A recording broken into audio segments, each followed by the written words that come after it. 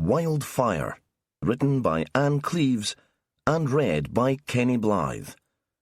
The moral right of the author has been asserted. Chapter 1. Emma sat on the shingle bank and watched the kids on the beach below build a bonfire. They dragged pieces of driftwood into a pile. It was something to do to relieve their boredom. Nothing much happened in Delta. It was too far from Lerwick for an easy night out, and the buses stopped long before the bars closed. The night was clear and still, and the light drained slowly away. In another month it would be midsummer. Emma was there because she was bored too. When she was a child, she'd longed for boredom, for quiet, normal days free from tension.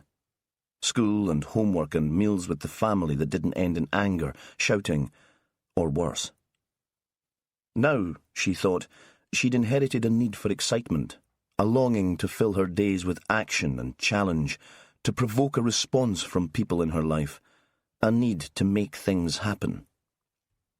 She stared out towards the horizon, where the sea and the sky had blurred into one, and wondered why she was still here in Delta then, working as a nanny. A voice in her head told her that she was still in Shetland, because she was scared of the world away from the islands. Here she was safe, in a tight community where she knew her place. If she hadn't been so scared, she'd have stuck with Daniel Fleming, run away south with him, become an artist or a model or a designer. Emma closed her ears to the voice. She didn't like to think of herself as scared. Life here wasn't so bad. It had its own compensations. She took a bottle out of her bag. This wasn't her wonderful new bag that stood on her bed, reminding her of those compensations, but the one she'd made herself out of a scrap of leftover fabric. She took a swig of vodka and passed the bottle to the man beside her. Magni Riddle handed it back and slid his arm around her back. Soon he would try to stick his tongue in her mouth. That made Emma feel a little bit sick.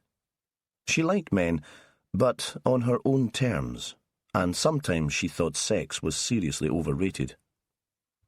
Magni was kind and as different from her father as it was possible to be, but she still found it hard to be physically close to him. The fire was lit now. She could feel the heat from the flames, even from here, and sparks spiraled into the sky. Below them the kids were passing round cans of lager and cider. They were singing some chant she couldn't recognise, something about sport or a verse stolen from the Uphelia Fire Festival. Then she heard a sound behind her of pebbles shifting and rattling, and a small child appeared on the bank above them. He stared into the fire, apparently mesmerised. She recognised him at once.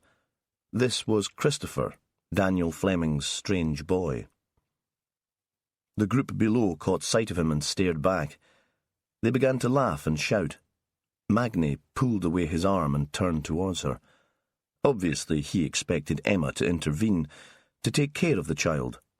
But she was off duty, and she was bored. She watched the scene play out below her, and she smiled. Chapter 2. Magni Riddle was feeling old. He shouldn't be here with these kids.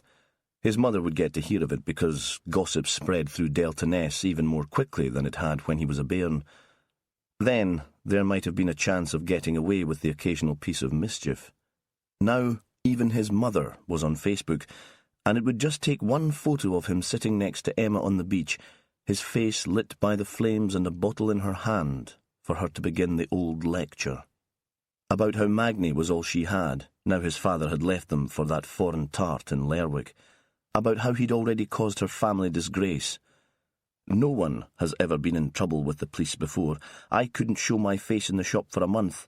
You need to grow up, Magni, settle down with a nice local girl and make me a grandmother. Magni turned to Emma, who sat prim and neat as his mother's Siamese cat, although she'd drunk as much as he had. That was what made her different from the local lassies who yelled and swore as much as the boys. She never lost control. She and Magni were on the shingle bank, leaning back on their elbows, a little away from the fire and looking down on it. That was Emma too, always a little apart. "Should we get back?" He thought perhaps she would allow him into the bedsit she had in the doctor's big house. She'd let him in once before, and they'd lain on the narrow bed, and she'd let him touch her and kiss her, and he'd been wild with desire for her. Later, he'd slipped down the back stairs and out into the night without anyone seeing him. Scared and frustrated and excited all at the same time. He'd hoped that might be the start of something, that it would make him her boyfriend and not just her friend. But the thing about Emma was that you could never be sure of anything. Even when they were kissing, when he'd unbuttoned her blouse and felt her skin against his, he'd felt that she was distant. An outsider looking in on what they were doing, not exactly judging his performance, but not really engaged. He still didn't know quite where he stood with her, and, for some reason that he couldn't work out, he was too frightened to ask her. Sometimes he wanted to lash out at her, to force Emma to take him seriously. "I can't," she said. "Martha and Charlie are here, and I need to keep an eye on them and walk them back." Her voice was calm. There was something about her slow Orcadian voice that turned him on, drove him crazy. Just at that moment, he would have done anything to possess her. "Ah, I see, of course." Because what else could he say? She'd worked as a nanny for the doctor's family for years, and though the two oldest were teenagers, she still felt responsible for them in a way that he considered admirable. Even if it was frustrating tonight. Emma was more responsible, he thought, than the doctor and his wife, who never seemed to know or to care what their 4 children were up to. Without Emma, they would be allowed to run wild. He looked down at the group by the fire to search for the Moncrief kids. The only light came from the flames, and so at first it was hard to make them out. He saw Martha first. She was 16, dark-haired. Since she'd started at the Anderson High, he'd never seen her wearing anything other than black. She was sitting cross-legged on the sand, brooding. The Deltoness gossip had her down as weird, attention-seeking. His mother tutted whenever she spoke of her. "That girl will come to no good. And why those piercings and the haircut that looks as if someone's been at it with a scythe? She'd be attractive enough if she made something of herself." He wondered, slightly drunk now, why his mother's words always seemed to appear in his head when he was least expecting them. He wished he could get rid of them. Of her. Charlie was 15, a year younger than his sister, blonde, athletic. Maggie couldn't imagine him brooding about anything. Now he had his arm around a friend and they were singing, maybe a football chant. Nothing musical, at least.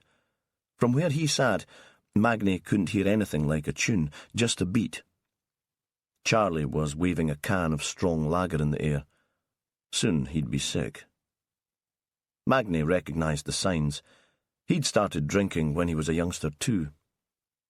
Behind Emma and Maggie, the shingle shifted. Maggie heard the clacking of smaller pebbles and felt them stinging his bare arms. He turned round.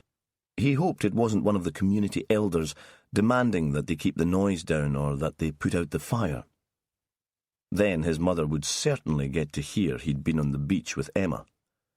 Recently, Maggie hadn't been entirely truthful when his mother quizzed him about the nanny. What business was it of hers, after all? But a boy stood there, a young boy. He was dressed in a white t-shirt and white shorts, so it looked as if he was in his underwear, that he'd sleepwalked out of a dream. Maggie recognised him. His mother had pointed him out when he'd walked with her to the shop one morning. "That's the daft child that lives in Dennis Gear's old place. They say he set fire to the school, and he'll set fire to us all one day." Maggie hadn't said anything. He knew his mother had had a soft spot for Dennis Gear. There'd been rumours about him and her having a fling at one time, and she hated the fact that the house had been changed so much. And maybe there was a touch of guilt about the way the old man died. Now, he felt sorry for the child, who looked so confused. The chanting around the fire, which had started as something to do with mocking a rival sports team, changed, became nastier. He made out the word and couldn't quite believe what he was hearing. Retard, retard, retard. Magni looked at Emma. She worked with children. Surely she would do something, take the boy into her arms and comfort him. They had to get him back to his family. But Emma made no move. She was still observing the scene below her. Magni thought perhaps she was checking on Charlie and Martha. She wasn't looking at the boy standing above them. Magni stood up and yelled at the group to stop their taunting, but his words were swallowed up by the noise. The chant changed. Now they were calling, "Hangman, hangman, hangman." The boy had his eyes shut, his hands over his ears to block out the sound and the sight. Magni couldn't believe that folk could be so cruel. He knew they weren't all cruel people. It was the drink and the fact that they were anonymous, part of the gang, changed by the flickering light into one monstrous shouting whole. Magni scrambled up the bank to the child and picked him up in his arms. The boy didn't struggle. He felt very light, like a bird. There was no flesh on him. At the other side of the bank, out of sight of the fire and the teenagers, he set the boy on his feet. The chanting had stopped, as if the hidden kids were suddenly ashamed of what they'd done. Magni took the child's hand. "It's Christopher, isn't it? Come on then, Christopher. Your mother and father will wonder where you are. Let's get you home to them." It was only when he turned back that he saw the shadow, a shape that he recognized, staring after him. Chapter 3.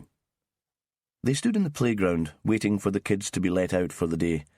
The biggest proportion were mothers, but there were 2 fathers, 3 grandmothers, and the young woman who worked as a nanny for the doctor's family. Most afternoons they gathered into small friendship groups, and the exchanges were desultory, light-hearted. After 9 months, Helena Fleming knew what to expect. There was a little harmless chat, anecdotes about other children's antics and achievements. She never felt quite part of the group, and seldom spoke of her own children, but was prepared to be a willing audience. Today, though, there seemed to be more cohesion, more purpose to the conversation, and she hesitated for a moment before entering. The gate creaked when Helena pushed it open, and the group turned towards her. She knew they'd been talking about her, waiting for her arrival.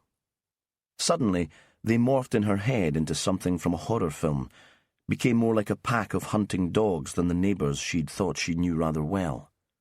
They were greedy for gossip, and for a moment she had a picture of them tearing her apart to get it, their heads thrust forward, slavering. She wanted to run, surprised at how frightened she felt. She was a strong, independent woman, successful in her own right, and she shouldn't be feeling like this, numb, mindless, shaking. Shock and a residual pride kept her there facing them, and really, she told herself, what could they do to her?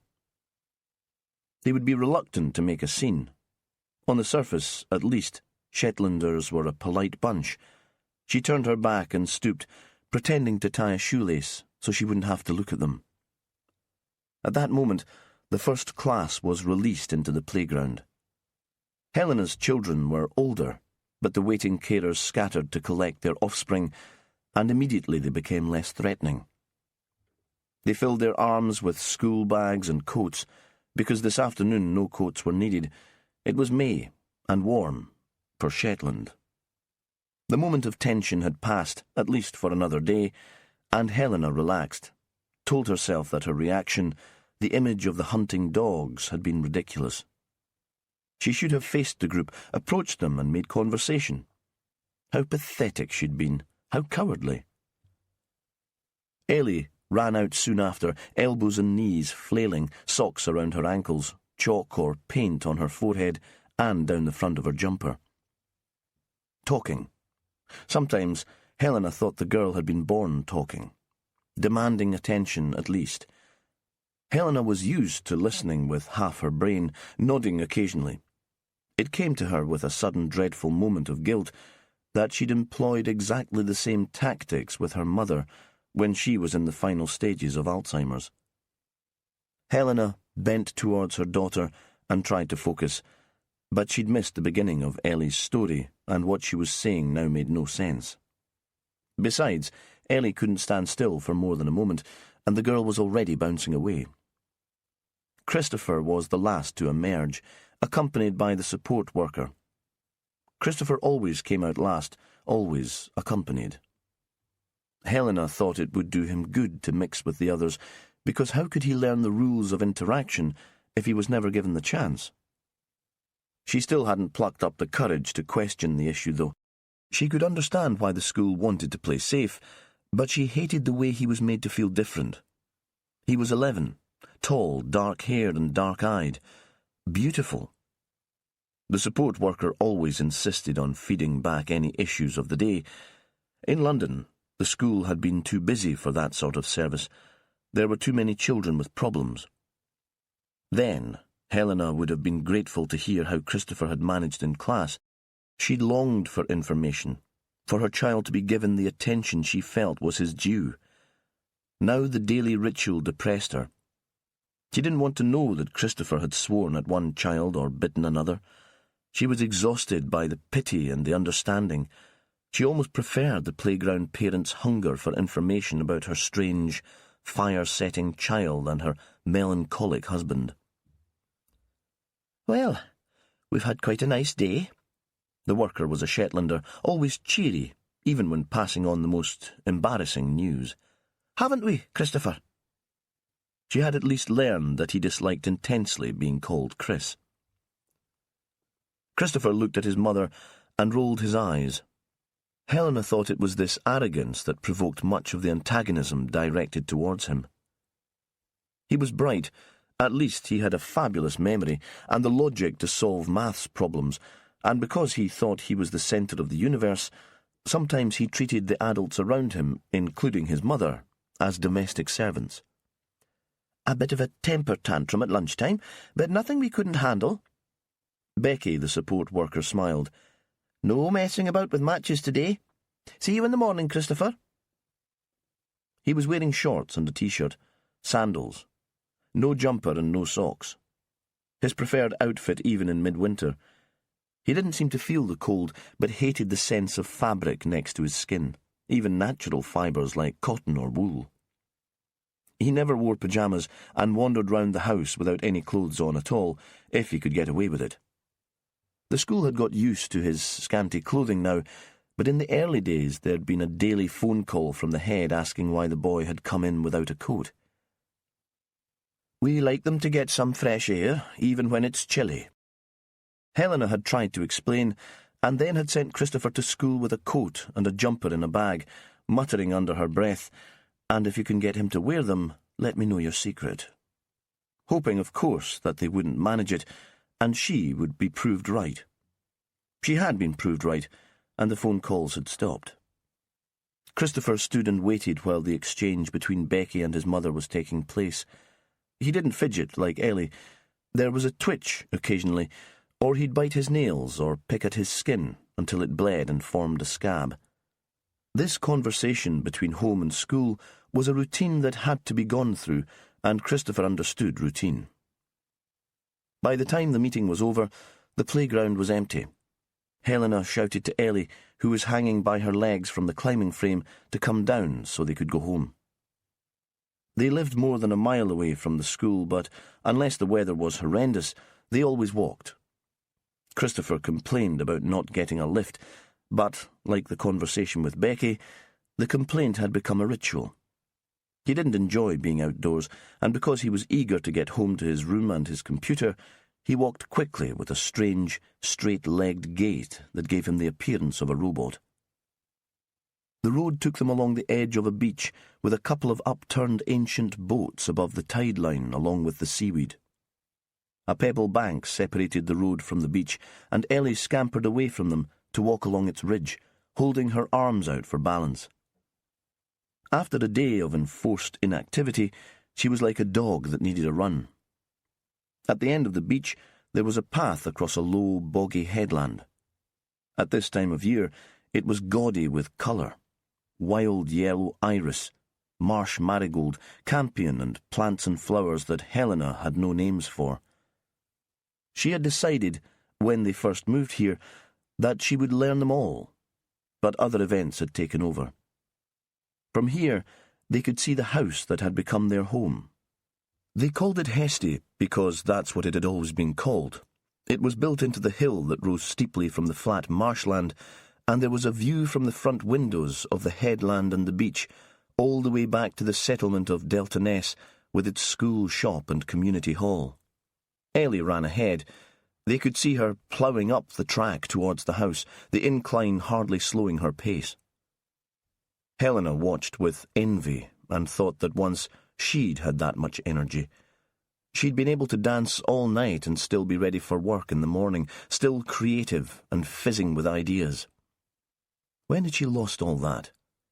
Not with marriage. Daniel had inspired some of her best work. They'd met at art school and married far too young, according to all her friends and her liberal parents. Why marriage, darling? Why tie yourself down when you're both still students? But she'd loved the idea, the dramatic gesture. Perhaps they'd waited too long to have children. She'd been in her mid-30s when Christopher had been born, nearly 40 when Ellie had arrived. She still hadn't reached any conclusion when they reached the house. Christopher was still marching with the relentless pace of an automaton, but she was slightly out of breath and paused for a moment and looked out at the wide valley that had been sculpted centuries ago by ice. She told herself that London might have cool bars and exhibitions and theatre, but it didn't have this. By the time she went inside, Christopher had already disappeared into his bedroom. He would have shed most of his outer clothes and be sitting in his underwear in front of the computer screen. He'd be watching a totally unsuitable American cop show, mesmerised, it seemed. He was obsessed with forensic details, and often he would need to be prized away from the screen for meals. That could result in silent sulking at best, and at worst, a violent tantrum. Screams that once, in London, had resulted in the neighbours calling the police. Occasionally she relented and let him eat a sandwich alone in his room, knowing that this would set a dangerous precedent, and the next day it would be even more difficult to persuade him to spend some time with the family, but feeling too exhausted to face the fuss. Ellie was in the kitchen, foraging for food. She'd already peeled a satsuma, and its skin lay discarded on the bench. She wandered past Helena and curled up on the sofa in the living room, calm at last, to watch CBBC. There was no sign of Daniel, though his car was parked in its usual spot behind the house. Perhaps he'd gone for a walk. It was a lovely day, after all, and he'd seemed very much brighter this morning. Helena was relieved. His depression came in waves and, like the sea, sometimes swamped him, washed away the man she knew and loved, leaving her with a bitter and angry stranger. It would be good to be in the house without him for a while. The Shetland Times lay on the table. Daniel must have picked it up from the Delta Ness community shop earlier in the day while she was working. Helena opened it, thought again how different it was from the local newspaper in the London borough where they'd previously lived. That front page had been gothic in nature with lurid tales of knife crime, assault, arson and shooting. This held details of a record haul of fish landed at Shetland catch, sheep sales, and a bairns' music festival. Her panic attack in the playground seemed ridiculous now. These were good people. She began to feel the stress drain from her body, got up to switch on the kettle, and made a mug of tea before returning to the paper. Between the second and third pages there was a piece of paper. It was small, precisely 4 inches square, neatly cut, possibly by guillotine. Graph paper. A design had been marked, dots in the tiny squares to form a stick person. It could have been the remnant of a child's game, because beside the person the dots formed a crude gallows, and the figure was already hanging. Hangman. Game over. But there were no letters, no lines where the letters were missing, and Helena had received images like this before. Chapter 4. It was Saturday morning, and Jimmy Perez was sitting outside his house, Fran's house, watching Cassie play in the small burn that separated their home from the croft where Magnus Tate had once lived. There was talk that it had been sold, and that a man from Lerwick had bought it. He wondered if the man had a family. It would be splendid if a child moved in, someone to be company for Cassie and to boost the numbers in Ravenswick School. The sun was warm, and he let his mind wander. Cassie was a self-contained girl of 9. He couldn't believe how the time had passed. She'd been 4 when he first met her, just starting school, and 6 when Fran had died. She turned occasionally to check he was there, and then went back to her game. This was a piece of serious engineering. She was building dams and reservoirs to slow the course of the water. There'd been a lot of talk locally about experimenting with similar schemes to prevent another landslide. A huge slip had caused chaos in the islands 3 months before. Cassie was working on her own experiment. Her mother would have been proud of her efforts. Below him ran the main road from Lerwick to Sunbury Airport, but today the traffic seemed very far away, the noise a distant hum like summer insects. He watched as a red van he didn't recognise turned off the main road and climbed the narrow track towards the houses.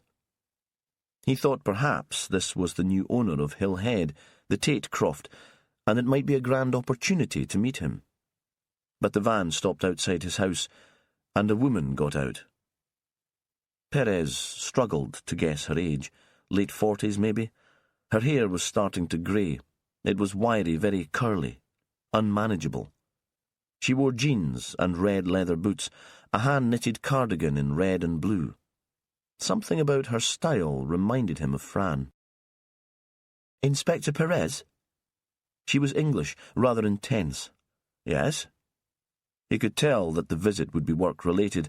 It wasn't so unusual to be disturbed at home, and he continued quickly. Years of practice had got the words off pat. "But I'm off duty now, you know. If it's a police matter, you should go to the station in Lerwick." "Yes." There was no argument. "Of course, I shouldn't have come, and perhaps it's not so important. Probably not a police matter at all." She waved at Cassie, who was still at work building her dam, and turned back towards the van. Perhaps it was the wave to the bairn that did it, the wave and the fact that the woman seemed so sad. Sarah, his ex-wife, had called Perez emotionally incontinent, and Willow, his boss and occasional lover, said the description was just about right. "You spread your sympathy and kindness too thin, Jimmy. Sometimes there's nothing left for the people who care for you." He called after the woman. "I was just going to make more coffee. Do you fancy one? We could talk informally while you're here." "If you're sure. It does seem a terrible impertinence." But she gave a quick shy smile, and he sensed her relief. When he came back with the coffee, she was playing with Cassie, helping to build a sandbank with a plastic spade, as serious in the task as the girl was. When she saw Perez, she put down the spade and walked back to join him. They sat together on the white plank that acted as a bench, their feet stretched in front of them. "So, why don't you tell me your name?" He sipped his coffee and looked out at Ravenshead. "And what it is that's worrying you?" "I'm Helena," she said. "Helena Fleming." "I've heard of you." She'd arrived in the islands recently, nearly 3 years after Fran's death, but a few of Fran's arty friends invited him out occasionally to dinners and parties, and he listened to their gossip. He'd been engaged to Fran Hunter, artist and mother to Cassie, but Fran had been murdered, and he still knew it was his fault. He carried the guilt wherever he went. Besides, he knew the woman's name because she'd featured in the Shetland Times and the Shetlander, and had become something of a local celebrity. Helena was a designer. She used Shetland wool to create garments that were shown at London Fashion Week. People came from all over the world to commission her work. Rumour had it that the Duchess of Cambridge had bought one of her cardigans from a smart London store. "We live at Deltoness." He nodded. He knew that, too, in the way that information about islanders soaked into his consciousness. They'd bought Dennis Gear's house, and Dennis had killed himself soon after they finally moved in, shocking the community and somehow tainting the family. His sympathy for the woman increased. "You'll have heard that a man hanged himself in our barn." Perez nodded, and the woman continued. "It was suicide. Your people investigated. There was a post-mortem, but somehow it seems we're to blame, according to the people in the community." Her voice was bitter. "They're making our life hell." "I'm sorry," Perez said. "That must be tough." He knew all about the power of rumour and gossip. "But I'm not sure it's a police matter. If you can stick it out, folk will soon find something else to chatter about." Helena Fleming continued as if he hadn't spoken. "It's affecting us all. I have 2 children, a girl and a boy. Ellie's a bit young to notice what people are saying, though I'm sure she hears things at school. But my son, Christopher, is autistic, high-functioning, but still needing support. Sometimes his behaviour is a little strange, and he's not stupid. He picks up on the hostility. He wants to know why they hate us." "Do they really hate you?" Perez thought that must be an exaggeration. Shetlanders weren't given to hate. Not all of them, obviously. We have friends, but we're considered odd, a bit dangerous. Christopher doesn't make things any easier. She paused for a moment. "He has obsessions. At the moment, he's obsessed with fire. He took matches into school and set fire to some waste paper in the playground. And Daniel, my husband, isn't the most sociable of people." There was a moment of silence. He was about to prompt her to continue when she started speaking again. "Daniel found the dead man. He still has nightmares about it." "I'm sorry," Perez said again, "but I still don't see how I can help." She was staring out towards Ravenshead. "Someone's been coming onto our property. That must be a police matter." "You've had stuff stolen?" She shook her head. "Nothing's been stolen, but things have been left behind." She'd been carrying a green leather satchel and opened it to take out a plastic file. She unclipped the file and lifted out 3 small squares of graph paper, which she set carefully on the bench between them. The first showed the frame of a gallows, the second had the gallows with a noose, and the third included the hanged man. She pointed to the last image. "That came yesterday, tucked inside the Shetland Times." "And the others?" "The first came a month ago, a few days after Daniel found Dennis Gear. The second came last week. It was in my son's homework bag. Luckily, I found it before he did." "Your son couldn't have drawn them?" Perez was feeling his way. He knew how he'd feel if anyone accused Cassie of creating bizarre pictures of hanged men, and he didn't want to upset his visitor. But this could be part of a game, harmless. Perhaps the woman was overreacting. "I thought it must have been him at first. I use graph paper to plot out my designs. There are piles of the stuff in my studio, and he could have taken a few sheets. But Christopher said he hadn't made them, and Christopher doesn't lie." Perez said nothing. He'd never met anyone who hadn't told a lie. Even Fran, who'd been the most honest woman in the world, could lie when it suited her. "Besides," Helena went on, "my son didn't have a chance to put this into the Shetland Times. My husband bought it while he was at school, and Christopher went straight upstairs when we got home. Really, I've been thinking about it, and it couldn't have been him." She looked at Perez, willing him to believe her. There was a silence. Perhaps Cassie sensed the tension between them because she turned away from her play and looked back at them. "Do you have any idea who's behind this?" Perez thought this was a cowardly way to behave. He felt personal shame that a Shetlander could be so underhand and cruel. He knew the story of Dennis Gear well. The man had been forced from his home through a combination of bad luck and his own responsibility. His family had owned the croft for generations, but he'd never been much of a farmer and had sold off most of the land bit by bit, so there was only the house, the outhouses and some in-by land left. When Gear's wife had died, he let things slide, got the sack from the waste-to-power plant in Lerwick. He'd owed money all over the islands, and in the end, the house had been repossessed. That had nothing to do with the Flemings from London, who'd bought it up and made it their home. Gear's final gesture, to kill himself on a property where children had lived, where a child might have found his body, had seemed selfish and mean to Perez when he'd looked into the case. "We didn't know Gear's history when we bought the place," Helena said. "And besides, we weren't responsible in any way for his problems. The house would have been taken away from him whether we wanted it or not." "He was a popular man." Perez could picture Gear at some fundraiser in the Delta Ness Community Hall. He'd been on stage, playing accordion in one of the best dance bands in the islands, and Fran had dragged Perez onto the floor. Gear had been jolly, with a red face that suggested either a boozer or someone waiting for a heart attack. Member of the lifeboat crew, he liked a party. "And then we came along," Helena said. "Incomers, different voices, different attitudes, with a strange, fire-obsessed son." Perez thought she was going to add more, but she stopped, and he filled the silence with a question. "How long has Christopher been obsessed with fire?" Helena set her coffee mug on the grass.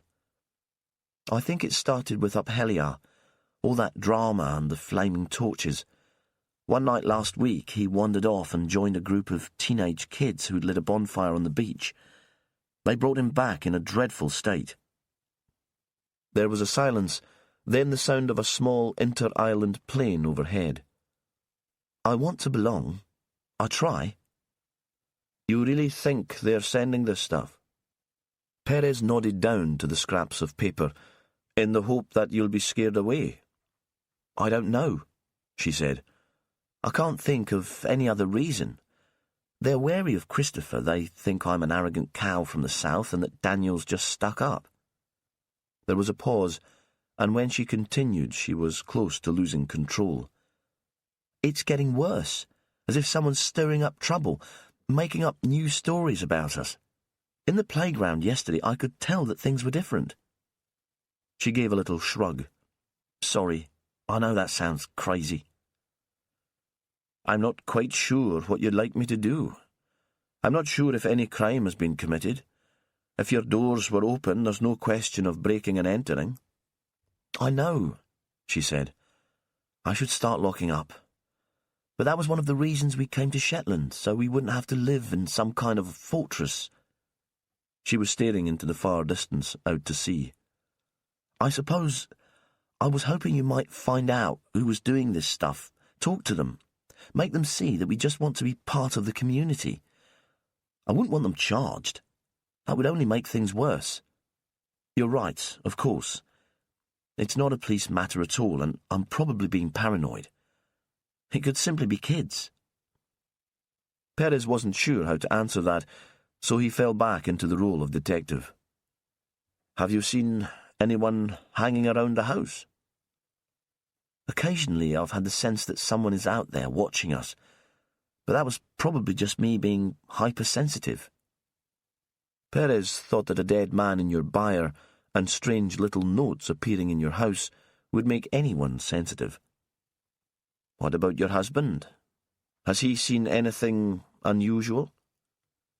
This time the silence stretched even longer, and, when she answered, she turned to face him. "I haven't told Daniel, my husband, about any of this. He doesn't cope well with stress, and he was thrown by finding Dennis Gear. At the moment he seems a little better, almost settled. I can't bear the thought of making him ill." Another shorter pause. "Besides, Daniel wouldn't have seen anything. He was out yesterday afternoon, away from the house. Perez wondered how that might make a man feel, to have a wife who treated you like a child, who decided what was best for you. "You must let me know immediately if you get any more of those notes," he said. He was thinking that he would ask around. Delta Ness was in the northeast of Shetland in North Mavine. It was a small community, and if there were bad feelings, some individual who might want to scare off this incomer family, he could find out about that. He was already thinking of people he could ask, but he didn't want to raise Helena Fleming's hopes. "I'm sorry," Helena said. "I shouldn't have come and disturbed you. It was a spur-of-the-moment thing. I didn't think it through." "Why did you come to me? Why not go to the police station about this poisonous stuff?" "Because of your connection with Fran." "You knew Fran?" Hearing the name didn't hurt as it once had, but there was still the guilt and the ridiculous desire to put back the clock, rewrite the story of her death on Fair Isle 3 years before. Remove the knife that had flashed in the moonlight like blue lightning. "If I hadn't taken you with me to the Isle." "She was the reason we came to Shetland. I met her a few times, years ago, of course, at a party in London, held by a mutual friend, at a gallery when she had her first exhibition there. She was a bit younger than me, but I loved her art, and I watched her progress when she settled here. Daniel did too. That was what drew us here." Perez nodded towards the little girl playing in the water, damming the stream to form a pool. "That's her daughter. That's Cassie. I look after her, though I'm not her biological father." He paused for a moment and felt the need to explain. "Duncan, her dad, is a bit flaky, and Fran kind of bequeathed her to me before she died." "I know," Helena said. "I heard." She gave him a quick grin. "Shetland's not the place for secrets, is it?" "Ah, you'd be surprised." "I'll go," she went on. "I said I wouldn't be long. Daniel's great with the kids, but they're not the easiest." "You should bring them round sometime. Cassie likes having new folk to play with." She gave another quick grin, and he saw how she and Fran might have been friends. "They're both a bit bonkers, not really house-trained." Perez nodded towards Cassie, whose arms were covered in mud as far as her elbows. "I'm not sure that we're really house-trained either." He felt in his jacket pocket for a scrap of paper and a pencil, and scribbled down his mobile number. "If anything else unusual happens, anything at all, give me a shout." He watched Helena walk down the bank to her van. She stopped on the way to chat to Cassie, who stood up. He couldn't hear what was said, but the conversation seemed animated and friendly. Once more, Perez felt well disposed towards the strange woman. He didn't mind, after all, that she'd turned up on his doorstep. Chapter 5. Helena didn't go to her studio on Sundays. When they'd first moved to Delta Ness, she'd worked every free second, desperate to build the business, to cement the contacts she'd already had with retailers in London and Europe. She'd been the main earner, of course, and while they'd had some savings, she'd known they wouldn't last forever. Daniel had been the person to collect the kids from school, to give them tea. For Helena, work had become an escape and an obsession. She'd never been a multitasker. One project at a time captured her imagination and filled her thoughts. She hadn't even noticed that Daniel was feeling so stressed until he'd burst into tears one evening as they were preparing to go out for dinner with friends. She'd come out of the shower to find him in their bedroom sobbing. The door was open, and both children were standing there looking in at him, while Helena dripped on the bare wooden floor. "What's the matter?" Ellie had seemed most distressed. "What's the matter with Daddy?" Helena had sent them down to the kitchen with soft words, the offer of biscuits and usually forbidden fizzy drinks, and she'd taken Daniel into her arms. The towel had fallen to the floor, and now she remembered the rough wool of his jersey against her skin. She'd made promises that she wasn't sure she'd keep, that she'd work less, spend more time with the children, more time with him. She'd still insisted that they go out for dinner with Robert and Belle that night, though. She'd been looking forward to the evening, to lively conversation and getting out of the house, to laughing again. She thought she'd go mad if she didn't have someone else to talk to. "It'll do you good," she'd said to Daniel, not really believing it, knowing even as she spoke that she was being selfish. She had kept most of the promises. She tried to do much of her work while the kids were at school. She collected them at least a couple of times a week. She encouraged Daniel to follow his own interests, and she kept Sunday free for family time. Today, they decided they'd head out for a long walk in the morning.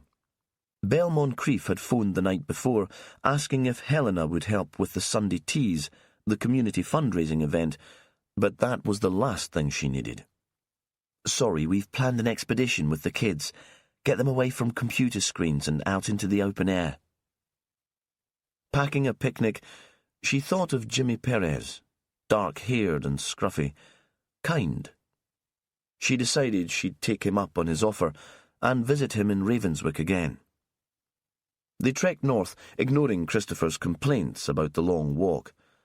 Daniel showed the children the otters at Sucksetter, and Helena skimmed pebbles and watched Ellie play in the sand at the edge of the shore. She was reminded of Cassie Hunter, and again of the detective with the Spanish name and dark good looks, felt a moment of lust, and wondered how things would be if she were single. Then she thought that, without any responsibility at all, she wouldn't know who she was. The responsibility, like her anxiety about Daniel and the kids, gave her a role in life. She wasn't sufficiently brave to carve out her own identity.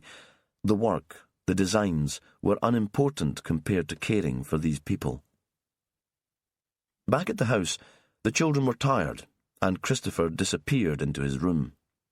Ellie whined to be taken to the Sunday teas at Deltoness Hall, but Helena still couldn't face it. She had more important things on her mind, a family to protect. Daniel hid himself away in his office. He was probably transferring wildlife images from his camera onto the computer. They'd built big windows into the east of the house, and the sun drenched the kitchen with light and heat. Ellie wandered out into the garden to play. Helena, sitting in the rocking chair, felt herself drowsing. This was allowed, after all. It was Sunday, their day of rest, but she still had work to do despite her promise to Daniel, and she made her way outside.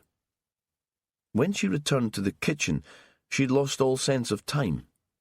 Sun still came through the window, and it was warm in the room. Ellie was bouncing on the trampoline on the grass outside, and Helena was reassured by the sight of her, but she felt a little dizzy and disorientated.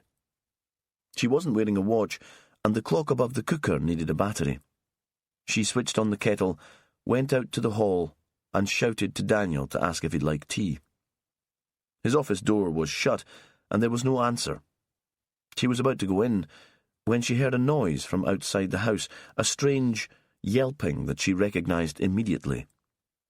It was the sound Christopher made when he was disturbed or excited. She thought Ellie must have persuaded him outside to join in a game. Helena opened the door and looked out into the courtyard that was formed by her workshop, converted from some of the original Croft buildings, and the house. Christopher was standing there, obviously disturbed, shaking. She went out to him. "What's happened?" He didn't answer, and she saw the panic still in his eyes. She went up to him and held him very tight against her body. Christopher hated light touches, arms around the shoulders, his hair being stroked, but sometimes he responded to a firm embrace. This time, though, it didn't work. He remained tense and pushed her away. "Can you tell me what's wrong?" She kept her voice cool. Christopher didn't respond well to emotion of any sort. He shook his head, took her hand and pulled her towards the byre. This was the only building they still hadn't renovated. When they'd bought the house, Helena had thought one day it might be converted into a self-contained home for Christopher, if it turned out he couldn't manage on his own in the big world, if he still needed their support when he was an adult. It stood a little apart, behind her workrooms. It was where Daniel had found Dennis Gear. The double door that led in was rotten and had fallen on its hinges, and it was left propped open. Inside, the only light came from the half-open door and one window high in the wall. A body hung from one of the beams. The noose was made of nylon rope. Helena didn't panic and was surprised at how calm she felt, how well she held things together. The scene was like one of the small anonymous drawings brought to life, though this wasn't a replica of the dead Dennis Gear. It was a young woman, wearing a dress. She had bare legs, no shoes.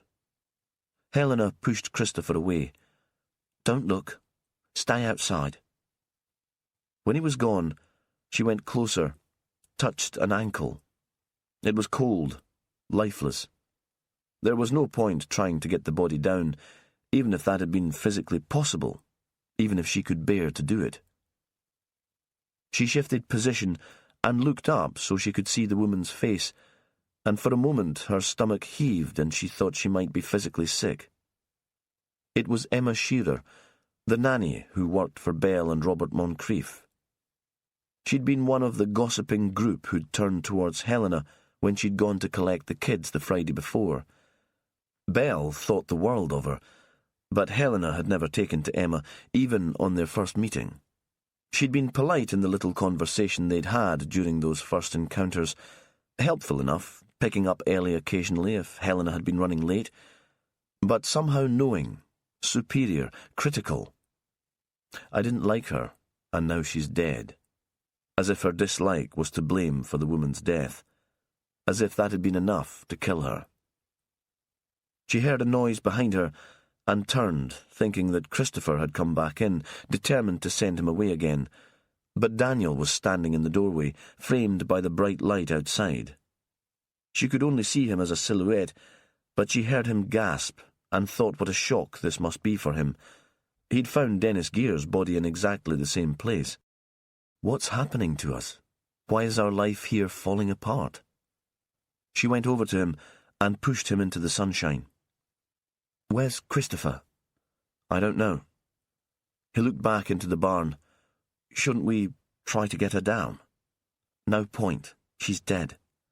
The police would want us to leave her there." Helena knew because her guilty viewing passions, late at night when the others were all asleep, were the true crime shows on television, just like her son. She'd already put Jimmy Perez's number into her phone, and she pressed the buttons now and waited for him to answer. Chapter 6. Perez decided to go to the Delta Ness Sunday teas. It would be something to do with Cassie. The weather was fine, and he might pick up scraps of information about the Fleming family, some understanding at least of the tensions within the community.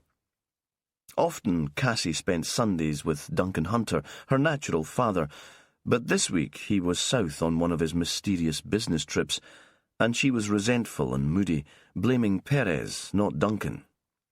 Duncan spoiled her, let her stay up all night, then let her down.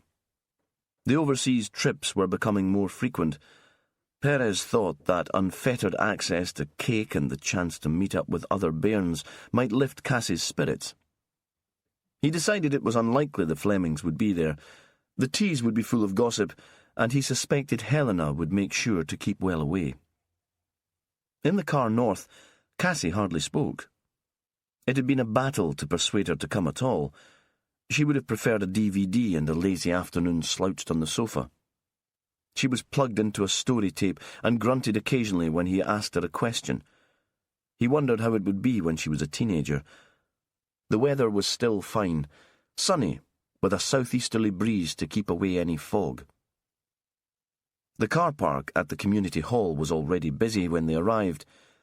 On the way into the building, Perez nodded to a few people he knew, a woman he'd been to school with, and Robert Moncrief, the GP who covered North Mavine.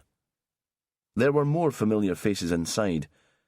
He dropped cash into a bucket on the table near the door and queued with Cassie for home bakes. They found space at a trestle table covered with a white cloth, and a woman appeared as if from nowhere with a giant teapot to fill his cup. On the low stage, a couple of teenagers were playing the fiddle. Cassie saw Moncrief's youngest daughter, a girl she knew from her gymnastics club, at another table, and she ran off to join her. Perez sat and listened to the conversation that eddied around him. Two women came to sit opposite him. He decided they must be sisters. They were both in their 60s with the same square jaws. One was stocky, big-boned, the other slight with thin white hair. He thought perhaps the thinner sister was deaf because they spoke loudly and their voices carried above the background conversation, but perhaps they just liked an audience. He didn't know them, but he thought he'd seen the bigger one before. She'd once worked in the bank in Lerwick. At first, he thought she was speaking about an ancient relative. "I do think he'd be better off in a home, don't you, Lottie?" She paused, then added, "That Fleming boy." The sister had her mouth full of scorn and could only nod. "At the moment, he's a danger to himself and everyone else. Who knows what he might do next? They can't control him. They let him wander. He might burn us in our own homes." Her voice was self-righteous, but Perez thought she'd probably be delighted if someone died as a result of Christopher's behaviour. It would provide a subject for conversation for years. The sister had emptied her mouth. "The mother seems a fine enough woman. I'd say she was taking liberties, coming to the islands and using our wool and our patterns to make her fortune." The first speaker paused briefly to take a sip of tea. "And not respecting the real traditions. If you ask me, I'd say she's just a user." Perez pictured Helena Fleming with her fierce determination to fight for her family. He wanted to break in and tell the woman that she was being unfair, but he thought that would only make things worse for the Flemings. He couldn't stand listening to the bile, so he got to his feet and looked for somewhere else to sit. He'd been to school with Robert Moncrief and remembered him as sporty, a bit aloof. Perez had been a loner when he first moved from the small school in Fair Isle to board at the Anderson High. There'd been low-level bullying and he'd been homesick. Robert's father had been a doctor too, working in the Gilbert Bain Hospital at a time when most of the boys came from crofting or fishing families. Now, Perez thought it couldn't have been easy for the young Moncrief to fit in either. The inspector wandered over to the man, who shifted his chair to make room for Perez. The doctor was looking at the end of the hall where Cassie and her friend were doing handstands against the wall. "Look at those two monkeys." Moncrief's youngest daughter, Kate, was a little younger than Cassie. They seem to get on fine, seeing as they only get together at the gym club. Maybe it's easy to stay friends if you only meet up once in a while." "Aye, maybe." The doctor paused. "Little girls can be such bitches." "Not only little girls." "Ha," Moncrief said. "I see you've just escaped the Delta Ness witches." He nodded towards the sisters. "Lottie's not so bad, if you get her on her own, but Margaret Riddle lives on a diet of malice, gossip and rumour. Her husband left her because he couldn't stand it, and has moved in with a Latvian waitress half his age who works at the Kveldstro Hotel in town. So she's become the subject of gossip herself." Perez grinned. Even so, he found it hard to feel sorry for the woman. "Indeed." "They were talking about the Fleming boy." "Were you involved in that business?" Moncrief seemed surprised. "Something and nothing, I'd have thought. Setting fire to a pile of waste paper in the schoolyard. There was no damage done." "No," Perez said. He only remembered then that Helena had spoken of the boy playing with matches at school. We weren't involved." The teenage fiddlers finished a tune, and there was a round of applause. Perez turned back to Moncrief. "Do you know the family?" "Our younger kids meet theirs at school, and we've had Daniel and Helena round for supper a couple of times. We've been to their house for drinks, a family barbecue earlier in the year. You know what it's like in a place like Delta Ness, Jimmy. Any newcomer is a source of interest and entertainment. Belle was delighted when they moved in. She thought they'd read The Guardian and we could have intelligent discussions about art and literature. And did you? Robert's wife Belle had grown up in England. Perez couldn't remember quite what she'd done for a living before moving to Shetland. Something in PR, perhaps. Now she was a stay-at-home mother to 4 children and an active member of more voluntary organisation than Perez could list. Today she was in the hall kitchen, buttering bannocks. He'd glimpsed her as he came in. We did with Helena. Daniel's pretty hard-going, a bit intense, and given to long and introspective silences. He found Dennis Gear's body, Perez said, though he was sure Moncrief must already know that. Apparently it shook him up and he can't quite get over it. Of course, poor chap. That might explain it then. Moncrief waved his cup at a young woman who was passing by with a teapot. I should be more sympathetic. You're not his GP? No. I think the Flemings signed up with the health centre in Bray. And of course, even if I were his doctor, Jimmy, I wouldn't be discussing Daniel's condition with you. What does the rest of Delta Ness make of them? Moncrief paused for a moment. Most of our neighbours are very tolerant people. We're used to welcoming strangers. From the Vikings on, there have been invaders in the island. Daniel and Helena Fleming are hardly invaders. Kate and Cassie had moved outside and were doing backflips on the grass outside the hall. Perez watched them and wondered what it would feel like if Cassie was the centre of malicious gossip. He thought he'd feel murderous. Of course not. And Dennis Gear's house was in a dreadful state when they bought it, but they haven't had an easy time settling in. None of the locals wanted to take on the place. It was too much of a project, which doesn't stop the muttering, now it's finished, about soothmoothers coming in and buying up all the best places. And maybe there's a bit of guilt about the way Dennis Gear killed himself. Easier to blame the English family than to think they might have done more to support the man while he was alive.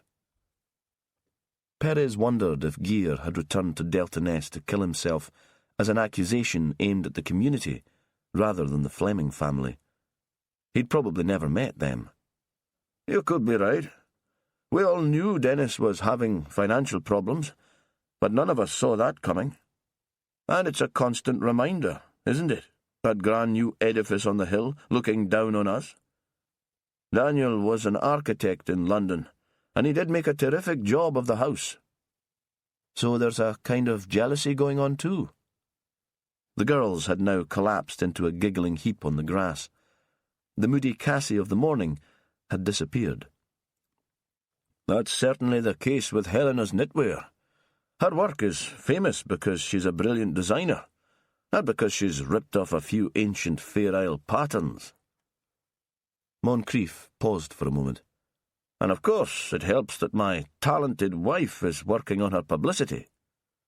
Belle's working for Helena now?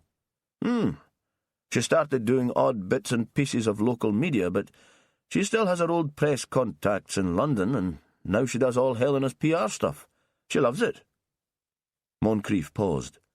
She and Helena are going to London in a few weeks' time for a special exhibition. God knows how I'll manage with all the kids on my own. I thought you had a nanny. You won't be quite on your own. Ah, well, yes. Moncrief looked a little sheepish.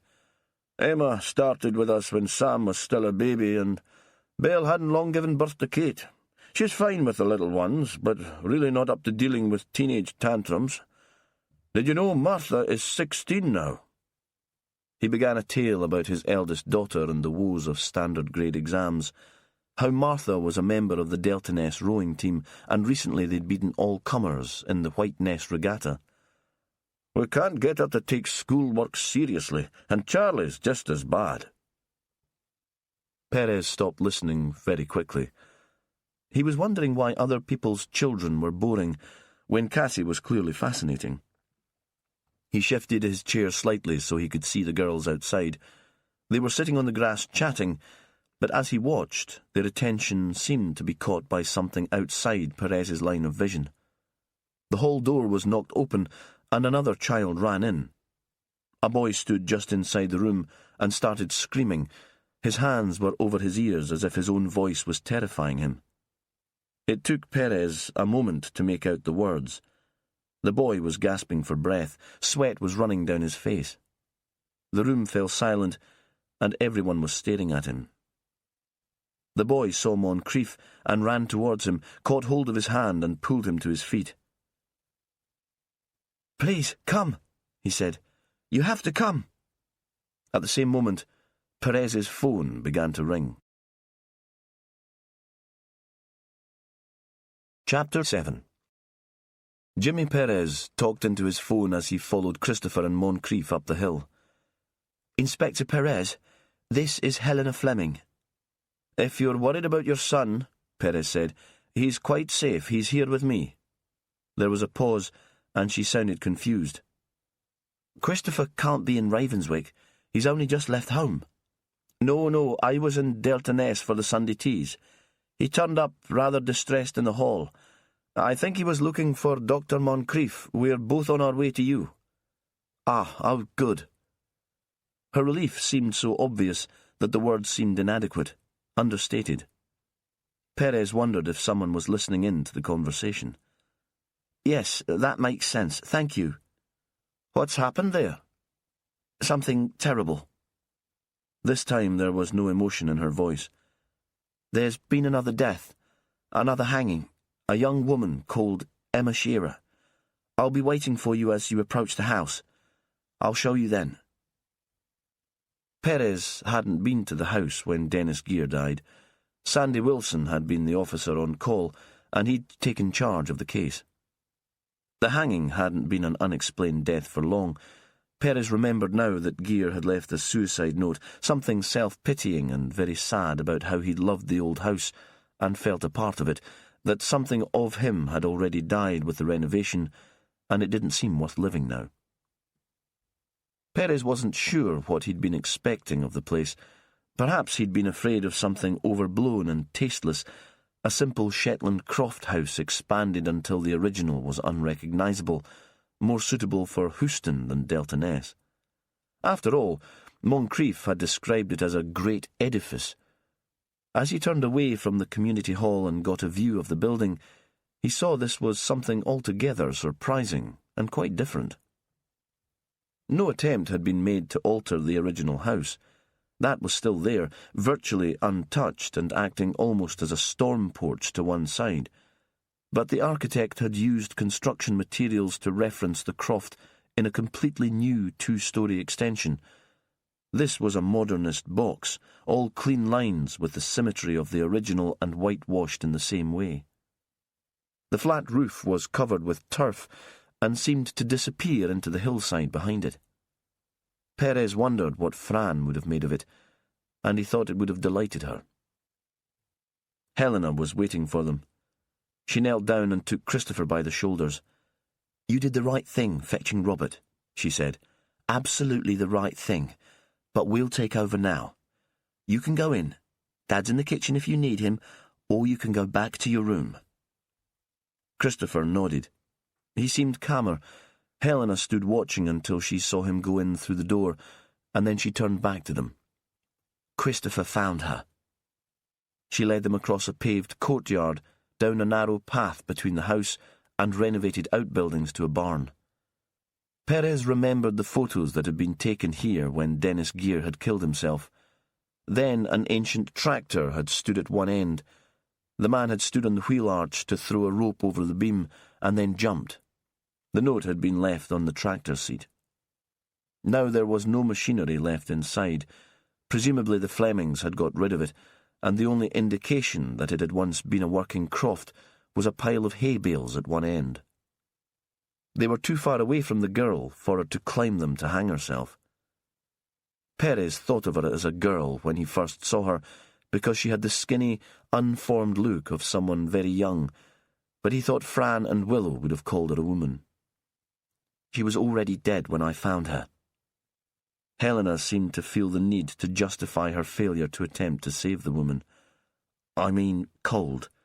Obviously dead. Besides, I don't think I could have got her down." It is Emma. Moncrief was standing a little behind Perez, and he was staring as if he needed time to process what he was seeing. Emma Shearer, our nanny. Perez turned to face the man and was surprised at how still and impassive he looked. Perhaps a doctor would be used to sudden death, but this woman had been almost part of their family. Moncrief spoke again. Why would she hang herself? This isn't suicide. Perez had been certain of that as soon as he walked into the space. Not unless anyone has removed anything from the barn. Helena shook her head. Christopher found her. He was standing out in the yard when I saw him, making the noises he does when he's upset. He obviously hadn't gone anywhere else. He could scarcely move. I touched her leg, but nothing else at all. Daniel, my husband, only got as far as the door. She closed her eyes briefly. It's like those drawings I showed you. A nightmare. Meaning that literally. Perez thought she felt as if she was asleep, unable to wake up. He knew the feeling. He'd spent the first 6 weeks after Fran's death living in a terrible dream. Then she turned to him. But they can't be connected, can they? Nobody would be crazy enough to commit murder just to get back at us. It seems unlikely, he said, though he knew that some killers were crazy, that the motives for murder could be ridiculously flimsy. An angry gesture made from one driver to another, hurtful laughter, a grudge held over years. I have phone calls to make. There are procedures, I'm sure you understand. I'll need to stay here until another officer comes to secure the scene. But you can go into the house and wait. I'll come and talk to you as soon as I can. I'll have to phone Belle, Moncrief said. She'll be wondering what's happened, and Kate's still at the teas. The plan was that I'd take her home while Belle helped clear up. Perez thought about that. The Moncriefs could be considered suspects. They'd employed the woman, lived with her. Even if they'd had nothing to do with her death, he'd prefer to talk to them individually before they had time to share their thoughts about the woman, to make up a story that would put them in the best possible light. That was what witnesses did. But it wouldn't be practical to keep them apart until the investigating team from the Scottish mainland turned up. He had to work within the reality of policing in Shetland. The serious crime team from Inverness took charge of any murder in the islands. He nodded. But please tell her to be discreet. Word would get out soon enough. Gossip would spread like flames, licking at Croft House doors and windows, moving over kitchen tables and bars and workplaces. Can you ask her to keep an eye on Cass until I get someone to pick her up? When he was alone, his first call was to his colleague Sandy Wilson. We've got a suspicious death. Dennis Gear's old place. He wondered how long it would take before they started describing Hesty as the Fleming place. Will it take you long to get here? I can always contact Morag. Sandy had a new woman in his life, and Louisa was a teacher in Unst. She lived on the island of Yell, a ferry ride away, and Sandy often stayed with her. And if he was visiting his parents, they lived in Walsey, which would involve another ferry.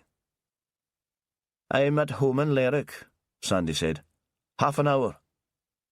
Perez could tell he was already moving. He could hear the man's footsteps on the stairs. Just as well. Sandy would have to drive like a lunatic to get there in half an hour. Perez was about to replace the phone when he realised Sandy was still speaking. That's some unlucky house, huh? Only then did the phone go dead. Afterwards, Perez phoned Maggie, his neighbour. She was his first calling point to care for his daughter. There was no answer to her landline, but she picked up the mobile first time. He explained briefly that he'd been called out on a serious case. Cassie's at the Delta Ness Teas. I know it's a lot to ask, but could you collect her and keep her at yours? Belle Moncrief is keeping an eye on her at the moment. No problem, Jimmy. And we're only 15 minutes away. We're up visiting my mother in Olaberry. You know Cassie's bed's always made up in our house." Next, he rang James Grieve, the forensic pathologist based in Aberdeen. "Any chance you could make it onto this evening's ferry? It's the direct one, so it leaves at 7 tonight." "Is it really that urgent? We've friends coming for dinner, and Nicola will kill me." He seemed to reconsider. "Though they're not the most entertaining of our friends. University people, and Nicola deals with them much better than I do." "It's a young woman. I'd guess she was strangled and then the body was strung up from a beam. Maybe an attempt to make it look like suicide, though not a very convincing attempt. Maybe some sort of message. One of the witnesses has been getting strange anonymous notes." Perez glanced through the rotten doors behind him at the corpse. It seemed to swing gently. "There are young children here. The boy who found her is autistic. I'd like the body removed as soon as we can, so that the family can get their lives back to normal." James had 4 children of his own. "I'm in town anyway. Nicola sent me in to buy some decent wine. No problem about making the ferry. You'll get someone to pick me up and bring me to the scene?" "Of course. It'll probably be Sandy." "And who will we have as SIO in this one, Jimmy?" The pathologist's voice was mischievous. Perez knew there had been rumours about his relationship with Willow, the chief inspector of the Serious Crime Squad based in Inverness. "Will it be the wonderful Inspector Reeves?" "I'm not sure." Perez could tell that he sounded defensive. "It depends who's available." "Aye, well, let's make sure we get her, eh? She's the brightest spark of the team. And I know the two of you have a great working relationship. Now, I'd best be going if I'm going to make that boat. I'll call Nicola once we've started sailing. Then there's nothing she can do to stop me." Perez hesitated a while before making the next call. Willow Reeves was his senior officer, in effect his boss. He respected her skills as a detective. They'd worked together before, and she'd helped him when he was still grieving for Cassie's mother, Fran, first as a friend, and more recently as a lover. The relationship was complex and ill-defined, and they'd made every effort to keep it secret. He didn't want to make demands or trade on her sympathy, throw into the mix guilt, because he'd been responsible for Fran's murder, and didn't think he deserved ever to be happy again, and the fact that Willow was his superior, and that meant he was confused. Except about one thing. Willow was the only woman since Fran who had moved him, who had filled his dreams. He wanted to be with her. Even now, debating which phone number to call her on, he felt a thrill. He'd meant to be in touch with Willow many times since her last visit to the islands. Lonely nights when Cassie was in bed and he'd sat with a dram, remembering their last night together, and trying to pull together the words. But never quite finding the courage to do it. In the end, always thinking, the way we left it, it's her responsibility to phone me. Pride taking over. He called her personal mobile. At this time on a Sunday evening, she was unlikely to be at work. She'd be in her flat, looking over the river in Inverness. He'd never been there, but she'd described it to him, and he could imagine how it would be, big and light and messy. It took her a while to answer, and he was preparing to leave a message when she spoke. "Jimmy, I'm sorry to disturb you at home." Even after hearing just one word, he thought she sounded tired, almost as if he'd just woken her. But the Willow he knew was indefatigable. She wouldn't have been sleeping at 6 o'clock in the evening. "It's nice to hear from you." Her voice was guarded. "We've got a suspicious death." "Ah," she said. "So this is work, is it, Jimmy? And I thought it was me you wanted to talk to." He was surprised by the bitterness in her voice. "I do, of course." He paused. "I'm sorry. I suppose I wasn't sure if you wanted to hear from me. I didn't want to bring all that back, the stuff that happened when you were last here. The fact that you almost died, that I almost lost you too. No, I'm sorry that I snapped. I'm just tired. Tell me about this case." She almost sounded like herself again. He told Willow everything he knew. "Can you make it? Or are you tied up with other investigations? There was a moment's silence. He heard sheep on the hill and waves breaking on the beach below the house. Shetland sounds. He wondered if she could hear them on the other end of the line.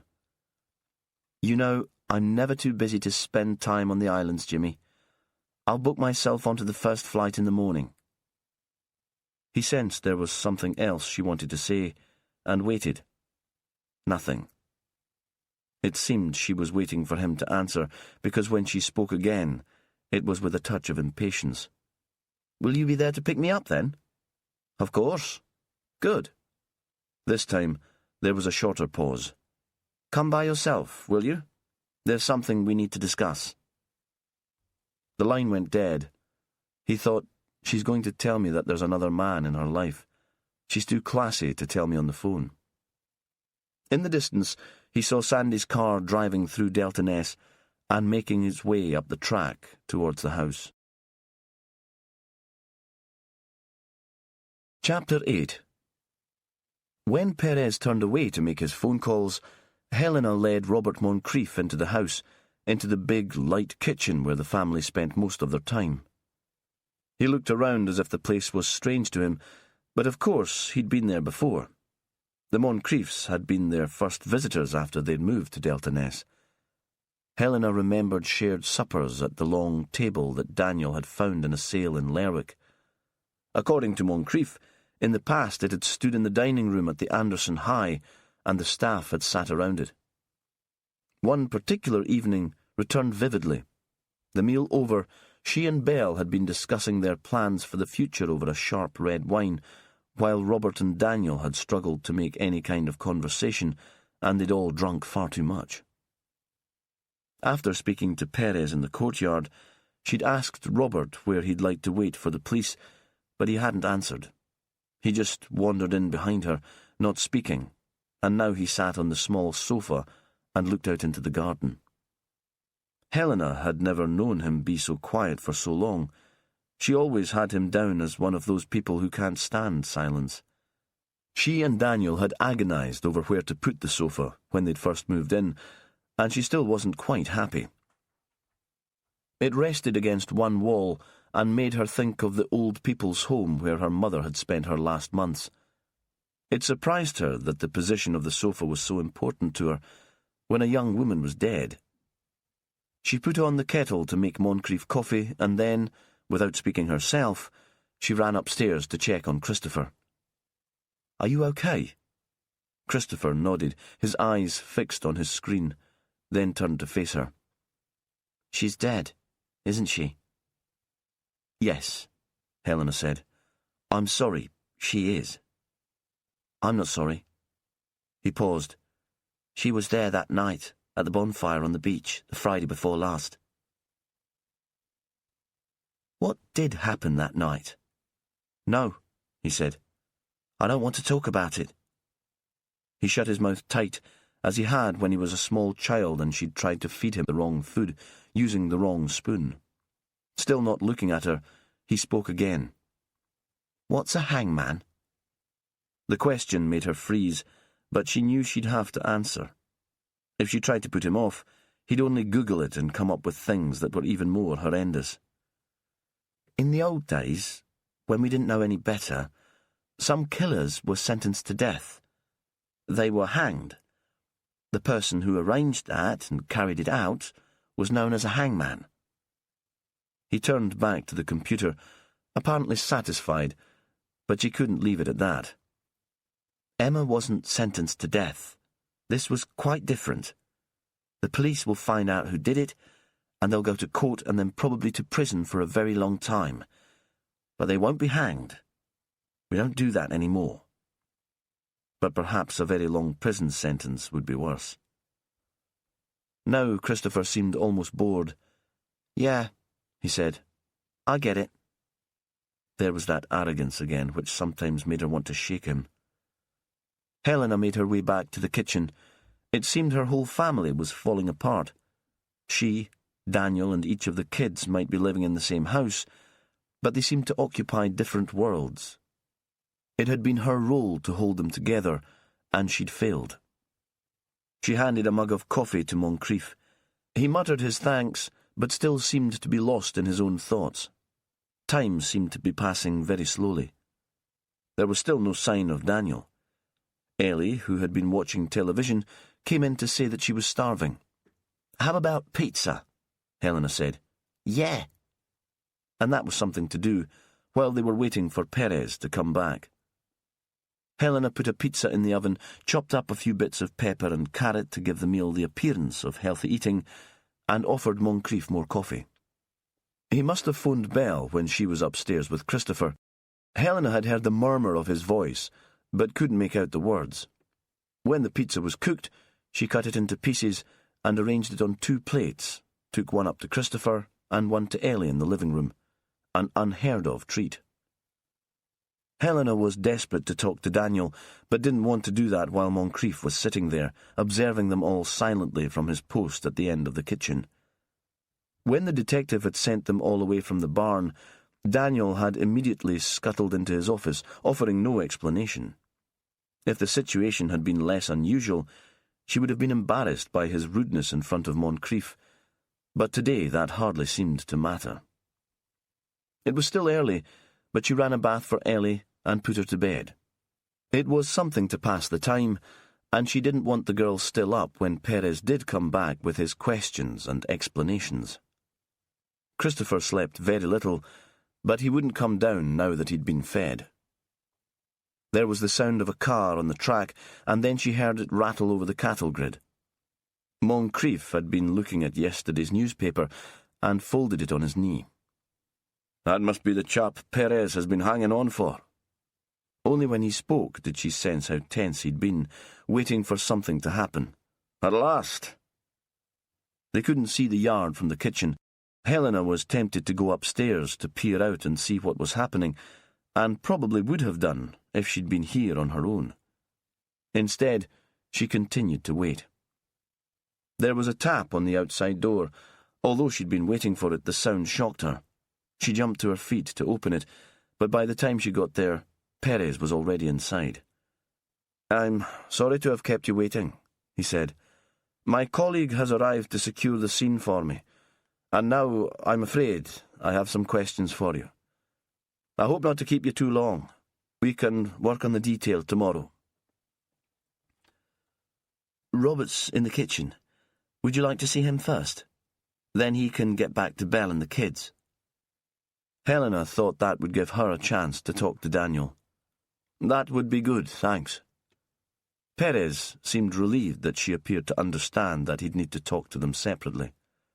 "There's coffee. It might be a bit stewed. I could make some more." Why was she trying so hard with this man? Why did it matter quite so much what he thought of her? "I'll just help myself," Perez said. "I'm sure it will be fine." He went into the kitchen, closing the door quietly behind him. Chapter 9.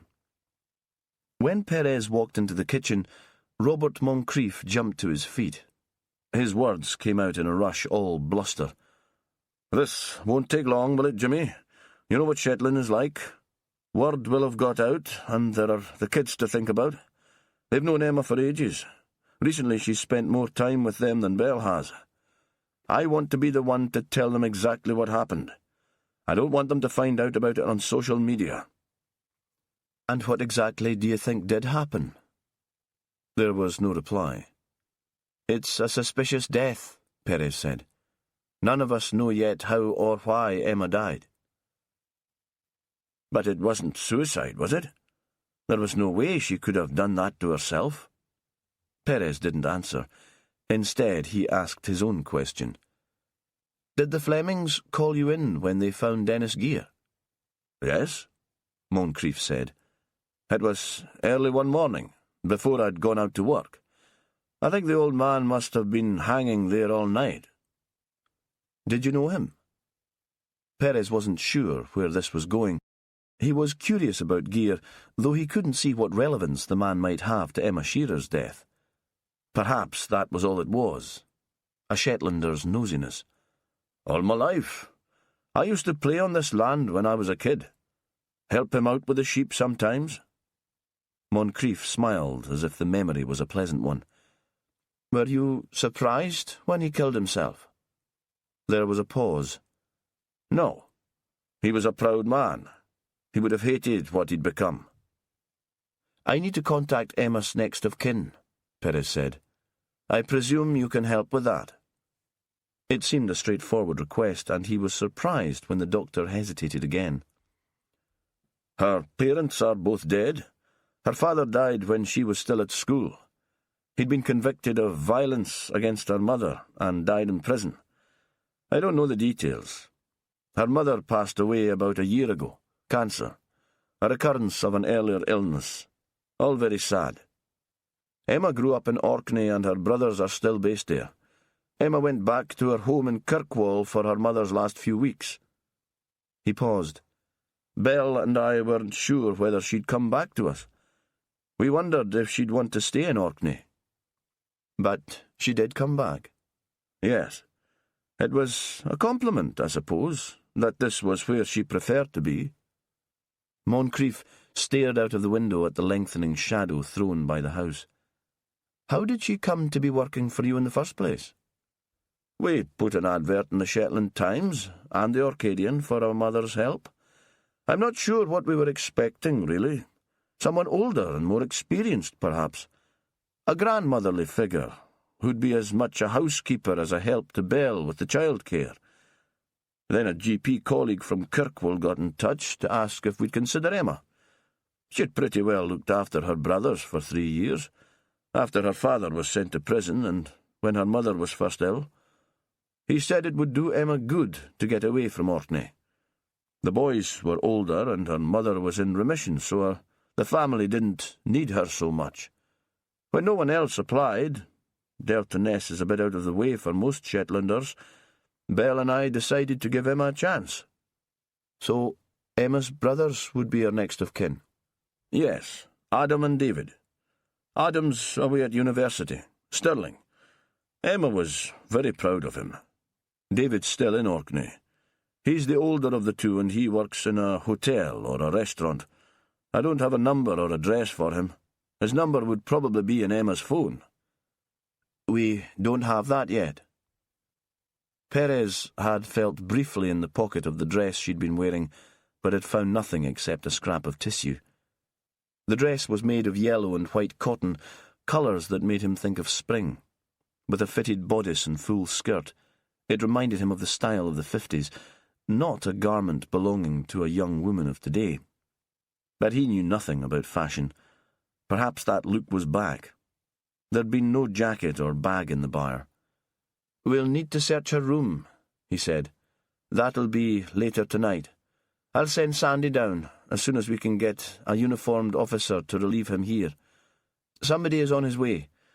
If you see Emma's phone anywhere else in the house, just leave it where it is, and ask the family not to touch it." "Does that need to happen tonight?" Until now, Moncrief had been distant, almost disengaged. "Can't it wait till tomorrow, when the kids will be at school?" "I'm sorry. This is a suspicious death. I have to treat it as a murder inquiry. We don't know yet where Emma was killed. It could have been in your home." "No." The doctor's face was red now. "You do realise that if people even start to think that we are in any way involved in her death, my position here would be untenable. At one time, a GP would be above suspicion, but since Shipman—" "We need to search Emma's room," Perez said. "And we have to find her phone. Everyone who knew her will be under suspicion until we find out what happened to her.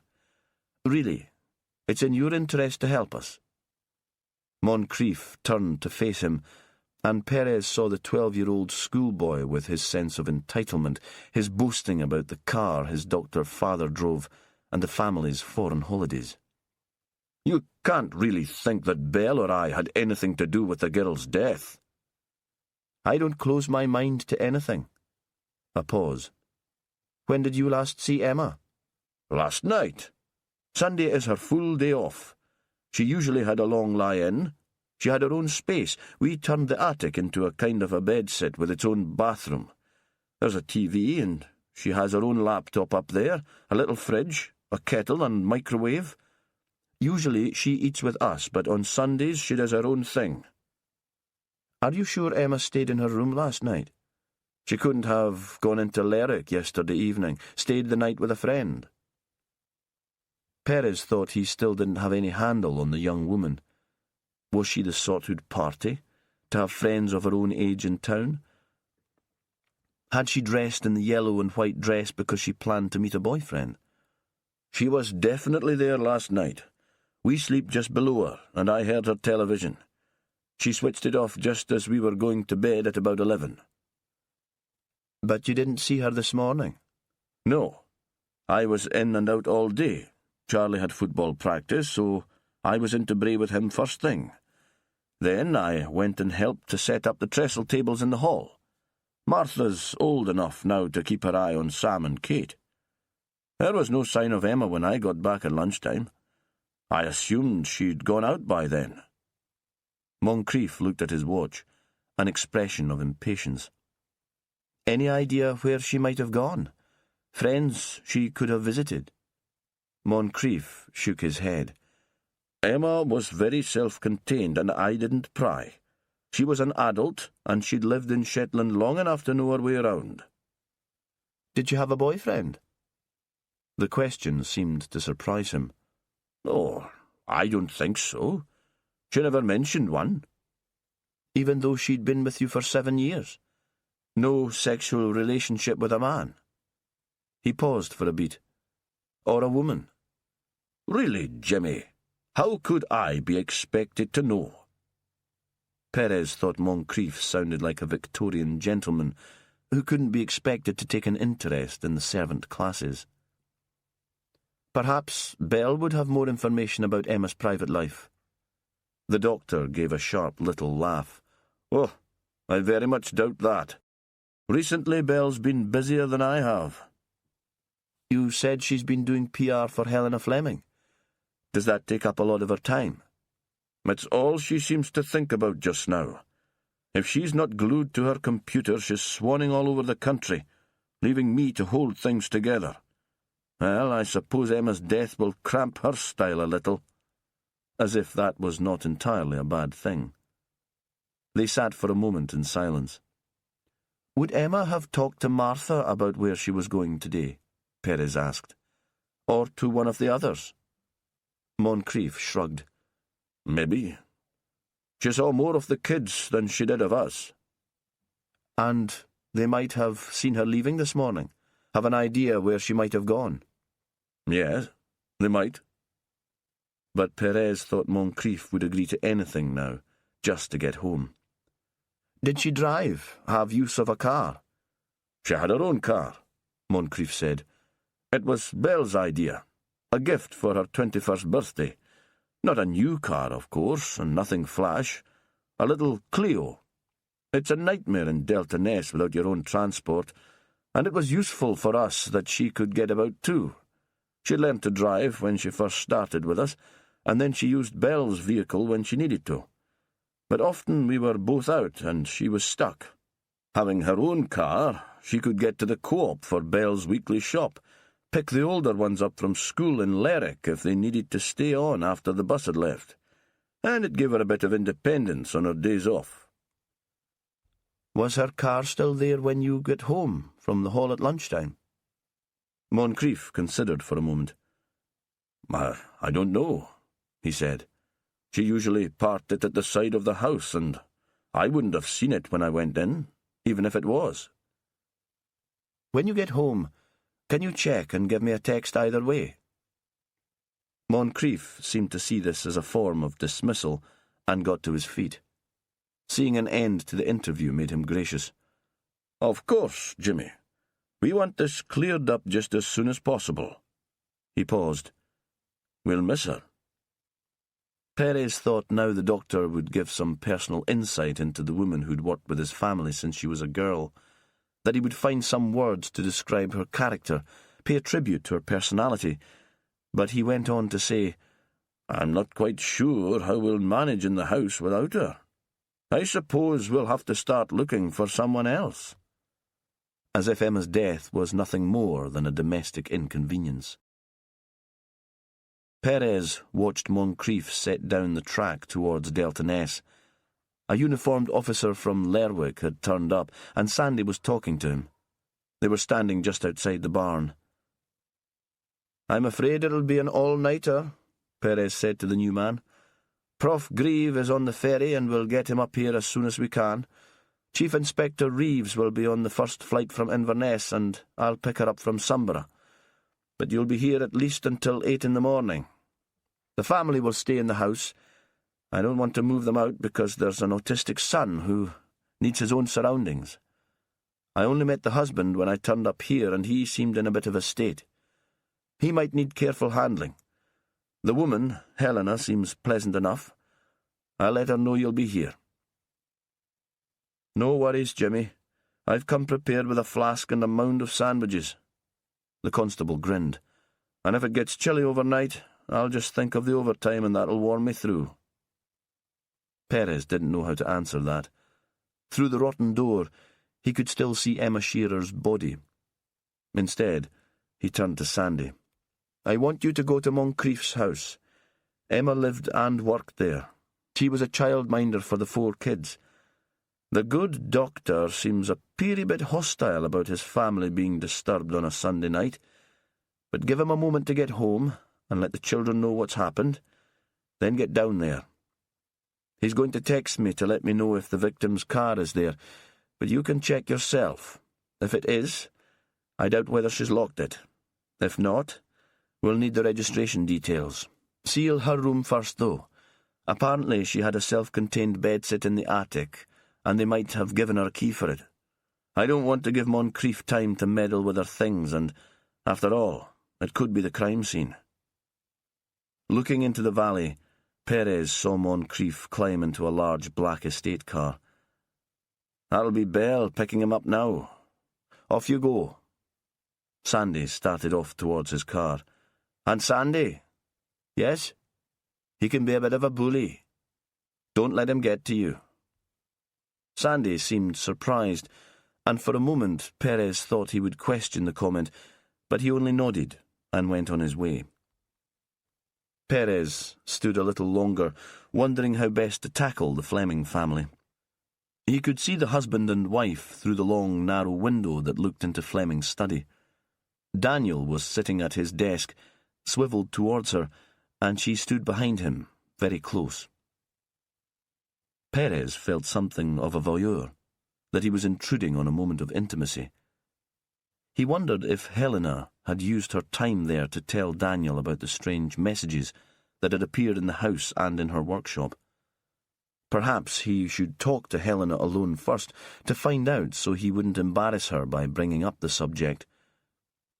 He found himself attracted to the idea. When Helena had come to his home in Ravenswick, he'd liked her. She was intelligent, and of course she'd admired Fran. He was still drawn to everyone who'd known Fran. Then he told himself that wouldn't do. He had to consider Helena as much of a suspect as everyone else connected to Emma Shearer, and just because she felt that her husband needed to be protected from the truth, Perez couldn't collude with her. He wouldn't play her games. Daniel might need careful handling, but he deserved to be told the truth. Perez walked back into the house and tapped on the office door. "Mr. and Mrs. Fleming, shall we talk now? In the kitchen, perhaps, where there's a bit more space." Chapter 10. Helena had found Daniel sitting at his desk. She'd felt no connection as she walked in. It could have been a stranger leaning forward, his elbows on the table. He seemed not to hear her open the door or move into the room, and she felt a moment of irritation. How could he just ignore her when she did so much to make his life easy, to protect him? An unfamiliar car was parked in the courtyard outside the window, and she had the idea that her life had been invaded, that everything was uncertain, and it would never be the same again.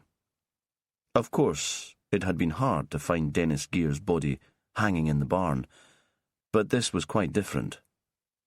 Then she thought it was as if all the events of the previous weeks, the strange notes and the gossiping parents in the school playground, had been leading up to this moment, like the low rumblings before a massive thunderstorm and torrential rain. They were all part of the same event. She saw then that her husband was crying. He made no sound, but his skin was wet with tears.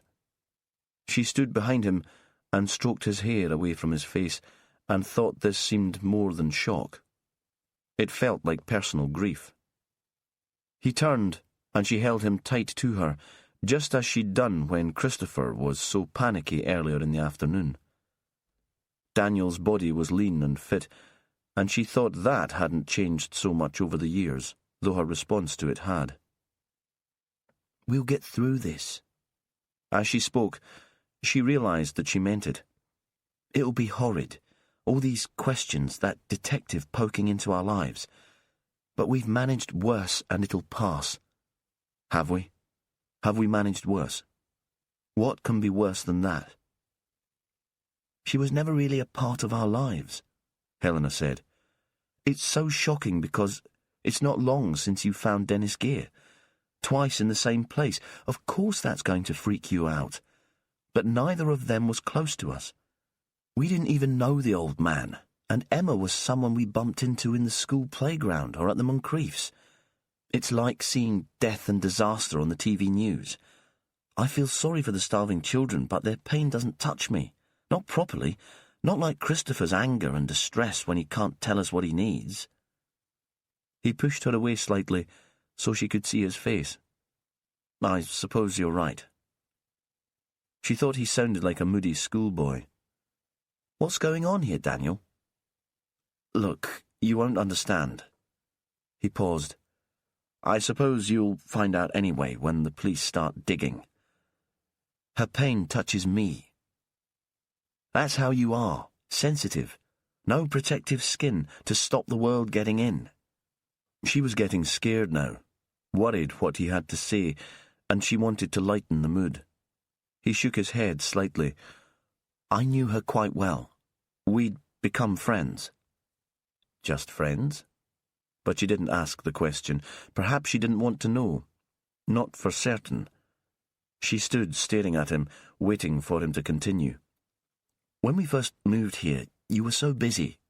I'd been working on the house, commuting north to project manage the building at weekends, still keeping the day job in Islington.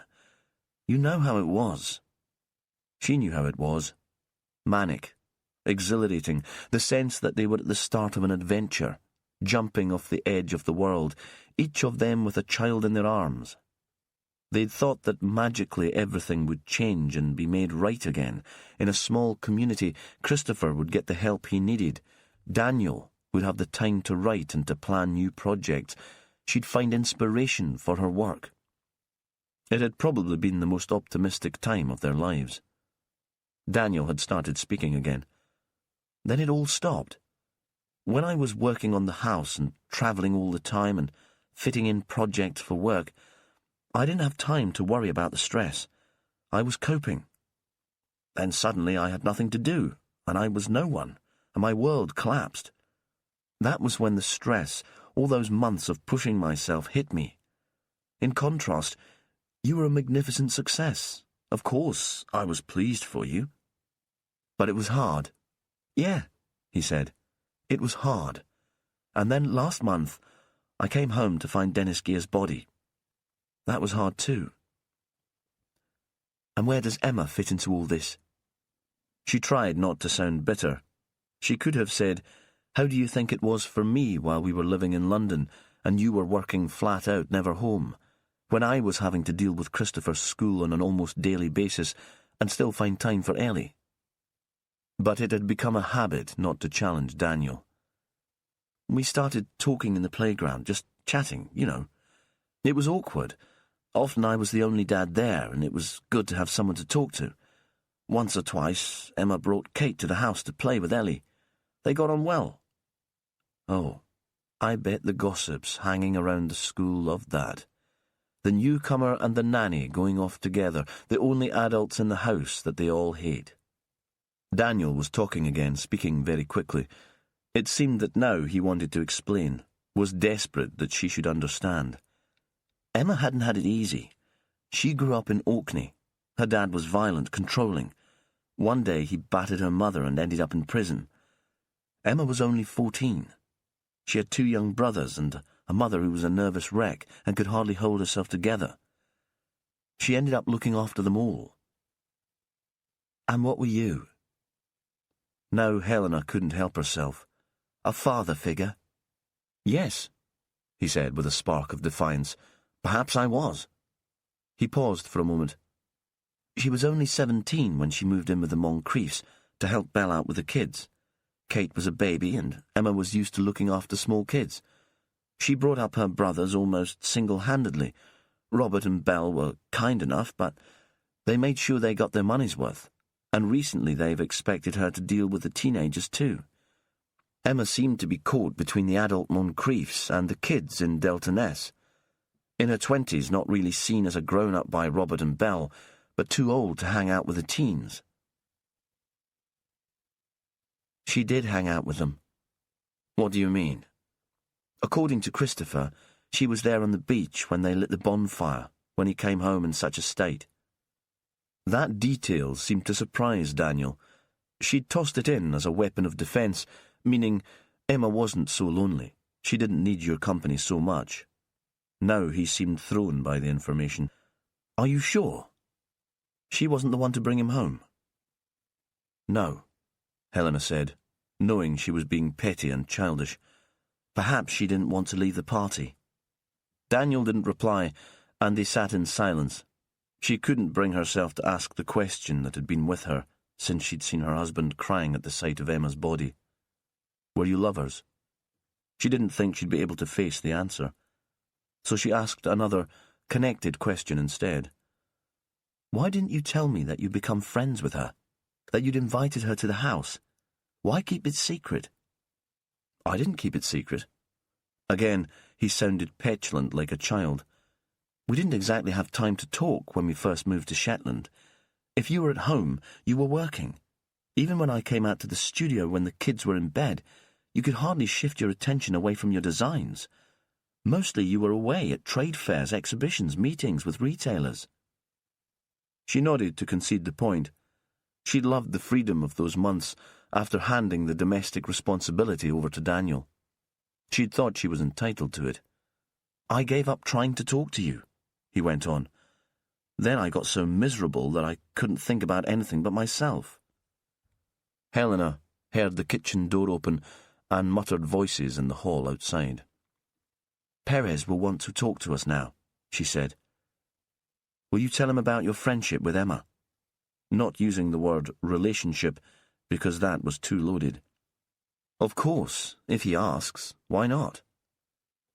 Because she was murdered, Helena said, and they'll be looking for her killer. A pause. The front door opened and shut. Soon Perez would be demanding to see them, asking his questions. Now time, which had dragged when she was in the kitchen, seemed to be passing very, very quickly. But you're right. We had better tell the truth, because there'll be stories already circulating round Delta Ness. Gossip about you both. It's impossible to have secrets in Delta Ness, isn't it? Except from me. Then she realised that she still hadn't told Daniel about the graph paper messages with the image of the gallows, the hanging figure. Of course there were secrets that she'd kept from him. Chapter 11. Although it was still light outside, the kitchen faced east and was in full shadow. Helena switched on a lamp that hung low over the table, and they sat there, as they would if Perez had been invited to an intimate supper party. She made coffee without asking if anyone wanted it, and the questions about milk and sugar, the setting out of cups and spoons, added to the impression that this was a social occasion. Perez wondered if that had been Helena's intention, then dismissed the idea. Surely the woman he'd met the day before wouldn't have been so calculating. Have you shown your husband the anonymous messages that you've been receiving, Helena? If not, I think you should do that now. Daniel looked from Perez to Helena, confused. Fleming wasn't at all what Perez had been expecting. It was irrational. But when Helena had talked about wanting to protect her husband from the unpleasantness of the anonymous cartoons, he'd imagined somebody physically weak, small, grey, insignificant. He'd been quite wrong. Daniel was tall and obviously fit. He wore jeans and a black t-shirt, and the arms resting on the table were those of a climber or someone who worked out. He would have no difficulty throwing a heavy rope over a beam and hauling a body into place. Anonymous messages. Daniel was staring at Helena, waiting for an explanation. Helena got to her feet and fetched the satchel that was tucked behind the sofa. She spread the tiny pictures on the table in front of her husband. This came on Friday. It's the most recent and was hidden inside the Shetland Times. The other drawings arrived over the last couple of weeks.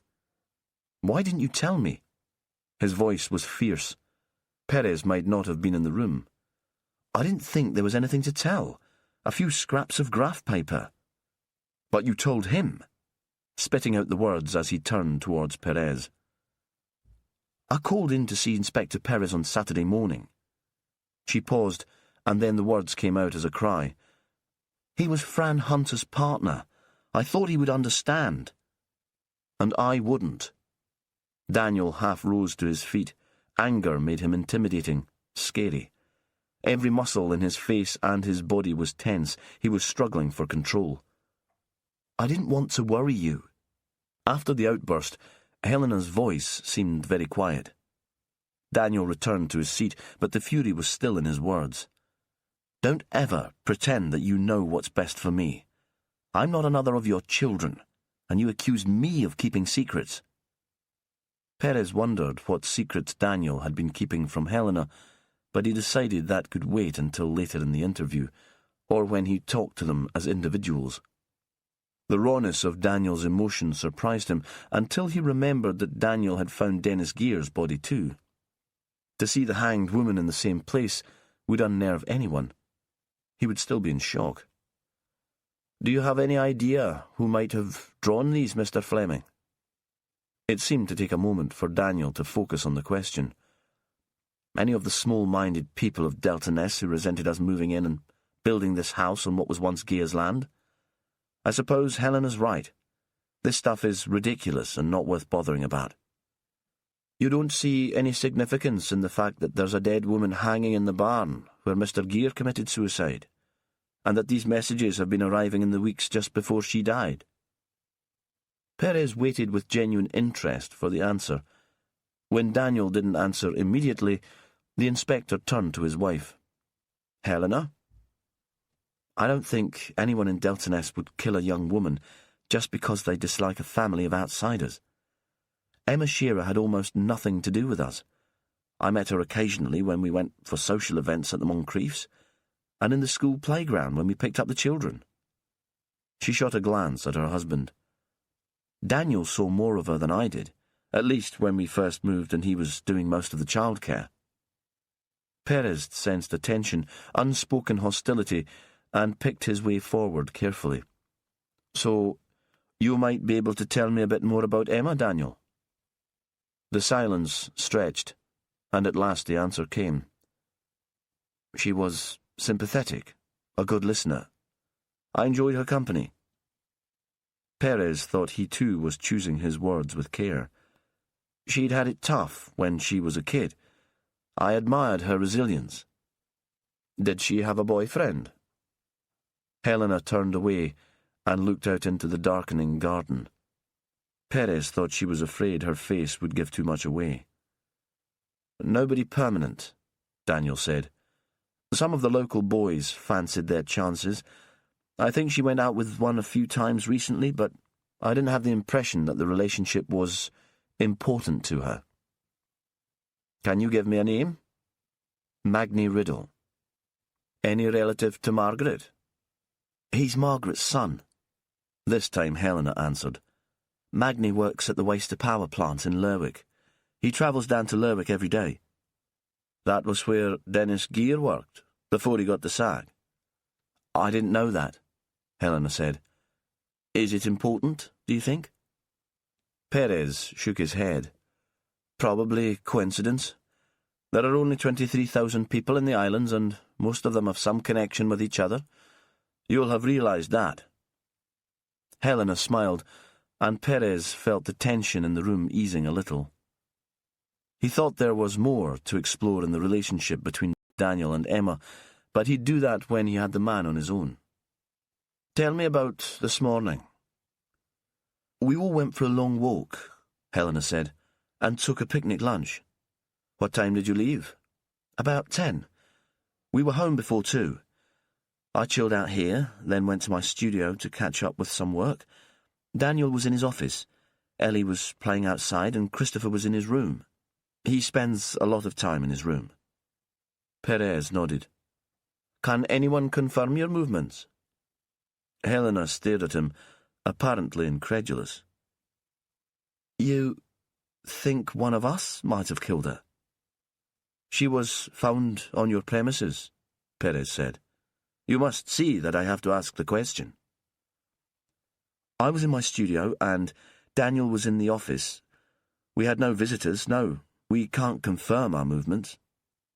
Perez was surprised by the snappy and defensive tone of her voice. "When was the last time you were in the byre?"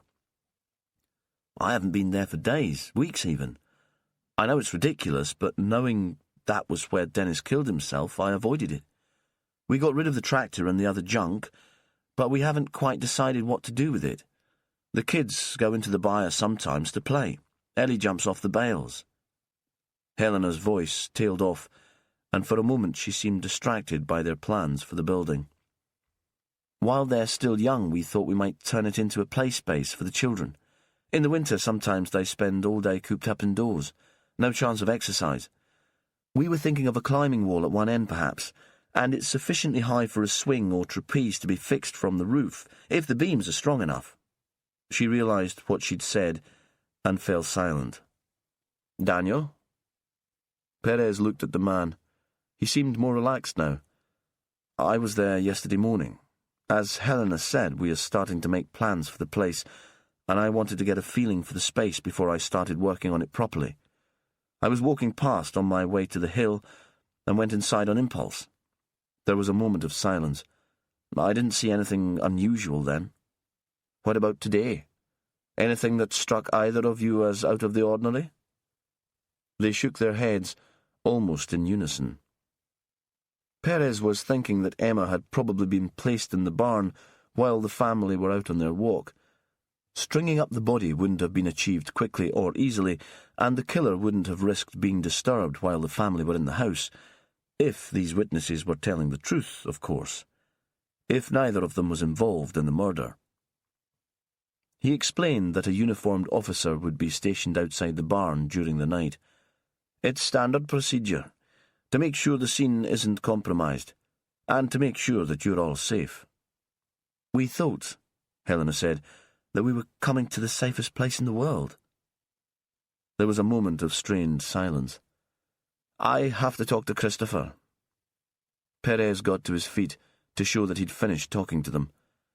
"Where would be the best place to do that? Here, or in his bedroom? Will he still be awake, or should I come back first thing tomorrow morning? It would have to be very early." "Do it now," Helena said. "He doesn't sleep much, and it would be better to get it over with, wouldn't it?" Looking to Daniel for confirmation, the man nodded. "I'll take you up." Perez followed the woman up the stairs. While they were alone, he was tempted to ask about Daniel's friendship with Emma, but he knew that would require tact, and again decided it should wait for another time. It wasn't a subject to be rushed while they were moving from one place to another. Instead, he looked quickly at his phone. Following Perez's instructions, Moncrief had texted that Emma's car was still at the house in Delta Ness. They walked along a corridor that had glass panels facing east towards the beach, along one side. It was as close to being outside as it was possible to be. He watched a gannet dive, sharp, pointed as a missile, into the water. Helena stopped at the last door, tapped on it, and went in. It was another extraordinary space, long and thin, stretching the width of the house with a window at each end. Christopher sat at the west end at a desk, crouched over a computer keyboard.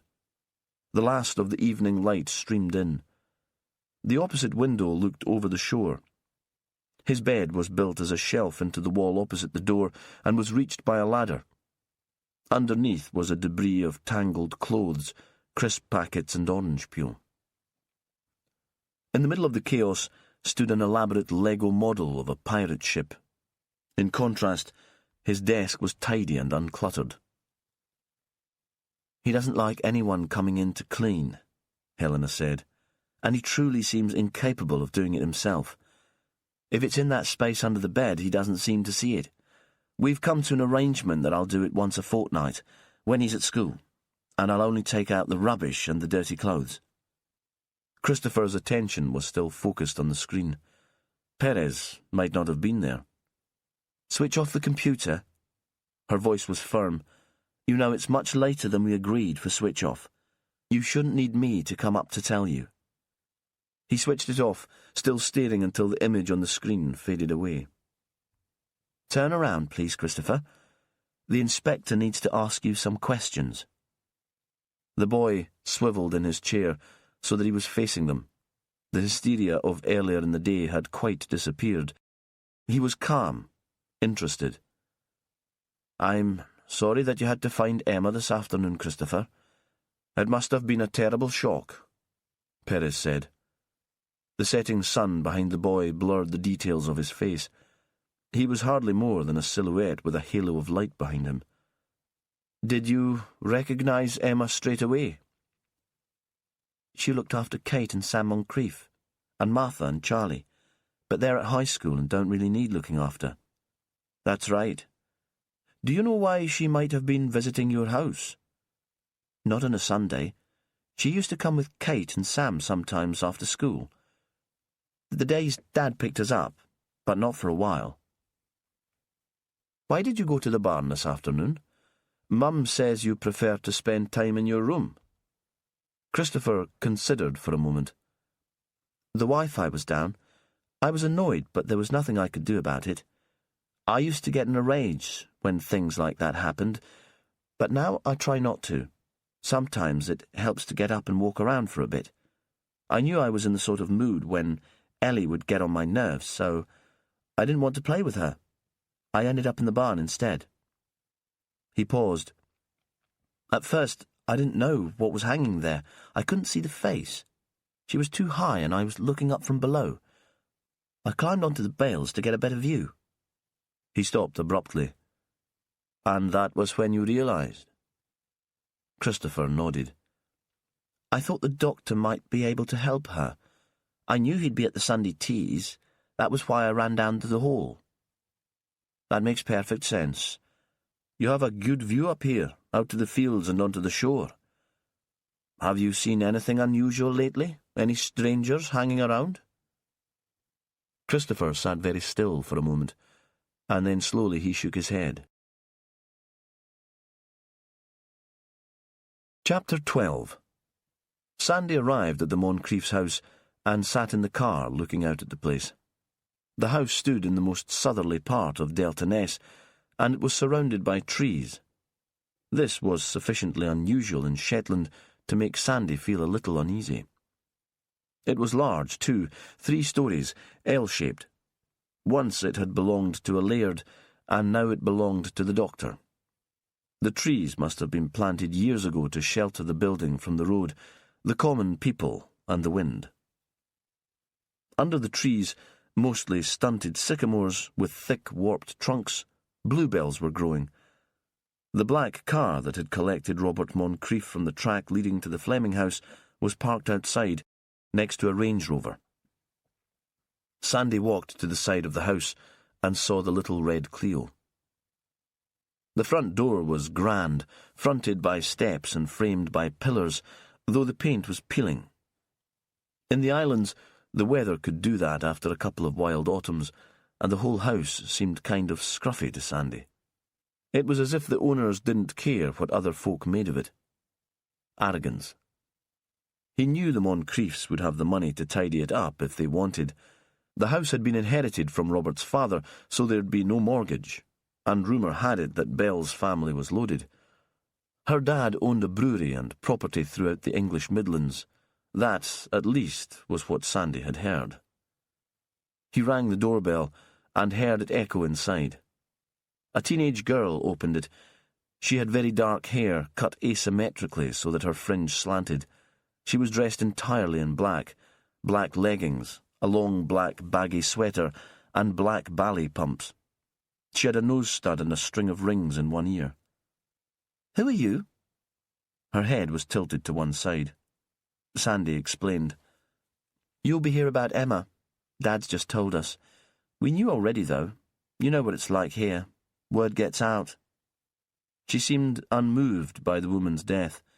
"Is it true that she was murdered?" "We're treating her death as suspicious." Sandy never had much contact with teenage girls. Not confident teenage girls from wealthy families, and he found this one scary. "Can I speak to your parents?" "They're in the kitchen. Mum's already on the Pinot. She's not sure how she'll cope with us all without Emma." The girl had started to walk away, but she continued speaking to him over her shoulder. "I hope she doesn't expect me to step in. I've got exams in a few weeks." He followed her down the flagstone corridor to an open door. The girl stood just inside and held up her hands as if she was about to make an announcement. There was a small tattoo on the back of her neck, right below her hairline. Sandy couldn't see properly around her. There had been conversation in the room, but now it fell silent. "The fuzz is here, so watch what you say." A woman's voice said, "Martha, don't be so rude." "That's not funny." Martha turned very quickly, slipped past Sandy, and disappeared. He was left standing in the doorway, being stared at by the two people inside. As the girl had said, Belle Moncrief had already opened a bottle of wine, and sat with a large glass in one hand. The bottle was only half full. She must have started drinking before her husband got home. "I'm sorry, Constable, come in.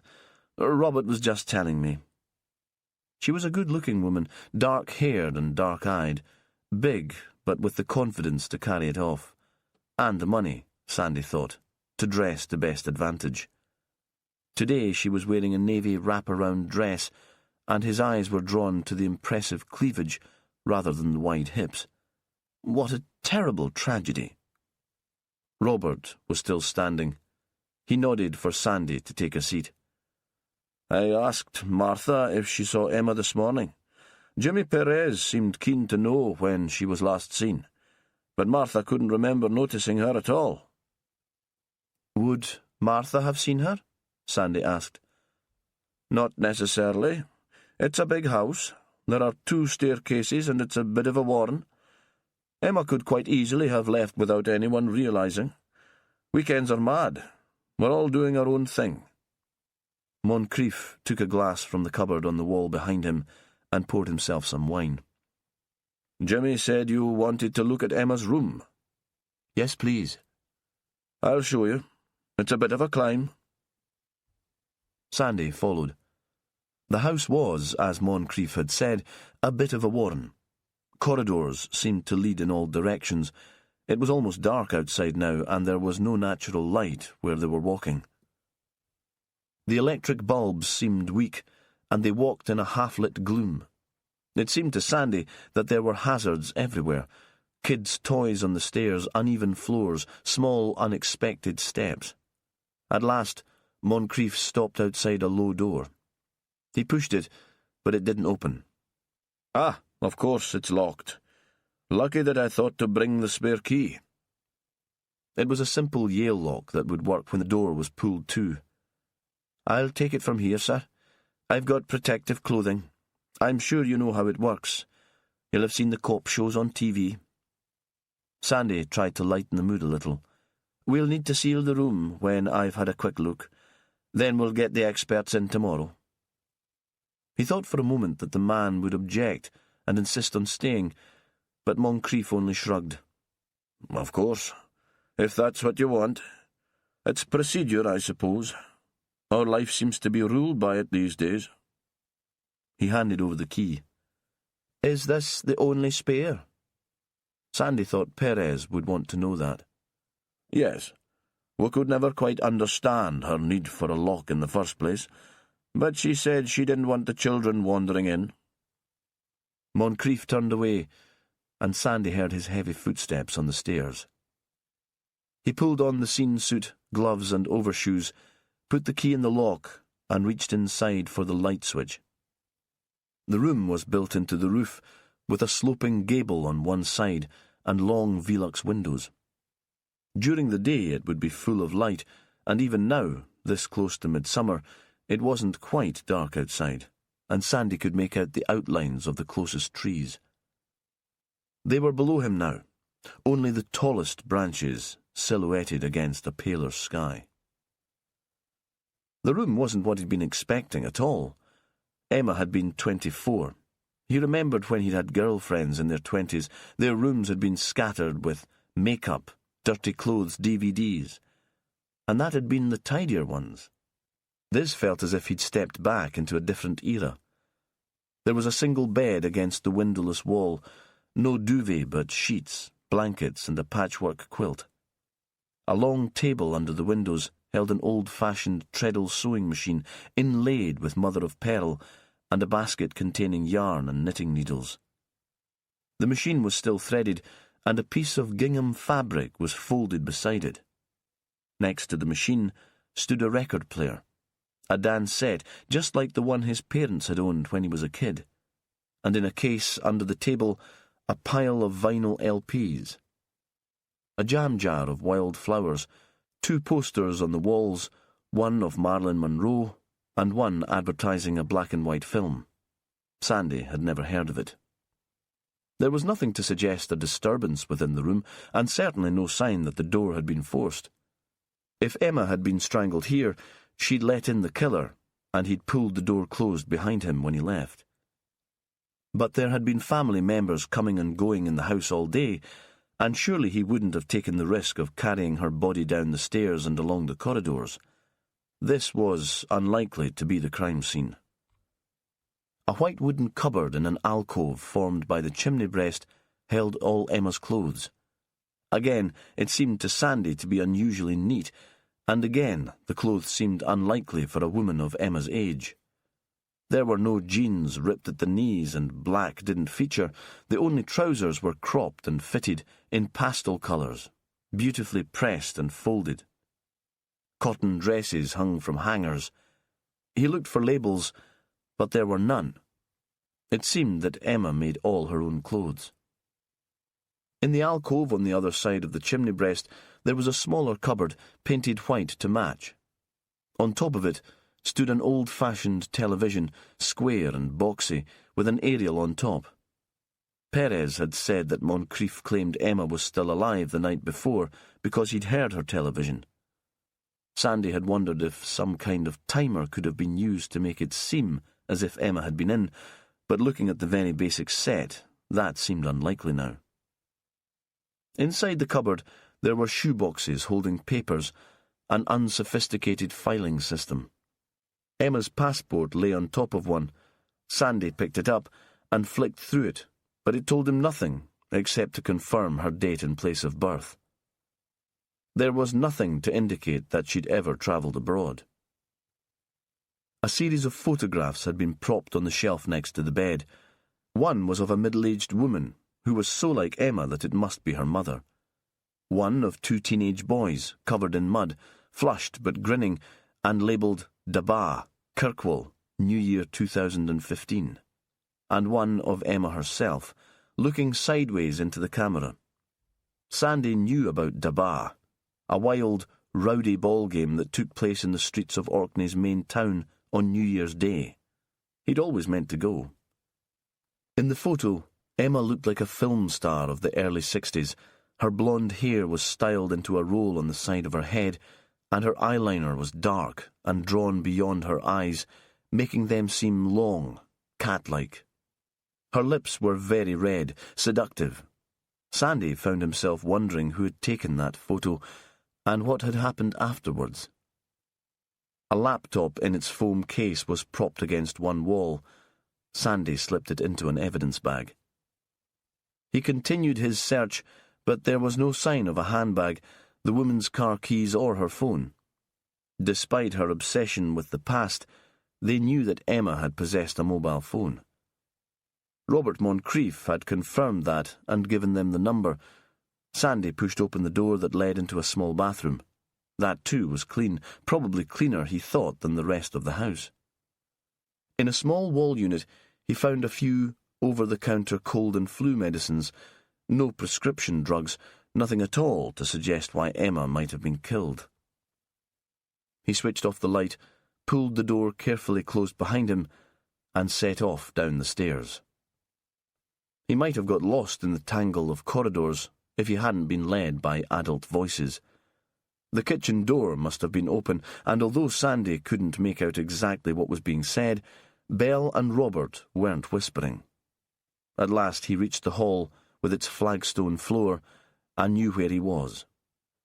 He was still wearing the paper overshoes, and they must have muffled the sound of his steps, or perhaps the Moncriefs were so caught up in their conversation that they weren't aware of him approaching. He stood for a moment and listened. "There's no way I'm giving up the trip to London with Helena. It's a big deal for us both." Belle spoke just a bit louder than was necessary. Sandy didn't know if that was the wine, or if she always liked to make her voice heard. "I've done the mother-of-four domestic goddess for long enough, Robert. You'll have to take some time off and pay for a locum." "Hardly domestic goddess." His voice was quieter, but the words were biting. "The house has always been a tip, and the kids would be a complete emotional mess if it weren't for me. Emma didn't help much there, did she?" There was a sudden silence, as shocking as the words had been. Sandy walked down the passage towards them. They turned, startled, and he realized how strange he must look, still in the suit and mask. He ripped them off and pulled off his gloves. Moncrief was on his feet, suddenly playing the host. "Are you done up there? Anything else we can do to help you? Would you like a coffee? We're on the wine, but I assume we can't tempt you with that. I'm afraid you'll have to wait until the morning to talk to the kids. It was way past their bedtime, and they've got school in the morning." Sandy nodded. He hoped somebody else would be detailed to talk to the teenager with attitude. "I just need to take a quick look in Emma's car." "Of course. You know where it is. Help yourself. It shouldn't be locked. Emma was very careful about locking her room, but her car was always left open." Moncrief walked with him to the big front door, keen, Sandy felt, to make sure he was out of the house. On the gravel drive, he stood for a moment, for his eyes to get used to the dark. There was a chill in the air, and a slim moon. Everything was quiet. He looked at his phone and saw that Perez had left him a message. "Finished for tonight, heading back to Ravenswick to check on Cass. Give me a ring when you're done." Sandy walked round the side of the house, the crunching of his feet sounding very loud. The children might have been sent to bed, but 2 of them were still awake. At least there were lights in 2 of the upstairs windows. He couldn't see Robert and Belle making much effort to check, especially tonight. The curtains in the nearest window had been pulled aside, and he saw Charlie Moncrief looking out. Backlit, he seemed almost ghostly. Sandy thought how sad he must be to have lost the woman who'd cared for him since he was a young boy, and wondered why his mother and father weren't with him, consoling him. He thought then that he and Louisa would be very different parents, if that ever happened, if she agreed to marry him when he finally found the courage to ask. Now, in the middle of an investigation, would probably be the worst possible time. He found himself by the small red car. He pulled on a fresh pair of gloves. As Moncrief had said, the vehicle was unlocked. When Sandy opened the driver's door, the internal light came on, and he saw that the keys had been left in the ignition. That seemed a little unusual. He could understand her not bothering to lock the car, but it was careless to leave in the keys. He wouldn't have put it past that Martha to try a little joyriding. It seemed that Emma cared as much about tidiness in her car as in her room, Sandy thought it couldn't have been easy to keep it this spotless if she had to carry those kids around. He found the torch on his phone and shone it onto the back seat. Shining it onto the floor, Sandy saw scuffed footwear prints. Vicky Hewitt, the crime scene manager, might be able to do something with them, but he could make out little detail. They looked too big to belong to the smaller children, but Martha and Charlie were as tall as adults, and the prints might belong to them. All the same, as he straightened his back, his mind was already racing, pulling together a scenario that might explain the keys left in the ignition and the footwear prints. He saw Emma in her yellow and white dress, slipping out of the big house and running to her car, excited maybe to be starting her day off. She'd put the keys in the ignition, but what if someone was crouching in the well behind the driver's seat?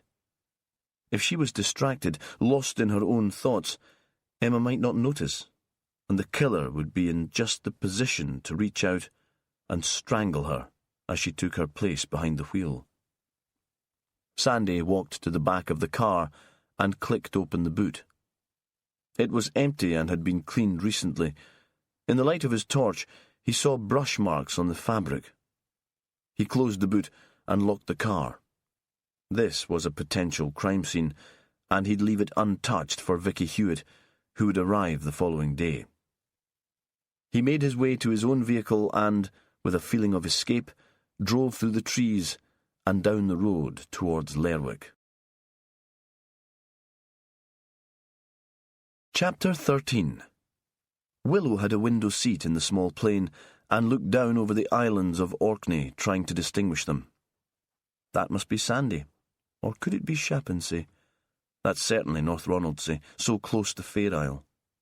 Leaving Orkney behind, they flew low over Fair Isle on the plane's approach to Sumborough, and she was able to make out more details than she'd ever seen before. The scattering of white croft houses to the south, 2 lighthouses, one at each end of the island. This was where Jimmy Perez came from, where Fran Hunter, his lover and Cassie's mother, had been stabbed during the course of a murder investigation more than 3 years before. Willow hadn't been involved in that case. She'd moved to Inverness soon after, but she'd read about it, had become a little obsessed about it during her first encounter with Jimmy Perez, and had come to understand something of his sense of guilt and to know him a little better. Now they'd be working together again, and she wasn't sure what she made of that. She'd pushed all thoughts of him to the back of her mind. It was too complicated, and she was too independent. She'd not been feeling well recently, not as sharp as usual, and with a lot less energy. She tried to persuade herself that she wasn't really ill, but that hadn't helped. It was a calm flight, and she looked down to the south of the Shetland mainland as the plane circled to land into the southerly breeze. And she realised that she was glad to be here. It felt a little like coming home, and no matter how awkward it might be, she was glad to be seeing Jimmy Perez again. He was there waiting for her. She saw him through the terminal window as she walked down the plane steps, black-haired, dark-eyed, betraying his ancestors' Spanish roots. His outline was blurred and always a little untidy. Just like her. She went to greet him before collecting her bag. He seemed uncertain, but gave her a real hug and kissed her on both cheeks. She grasped him back.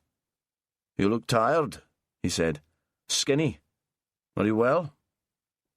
There's a compliment to greet a girl. Because this wasn't the time for a serious talk. That would have to wait. She saw her hold all on the belt and went to get it. He was there before her and held on to it. Once she might have made a fuss, but now she was glad for him to take it. "Where are we off to?" "North Mavine," he said. "North Mainland. The settlement of Delta Ness. James Grieve came overnight on the ferry and should be there already. Sandy's with him." "So, bit of a road trip, Jimmy." She thought that was good, because it would take a little while for her to tell him her news. "I read your email before I left, but you can fill me in with the details on the way." "Vicky's not with you?" "She had stuff to finish off this morning and will be in on the next flight.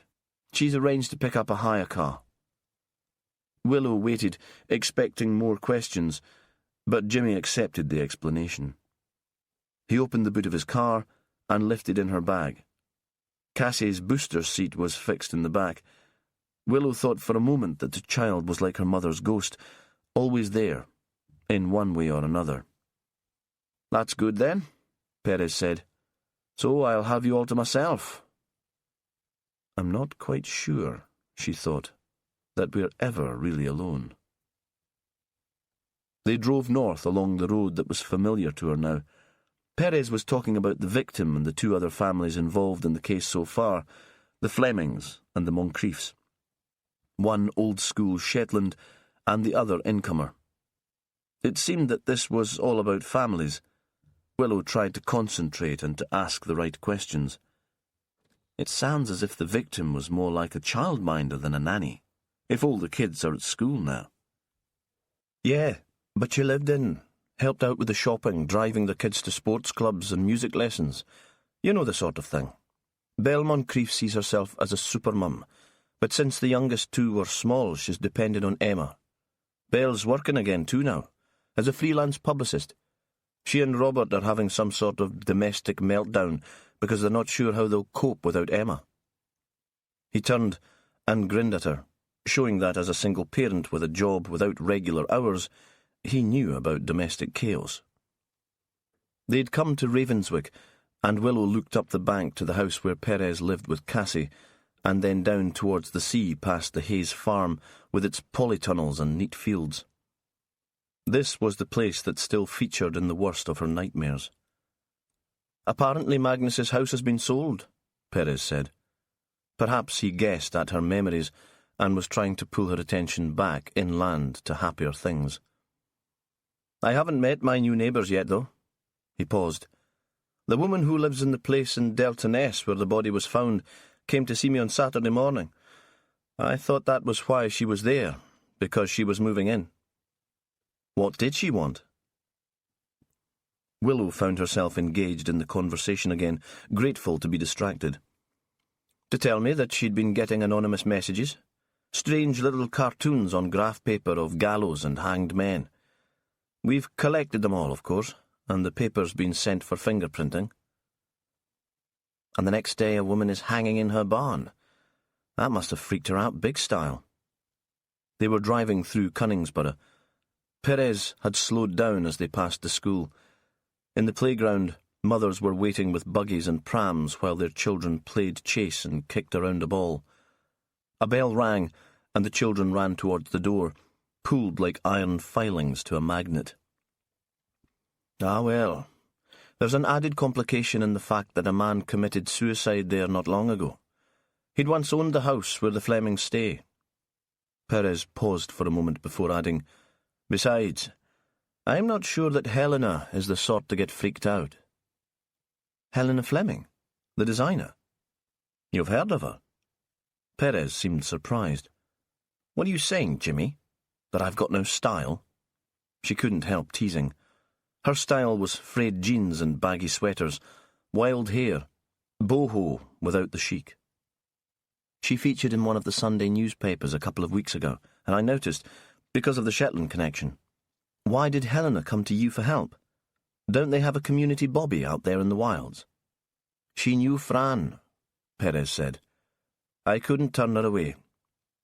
"Oh, Jimmy."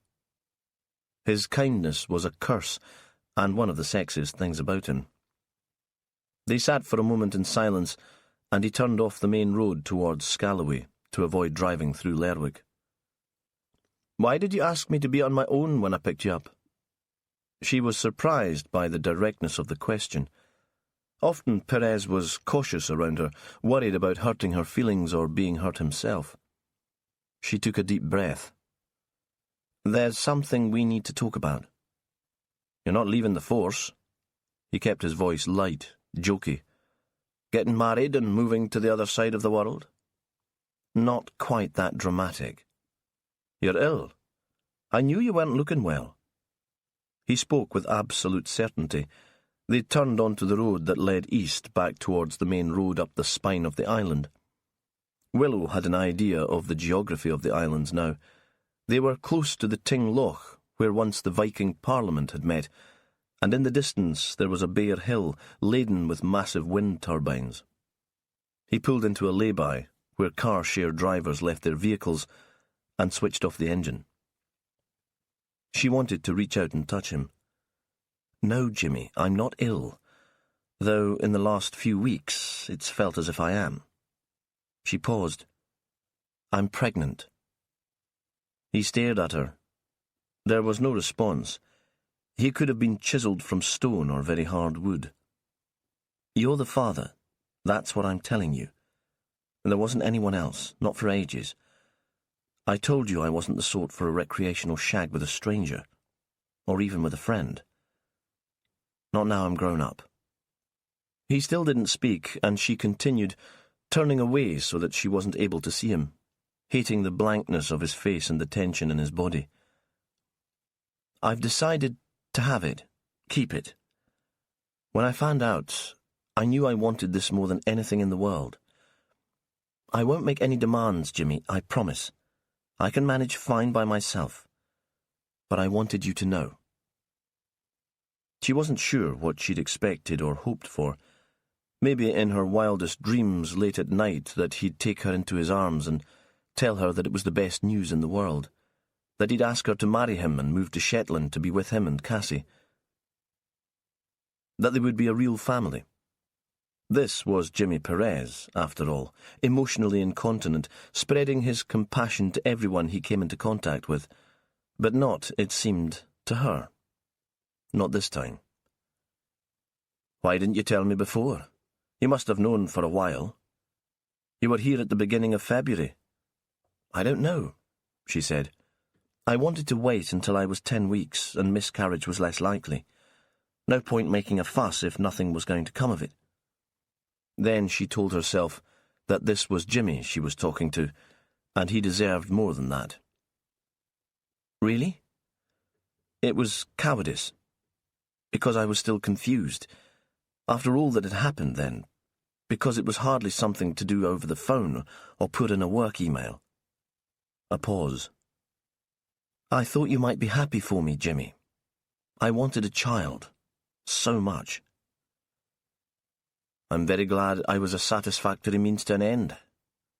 The words winded her like a punch in the belly. "No!" She thought this was going as badly as it could possibly go. "It wasn't planned. What happened between us, there was nothing calculated in it." A silence. She turned back so that she was facing him, was aware of tears streaming down her cheeks, and at that moment hated her weakness and the hormones that were making her so woolly and confused. Cars and lorries streamed past towards Lerwick on the road ahead of them. "I don't lie, Jimmy. If you know me at all, you know that about me." "I'm not sure I know anything about you." He was as cold and closed as when she'd first met him, soon after Fran's death. For a while, no cars passed. An oyster catcher called overhead. One of Jimmy's hands was still on the steering wheel, and she was desperate to reach out and put hers on top of it, to have some physical connection with him, but she knew how hurt she'd be if he pulled his away. "What are we going to do?" Her voice seemed to be spoken by someone else, someone old and serious and lonely. Another silence. "We're going to work," he said at last. "We're going to find a killer. That's what we do." He started the engine. Before he drove off, he looked at her, and she had a brief moment of hope, which was dashed as soon as she heard the anger in his voice. "Does anyone else know about this?" She shook her head. "Not even my family. A couple of the women in Inverness Nick might have guessed. I've been kind of rubbish at work lately, all over the place, always tired. But you had to be the first person to know." He nodded briefly, as if to say at least on that score she'd done the right thing, and then pulled out into the road. Chapter 14. Sandy was early to the ferry terminal and was there to see the Northlink make its way up Bressay Sound and tie up to the dock. The Professor would have had a smooth crossing, but Sandy thought James Grieve wasn't the sort to get seasick anyway. And if he did succumb, It would take more than a bit of nausea to trouble him. He cut up dead bodies for a living, and he'd let slip after a few drams that he'd been part of the investigative team in the Balkans after the war in the former Yugoslavia. The body of an elderly man, arthritic bones, and a bullet hole in the back of the head. I think we could say that was a war crime, not the result of legitimate combat. Cleeves was the first person off the ship, and, when Sandy saw him, he was walking down the stairs, not taking the lift. So, you're my taxi driver for the day. The man had started speaking as soon as he reached the bottom step. He had a voice that could have been honed on the parade ground, and most of the waiting passengers turned to stare. Jimmy asked me to take you straight to Delta Ness, where the body was found. In contrast, Sandy waited until the pathologist was close enough for him to keep his voice low. News of the woman's death would be all over the islands by now, but it seemed disrespectful to discuss it in front of the people streaming off the ferry. But you don't think that's where the victim died? Cleeves slung his bag onto the back seat and climbed into the car. It's possible, but unlikely. There must have been a lot of careful planning if she was killed there. It's certainly not suicide unless someone came along afterwards and took away whatever she was standing on while she tied herself to that beam. I wondered if she could have been killed in her own car. Sandy described the footprint, the scenario that he'd conjured in his head. Cleeves nodded. It sounds possible. If it was manual strangulation, we should be able to tell from the marks on her neck whether the murderer stood behind or in front of her. When they got to the Fleming house, it was still too early for the children to have left the house for school. Sandy parked in the courtyard as close as he could get to the barn. The constable from the night before was still there. Someone had taken him a chair, and there was a flask of coffee on the floor beside him. He was eating a bacon sandwich, still hot, the grease seeping into the kitchen towel that was wrapped round it. The family's been looking after you, then? Sandy thought it hadn't been such a hard night for the man after all. Not wet and not cold. They seem fine people. His mouth was still full of bacon and bread. Sandy wondered what he'd say if one of the fine Flemings turned out to be their killer. He gave the man James Cleeves' name for the log. You can get off now and grab some kip. The constable stuffed the remainder of his sandwich into his mouth, picked up his belongings, and set off. Cleeves climbed into his scene suit, but even when he was ready, he stood for a moment at the barn door looking inside. "Did you bring a stepladder?" he said. "I need something so I can see her in situ, and obviously I can't use anything belonging to the Flemings. We don't want contamination, do we?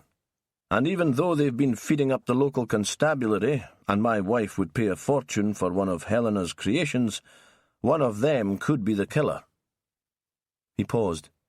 "Can you get hold of Annie Gowdy?" Annie was the funeral director based in Lerwick. "Jimmy says there are children in the house. Let's get her lads here this morning so we can get our victim away and off to Aberdeen on the ferry tonight. This one would haunt my nightmares. I hate to think what she'd do to a sensitive 11-year-old. Sandy left the barn and walked to the front of the house. Helena was just leaving with the two children. The boy was in shorts and a t-shirt, sandals on his feet, a small rucksack with a cartoon superhero on his back. His back was very straight. He showed no curiosity about Sandy. The girl was dark-haired too, younger, and it seemed she was unable to keep still. Again, Sandy wondered what it would be like to have kids. He supposed it was a kind of lottery, and you wouldn't know whether you'd get a daft one or a calm one until they arrived. But surely parenting had something to do with how they turned out. Louisa was a teacher, and she worked with children all day. She was kind and patient, so if anyone was going to be a good mother, it would be her. Helena Fleming was tying the lass's hair up in pigtails. "You two can go on," she said when she'd finished. "I'll catch up with you. Wait for me at the road." She pulled a face at Sandy. "I'm not looking forward to the school playground this morning. The gossips will be there, full of questions and speculation. I was even wondering if the kids were old enough for me to send them on their own, but decided against it. Christopher would be okay, but Ellie's a bit crazy and not a big fan of school. It wouldn't surprise me if she spent all morning on the beach. Anyway, I wouldn't put it past the gossip vultures to start on them. I'm just going to contact the undertaker in Lerwick, he said. Her boys will come later this morning and take down the body. Emma should be gone by the time the bairns are back from school. She breathed heavily. Good, she said. But this won't be over, will it? The talk, the gossip, the investigation? This will go on until you've found out who killed her. We will find out, Sandy said. Jimmy Perez is a brilliant detective. She looked at him, a little surprised. Yes, she said. I'm sure he is. And she set off down the track, almost at a run, to catch the children up. Sandy had put on his own scene suit to carry the stepladder into the barn. James Grieve had moved a little closer to Emma Shearer and was talking into his dictaphone. He clicked it off and turned to the detective. You're quite right, Sandy. I don't think she was killed here. No shoes, you see. If the killer had arranged to meet her here, she'd surely be wearing her shoes. Unless the killer had a good reason to take them off her. And why would he do that? Surely she'd have been wearing shoes if she was in her car. Sandy wasn't quite as scared of Grieve as he'd once been. He was happy now to express his own opinions. Depends on the shoes. Grieve was still staring at the woman, almost talking to himself. They could have been knocked off as she was bundled into a boot to bring her here. And I don't see this as a woman who'd be out in walking boots or good strong brogues. Not with that outfit. Why do that? Why risk being caught bringing her up here? The family was only out for the morning, and no one could have guessed how long they'd be gone. Grieve set up the stepladder, positioning it carefully. He took a couple of photos, and the unexpected flash made Sandy blink. I suppose it could be someone who enjoys risk, Grieve said. Someone who's turned on by that. Perhaps the killer is sending a message. A message to the Fleming family? Maybe. But it's your job to consider that, Constable. It's not mine to speculate. Sandy held on to the steps and watched Grieve climb up. Can you take her weight for a moment? Sandy held the woman around her legs and thought how light she was. After all, it wouldn't have been so difficult to bring her here and string her up. Her skirt rose up as he grabbed her, and he caught a glimpse of bright white underwear. He found himself fascinated, but turned his head. He didn't want to be caught staring. While Sandy took her weight, the pathologist pulled the rope away so he could see her neck. More photos. That'll do, Sandy. You can let her go now. Gently, though. As Sandy released the body, it started to swing slowly, and turned so that Emma was facing him. Grieve's camera flashed again, and he saw the red lipstick and the heavy eye makeup that she'd been wearing in the photo in her room. This must be her signature look.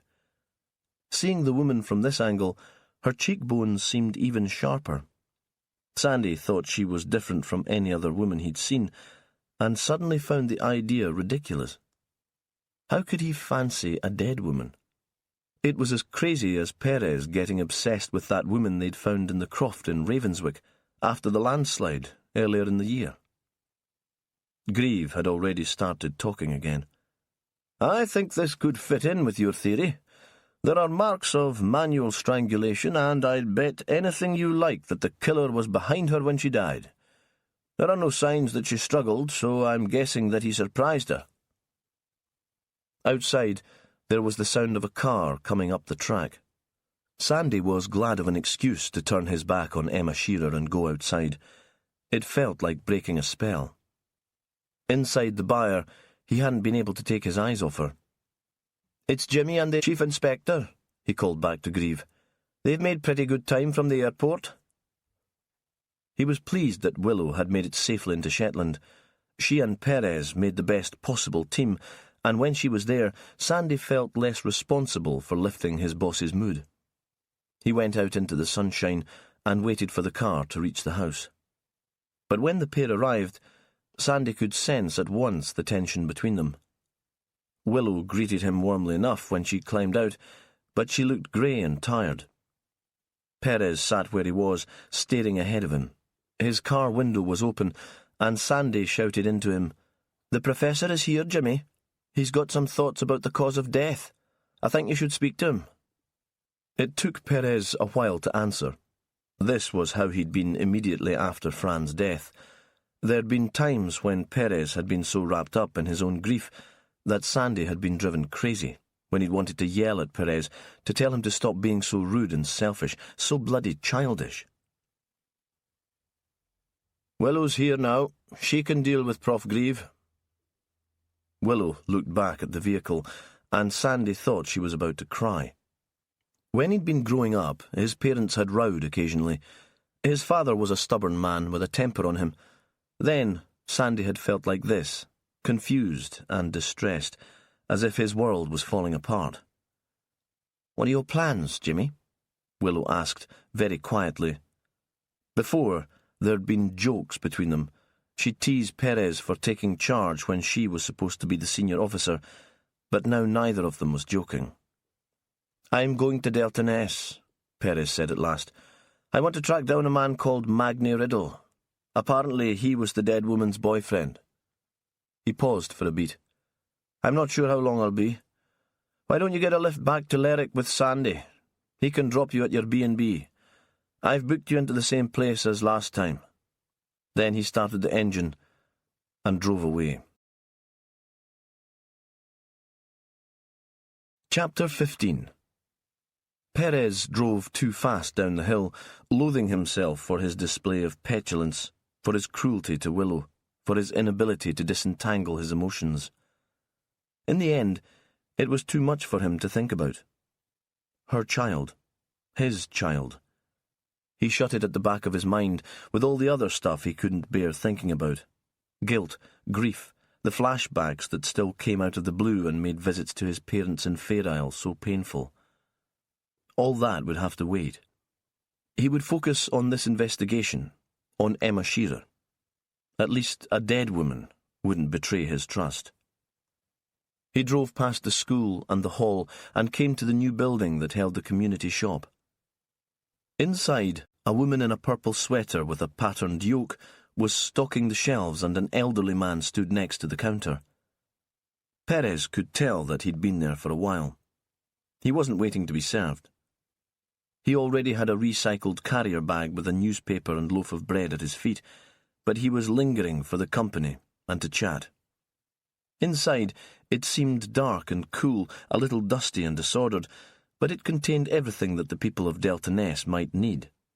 The shop was run by volunteers. Perez took a bottle of water and a Mars bar from the shelves and carried them to the counter. The woman in purple straightened and joined him. "It's Jimmy Perez, isn't it? You came once and gave a talk to the bairns in the school." "You've a very good memory." He made himself smile.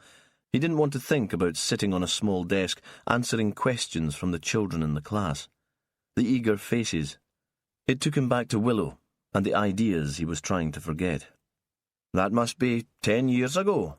"Well," she said, "I've seen your photo in the paper since then, too." She leaned towards him. "You'll be hear about that business in Dennis Gear's old place, the lassie that died." He nodded. "Did you know her?" "She came in here with the Moncrief children from Ness House a couple of times a week, on their way home from school. Sometimes she'd buy them a few sweeties. Sometimes it was ciggies for her." "She smoked?" Perez put the water and the chocolate into his jacket pocket. "On the sly. I don't think Belle and Robert ever knew." A pause. "But then, I think she got up to quite a lot that Belle and Robert didn't know about." "Oh?" He tried not to sound too curious. "She was young when she arrived at the big house, just out of school. The Moncriefs treated her a bit like a big kid, but even then she'd a way with her. She dressed older than her years." "In a provocative way?" Perez didn't want to put words into the woman's mouth, but he didn't want to be here all day. Not with the elderly guy listening to every word, hoovering up information to spill out at a later date. "Not quite that. I mean, not tarty. Not skirts like a pelmet and bosoms hanging out, like some of them. She wore the sort of clothes they went for in the 50s and early 60s, like the old movies they used to show on the telly on Sunday afternoons. It didn't seem right on a lassie of that age. There was something— She struggled to find the right word, and in the end relished the gothic nature of the situation. Grotesque about it, like she was a little girl dressing up in her mammy's clothes. I thought it was kind of creepy. She paused for a beat. The men seemed to go for it, though. Any specific man? But it seemed that question was too direct. She shrugged. They all seemed to be taken in by her. I heard she'd a boyfriend. Magni Riddle, Margaret's son, works at the waste-to-power plant. Perez thought the last two pieces of phrases had been unnecessary. The woman knew exactly who Magni Riddle was, but it didn't hurt to let her know that he already had information about the community. I did hear they were hanging about together. She looked directly at Perez. But that was a while ago. I hadn't seen them together recently. Where can I find him? He'll be at work. As if the question was daft, and the answer obvious. She was fidgeting now. Any pleasure in the conversation was long over. She'd probably gone to school with Margaret, and Perez could see how the two women might be pals. But he still lives with his mother, doesn't he? You can tell me where Margaret lives. The woman hesitated, and the elderly man answered, not even pretending that he hadn't been listening. She's in one of those houses that the council put up when the oil came, next door to her sister Lottie. It's the one with the blue door and the fancy knocker. She should be in. It's not one of her days for bray. Perez thanked them and walked out of the shop. He left his car where it was and walked along the shore to the double row of houses that ran along the bank parallel to the water. They were small, grey, the concrete stained. There had been nothing pretty about them when they'd first been built in the early 80s, put up to house the growing population of people who'd come to Shetland to work in the oil industry. Now they were ugly, a blot on an otherwise beautiful landscape. But people had to live somewhere, and the islands had never been a theme park for tourists. He found the house with the blue front door. Perez knocked, and the neighbours' net curtains twitched. He wondered if the people of Ravenswick behaved like this. Would a stranger walking around the settlement where he lived be scrutinised in the same way? Perhaps he would after a murder, Perez thought.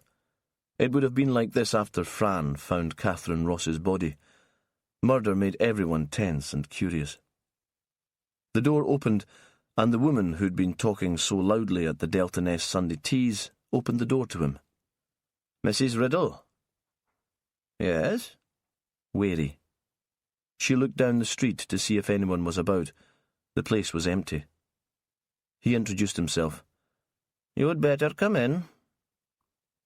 In the distance, there was the sound of a bell and children's laughter. It must be mid-morning playtime at the school. She showed him into a small but spotless front room. The furniture was slightly too big for it, and he had to squeeze between a sofa and an armchair to find a seat. When I was still married, we had a bigger house in Vaux.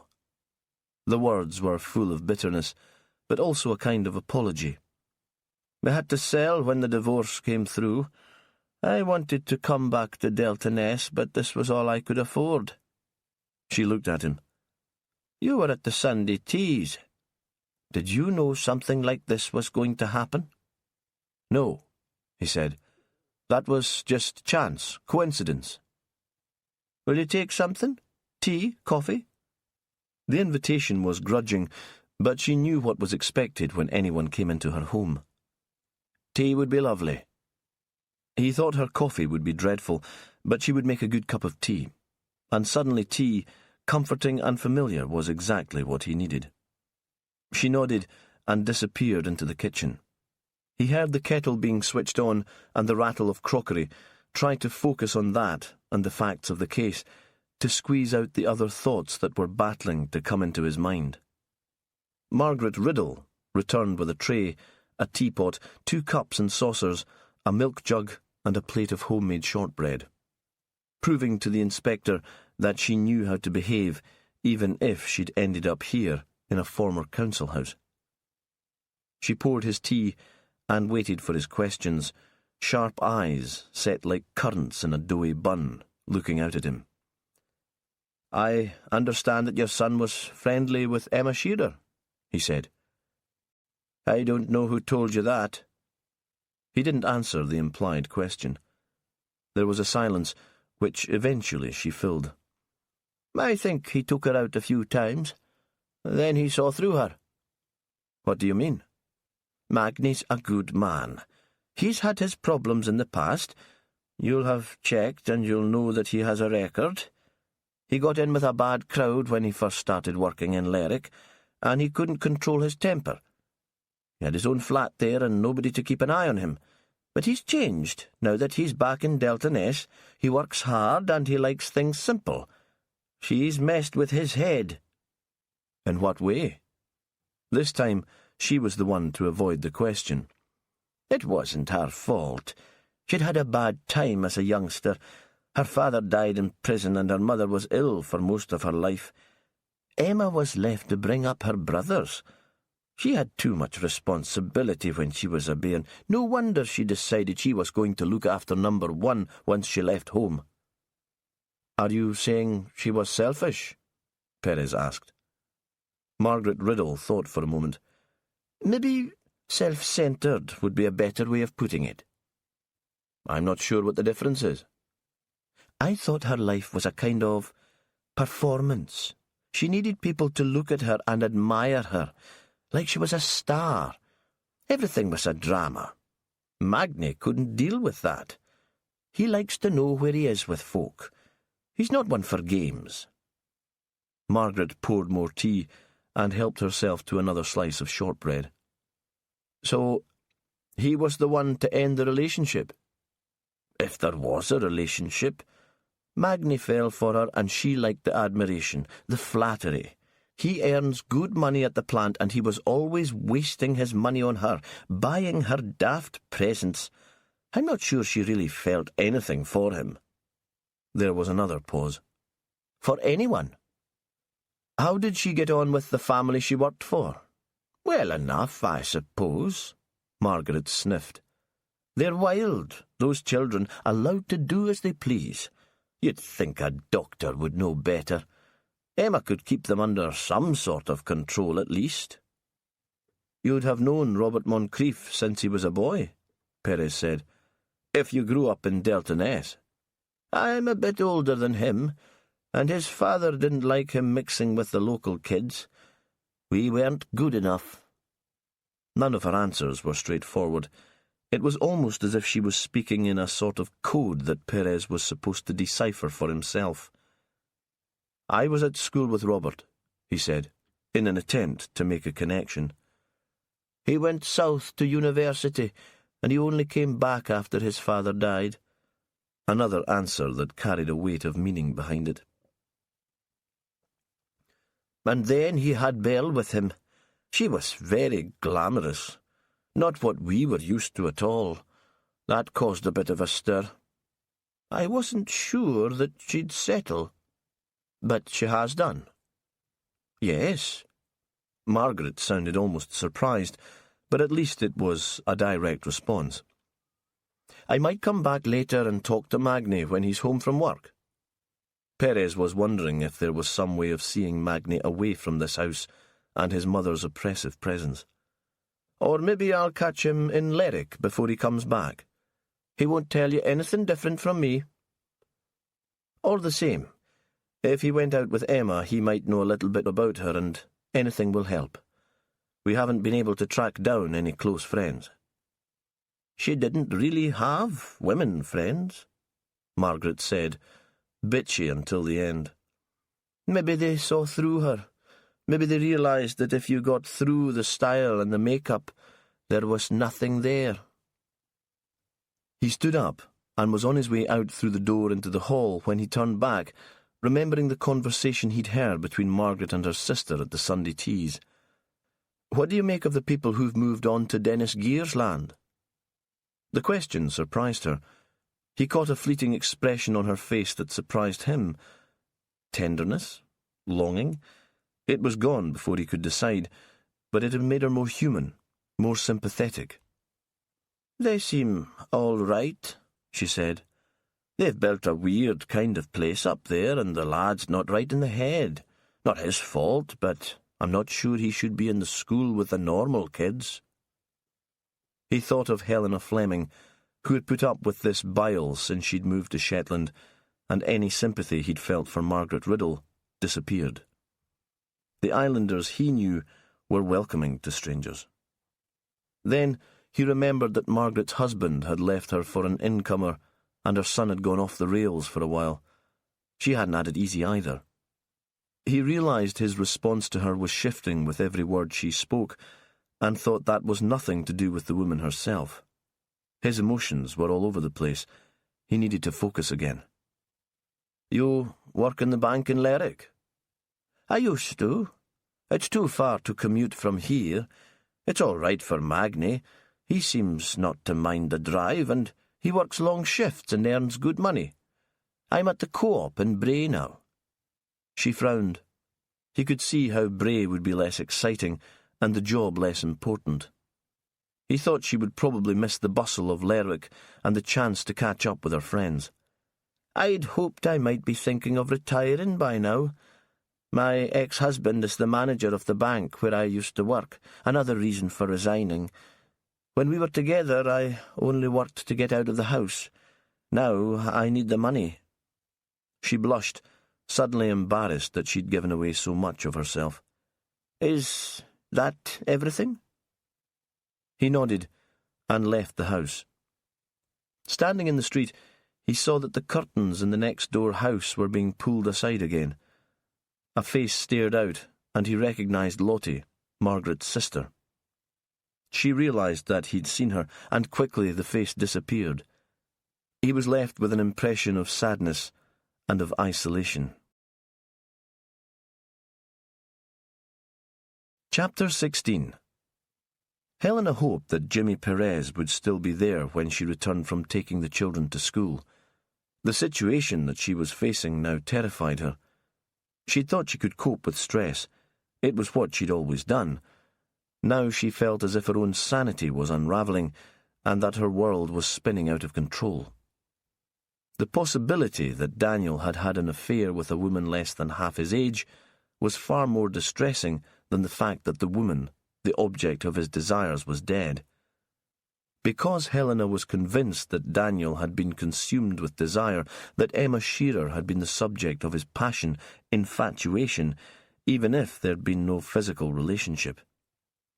Now, she wondered if she had become infatuated too with the scruffy, dark policeman who lived with a little girl in Ravenswick.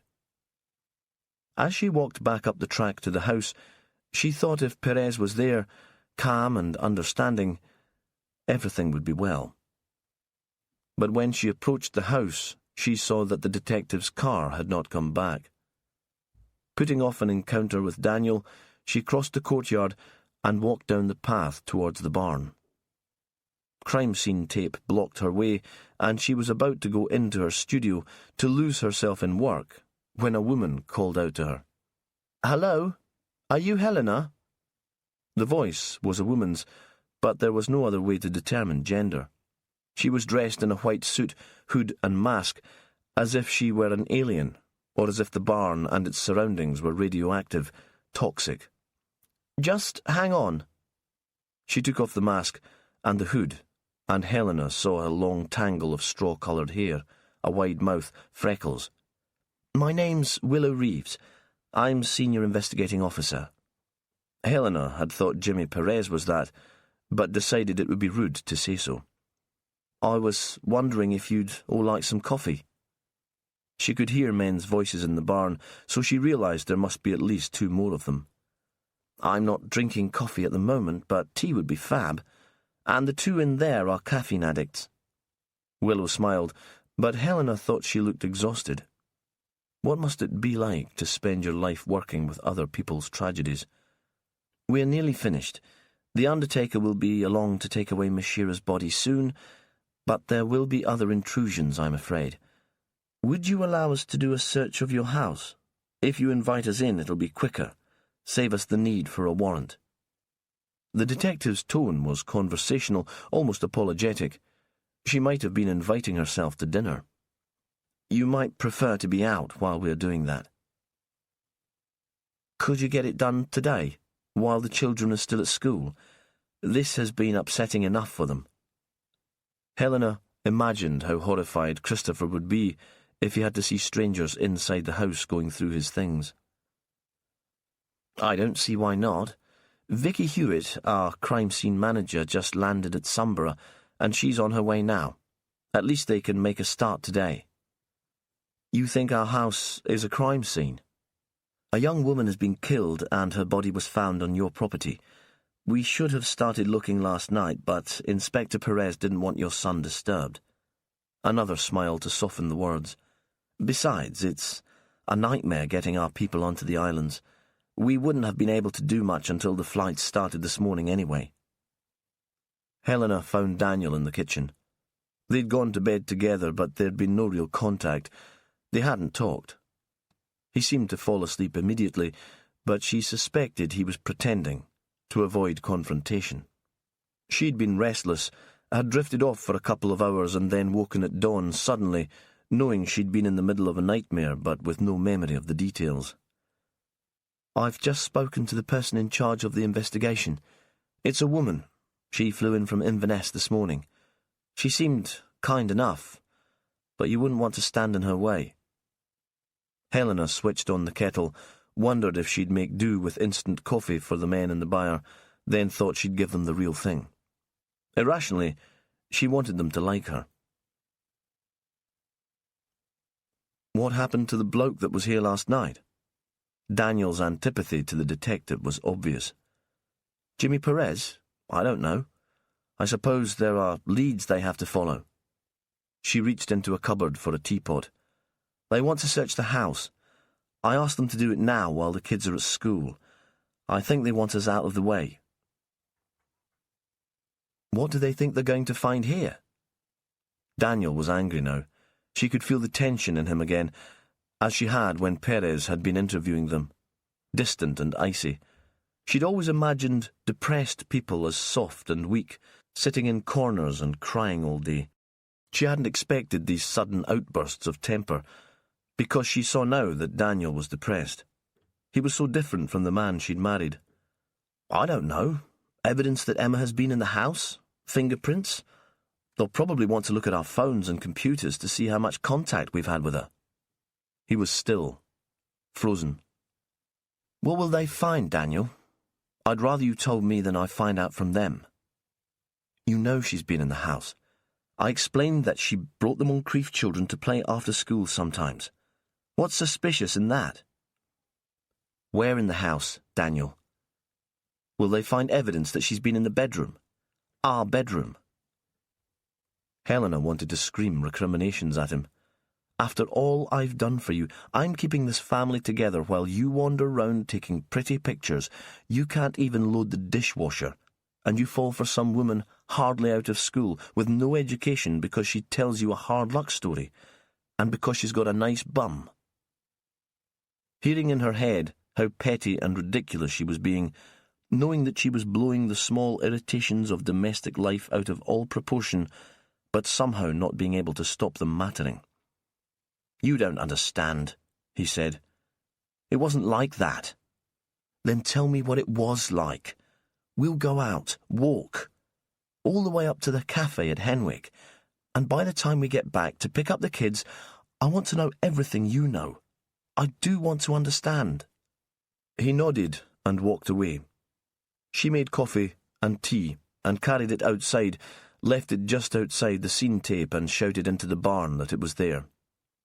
Willow Reeves appeared from behind the house. Now she'd taken off the rest of the white suit. She had a mobile phone in her hand, and it seemed she'd been making calls. She waved the phone at Helena. "You've got a good signal up here. I wasn't expecting it." "It comes and goes," Helena said.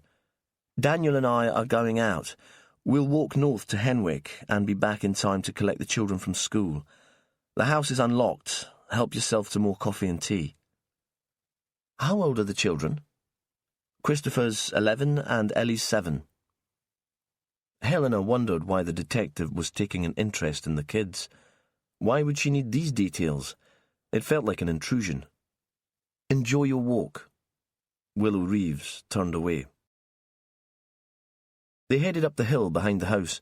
It was hard, striding over heather and through bog, and the slope was steep, so there was no chance to talk. Helena was glad of the exercise, the pull on her muscles and the sun on her face. She felt a quick moment of joy, which came close to gloating. At least I'm alive. Immediately afterwards, there was survivor's guilt.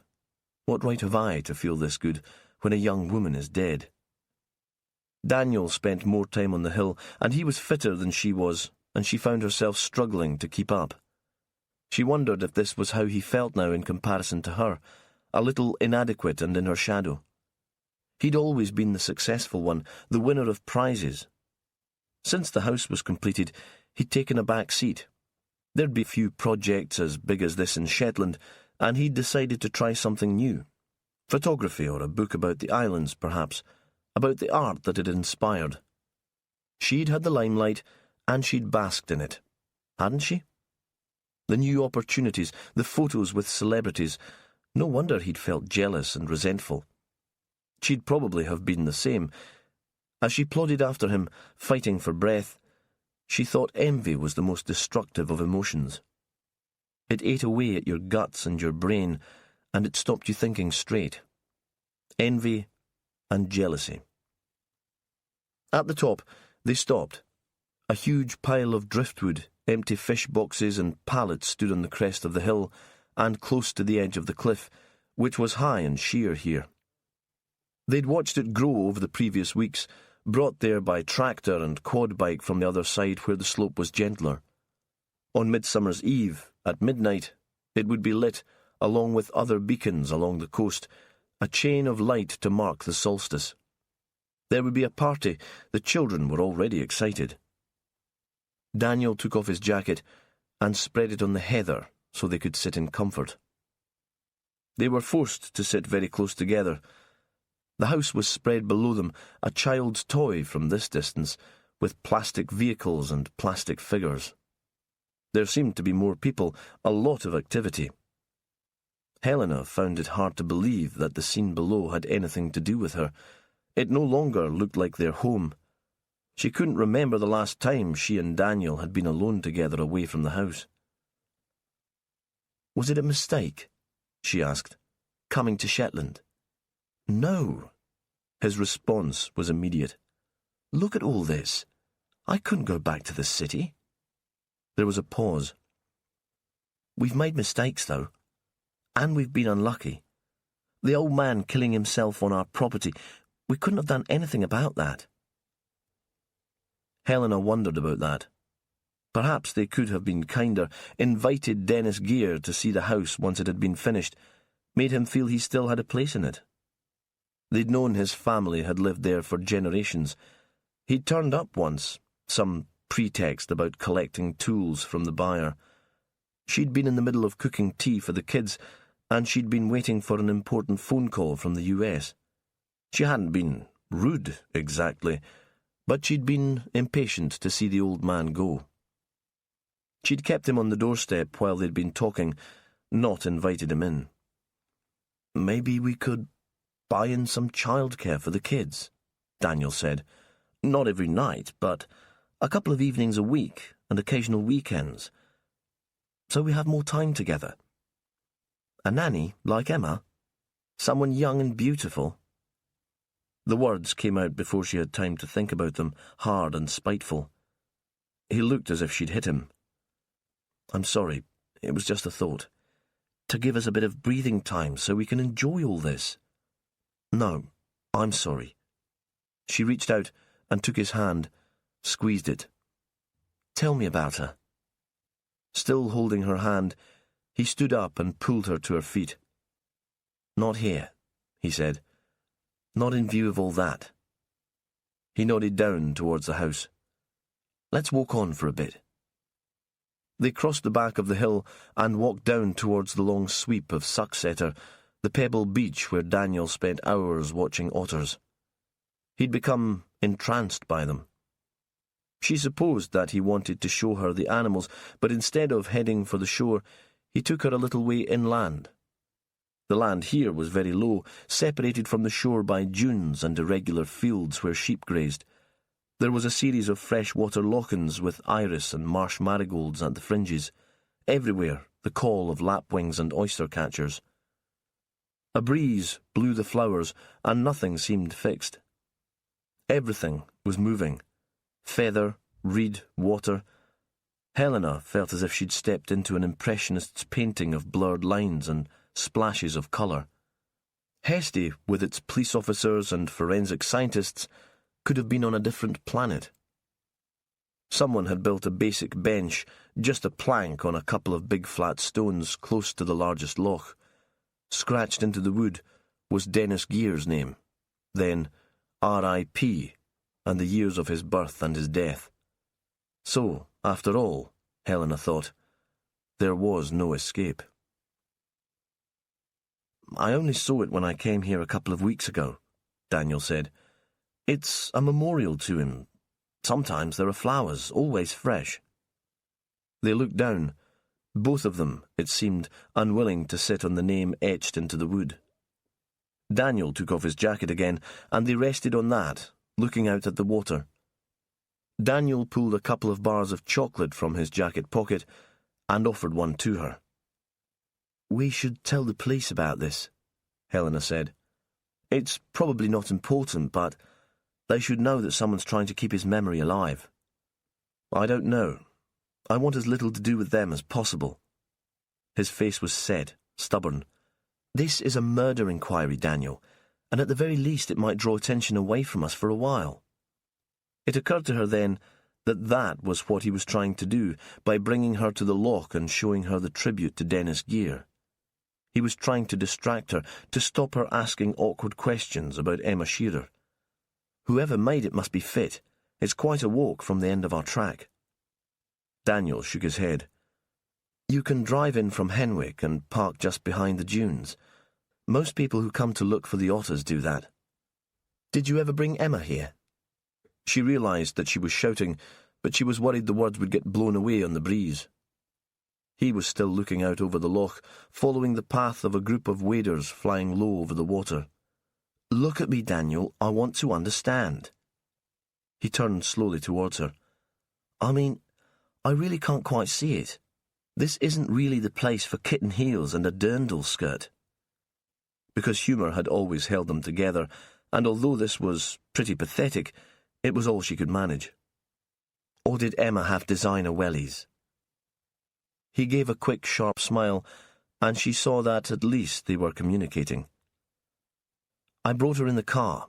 She could manage the path up from the dunes." "Why here?" "Because it's private," he said. "Nobody comes much midweek." "Were you having an affair? Is that what you're telling me?" Helena felt quite calm now because at least they were talking. Daniel was facing her, and he'd lost that icy, frozen stare that shut her out completely. "No."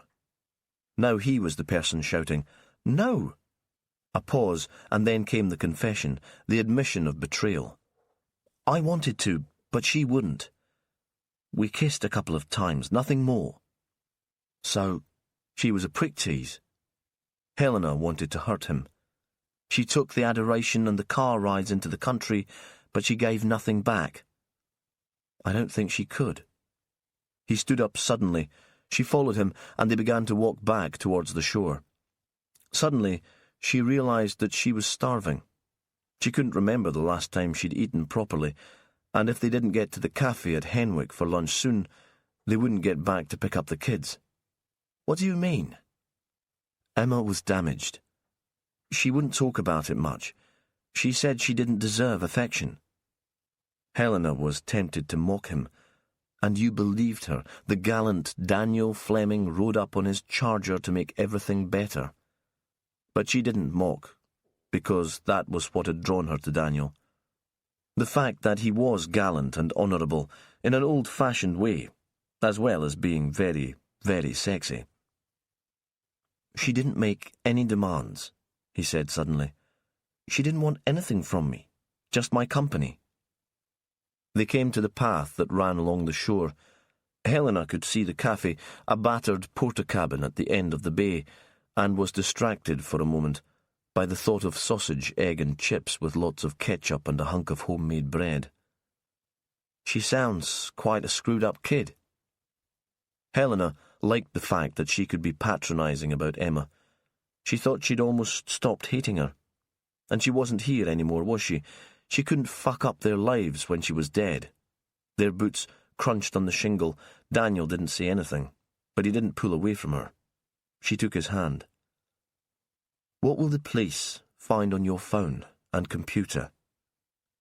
"Emails and texts." Another pause. "Lots of emails and texts. For a while I was obsessed with her." "What will they say, these emails and texts?" He took a moment to reply. She caught all the background sounds, waves breaking gently, wading birds calling, sheep. "That I loved her? That I would struggle to live without her?" She stopped in her tracks. It was as if she'd never move again. Had Daniel ever said things like that to her? Not for years. Not since the children had arrived, and they'd had more to think about than their own pleasure and their own feelings. He must have sensed her anger. It was a sort of illness, Helly. His pet name for her. She hadn't heard that for years either. "I can see that now. I thought she could save me. But I've been the one to save you, always, since we were students together. I was the one who kept you sane. I protected you from the stress and the worry, all the domestic crap, until we moved here and I got a life of my own." "How did it end?" She stopped and faced him. "It did end." "Yes," he said bleakly. "It did end." "When?" "About 3 weeks ago." She thought he'd probably be able to give her the exact date if she pushed him, the exact time. "I met Emma at school and asked if she wanted to bring the kids back to play. She said it wouldn't be a good idea. People were already talking. 'Don't get in touch again, Danny.' That's what she called me. 'You've been lovely, but it'd be a bit weird if we kept on seeing each other. It's about time I started mixing with boys of my own age.' That was the last time we had any sort of conversation." He paused. It was as if she wanted to hurt me. "And that was the night the kids found you crying in the bedroom." "Yes," he said. "I thought my world had come to an end. But it hadn't. You survived. And we'll survive this." Helena thought she was doing what she always did in a crisis. She was taking charge, reassuring, but this time she wasn't sure she meant any of it. Daniel's world might not have come to an end, but perhaps hers had. He was walking on ahead of her, towards the cafe. He must have realised that she wasn't following, because he stopped and turned to face her. He smiled. "You are an amazing woman." Then, "What do you think I should do now?" In her cold, detached mood, she wondered if the flattery was premeditated, just a way of getting her back on side, but the habit of taking control was too strong for her to question it now. "We'll have lunch, a very large lunch. Then we'll walk back. I'll go to school and collect the kids, and you'll ask to speak to the detective in charge, and you'll tell her everything." Daniel nodded, compliant, waited until she'd caught up with him, and put his arm around her shoulder. She tried not to shrug him away. Standing in the playground, squinting against the bright sunlight, Helena was aware that the waiting parents were watching, but she wasn't frightened. There was no panic. Daniel had gone into the house to find Willow Reeves. The body of the woman had been taken away. Life had been as bad as it could get. But whatever happened now, she would survive it. She was back in control. Chapter 17. Jimmy Perez left the row of concrete houses where Margaret Riddle and her sister lived and stood looking out at the sea for a moment. He tried to concentrate on the case and plan his next move, but thoughts of Willow intruded. Willow, pale and hurt. Willow, whose decision to have a child would force him to make uncomfortable choices, would push him to a place he wasn't ready to be. But, he told himself, he didn't have to make those choices yet. Now he had an investigation to run and a murder to solve. He was tempted to leave Delta Ness altogether and put some physical distance between Willow and him. He had an excuse. He could drive to Lerwick and pull Magni Riddle out of work at the power plant. He could talk to him there about his relationship with Emma Shearer. Then he thought that wouldn't be fair. If he asked to see Riddle at work, the rumours would start. Folk would see Riddle as a suspect, and before long he'd be down as a killer. Even if they found another culprit, there'd still be a taint of guilt around him. Perez thought he could wait and see the man at home. Instead, he picked up his car at the community shop and drove south a little way to Ness House. He'd been there once before. It had been a birthday party. Robert Moncrief would have been about 12 or 13, and all the boys in their class had been invited. Perez wasn't sure why he'd been included, because he'd been a year or two younger than the others. Perhaps because the woman in charge of his boarding house had felt sorry for him and pulled some strings. It had been summer, and Robert's father had organised a cricket match on the lawn behind the house. Perez had never played before, had been out first ball and had dropped a catch. The whole afternoon had been as alien as if he'd been shipped to a foreign country. For a while, he'd sat on the grass and talked to Robert's mother, who seemed frail and insubstantial, very English, in a dress and a straw hat. For tea, there'd been little sandwiches that disappeared in a mouthful, and shop-bought cakes. Now, Perez drove through the trees and parked in front of the house. He saw that Emma's car had been taken away. Sandy must have organised that. He rang the bell, not really expecting an answer, but Belle opened the door. She was wearing leggings and a long black top. Her hair was tied back in a red and orange silk scarf. "Jimmy, come in. Are you all right in the kitchen? Sorry about the mess. It was such a shock last night, and I'm afraid we polished off a couple of bottles of wine between us, once we got the kids to bed." Hardly pausing between sentences. He followed her into the large, rather dark kitchen. Automatically, she pushed the kettle onto the hot plate of the Aga, then started to clear plates and pile them into the sink. "I'll stick them into the dishwasher later." A pause. Since all the kids started school and Emma had more time during the day, she did a lot of the housework stuff. We've been spoiled. She turned to him. "I was about to have some lunch. Will you join me?" "If it's not too much trouble." "I suppose you've got lots of questions. I'm not sure how much I'll be able to help. Emma was a very private person, self-contained. Even though she was so young when she first arrived, she never confided in me. I was never any kind of mother substitute." Still, it seemed, Belle couldn't stop talking. Perez wondered if she was always like that, or if his presence was making her nervous. She made coffee, rinsed a mug under the hot tap, and poured it out for him, then put a couple of plates, a loaf, oatcakes, and a plate of cheese on the table. "Help yourself. I expect you've had an early start. You must be starving." She cut several slices of bread and pushed the board towards him. Then, apparently unable to sit still, she jumped up to fetch butter and a bowl of tomatoes from the fridge. "Tell me about Emma," he said, once she'd taken her seat again. "She's lived in your house for 7 years. Even if she was a very private person, you must have got to know her very well." "She fitted in extremely well," Belle said, "right from the beginning. I'm not sure what I expected of a 17-year-old, that she'd be in Lerwick every weekend partying, or that she'd bring unsuitable boys back into the house.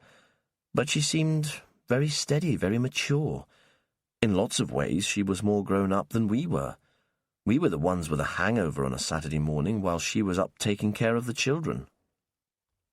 She was good with the bairns. Perez was distracted for a moment after asking the question. He supposed that Willow would need to organise some form of childcare because surely she was planning to go back to work. How did that come about? How would you be sure that you'd found the right person? He hoped Willow would check references. She had a tendency to be impulsive. Yes, she was. Emma could do the consistent thing that parents find so hard because we're emotionally involved. If she said no, she meant it, and they soon learned that. So they didn't play her up, whereas they'd take no notice at all of me. Belle gave a little laugh. The monsters. Wasn't that hard for you? Not at all. They didn't love her, you see. That would have been difficult, but there was no competition. I'm not even sure they liked her very much.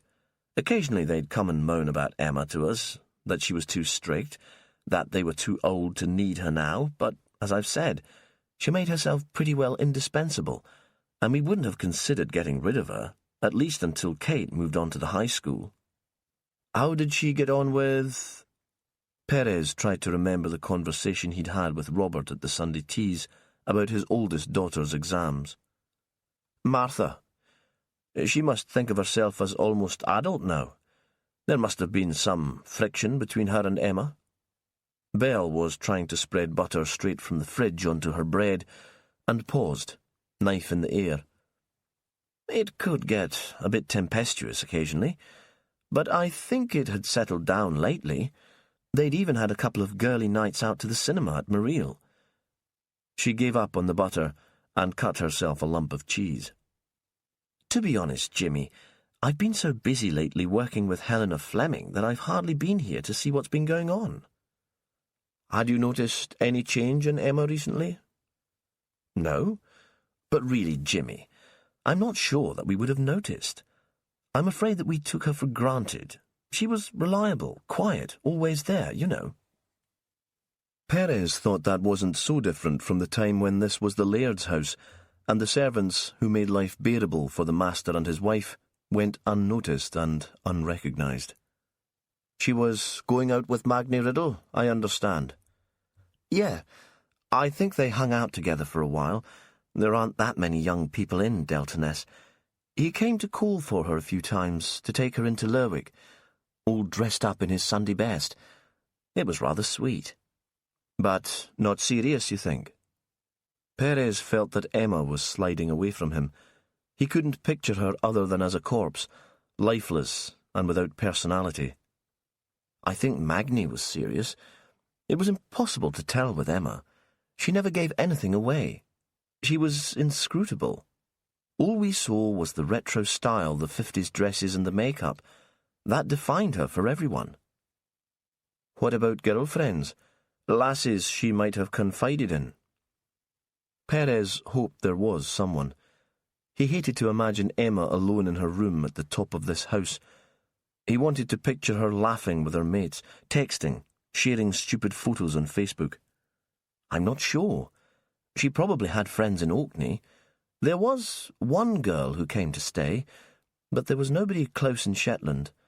I can't think of anyone she brought back to the house. Belle paused. It must have been hard, coming to a small community at the age that she did. The kids would all have been to school together, friendships would have been formed.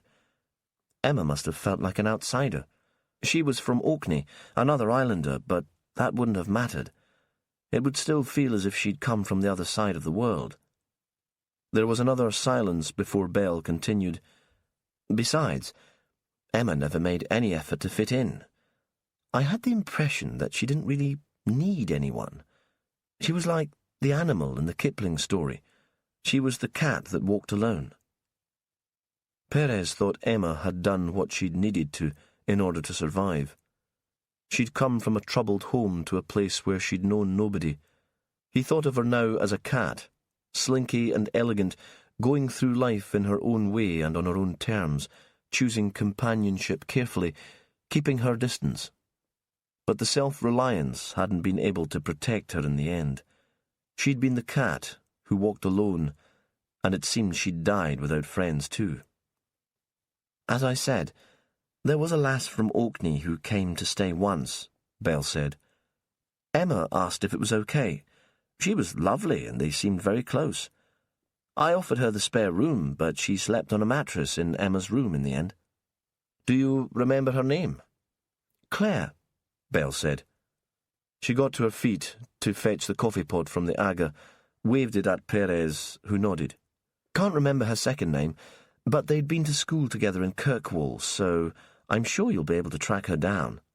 She had curly red hair. The kids adored her, and she laughed a lot. Robert and I talked about that afterwards, about how we'd never really seen Emma relax until Claire was with her. When did you last see Emma? Perez asked. I know you heard her television on Saturday night, but when did you last see her? During supper on Saturday. It was a bit of a bonkers meal. Robert was out with some NHS colleagues in town and I was frantic. I'd been baking all afternoon for the teas and trying to catch up on some work for Helena too. One eye on the laptop for emails and the other on the oven for scones. For supper I just dug a few burgers out of the freezer and Emma made a salad. The kids were hyper. This time of year, when the nights get lighter, they seem to be perpetually wound up. Emma managed to calm them down a bit, but Sam and Kate were still giggly, as if they had some mischief planned. Martha hardly said anything, but that's how she is at the moment, moody. And what happened after you'd eaten? Emma took the little ones up for a bath and got them ready for bed. Martha slunk up to her room. Charlie was out with a mate and didn't come back until later. But you didn't see Emma again? Belle thought carefully about that. Perez thought she was running through the events of the evening in her head. No, I didn't see her. She shouted down the stairs to say that Katie and Sam were in bed and ready for a story. If I'm at home, I always like to read to them before they go to sleep. Then she said that if I didn't need her for anything else, she'd head up to the attic. That's usually the deal. When the little ones are in bed, the time's her own. What time would that have been? About 8:30? A bit later, perhaps? Robert got home at 10 and we were in bed by 11. Perez imagined Emma retreating to her room, glad to escape at last the messy house and the manic children. It would have been peaceful there. Nothing on that Saturday seemed to have been different from any other. So what had happened to make things change, to persuade someone that the young woman would have to die? He got to his feet. Thanks for the lunch. I'm sorry, Belle said. I haven't been very helpful, have I? You've painted a picture of a very private person. A bit austere, perhaps. Have I? She sounded surprised. Perhaps I have. And that sums her up, actually. Emma was very private and a bit austere. Perez was walking from the house when his phone rang. He looked at it, wondering if it might be Willow, with more explanations, more excuses, half hoping that it might be, because a call from her would always excite him, and because he knew that he'd overreacted. At some point, they would need to talk, but it was Sandy. Where are you? Still in Delta Ness, Perez said. I've just been talking to Belle Moncrief at Ness House. You might want to come back to the Flemings' place. Sandy paused, and Perez could hear muttered voices behind him. We've found Emma's handbag. Chapter 18. Willow was sitting outside Hesty, her face turned to the sun. She was drinking tea and nibbling the biscuits Sandy had brought from the community shop, stealing a few moments to herself. She was thinking about Jimmy Perez. There was nothing unusual about that. She often found herself thinking about Jimmy Perez. Today, though, was rather different. She was contemplating a life without him. She was nurturing the spark of defiance that she'd need to carry her through the investigation with the man as a colleague. If Perez couldn't accept their child, Let him stay in his house in Ravenswick. Let him keep it as a shrine to his lost love. Let him wallow in guilt and self-pity. Willow was a strong and independent woman, and she would manage without him. If he found it impossible to move on from Fran's death, she would be better off on her own. She was still sitting there, this time trying to untangle the strands of the case. 2 hangings, 1 suicide and 1 murder, 2 educated families with no motive for killing the woman who'd had dealings with their children, when Daniel Fleming found her. Willow thought he looked very much like his son. She'd seen photographs of Christopher and Ellie all over the house, and Daniel and the boy had the same dark, good looks, the same rather haughty stare that gave them an aura of arrogant self-belief. "I need to talk to you," Fleming said. It came across as a demand. There was no sign of Helena, who must be doing the afternoon school run. Willow thought he must have come to her straight from the walk. He looked hot and a little dishevelled. "Is there somewhere we can use to chat? My colleagues are still in the house, and we might be disturbed out here." If she had to act the part of senior detective, Willow thought she'd struggle, sitting here on the grass. "We could go to Helena's studio." She got to her feet, brushing biscuit crumbs from her sweater. It had never bothered her before that she might seem unprofessional, but now she felt she had to prove herself. She would show Perez that she could work well as a pregnant woman without his support. The studio faced onto the courtyard and had been converted from a smaller outhouse. The byre was to the east of it, closer to the shore. If a killer had dragged Emma Shearer's body to the barn on the afternoon that it had been found, surely Helena would have heard them passing, even if she hadn't seen them. Willow made a mental note of that. There was no spectacular view from here, but the huge windows in the roof let in light, a vision of clouds as thin as smoke against a blue sky. It contained a drawing board on an easel, a big pale wood desk with a sophisticated computer. On the walls, photos of people Willow vaguely recognised wearing Fleming creations. She took the seat by Helena's desk, and Daniel sat beside her, as if he were the client. "What is it that you want to tell me?" He looked so serious, so intense, that she half expected a confession. She wondered if they should be doing this in the police station where the conversation could be recorded. She saw the possibility of her escape. If Daniel Fleming admitted to the murder of Emma Shearer, she could fly home and get on with her life and let Jimmy Perez get on with his. "I was obsessed with Emma Shearer. You'll see that from my phone calls and emails." A pause. "I thought I was in love with her." "Are you saying that you stalked her? Made her life uncomfortable?" No, I wouldn't have done that." He seemed shocked by the suggestion. "When she asked me to stop seeing her, stop contacting her, I did." He paused. "And in the beginning, she responded to me. I thought the relationship was reciprocal. I never put any pressure on her." "Oh, yeah. Even though she was less than half your age, you're married with 2 kids going through some kind of midlife crisis, and she was a damaged young woman." "When did this start?" Willow kept her voice gentle, sympathetic even. "Soon after we moved here. Helena's business suddenly took off big style. Something to do with the romance of living in the islands, adding to her image, perhaps. And I was left looking after the kids, doing the boring stuff. It wasn't what I was used to. After the excitement of building the house and the move, hardly sleeping, living and breathing the project, everything seemed very flat, meaningless. Maybe I had some sort of breakdown. Or maybe you just found out how tough it is to do the domestic stuff, the boring grown-up chores that keep things going." "And that was about a year ago?" "Less than that. We moved in at the end of last summer." So, Willow thought, Emma would have been 23, a lot younger than Fleming, but still an adult. A relationship with her might have been foolish, but not a crime. "Tell me about it, about her." He sat with his hands on his knees.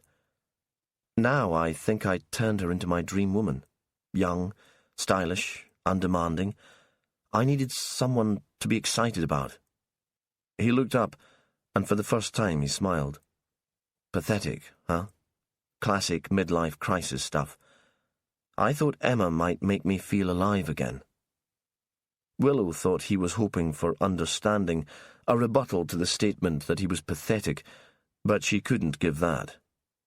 And what did she make of you? Her family was troubled. She grew up with domestic violence, later with a father in prison and a mother who couldn't cope. She lived in Orkney and had only been to the Scottish mainland a couple of times. I don't know. Perhaps I represented excitement for her too. Broader horizons. I lent her books about art and architecture. Occasionally we watched a film while the kids were here playing. I liked that, playing her teacher. Her guru. Willow had grown up in a commune, and she understood the power of a charismatic leader and how easy it was to give up responsibility to someone who claimed to have all the answers. Daniel looked at her. Willow could tell he was wondering if she was mocking him. In the end, he ignored the comment. She did have real style, you know? She made all her own clothes, not using bought patterns, but her own designs. I thought she was wasted working for the Moncriefs, dealing with their brats and cleaning up their mess. I thought she should go to art school. Was that what Emma wanted? I think she liked the idea of it, but she lacked the confidence. Willow considered that. She'd hoped Daniel Fleming would bring Emma Shearer to life for her, but the young woman seemed even more enigmatic. It still felt as if Emma had no personality or character of her own. She became what other people wanted her to be. She reflected back their dreams and desires. Did that indicate a lack of confidence? Perhaps. Or someone who was supremely manipulative. Did you have a physical relationship? No, he said. It wasn't what she wanted. He paused. It was a kind of intense friendship, passionate, but we never made love. Idealized? Willow thought the act itself would probably have disappointed. Nothing could live up to his expectations. I suppose so. I suppose I idealized her. It didn't seem like that at the time. Willow heard footsteps on the gravel. They'd brought in all available officers in Shetland to help with the search of the house, and it seemed they were moving outside. They trooped past the window. Daniel appeared not to notice them, and he was speaking again. It seems a bit ridiculous now. A kind of madness. I have everything I need here. A wife who loves me and understands me, 2 children, a beautiful home. Why would I consider putting all that at risk for a fantasy? But at the time, Emma seemed the most real, the truest thing in my life. I would have been prepared to give up everything for her. Did you kill her? Because she refused to be a part of that fantasy? No, he said. His voice was calm. I was mad for a while, but I was never that crazy. And the infatuation had passed by the time she died. Things were starting to settle down, to get back to normal. I could see a future for myself again. Most of the locals in Delta Nest dislike the house that we've built here. They would rather we'd put up a Scandinavian kit building, or just left Dennis Gear's house as it was. But some Shetlanders love it. I've had inquiries, and I'm thinking of setting up my own practice again. Nothing too stressful, one design at a time. Bespoke buildings for people who appreciate what I'm trying to do. I haven't spoken to Helena about it yet, but it's been in my mind for a while, and I think she'll support me. He looked up, and there was another smile. Perhaps we can even think about employing someone to help with the children. But it won't be a young woman like Emma. I won't be losing my mind again. Did your wife know about the relationship? No, he said, shocked. No, I only told her this morning. And Emma wouldn't have said anything to Helena. Willow imagined the younger woman dropping hints, gloating, enjoying the power that she had over the man. How would a wife react to that? No, Daniel said again, but this time he sounded less certain. Do you have any idea who might have wanted her dead?" There was a moment of silence, filled, as always here, by the sound of gulls and sheep. "I didn't know much about her life away from me," Daniel said. "She talked occasionally about work, how the children could be difficult. Belle and Robert weren't very helpful. They spoiled the kids and then got annoyed when they were demanding and disobedient. But Emma wouldn't leave. I don't know what was keeping her in Shetland. At the beginning, I was deluded and persuaded myself that I was the reason she stayed. But I see now that it can't have been that. She'd been living there for years before I became part of her life." "Another man? Perhaps. When she broke off all contact with me, she said something about needing to find friends her own age." Willow thought back to the conversation she'd had with Perez in the car about the case. "I understand she was seeing someone called Riddle." "Magni Riddle, yes, I'd heard that rumour too. I was the person who gave his name to the inspector. The gossip in this place spreads like wildfire." "Do you know him?" Willow imagined the gossip there'd be when Shetlanders discovered that she was pregnant. Would they consider her a scarlet woman that she'd led Jimmy Perez on, so she could have a child before she was too old? And is that what I've done? Maybe, subconsciously. "Not well," Daniel said. "I've met him a few times at village dues. His mother and his aunt live here too. I know of him. I've heard the talk." "And what are people saying about him?" "That he went a bit wild when his parents split up. His mother had ambitions for him, college, a job with the council. That wasn't what Magni wanted. He moved away from home and got a flat of his own in Lerwick. He was on drugs, apparently. He couldn't hold down a job. There was a fight in a bar. He appeared in court and got put on some sort of community service order. One of the conditions was that he moved out of town and stay with his mother." So he was someone else who needed saving. Emma seemed to go for that kind of man. What did that say about her? "He's a very good-looking lad," Daniel said. "I can understand why all the girls are after him." Willow had been scribbling notes throughout the conversation, and now she put down her pen.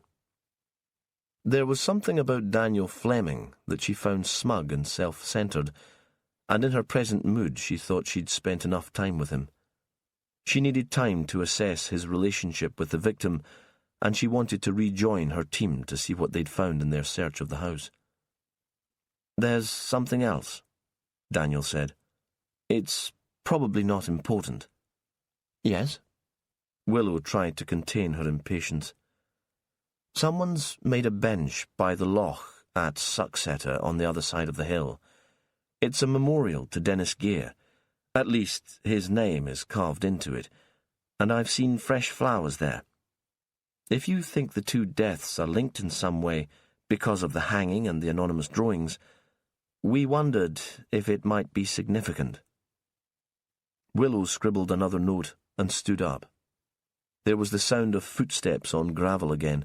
This time they were made by one person running. A moment later, Sandy Wilson knocked at the door and threw it open, tried and failed not to sound excited. "Could I have a word, boss?" "Just a minute, Sandy. We're nearly finished here." She shook Daniel's hand and went outside with him. She watched him go back to the house, his creation. Looking down into the valley, she saw Perez's car making its way up the track, and far in the distance 3 figures walking along the shore from Delta Ness. They must be Helena and her children on their way back from school. It occurred to her that from this vantage point she could see everything that went on in the community, even as far as the trees that surrounded the big house where Belle and Robert Moncrief lived. It would be a great place for a gossip to live, and yet, of all the people who lived in Delta Ness, the Flemings probably didn't care what their neighbours were up to. They were used to an anonymous life in the city. In her jaundiced mood, she thought Daniel Fleming probably didn't care about anything but himself. "What have you got for me, Sandy?" Turning away so she wasn't watching the progress of Perez's car up the track. I think it's the dead woman's handbag. We haven't touched it, of course, but it would be a bit of a coincidence if it belongs to anyone else. And you let Jimmy know? I see he's on his way. Yeah, you were tied up with Fleming, and I thought... You were quite right, Sandy. It could be important. And besides, Perez will always be the person you turn to first. So where did you find it? There's a building at the bottom of the field, close to the shore. It was in there. Willow followed Sandy round the house. This part of the garden, sloping away from the house towards the coast, was clearly the realm of the children. The grass had been roughly cut and hardy bushes had once been planted along the boundary wall to provide a windbreak, but there had been no attempt to grow flowers or vegetables. A wooden climbing frame had been built, and a trampoline had been tethered to the ground with ropes and large rocks to stop it blowing away. Beyond the wall, a field uneven with cotton grass and bog fell away to the coast. A few sheep grazed there. A stile had been built over the wall, and the grass was flattened into a footpath on the other side. This is all Hesty land, Sandy said. But when Gear stopped crofting, he let it out for grazing. The arrangement still stands. He was already on his way down the footpath, but Willow stopped at the top of the stile to look down at the sea. This was the very north of the long, shallow bay that stretched along the settlement of Delta Ness. The hill at the back of the Flemings' house curved into a headland that provided some shelter for this part of the shore. There were high, sheer cliffs, and even from here she could hear the seabirds calling. The path took them to another wall and another stile, this one leading on to a patch of wind-blown grass. There was no shingle bank here to separate the land from the sea, but a flat pebble beach where a rough jetty had been built. A pile of lobster pots stood on the grass. Dennis Gear kept a boat here, Sandy said, but he sold it when things got tough. He couldn't have got much for it. Willow remembered that Sandy had been called out to Gear's suicide. On the grass beside the lobster pots, a shed had been built. It had stone walls and an upturned yole for the roof. That took Willow back to her first investigation in Shetland. A traditionally built boat, known in the islands as a yole, had been found drifting in 8th Marina, with a dead man inside. This one would never have stayed afloat. Willow could see how the planks were warped and gapped. It had been covered with tar now to make the building weatherproof. There was one window, dusty and covered with cobwebs, and a plank door. Willow pulled on a scene suit. Vicky Hewitt was inside, but she moved away to let them in. I could do with a break and some fresh air. Her voice was strange through the mask. There are fingerprints in the place, though, a number of different individuals, and yeah, I know, we'll get them checked as soon as we can. Inside, the building smelled of wood, tar and damp. The floor was made of beaten earth. On one wall there was a shelf with tins of nails and screws, fish hooks and coils of rope. Could the rope that was used to string up Emma have come from here? But Willow had already turned away from the wall with the shelves, her attention caught by the rest of the space. Here, the floor was covered by a rug. There was a low, long sofa made from a row of fish boxes, the seat and the back formed by cushions with red velvet covers. A larger crate was turned into a coffee table, and on it stood a candle stuck with wax onto a saucer. The place had the feel of a child's den, except that this had obviously been used by adults. A couple of empty wine bottles stood in one corner. In pride of place on the table, next to the candle, was the handbag. Willow could see why Sandy had thought it might belong to Emma. It was rather glamorous, in an expensive, understated way. Not Helena's style at all, and certainly not something they might have picked up in a charity shop for Ellie to play with. This was shiny patent leather, black and sleek. Willow pulled her head back and straightened. Let's let Vicky get on with things, shall we? When she's done, we'll have a look inside the bag and see what it can tell us about the mysterious Emma. Walking back towards the house, past the children's playthings, She half expected to see the dark figure of Jimmy Perez loping over the grass towards her.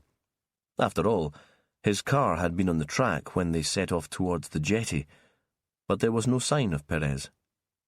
Instead, she noticed a movement in an upstairs window and saw Daniel Fleming staring down at them. Chapter 19. Magni worked the early shift at the waste-to-power plant. He watched the giant claw lift household rubbish into the furnace, keeping an eye on the instruments that kept the system running to provide hot water for half of Lerwick, the schools and the hospital. But he worked like a robot, ignoring the banter and noise all around him. He thought this was a job you could do in your sleep once you got used to the smell. At clocking off time, he got his stuff from his locker and hung about until everyone else had gone. He didn't want to answer his colleagues' questions about the murder in Delta Ness. They didn't know of his connection with Emma, but they were curious. It had been the subject of gossip during the breaks. "You live there, don't you, Magni? Give us the lowdown. What was she like? Did she kill herself like Dennis Gear?" For the first time since he'd moved back to live with his mother, Magni felt the need for something to take the edge off his pain. He was tempted to go into town and find one of his old pals. They'd hole up in the Thule bar and drink themselves stupid, then go back to a room somewhere and he'd smoke weed until he could dream that nothing mattered. That Emma had not mattered. But the robot in him led him to his van, made him start the engine, and begin the drive home. That took less thought and less effort than making his way into Lerwick and tracking down a friend. He'd been awake for most of the night and felt edgy, sandy-eyed through lack of sleep and too much caffeine at work. Coming into Delta Ness, he arrived at Ness House. He couldn't face his mother just yet and pulled the van into a lay-by opposite the entrance to the garden. The trees blocked his view of the ground floor, but he could see the windows of Emma's room in the roof above the branches, and he tried to conjure up the only time he'd been there. He'd recreated the scene in his head many times, embellishing it, adding touches from the porn he'd watched when his mother was out of the house, turning the memory into an everyman fantasy. Now, he thought the memory was spoiled, had perhaps been spoilt before the picture of her body swinging from the beam in the Fleming's byre had been branded into his imagination. It had been tainted by another image, that of Emma's face lit by the flames of the bonfire as she watched Christopher Fleming, his hands over his ears, his eyes shut, while the crowd yelled at him. Chapter 20. The team sat around the desk in Helena's studio. Perez had asked the designer's permission to use it as a base while they were working at the house. He'd expected some resistance. This was her place of work, and she had a living to earn, but she'd been relaxed about the idea. "Of course, Jimmy. Anything to help get this sorted out quickly." The woman had seemed stronger, more confident. Standing at the top of the track, Perez had watched her walk back from school with her children. She'd placed herself between them, their school bags over her shoulder, so she could hold each of their hands. She was swinging their arms in some sort of game. As they got closer, he could tell that they were all laughing. Now the handbag stood in the middle of the desk.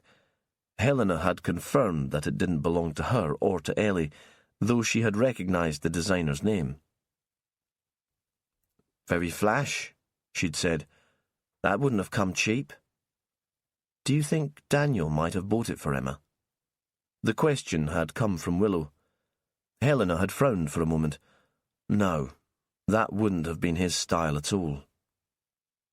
Perez hadn't been sure if she'd meant the bag or the gesture. James Grieve had gone to Lerwick to catch the ferry back to Aberdeen, the same ferry that was taking Emma south, so that the pathologist could carry out a post-mortem. Vicky Hewitt, the CSI, was still working in the shed by the shore. Perez had gone to see it for himself. Christopher had tried to follow him across the field, suddenly full of questions, not about Emma and the murder, but about Vicky and what she might be doing there, about fingerprints and DNA. Mum says she's a CSI. Is that right? Perez had sent him home. Willow had described the place as a love nest. I bet Emma and Daniel met there. He didn't tell us anything about that. It didn't seem right that the boy should see inside, even if Vicky had finished her work. Now, there were only 3 of them. The old team. Sandy, Willow, and Perez. Sandy must have sensed the tension between his senior officers because he was awkward, talking too much. He'd checked out Magni Riddle's record and spoken to the officers supervising the order. I remember the case now, don't you, Jimmy? One of those lads who just seems to lose his way in the last few years of school. Bored and not academic. And at the same time his parents were going through a very public separation. They were a bit of a laughingstock. His father was something high up in the kirk, and fell for that Latvian lass working in the Kveldstro Hotel. Margaret must have been mortified. They had to sell their grand house in Vaux, and she moved back to Delta Ness. Everyone was talking about it behind their backs, enjoying the story because they'd both been a bit pompous. But the lad must have hated it. I was planning on talking to him this evening, Perez said. I'd like you to be there, Sandy. It sounds as if you've got the background covered. Willow can take your car back to Lerwick, and I'll give you a lift home. Willow shot Perez a look, but he turned away and reached out to open the bag. He was wearing gloves, but he could feel the quality of the workmanship through their thin skin. How could Emma have afforded that? Willow said. I assume she didn't get paid much as a mother's help. Margaret Riddle said Magni bought her expensive presents. Perez looked inside. The contents were ordered. There was no tangle of used tissue, half-finished lipstick, loose change, the detritus found in most women's bags. Perhaps this was one of them. We still have to rule out Daniel Fleming, though. We only have Helena's word that it wouldn't have come from him. If it came from Magni, he was a generous boyfriend, Willow said. Or he was trying to buy her affection. Perez felt into the bag and pulled out a purse. Inside there were sections for credit cards and a driver's license. This was definitely Emma's bag. He showed them the license, the tiny photograph that could have been anyone, the name, Emma Louise Shearer. She passed her test in Shetland, but she gave the family home in Orkney as her permanent address. Is that significant, do you think?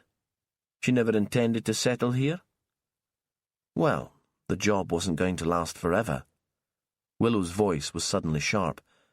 The kids would grow up eventually and Emma wouldn't be needed. I suppose so. And I think Belle's getting a bit old to be planning another. Perez regretted the words as soon as they were spoken. He felt out of control, a ventriloquist's dummy, and that someone else was speaking for him. He and Willow were sending barbs of aggression at each other, and it seemed there was nothing either of them could do to stop it. There was a silence while he avoided looking at the woman by his side. Emma's credit and debit cards are still here, and there's about £30 in cash. I don't think we ever saw this as a burglary gone wrong. It's much too staged. But this proves it. The others nodded their agreement, and Perez reached in for Emma's phone. The battery's flat. Let's get that sorted, Sandy, and we'll check out all of the recent calls. Let's see if Daniel Fleming was telling the truth when he said he'd stopped hassling her. Willow had described her interview with Fleming when the 3 of them had first got together. He knew she'd been inclined to believe the man's story, but Perez wanted to see the evidence. Have we got anything back on Emma's laptop yet? Sandy shook his head. I'll chase that up when we're finished here. There was a makeup bag. Every item was clean, lids on, no smears from lipstick or mascara, no powder from eyeshadow. Apart from that, nothing. Perez tipped up the bag to make sure, but there were no scraps of paper, sweet wrappers, supermarket receipts, nothing to suggest that it had been owned by a real human being. Do you think the killer went through it already before leaving it in the shed? Sandy, clearly couldn't believe anyone could be that tidy. Even Louisa, who was neat and ordered in every other way, had a bag that looked like the contents of a waste bin. Perez shook his head. If there were anything to hide, wouldn't it be on the phone? And that's still there. Perhaps the bag was new, Willow said, and it hadn't had time to get mucky. Aye, that's possible, I suppose. Perez looked at his watch. Sandy, let's go and see if the man's home. He was on the early shift, so should be back by now. I don't want to spend all evening here. Maggie's picked up Cassie after school, but I'd like her to sleep in her own bed tonight. The bairn needs a bit of routine. Across the desk, Willow was looking at him. During their conversation in the car after picking her up from Sumborough, she'd seemed lost. All the fight had gone out of her. Now she seemed more like her old self, challenging, fierce. You'll be tired, he said, after the early start this morning. Go to the B&B and ask them to get you some supper. Have an early night. She nodded, but said nothing. Magni Riddle opened the door to them. His mother had obviously warned him that they would be turning up, because he didn't seem surprised to see them. She was behind him, clattering pots in the kitchen. Perez ignored her. Is there somewhere we can speak in private? Magni took them into the room where Perez had talked to Margaret. A grey cat sat on the back of one of the chairs. It stretched, jumped from the chair, and walked slowly out of the room. Magni shut the door behind it. The television was on, some game show that Perez thought his mother had been watching. Magni turned it off. You're here about Emma? He was big, a Viking of a man, with white hair that curled around his collar. Perez could imagine him marching in the Jarl's squad in the Uphellia parade. He'd changed out of his work clothes and smelled of soap and shampoo. My mother said you were here this morning. Magni wasn't friendly, but he wasn't overtly hostile, just a little wary, tense. Perez and Sandy sat in the overstuffed chairs and watched him. Perez nodded at Sandy to begin the conversation. Sandy was closer to Magni's age and might be less threatening. We heard you were friendly with Emma, but Margaret tells us the relationship was over. My mother would have liked it to be over. Now there was an edge to Magni's voice, and Perez could see how he might have drifted into trouble. This was an angry young man, rootless and restless, with something to prove.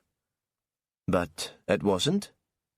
Sandy hit just the right tone, implying that parents could be interfering pains, and sometimes, of course, you weren't going to tell them everything. No, Magni said. It wasn't. We were taking it easy. No rush, and no need for the whole world to know about it. It's hard to keep anything secret in a place like Deltoness. I know, I'm from Walsey. Sneeze, and all the old gossips will be talking. As for any sort of love life, tell me about it. But you managed, you and Emma, Sandy said. I mean, you managed to get together sometimes without anyone knowing. Yeah. Magni seemed close to tears, and Perez thought he was glad to have the chance to speak about the dead woman, even if he'd been the one to kill her. Love and hate, other sides of the same coin. His mother wouldn't want to hear his memories of Emma. In this house, he'd have no chance to grieve.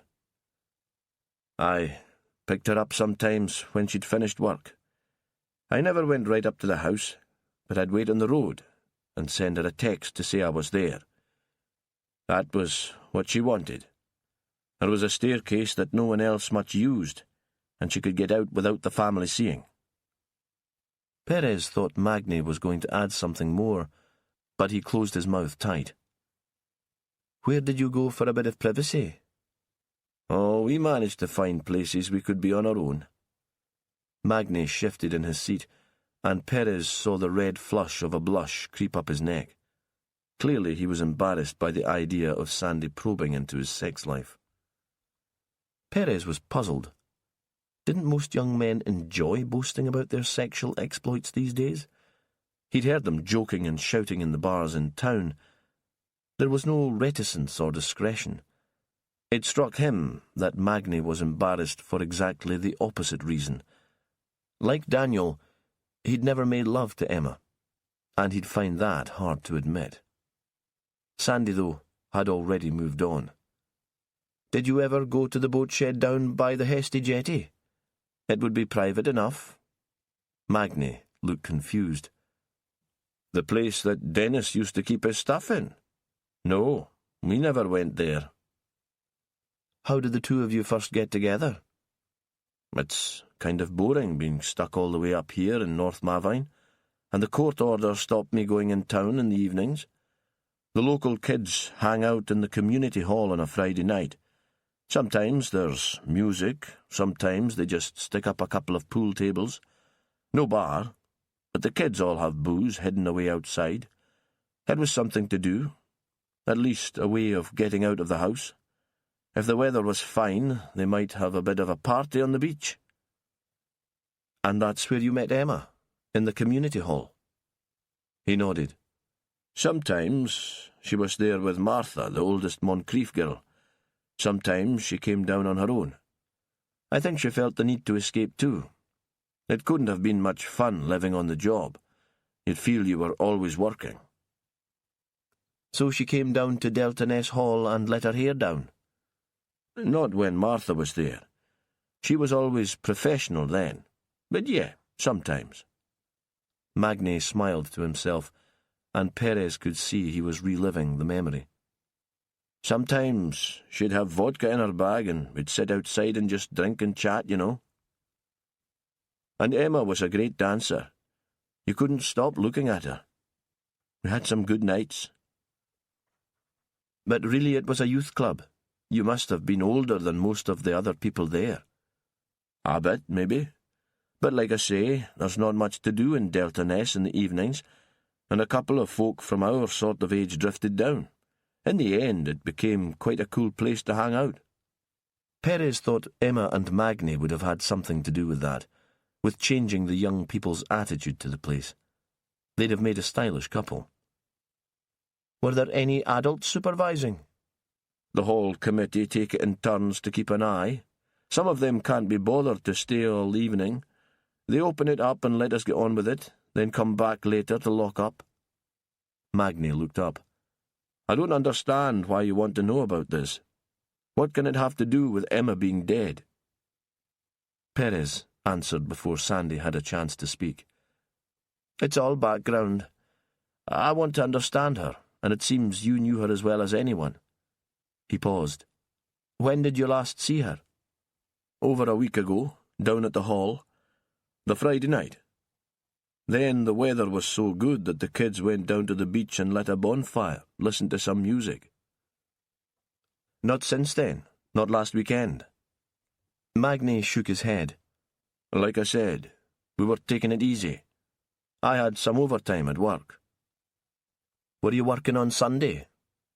Perez realised he'd taken over the questioning now, but Sandy seemed happy enough to stand aside for him. "No." He must have realised where this was leading, but Magni volunteered no information. "What were you doing?" Perez looked at him. "We're asking everyone who knew Emma these questions. It doesn't mean you're under suspicion." Magni nodded. "I was catching up on my sleep," he said. "It had been a hard week." "And your mother will confirm that?" "My mother will tell you anything she thinks you want to hear." The reply was quick and bitter, but then he gave a little shrug. "She's protective. You can't blame her. I'm all she has now." A pause. "I was here all morning, but she wasn't. It was the Sunday teas, and she was down at the hall, helping to set up. She'd been baking all week." Perez looked at the clock on the wall. Suddenly he just wanted to be back at Fran's house in Ravenswick with Cassie. Had Emma been scared or anxious in the last few weeks? Magni shook his head. "She didn't seem any different from usual." Is there anyone who might have wanted to harm her?" "Apart from my mother." It was an attempt at a joke, and Perez smiled to be kind. "No. No one." Perez stood up then, and it was Sandy who asked on their way out, "Did you give her a fancy handbag as a present?" Magni shook his head again. "I did give her presents. I earned so much more than she did, and she loved having nice things, but not a handbag." Perez would have left it at that, but Sandy persisted. "It was big, shiny leather. Did you see her with something like that?" "No. She kept her stuff in a bag that she had made herself. It was made of fabric, pale pink and blue stripes. You'd have never known it was handmade." At last Sandy was ready to leave. They stood briefly in the cramped hall to thank Magni and shake his hand. Margaret, still in the kitchen, stared at them. Chapter 21. Christopher was in his bedroom at the top of the house. When they'd got back from school, there'd been people here, strange cars parked outside, the kind of break from routine that usually troubled him. He'd asked his mother what was going on, and she said they'd been searching the hill for traces of Emma. For clues? She'd given a strange little laugh, though he couldn't understand what was funny. "I suppose so. There's a crime scene investigator in the old boat shed near the jetty." Christopher had wanted to see that. He wondered if it would be like the television show, but had suspected it wouldn't be quite the same. The detective with the dark hair had turned him away, and he'd wandered back to his room disappointed. Now most of them had gone. He couldn't see the track down to Delta Ness from his room, but he had a view of the yard and the vehicles, and he'd heard the engines starting and seen them moving away. Now only one unfamiliar car remained. There were no recognizable voices, no noise at all. Even the sea was quiet. He switched on the computer and tried to lose himself in a game. Today, the magic of the screen didn't work, though. He was still troubled, not by the break in routine, but by pictures that came into his head, blocking the familiar images on the screen, so he found it impossible to concentrate. This had never happened before. He got to his feet and began to pace backwards and forwards across the bedroom floor, from one window to the other, in an attempt to shake the pictures loose, to send them on their way. It didn't work. Whatever he did, Emma Shearer was lodged in his head. He walked quicker and tried to order the images to control them. He decided to treat them like the Pokémon cards he collected. He liked to place Pokémon characters in the order in which he'd collected them. He'd lay them out on the floor, shifting them occasionally, angry with himself if he thought he'd got the order wrong.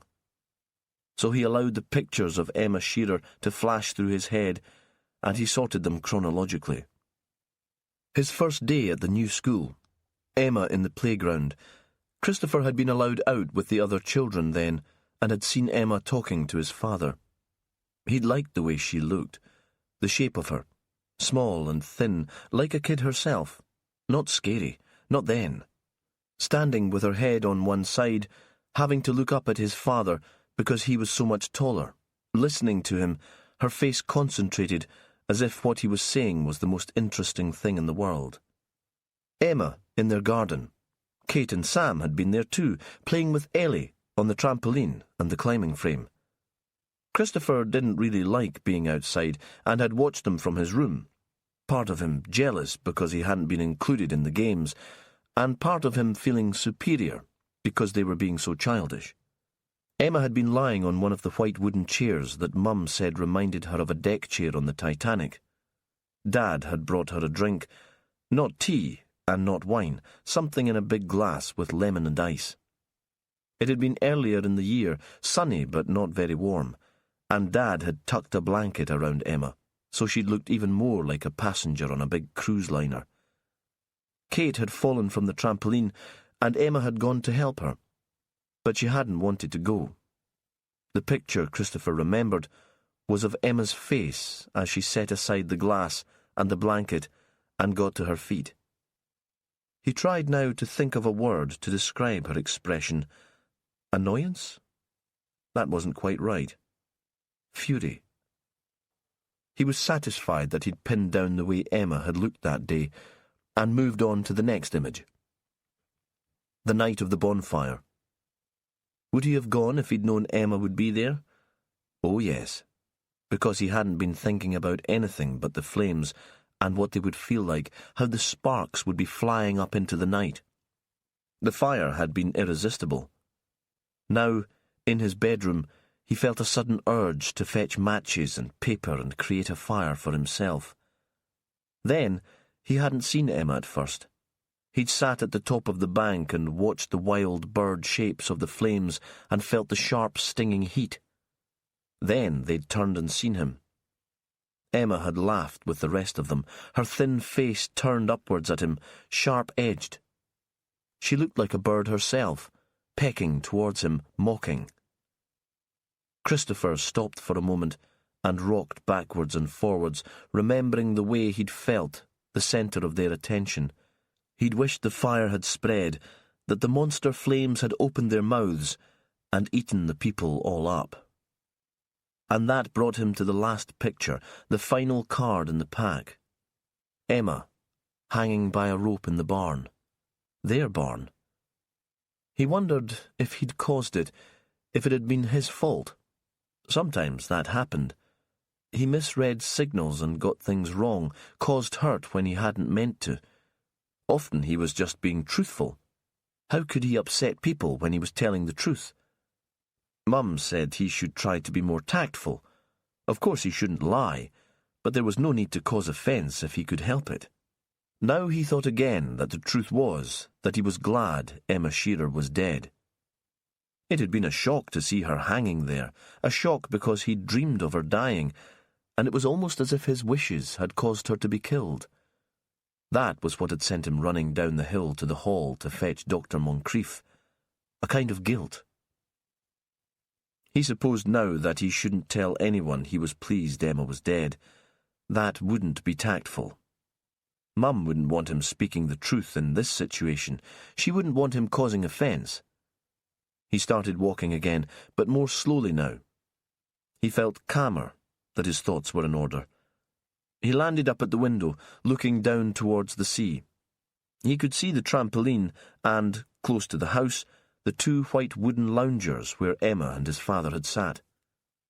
A woman was standing on the lawn, staring out towards the water. She had very long hair that was tangled and curly. He thought it would be very painful to brush the hair, and perhaps that's why she hadn't bothered to do so. She wore jeans and trainers and a long, loose jumper. She could have been one of his mother's artist friends, though the ones who came to stay occasionally from London were usually smarter than that. He'd seen her talking to the detective, though, standing in the yard before he drove off, so he assumed she was part of the police team. Christopher wondered if she would want to speak to him. He thought that would be okay, as long as she came to his bedroom to do it. But it seemed she'd made up her mind to go. She turned away from the sea and started to make her way round the house to where the car was parked. For a moment, her face was turned towards him, and he saw that she'd been crying.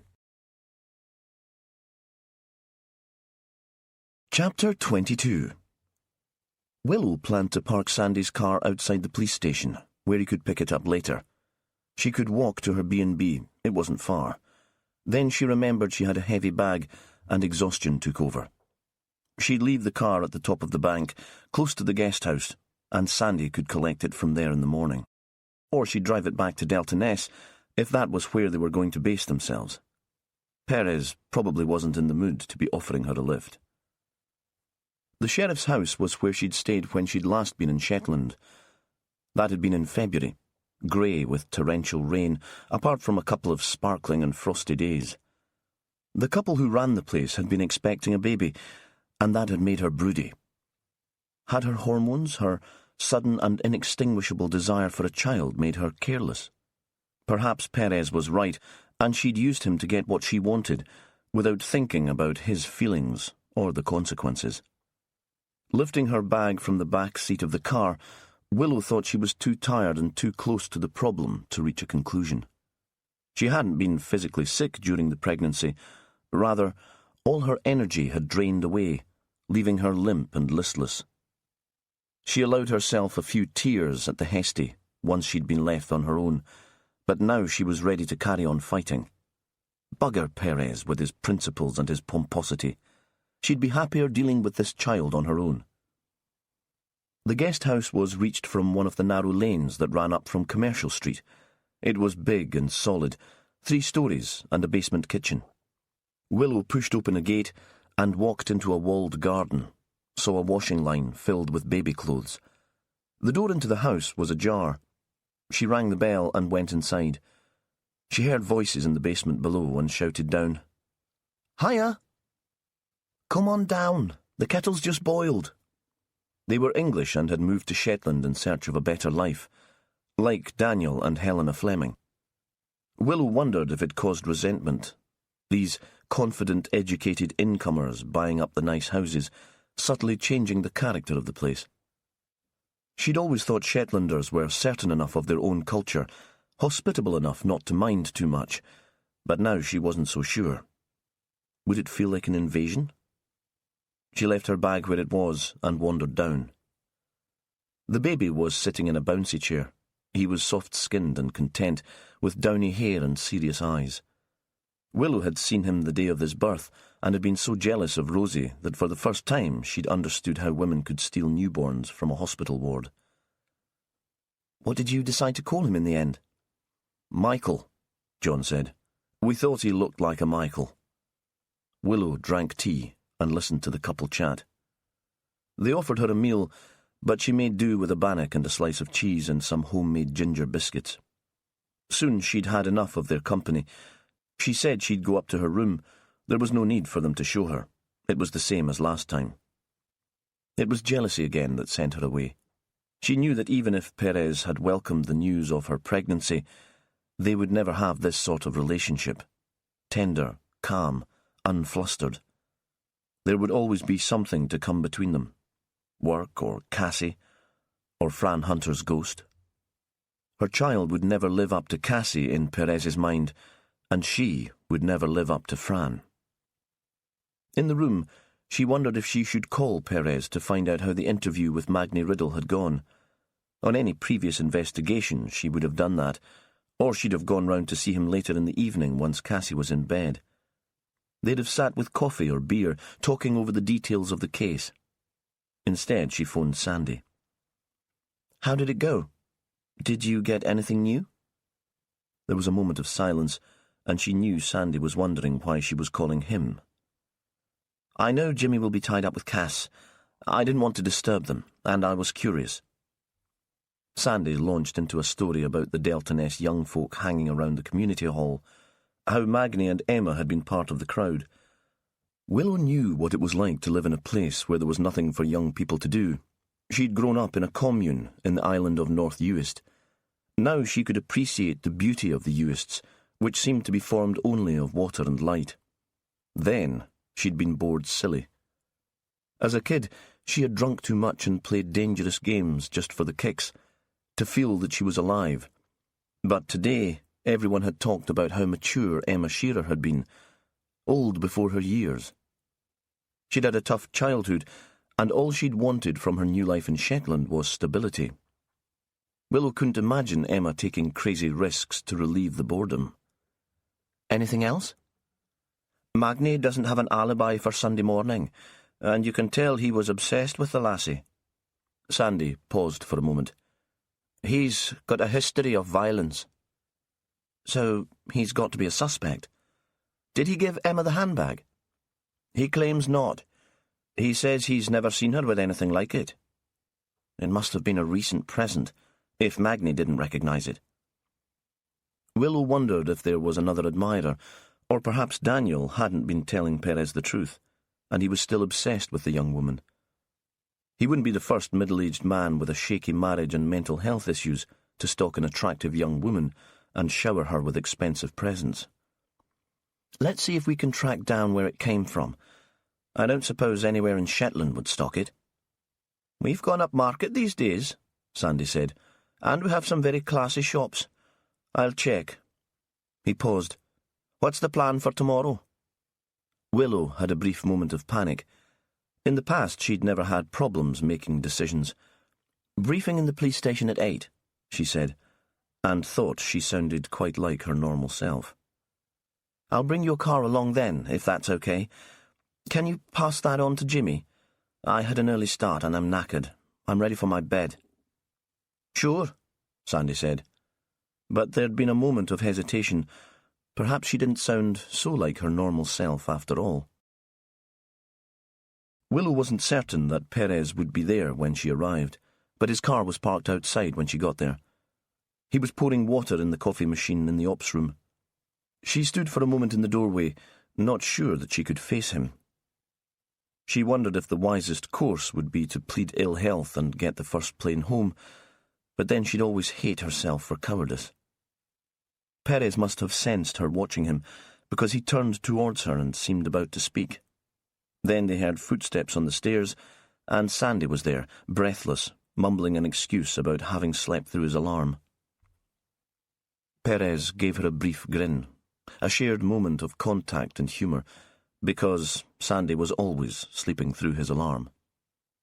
She smiled back and walked into the room, took her place at the head of the table, and started the briefing, thinking, I might be crap at ordering my personal life, but this is what I'm good at.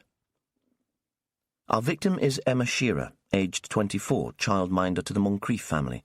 Their father is Robert, local GP, mother Belle, freelance publicist, now working for Helena Fleming, textile and knitwear designer. The victim was found on the Flemings' property, fully clothed apart from her shoes, and we know it's a priority to find them. No immediate sign of sexual assault, though we should know more when James Grieve has completed a post-mortem. No definite info on where Emma was killed. Sandy suspects the killer was hiding in her car and killed her there, but let's keep an open mind on that. She paused. We need to be sensitive here, because there are children in both families. The Flemings' eldest son, Christopher, is high-functioning autistic, very bright, but given to obsessions, and he's been the subject of some discussion within the community. Jimmy? Willow turned to the man. He shrugged. Sounds as if folk overreacted to some problems at the school. He set fire to some waste paper in the playground. There was no damage and no further action was taken. The Flemings seem to have attracted resentment, and Christopher's behaviour is just another excuse for complaint. Could Emma's murder be linked to the anonymous notes the Flemings have been receiving? Willow asked. Maybe. It's certainly a coincidence that they show a hanged man and that Emma was strung up after being strangled. I'm not sure if we can link the cartoons to the victim, though. It's possible Emma was behind them. She was a knitter and might have had used graph paper for her designs. She would have heard the stories about Dennis Gear. Perez leaned back in his chair. But I'm not sure why she would have sent the drawings to the Flemings. To send Daniel a message? Or to intimidate his wife? Maybe. Perez shrugged. Emma and Daniel had a relationship, Willow said. Not an affair, if Daniel is to be believed, but he was certainly obsessed with her. We've had a report back on her laptop and phone, and for a while there was a constant email and text exchange between them. She paused. But not recently. Recently there was no contact at all, so it seems Fleming was telling the truth. About that, at least. She turned to Perez. There are 4 Moncrief children. You know the family, Jimmy. Fill us in. Martha, aged 16, Charlie, 15, Sam, 10, and Kate, 8. Willow nodded her thanks. Emma is originally from Orkney and came to work for the family when Belle was pregnant with Kate. She had a troubled childhood, had to take on responsibility for her brothers, and was taken on by the Moncriefs as a favour to her own GP in Kirkwall. According to Robert Moncrief, Perez said. We still need to check that out. Can you do that this morning, Jimmy? I like an opinion about her from someone who's not involved in the case. I was wondering if I should go to Orkney. Perez looked at her, his voice tentative. I could talk to the brother too. Local officers have notified him of Emma's death, but like you, I have no sense of Emma. Even the two men who seem to have been obsessed with her, Daniel Fleming and Magni Riddle, can't really describe the attraction. I'd need only to be away for a night. Are you running away from me, Jimmy? Good plan, she said, her voice brisk. Can you sort out someone to look after Cassie? Duncan's back at last. Cassie needs to spend more time with her father, and we'd arranged for her to stay with him this week anyway. He paused. I thought I'd go down to Kirkwall on the lunchtime flight. I should easily be able to get everything I need and be back by tomorrow evening. Speak to some of the other professionals involved with the family. There must have been a social worker, if there was domestic violence, and the father got sent away. Emma was only 17 when she started working for the Moncriefs, so there should be a teacher who remembers her. He nodded. What about you? I'm going to be a radio star. I think we need to work out if the cartoons sent to the Fleming family really had anything to do with Emma and the murder. I suspect they were triggered by resentment against the incomers, not as a warning that a young woman was about to be strung up. If I can persuade the person who sent them to speak to me in confidence, it might save us time following up leads that don't have any importance. You're doing an interview with Radio Shetland? Perez allowed himself a smile. Exactly. Fame at last. Don't dismiss those drawings altogether. Perez paused. I thought they were creepy, a bit weird. Willow looked at Sandy. Have we had the fingerprints from them back yet? They could only find Helena Fleming's. So the person who drew them was wearing gloves? Unless Helena sent them to herself, Perez said, and that's hardly likely. Why would she do that? Willow didn't answer. She thought Perez was blinkered where Helena was concerned. It was the celebrity designer thing making him starstruck, and Helena's connection to Fran. Not that Willow was jealous, of course.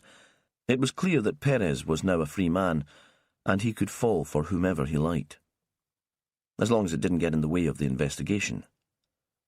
Daniel Fleming had been obsessed with a younger woman, and, in Willow's opinion, that gave Helena a very good motive for murder.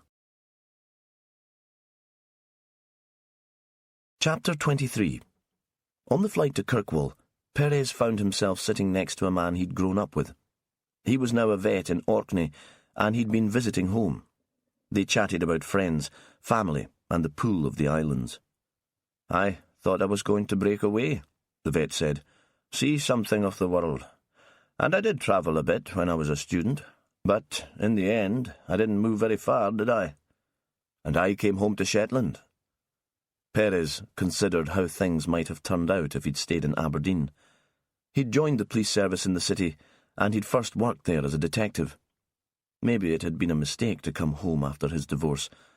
At the time, it had felt like running away, cowardly. Now, he thought people were wrong when they considered Shetland a place of escape. In the islands, there was nowhere to hide. Perez saw Willie Milne as soon as he walked into the terminal. Willie had grown up in Orkney, in a farming family, and looked more like a farmer than a detective.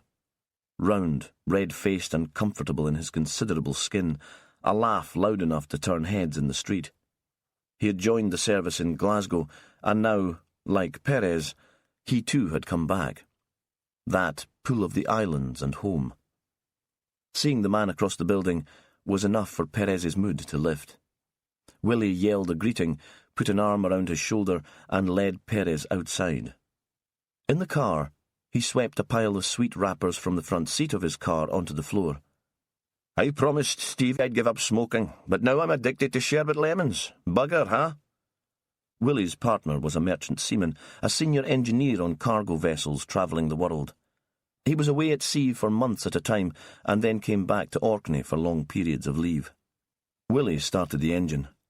Where are we going first, Jimmy? I'm your chauffeur for the day. The accent sounded strange to Perez, lilting, All day he would feel as if he was in a foreign country, partly because of the unfamiliar rhythm of the voices around him. "I need to talk to David Shearer, our victim's brother. I assume he'll be at work." "The Watermill, the restaurant where he's a chef, won't be serving lunch today, only dinner. I checked for you.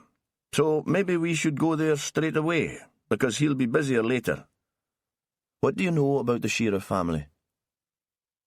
"I was still in Glasgow when the father got sent down, but I've been asking around. Seems as if he was a real bastard. He beat up the mother, in secret, for years. Nobody was sorry when he died, except maybe Caroline, the mother, who was still making excuses for him. Even when he was in prison, her husband was in her head, playing games with her mind. You know how that works sometimes, Jimmy, when the men are really controlling." Perez nodded. The car was travelling through a landscape that was softer and greener than he was used to. There were the same low horizons and enormous skies, but in this part of mainland at least, the place was less bleak. It gave him an odd feeling of disconnection, as if he'd wandered into a dream world that was familiar but not quite the same. The watermill was in a valley that led inland from the coast. They drove through a patch of mature woodland, then out into bright sunlight and around a small pool to the entrance of the hotel, which was marked by 2 stone pillars. Again, Perez had the sense this wasn't quite real. The reflected light on the water was too startling, and the shadow too sharp. The building was like nowhere he'd expect to find in Shetland. The old 3-storey mill remained, but a glass and wood extension looking over the mill pond housed the dining room. It looked very sleek, very elegant, and it occurred to Perez that this could have been a Daniel Fleming design. Apart from an elderly couple walking hand in hand through the garden, the place seemed deserted. There was nobody in reception, and Willie went to ring the bell on the desk. Perez shook his head to stop him. He didn't want to have to explain why they were there. They found David Shearer in the kitchen on the ground floor at the back of the building, a place of stainless steel and quiet. He was the only person there, and he was chopping parsley with a flat, long-bladed knife, hitting the top of the blade with the palm of his left hand. There was no other sound. Perez could see the family resemblance to Emma. He had the same sharp features, the same cat-like eyes. He must have been expecting them. "You want to talk about my sister?" Not a question. He set the knife aside reluctantly to give them his attention. There was nowhere for them to sit, no offer of refreshment. He wanted this over as soon as possible. "It must have come as a shock. We're very sorry." Perez knew from his own experience that these words would mean nothing to a bereaved individual, but they were a ritual that had to be gone through. "Maybe we're used to shock in our family. A quiet life with nothing going on would be more unusual for us." The response was unexpected. In Perez's experience, platitudes came more easily. "But you seem to have survived the difficult childhood. All 3 of you had done well." David said nothing, and Perez continued. "Adam's at university, and, according to Willie here, this place has a terrific reputation. Emma seemed settled enough with the Moncriefs in Shetland." There was a moment of silence. The mill walls were very thick, and no sound came from outside. Perez thought it was the kind of dense silence you might find in a monastery. At last, the young chef answered. He'd turned away so Perez couldn't see his face. "I'm happy enough at work. It's great to have found something that I'm good at, but it's the only place I am happy. I don't have any kind of life away from here. If I'm not in the restaurant, I'm in my flat, too scared to go out to face folk. Adam's in therapy for anxiety and depression, hanging on to his uni place by his fingernails. And I'm not sure about Emma. She always seemed fine on the surface, but she never spoke about her feelings. She created a fantasy world set in the past. You'll have seen the clothes she wore, all that retro shit. That wasn't something she did because it was fun. It was a reality better than the one she'd been landed with." There was another moment of silence. "She was the oldest. She must have realised what was going on with her parents before we did. It was worse for her." Did any of you keep in touch with your father when he was in prison? My mother visited him. After all he'd done to her, she'd make the trek south to see him. Even now that his mother was dead, David sounded furious. But she didn't take you or the others. The man thought for a moment. I think Emma might have gone once. The silence settled again like dust. Did Emma talk to you much about her life in Shetland? We spoke on the phone once a week, but that was a kind of duty thing. More pretense. Playing happy families. She'd talk about what the kids she was looking after were up to. I'd tell her about things I was cooking, but there was nothing real, nothing important. Perez thought about these three siblings, still very young and very lonely, isolated by geography and the experience that might have brought them together. Are you closer to Adam?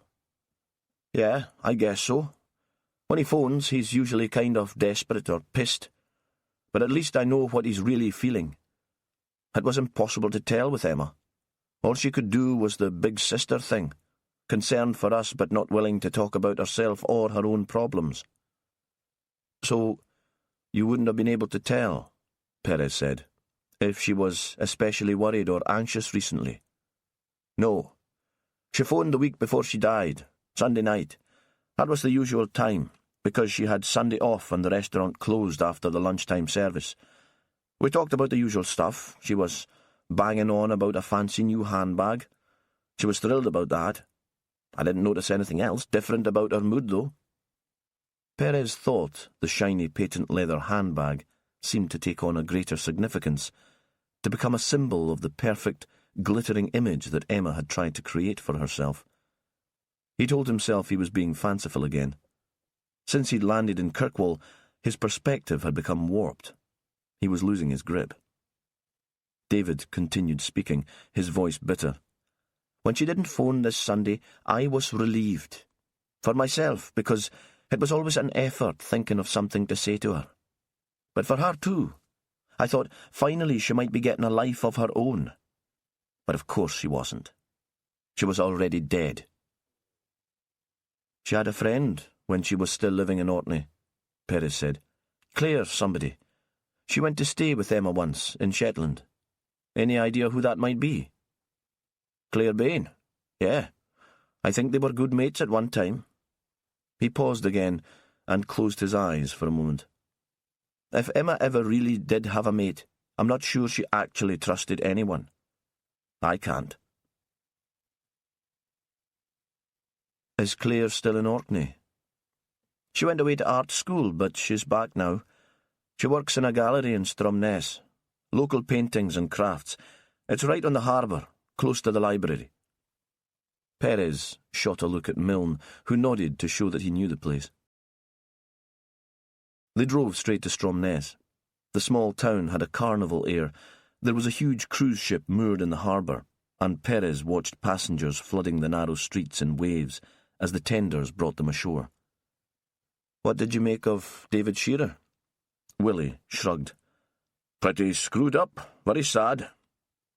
When they arrived at the gallery, the place was packed with elderly Americans who were admiring the textiles and the glass, standing in front of the paintings, talking.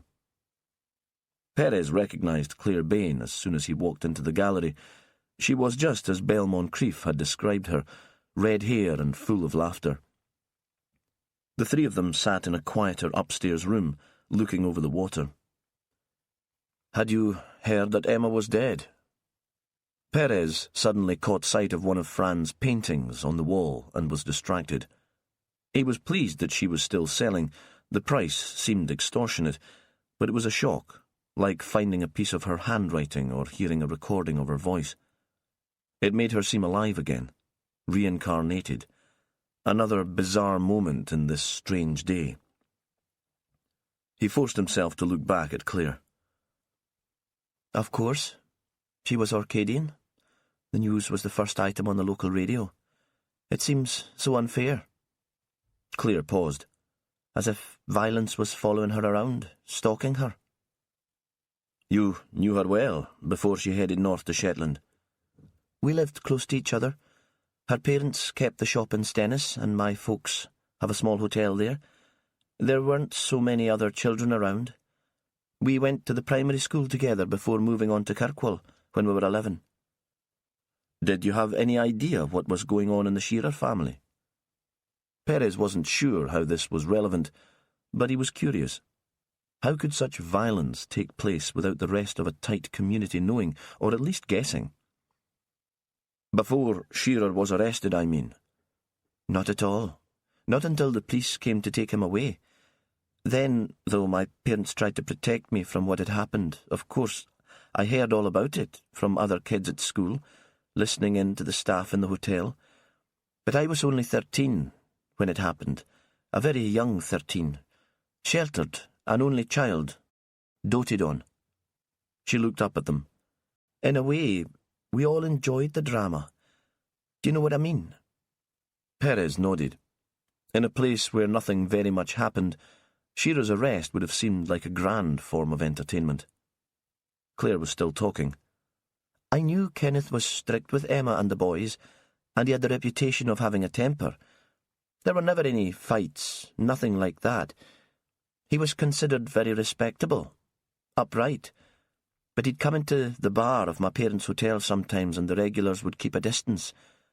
When we were young, Emma would always come to my place to play. I was hardly ever invited there, and even when once I was, my mother made some excuse. She said later there was something about him that scared her. And Emma never told you what was happening at home? No, Claire said. She was often very quiet, and some mornings she was so tired that she'd fall asleep in the bus on the way to school. But I had no idea what that was about. Later, she told me she was too frightened to tell anyone. Her father had threatened that he'd kill them all if she told what was happening at home. Did she get any help when her father was arrested? Perez was wondering what that would do to you.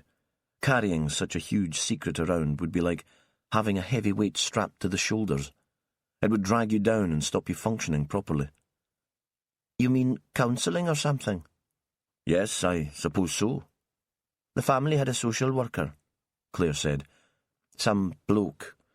But soon after her dad was sent away, her mother got ill and Emma ended up having to look after the boys. They were younger than her, still in primary school. People offered their support, but she said she wanted to do it. Claire gave a little laugh. I just didn't get it. I mean, the boys were quite cute, but it can't have been a barrel of fun, cleaning up after them. And there were times I could tell Emma resented it. Resented them.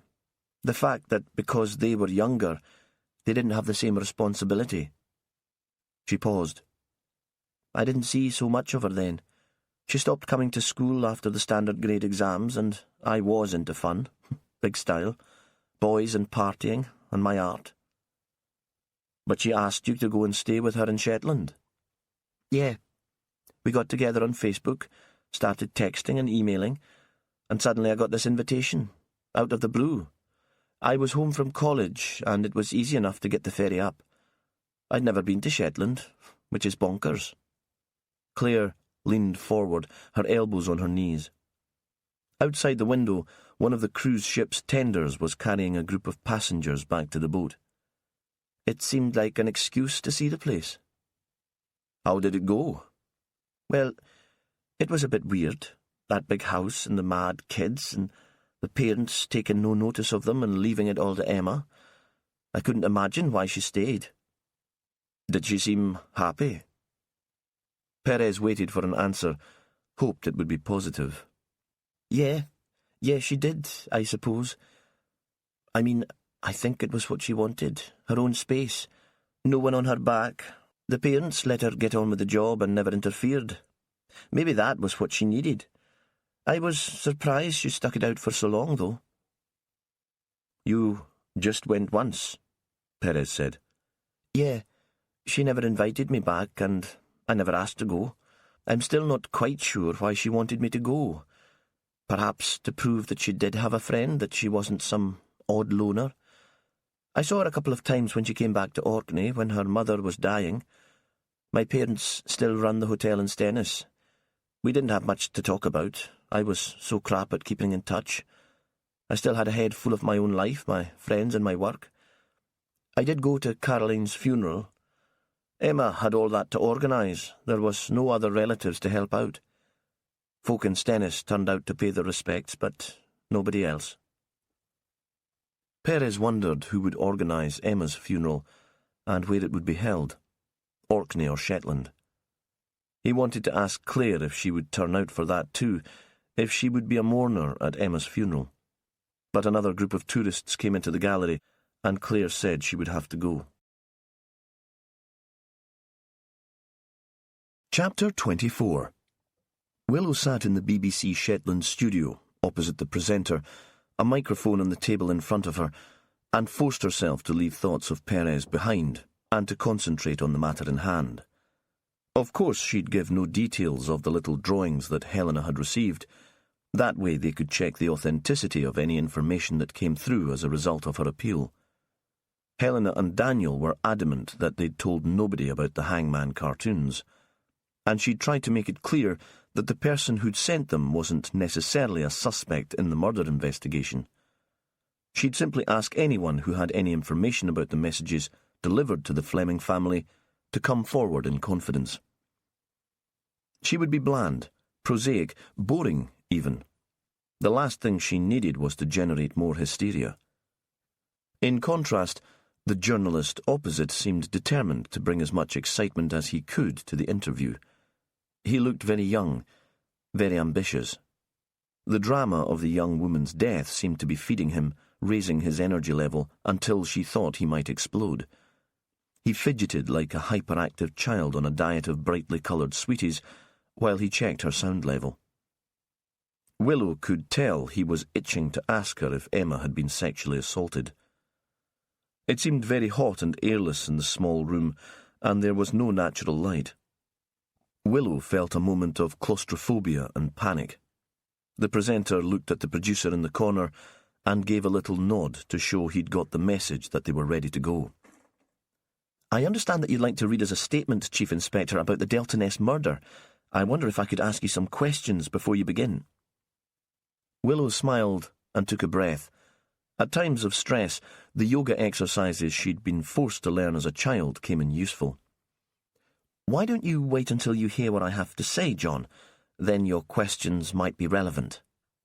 He seemed so taken aback that he failed to reply. Perhaps most people who appeared opposite him in the studio were more easily intimidated, and in the moment of silence she began to read from the sheet of paper that she'd already placed on the table in front of her. "During our investigation into the death of Emma Shearer, it has come to our notice that 3 messages were delivered to Hesty, the house in Delta Ness where the body was discovered, shortly before her death.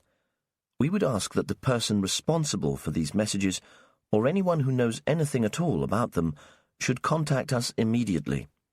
I'd like to stress that this person has committed no crime, and we're not linking the messages to the murder of Emma Shearer, but we think the writer might have valuable information. Thank you." With the last 2 words, Willow smiled. She'd once been sent on a media course and had been told by the tutor that a smile could be communicated even by the radio. The tutor had said a lot of other stuff that Willow had considered bollocks and had immediately forgotten, but for some reason that piece of advice had stuck. She hoped she'd sounded sufficiently warm and welcoming for the anonymous sender of the Hangman messages to contact her. She folded the sheet of paper and smiled at the interviewer too. "Now, John, do you have any questions about my statement?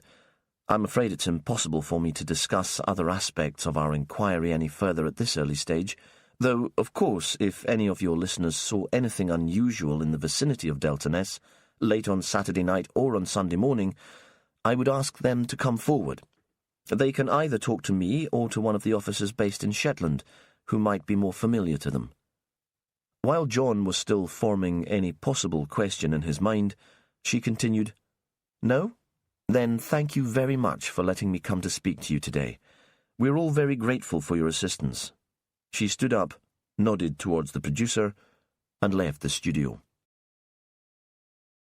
Outside, the weather had changed.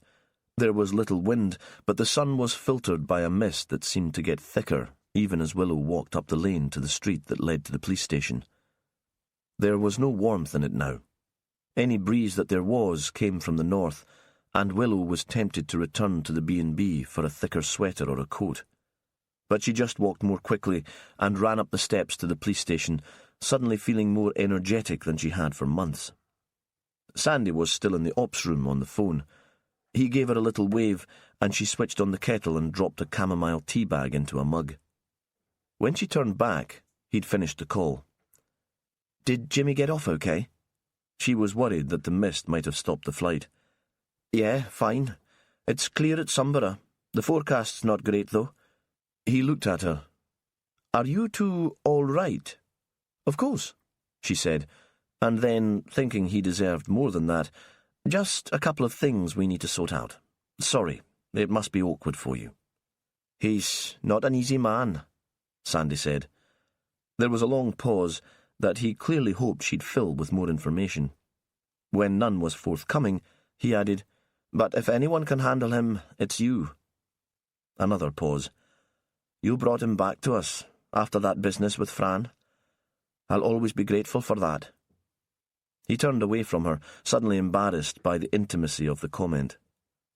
Only the beetroot tinge to the back of his neck stopped her from becoming emotional herself, but seeing his awkwardness, it was a struggle not to laugh. "Did you get anywhere tracking down Emma's bag?" she asked, and he faced her again, apparently glad that the moment was over. "They don't sell it anywhere in Shetland, not even the classy new place in Commercial Street that I thought might stock it." Sandy looked down at his notes. "The woman was helpful, though. She thought there was a couple of sites you might get it online and have delivered to the islands. I've written them down." "Maybe get the techies in Inverness to work on that one?" Willow thought she wouldn't know where to start finding a real person to answer their questions. "What next, do you think, Sandy? You've met most of the people involved with both families. Anything we've missed?" "I think it would be worth talking to the Moncrief kids," he said. "The older ones, Martha and Charlie. Emma was closer in age to them than she was to the parents. We know from Magni Riddle that Emma and Martha used to hang out socially on occasions." "How would we go about that? Go back to Deltoness and catch them after school tonight?" "I was thinking a more—" He paused, struggling to find the right word. "Unorthodox approach. If I know anything about teenagers, they're not going to tell us what they were really getting up to at the community hall, or at their parties at the beach, with the parents listening in." "What are you suggesting then, Sandy? Go and see them at school?" He shook his head.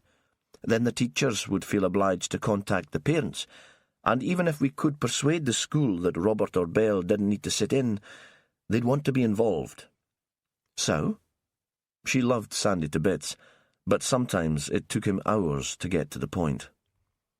"They don't come across to me as swotty kids, not the kind to stay in school in their lunch break, eating the healthy choice in the canteen, followed by a trip to the library to make a start on their homework." "Where would they go then?" She was starting to follow his drift. "There's a calf not far from the school. It was there even in my day, and it was where all the older guys went. They did brilliant saucer meat sandwiches, and cheap. The kids would come in waves, and the owner had the food all prepared, wrapped up in serviettes ready to take away, so you didn't have to wait hours. There wasn't much room inside, and we'd sit on the wall, looking down towards the water. Weather like this, you'd be glad of a nice warm car to sit in if you just happened to meet a grown-up, someone you knew, who also fancied a saucer meat sandwich." "Shame I'm a veggie," she said. "I think this is something for you, Sandy. You're more their age anyway, and they know you." He looked suddenly horrified. "I was thinking we should both go. It'd look a bit dodgy if it got out, one male officer in a car with two kids." A pause. "And I wouldn't know what to say to them. They might have been born and brought up here, but they're not really island bairns. You know what I mean?" Willow nodded. She knew exactly what Sandy meant. She'd never really been an island bairn either. Her father had been an English academic, and her mother had made silver jewellery. The talk in the commune had been about history and philosophy, not the price of sheep or fish. Come on, then. She got hold of her bag. I expect the calf would do me a fried egg sandwich. I'm bloody starving.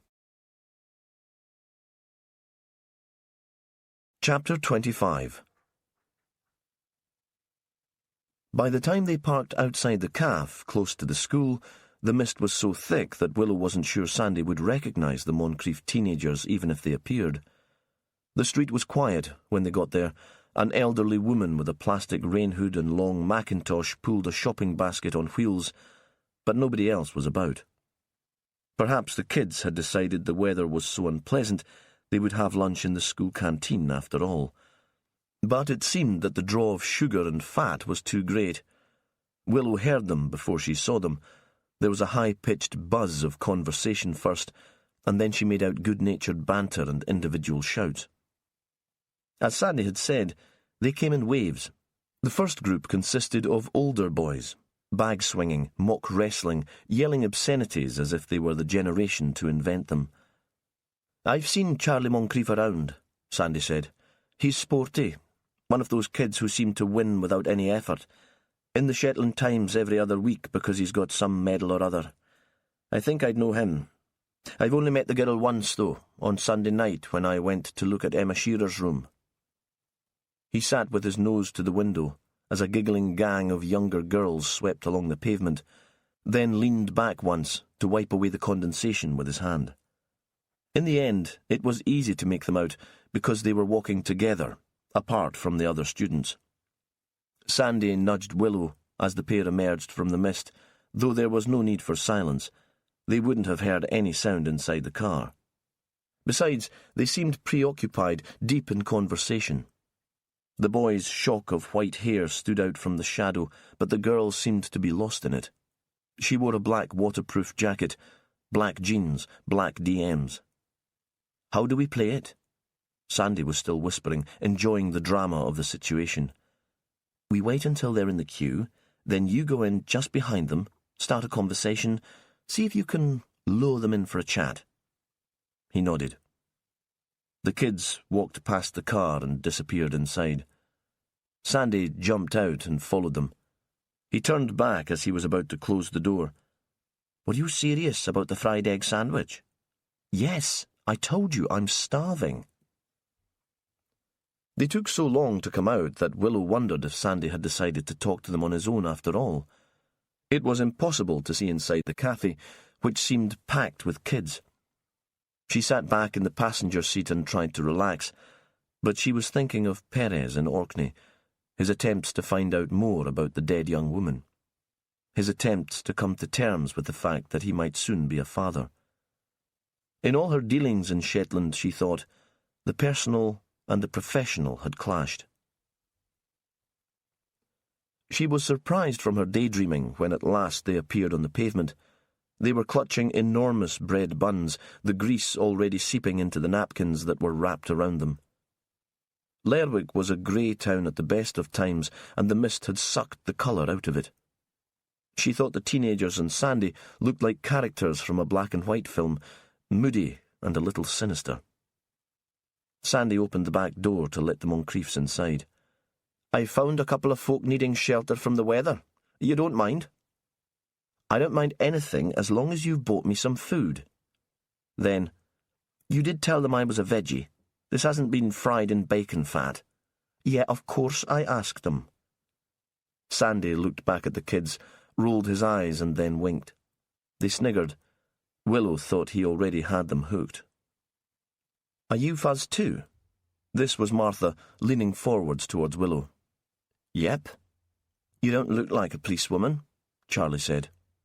"I'm a police officer, and I'm his boss." Willow thought Martha was just like she was at that age, trying too hard to gouge out an identity, to separate herself from parents already well known within the community. She wasn't sure about Charlie, who seemed more settled, but less mature than the girl. "What made you join up?" Martha again. "Honestly? To piss off my parents," Willow said.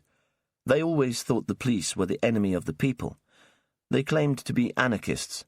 I grew up in a commune." A pause. "But there were other reasons. I'm easily bored. I knew I couldn't spend the rest of my working life stuck in an office. Another pause. Though that's how I seem to spend most of my days now, so I got that wrong, didn't I? She took a bite of the sandwich. Are you interested in joining the police? God, no. The response was violent and immediate. You think they're the enemy of the people too? Martha looked over her sandwich, suspicious that Willow was mocking her. I wouldn't want to be in a position where I'm bossing people about. But that's not what policing's about. This was the last conversation Willow had expected, but there was something touching about how lost the girl seemed, and besides, she couldn't help getting preachy about work. It's about bringing a bit of order to the chaos, and standing up for the people who are being bossed about. Like finding out who killed Emma? Charlie said. Willow tried not to grin. If she'd scripted the interview, this couldn't have worked out better. Now they were definitely back on track. Yeah, she said.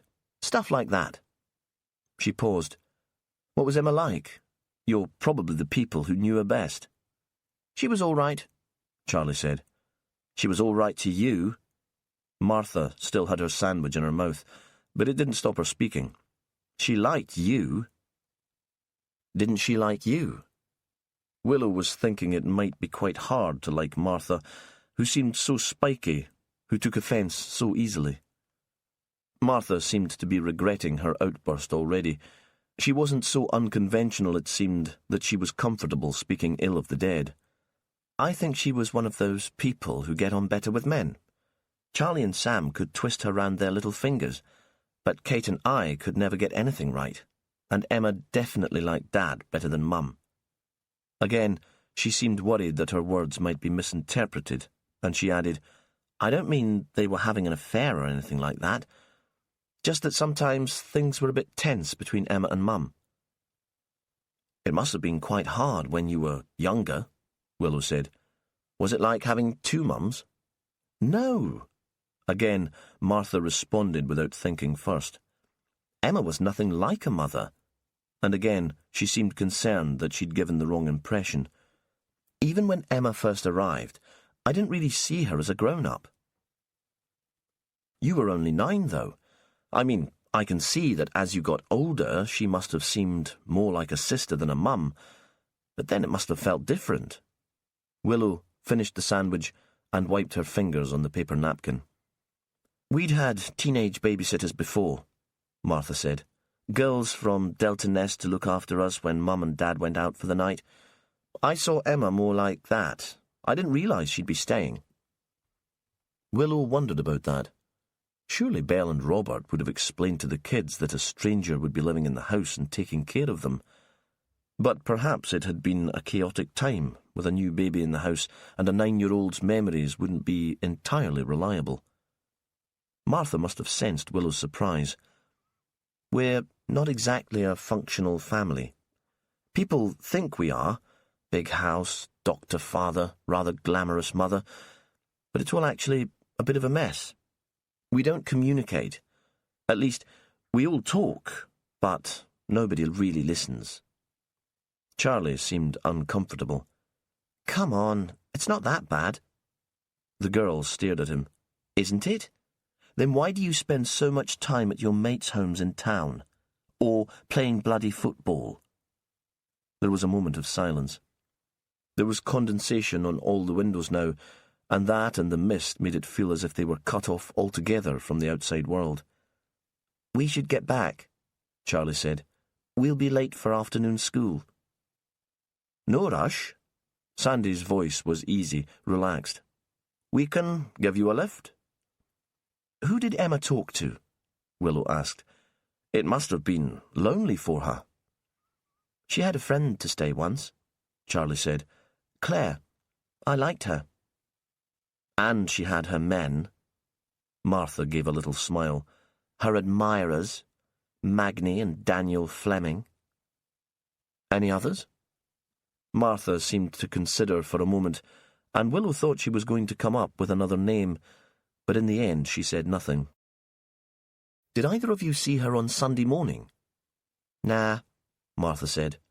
I stayed in bed until nearly lunchtime, and then I got the bus into town. It was mad in the house.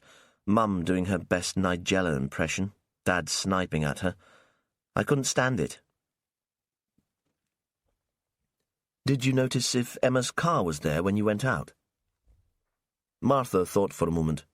No, sorry. Charlie, did you see Emma? No, he said. I had football practice. He scowled at his sister. Look, we need to get back. Sure, Sandy said. He started the engine. He switched on the windscreen wipers, but the visibility was still so poor that they couldn't see to the end of the street, which, Willow thought, was a perfect metaphor for the way the investigation was going. Chapter 26. Willie Milne insisted that Perez stay with him and not in a guest house or hotel. "We've masses of space, man. You'll be doing me a favour, keeping me company." The house was new, a large white bungalow built to Willie and Stephen's specification, a boy's fantasy palace with a sauna, a room that they'd filled with Lego and Scalextrics, and a home cinema. Willie loved every inch of it, and Perez thought the main reason for the invitation was so that he could show it off. Perez trailed after the big man into room after room and tried to summon the enthusiasm that Willie so obviously expected. The house stood not far from the hotel run by Claire Bain's parents. It looked north over the Loch of Stennis, across flat land towards the famous Neolithic standing stones. "Do you fancy walking down to the hotel for a beer?" "Why not?" Perez thought perhaps here he'd have a sense of the real Emma Shearer. This was where she'd spent her childhood. That word lingered in his head. Childhood. Suddenly, he had an image of his child, growing up without him, and felt a sense of longing and desolation. Walking down the bank to the bar with Willie rattling on about the wedding he and Steve were planning, Perez tried to unpick his emotions. Why had he reacted so violently to the idea of being a father? Because it felt like a betrayal, to Fran and to Cassie. Because he didn't deserve a second chance. So Willow wasn't to blame at all, but she'd taken the brunt of his guilt and his anger. Now he felt guilty all over again. In the end, Emma Shearer was as elusive in Stennis as she'd been in Shetland. On the main road, the shop where she'd lived was no longer in business. A petrol station stood in its place, and 2 young students were manning the hotel bar, so he couldn't ask Claire's parents about the girl they'd once invited to play. Back in the house, Willie heated a casserole that his mother had cooked and opened a bottle of wine. Later, the Highland Park whisky appeared. At one point towards the end of the evening, stretched out on a white leather sofa, a glass in his hand, Perez was tempted to tell Willie about Willow and the baby. But even drunk, he knew that would be a mistake. This was something he had to sort out alone. He woke the next morning to a hangover and thick fog. "Looks as if you'll be staying a bit longer than you expected." Willie nodded towards the grey, almost invisible garden. "There'll be no planes out today. The forecast is dreadful." "What about the boat?" "Aye, maybe you should book onto a ferry tonight. The forecast is bad for a couple of days." "I'll have to let the team in Shetland know." Perez thought a slow trip north was just what he needed. Time to deal with his confusion over Willow and the child. He watched Willie pile bacon onto his plate and helped himself to coffee. Willie had meetings in Kirkwall, but he offered Perez the loan of Stephen's car. Driving along the narrow road in the fog, Perez felt calmer. It was good to be anonymous, hidden and alone in a place where he wasn't known. His first call was to the health centre in Stromness to talk to the GP who'd recommended Emma as a nanny for the Moncriefs. Perez sat in the waiting room where pregnant women queued to see the midwife. He found himself listening to conversations that seemed entirely alien, intrigued by words he'd never heard before until the receptionist called him through to the doctor. The man was called Alan Masters, and he was younger than Perez had expected, younger than Robert Moncrief, or aiming at least to give that impression. He wore jeans and a sweater, and was tapping on his computer keyboard when Perez walked in. "I can't believe that Emma's dead." He swung round in his chair, abandoning the screen. I suppose if I hadn't asked Robert to consider taking her on, she might still be alive. "Why did you ask him to take her on?" If the man wanted absolution, Perez didn't feel he could give it. The doctor took some time to answer. "I was the sheer family doctor. I was very young, new to general practice, new to Orkney. Too gullible, I suppose. I bought into the idea of the islands as a place of paradise. When Caroline came to me, presenting with problems of anxiety and depression, I saw the bruises. She had a story ready. It had been a cold winter, and she said she'd fallen on a patch of ice. The explanation seemed almost plausible, but not quite. I wondered if she might have had problems with alcohol. That would fit in with the depression. I thought she could have tripped because she wasn't steady on her feet. Domestic abuse never occurred to me. Her husband seemed very good to her, caring and gentle. He came with her to the surgery. Of course, that should have rung alarm bells. I should have insisted on seeing her on her own, but I didn't." "Did you see the children?" "Occasionally. I made a point of visiting Caroline at home a few times. Again, looking back, perhaps I should have contacted social services, but until the severe attack that put Caroline in hospital and Kenneth in prison, there was no real cause for concern. The kids seemed a little quiet and withdrawn, but well-fed, cared for." He looked up at Perez. "But they were living in that nightmare for years. And now Emma is dead. Tell me about the attack." Perez thought of his own childhood. His father had been a little strict, perhaps, a bit narrow-minded, but home had always felt safe. His insecurities had started with the move to the Anderson High School in Lerwick, the homesickness and petty bullying. He couldn't imagine what it would be like to be scared of his own family. "Kenneth almost killed his wife," Masters said. "He was trying to strangle her when Emma came home early from school and found him. If the girl hadn't turned up, Caroline would have died. She was already unconscious." "So Emma called the police," Perez said. "She finally found the courage to accuse her father." "She called for an ambulance. The cause of the injuries was obvious, and they told the police. Kenneth went on the run for a while, but they found him trying to get on the ferry south. Caroline was still making excuses for him, even at the trial. It was Emma's evidence that put him away." There was a moment of silence before Masters continued speaking. Caroline had always been emotionally frail, and even before she was diagnosed with cancer, Emma ended up as the main carer in the family. When the boys became teenagers and more independent, I really thought Emma needed to get a life of her own. The job with the Moncriefs seemed ideal. A supportive family not too far from home. "How well did you know the Moncriefs?" Perez wasn't sure that he would have described them as a supportive family. "I'd never met Belle, but I'd come across Robert at meetings. He seemed sympathetic. I explained Emma's background, and he said he was happy to give her a go. But only because nobody else applied for the post." "Did you ever hear from Emma once she'd started in Delta Ness?" "No." The man seemed surprised. "Of course, I asked Robert how she was getting on when I met him.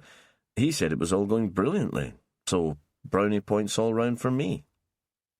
The doctor seemed to be ignoring his role in sending Emma to her death, and failing to recognize a deeply troubled family. His words at the beginning of the interview had been an attempt to disarm, not to accept responsibility. "You didn't contact Emma yourself?" "No." He was suddenly defensive. "Why would I? She was no longer my patient." Perez said nothing. Emma's former class teacher was prickly too. Perez felt all the professionals who had been involved with the shearers were anxious to slide away from blame, to find excuses for their lack of action. The woman had recently retired from teaching and lived in a neat, whitewashed house in Finston, with a yappy dog and a silent husband. They sat in her living room. Perez looked out of the window towards the garden and the sea, but could see nothing but fog. There was nothing to indicate there was trouble at home. She was probably a kind woman. She stroked her dog as it lay on her lap and was clearly fond of it. Emma was quiet and well-behaved. Well turned out, never late. Her friend said she often fell asleep on the bus into school. Perez tried not to sound judgmental. I wouldn't know about that. Why would I? I'm sorry, Inspector, but the court case happened 10 years ago, and what had gone on in that family surprised us all. She had tight grey curls, so similar to the dog's hair that Perez found himself staring. Before he could ask another question, she started talking again. Emma was 13 at the time of the court case. She completed her education when she was 17. Really, I don't know what her school life in Orkney can have to do with her murder in a different place so much later. It must be a tragic coincidence. Perez said nothing. He thought the woman was probably right. What connection could there be between Emma's dysfunctional family and her murder in Shetland? Her parents were dead, and he'd checked flights and ferries. Her brothers hadn't left home on the weekend that Emma had died. Perez stood up, thanked the teacher for her time, and left. He felt suddenly heartbroken for the teenage girl who'd survived such stress and responsibility, only to be killed when she was still a young woman, with the possibility of a happier life ahead of her. The social worker reminded Perez of some middle-aged police officers he'd known, cynical, worn out, but still secretly passionate about the job, uninterested in promotion away from what he considered real work. He had yellow smoker's fingers and a creased grey jacket, a beer belly, and he carried with him the smell of cigarettes and fried food. His name was Billy Sampson. Of course I remember the Shearer family. It was a bloody disgrace that we weren't called in earlier. They were in a cramped office with mounds of files on the desk. Sampson, it seemed, preferred paper to the computer. The light was on because it was so grey outside. She was a weird little thing, very tight and closed. I'm not sure she confided in anybody. You worked with the family after the father was arrested? Aye, that was the first time we had any idea there was a problem. The mother had been to A&E lots of times, complaining of strange symptoms, but everyone put it down to the fact that she was neurotic, and when there was a real injury, a broken elbow, bruising, they thought she was a pisshead and had fallen over. He looked up. The GP started that rumour. No proof. He paused. She was bloody neurotic, mind. She drove me crazy. I'm not sure how Emma coped with her. So you thought it was a good idea when Emma got the job in Shetland? Perez was pleased there had been somebody at least who'd been engaged with the family. Sampson looked up. His eyes were sleet grey. I thought it suited some people to get her away from Orkney. Why? I said Emma was very tight and closed in, but there were a couple of incidents just before she went away.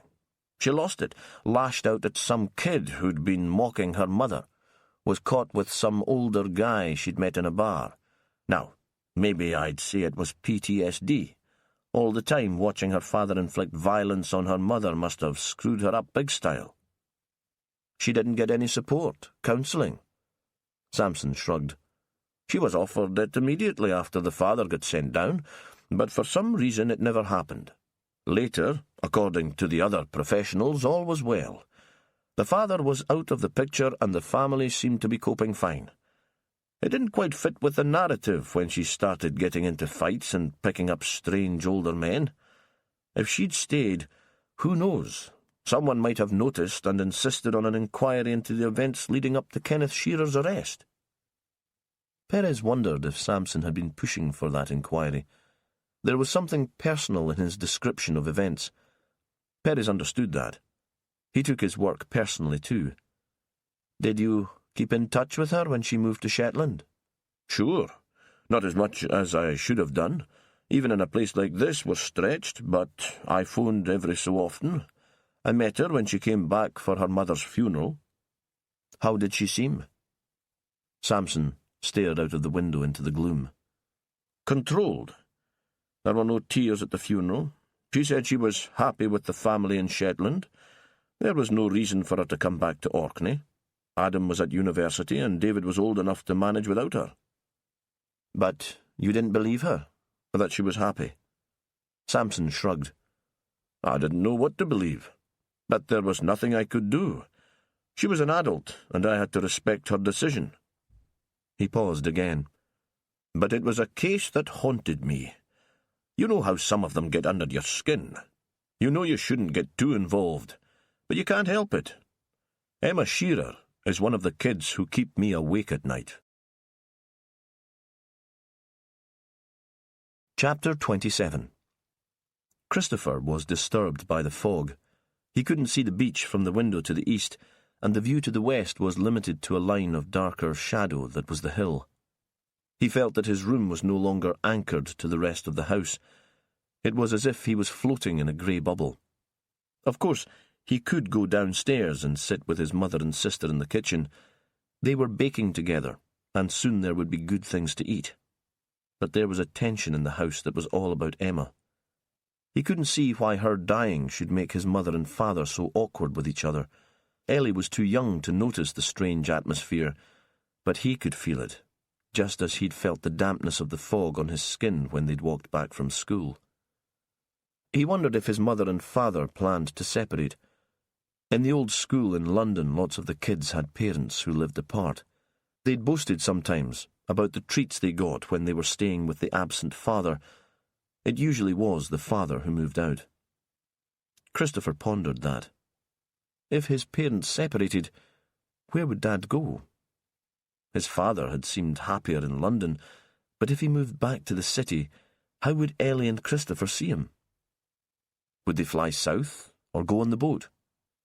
How would they manage if their father didn't come to collect them? In his mind, he saw himself and his sister holding each other's hand, wandering around a big airport. Lost. Ellie crying. The idea troubled him, and he pushed it out of his mind. Although he usually kept his bedroom door shut tight, today he'd left it open. There was something about the fog making him feel trapped. Because it wasn't closed, he heard a knock on the front door, and then the murmur of voices in the hall. He hadn't heard the sound of a car, and that was odd because he still had his window wide open. Christopher wondered if the detectives were back. He didn't mind the detectives. Talking to them made him feel important. He walked out into the corridor until he could see down the stairs to the adult still talking just below him. His mother was there with Margaret Riddle. Christopher recognised Mrs. Riddle. He knew she was Magnie's mother and that she worked in Bray. He hesitated for a moment to work out how he knew those things, then remembered that she'd been at the Delta Nest Community Hall when there'd been a craft fair. She'd had a stall next to his mother's and had been selling her knitting. Not classy stuff like his mother made, but old ladies' jerseys, hats and mittens. He couldn't imagine many people wearing them because the wool would be very itchy. Christopher hated the feeling of wool next to his skin. He'd pointed out how uncomfortable that would be, and his mother had got upset and told him not to be rude. She'd said that she made clothes out of wool too.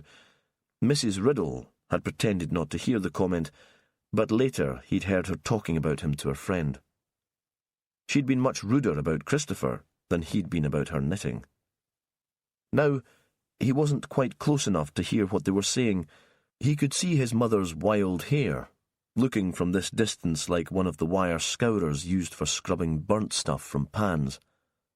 Mrs. Riddle was wearing an anorak, and he thought it was as if winter had come back again, with everyone wrapped up in coats and hoods.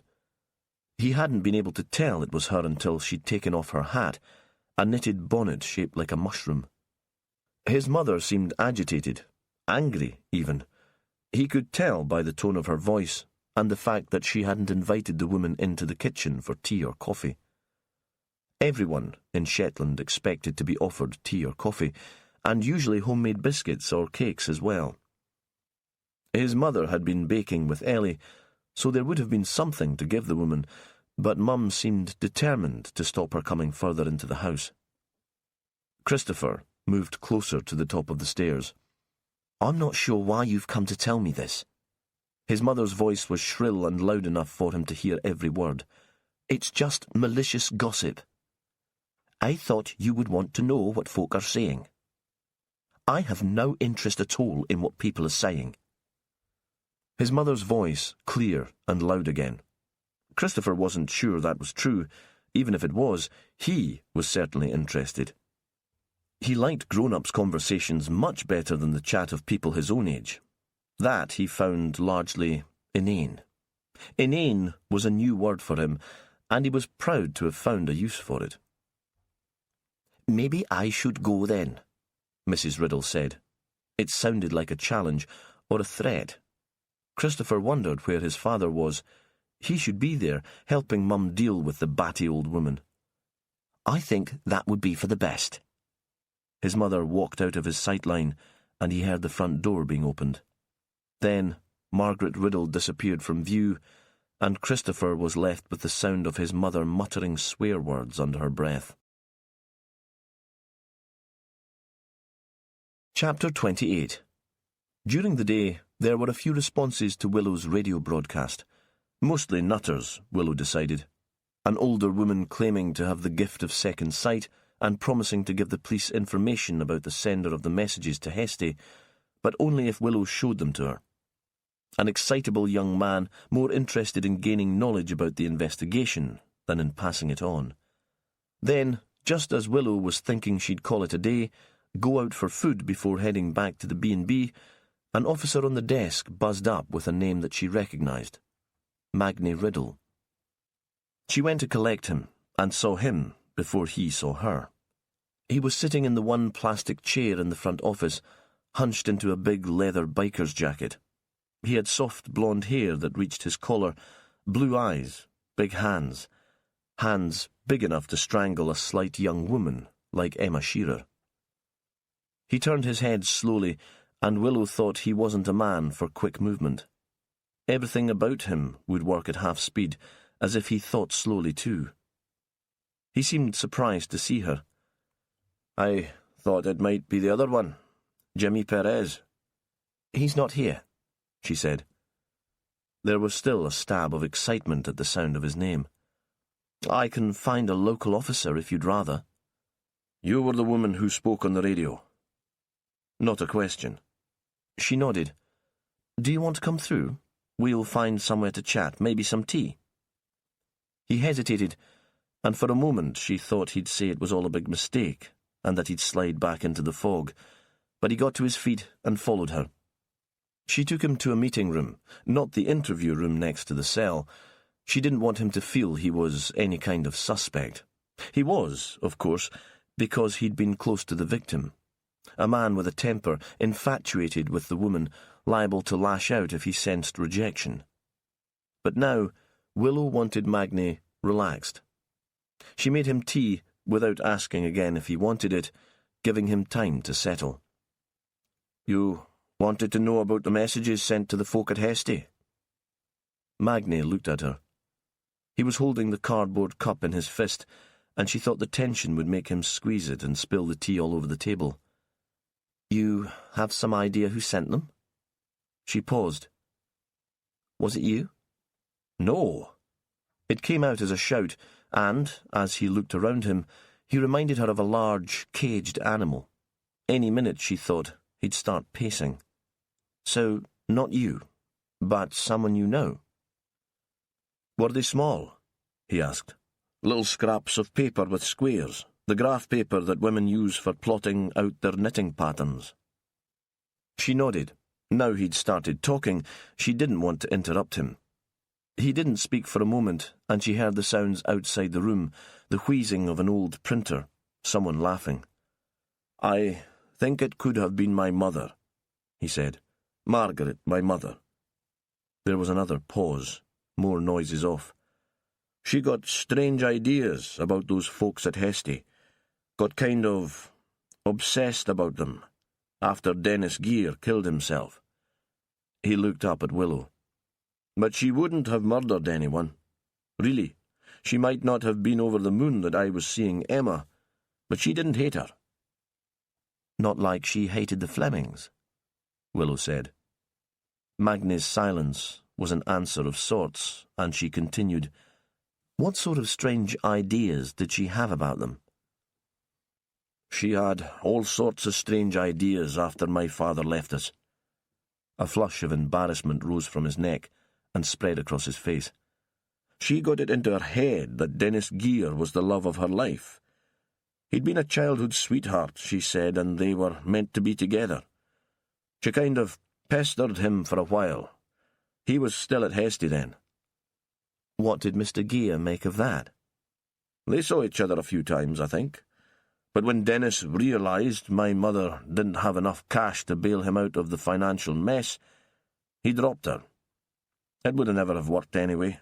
He was pretty screwed up by then, drinking too much. You'd catch him in the bar in Bray most days, crying into his beer. Soon afterwards, he lost the house, and it was sold to that family from London." Magnie looked up.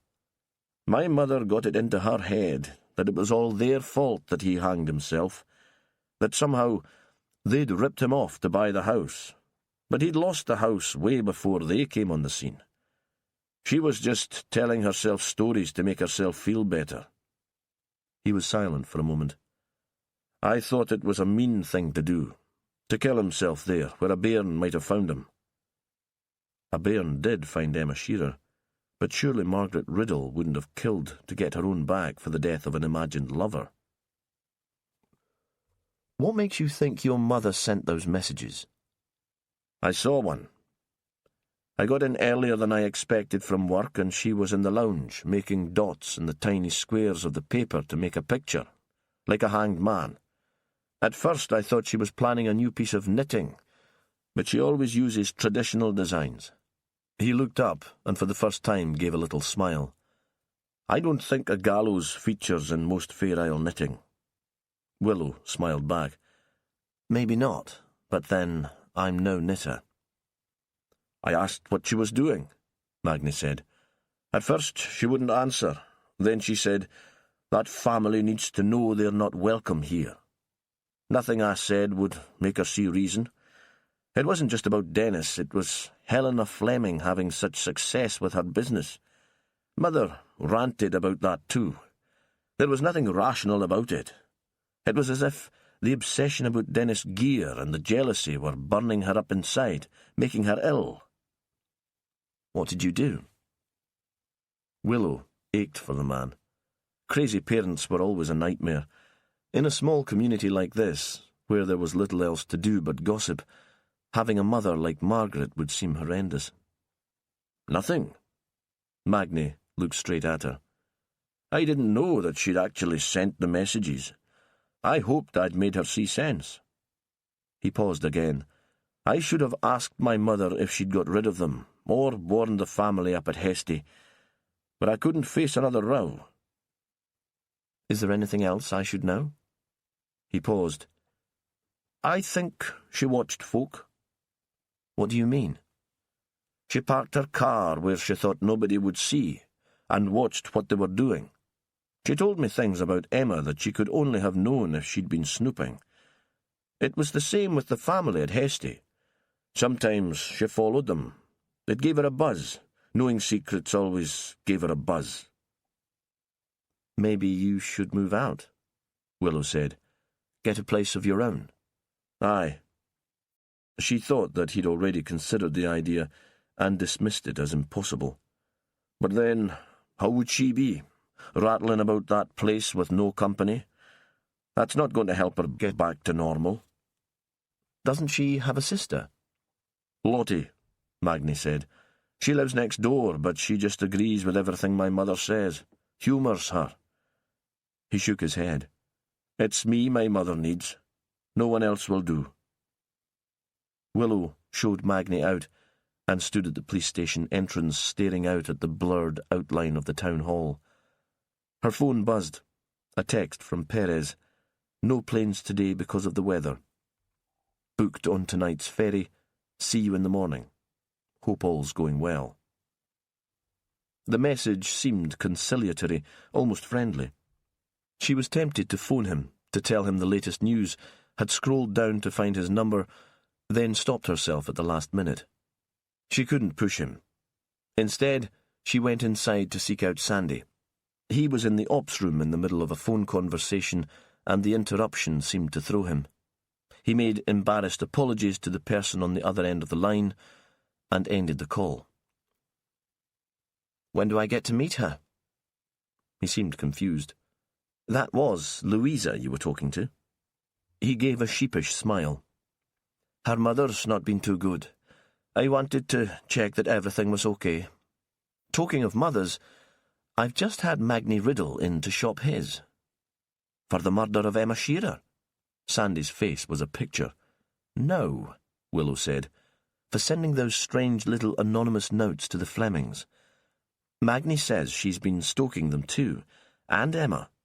He reckons his mum's a bit of a nut job." Sandy seemed to think about that.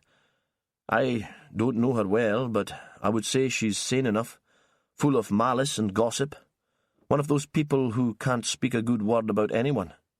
But if that makes the woman a nut job, then I've met a fair few who could do with being locked away." He slipped his phone into his pocket.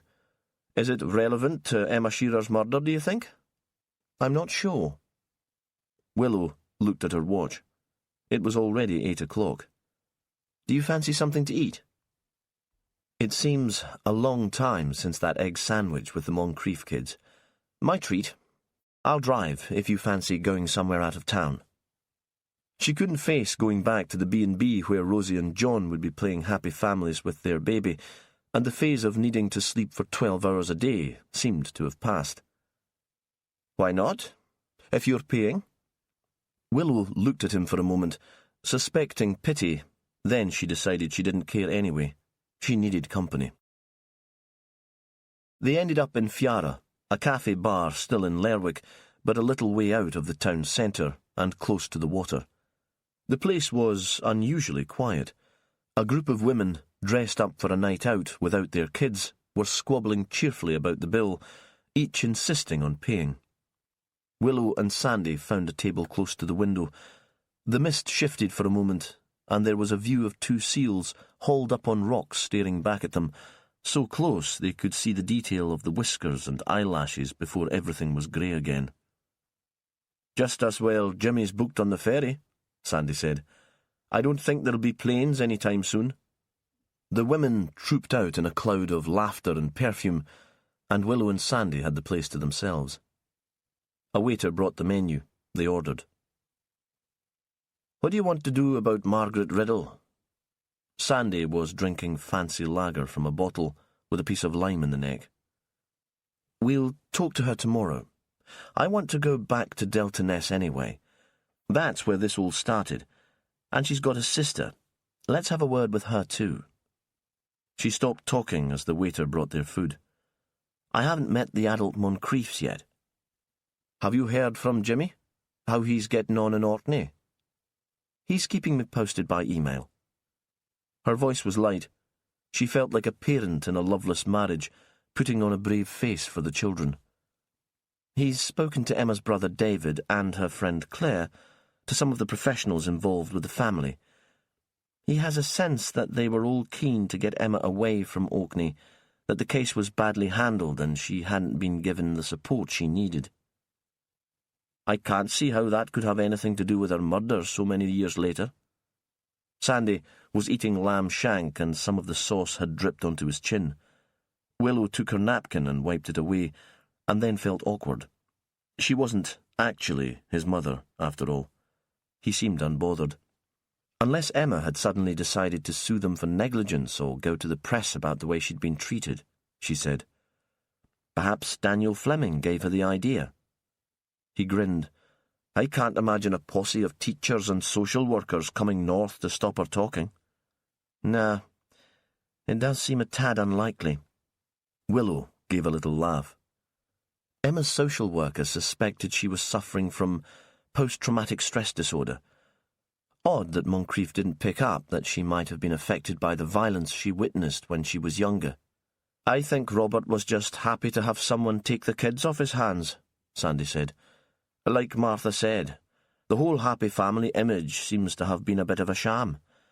I'm not sure he would have noticed." The cafe staff were starting to clear up around them. Chairs were being put onto tables. It wasn't so much a hint it was time for them to leave, but Willow got the message. Some of the employees might live out of town, and the drive home wouldn't be much fun in this weather. "Shall we have an early start?" she said. "I'll pick you up." She got to her feet, and Sandy followed. "We could get Jimmy from the ferry on the way," he said.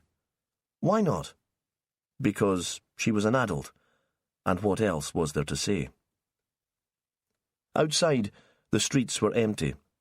Each streetlight was an orange blur, and the buildings were only shadows. There was nothing substantial. She dropped Sandy off at his flat and parked at the top of the lane as close as she could get to the sheriff's house. She was glad the place was already in darkness, and she could make her way to her room without speaking to the owners. In her room, Willow checked to see if there was an email or a text from Jimmy Perez, but there was nothing, and she went to bed. The moan of a foghorn in the distance drifted in and out of her dreams. Chapter 29. Helena Fleming watched Margaret Riddle stamp out into the fog and felt murderous. How dare the woman come here, spitting her bile, revelling in every accusation? How dare she suppose that Helena would be glad to hear it? Daniel appeared from the door of his office. "Who was that?" Helena directed her anger at her husband. "Couldn't you tell? You must have heard her. Classic that you hid away in there, leaving me to deal with her." He blinked, and for a moment she thought he was going to cry again. She wondered what had happened to the strong, fun, energetic man she married. The one who'd stayed up all night with her, planning their future together, bursting with ideas about design and art and shared adventures. How had he turned into this grey, cowardly shadow? But I was different too then. I admired him and shared his ideals and promised to work with him to make things happen. I wasn't obsessed with my own work, my own life, my strange kids. "I didn't think it would help," he said. "I knew I would only wind her up. You seemed to have it covered, and honestly, I didn't hear any of the detail." "She claims that you and Emma had an affair. She thought I should know that everyone is talking about it. She seemed to think she was doing me a favour by telling me." Unbidden, Helena had a picture of her and Daniel on holidays soon after they'd married. Not a honeymoon. Honeymoons were clichés, and everyone had one.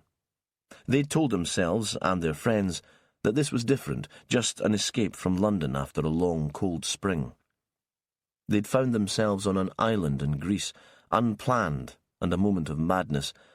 After scraping together money for the flights and the ferries, they'd found an elderly woman willing to let them use a room in her house, which was surrounded by olive trees and birdsong. In the end, it had probably cost more than a hotel, but they loved it. The heat and the light, the dreaminess that came with little sleep and too much rough Greek wine. Now she wondered if they could rebuild their marriage by running away again. "I told you the truth," Daniel said, breaking into her thoughts, "about Emma. We knew there would probably be gossip." "Do you think we can stick it out here?" she said. "Make a go of it, after all that's happened?" In the long, dark winters and the fog, people spreading rumours just for the thrill of it. They looked at each other in silence. "Yes," he said in the end, "if you want to. I couldn't do it on my own, though. You were always the strong one. Let's show them, shall we? That we won't be intimidated? Let's face it out." She wondered if Daniel knew what he was asking of her. She would be seen as the wronged wife, the woman standing by her man, even as he was being suspected of murder. She would be pitied and humiliated. She thought it might be easier to be considered a killer. "I need a drink," she said. "Let's open that bottle of champagne we were saving for a special occasion." "Is this a special occasion?" He closed his office door and came towards her, stroked the back of her neck with his thumb. "No," she said, "it's a muddle. But perhaps that's what grown-up life is like, and we have to get used to it. So, that's what we're drinking to. Muddle. He seemed to understand. Perhaps to life not being perfect, and to coming to terms with that. The dream of the perfect holiday in the sun was slipping away from her. She remembered now that they'd argued on that holiday in Greece too. In the kitchen, she watched him open the wine while she got the glasses. The room seemed to have retained the heat of the previous days.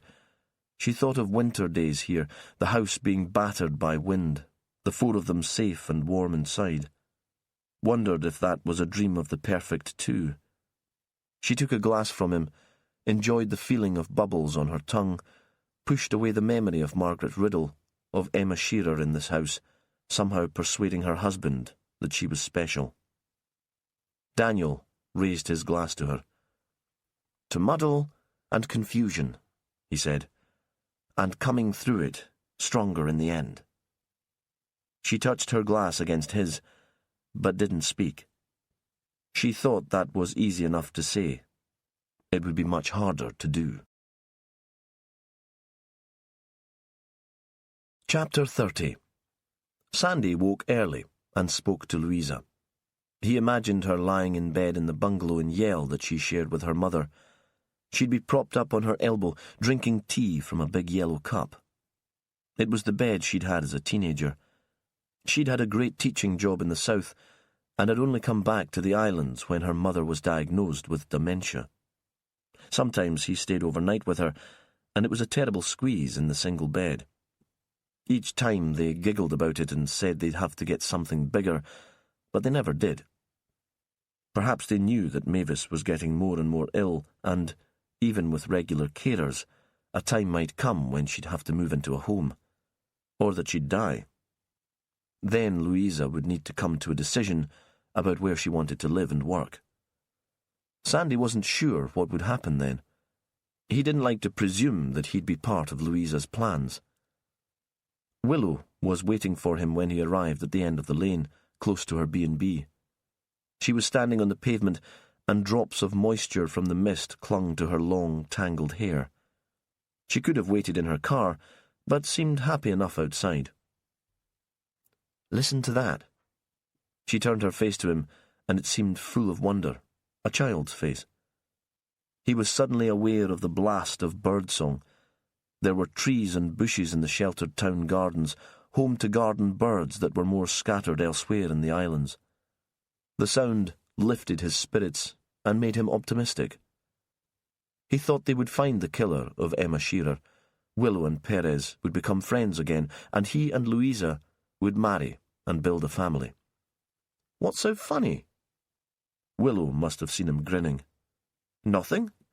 I've just got a good feeling about today. They arrived at the terminal in time to see the ferry pull in. Because of the cancelled flights, there were lots of passengers, but Jimmy Perez was one of the first people off.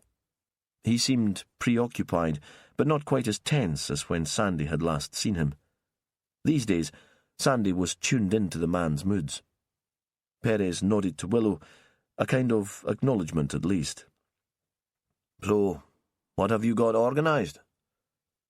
I'd like Sandy to talk to Moncrief, she said. She turned to him.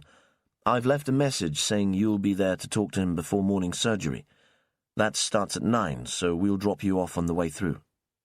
You're sure you want me to do it? Sandy disliked the man. Perhaps, he thought now, that was because the doctor scared him. He'd always been intimidated by men like Moncrief, educated people who used long words and made references that Sandy didn't understand. He'd even been frightened of Louisa when they'd first met. Wouldn't he be better talking to you or Jimmy? Not at all. He'll be more cautious with either of us. Folk always underestimate you, Sandy. That's a strength, not a weakness. Talk to him about Emma again. Why didn't he see that she was suffering from PTSD? Did the doctor in Orkney warn him of the extent of the trauma she'd been through? Had any of the professionals there contacted him to see how she'd settled? Don't let him bully you. Sandy remembered that Perez had told him exactly the same thing. Did everyone think he was such an easy target? The surgery was in a small, modern health centre close to the school and the community centre. All three buildings would have gone up when the oil was flowing into the terminal at Sullom Voe, not very far to the south. That had been a time of affluence and optimism, but the atmosphere in the islands had changed as the oil had dried up and interest rates had fallen. Shetlanders had become used to getting just what they wanted for their community, and some were struggling to come to terms with the new reality. It was hardly austerity, but the easy access to cash and good public services was over. Sandy watched Willow drive away and walked inside. The place seemed empty apart from a cleaner mopping a corridor floor in the distance and a woman behind the desk in reception. With some relief, Sandy recognised the receptionist as Nettie Gill, a friend of his mother's. She wasn't a Walsey woman, but they'd been at high school together and remained good pals. "I'm afraid you might have a bit of a wait. Robert doesn't usually get here until 15 minutes before surgery starts. Will you take some tea? Come into my office and I'll put on the kettle." He sat on one side of a clear, uncluttered desk, drinking tea while she looked at her computer. When it seemed that she'd finished dealing with overnight emails, he began to talk again. "You must have known Emma Shearer. She'd have come into the surgery from time to time." "Oh, she wasn't a patient," Nettie said. "Robert's the only GP based here, and maybe he'd have thought it might be awkward for her. A young lassie wouldn't want her boss to know everything about her. She came to the dentist and picked up prescriptions from the pharmacy sometimes." "Of course." Sandy was quiet for a moment, thinking. "Did Robert ever talk about her?" Nettie looked up at him. "Are you asking me to gossip about my boss, Sandy Wilson?" "I want to feel that I know her," he said. "At the moment, she's like a shadow. I can't get any sort of hold on her." He paused, and it felt as if it was his mother sitting opposite him. Nettie was so easy to speak to. It seemed so sad, a young woman like that, and it's as if no one's missing her.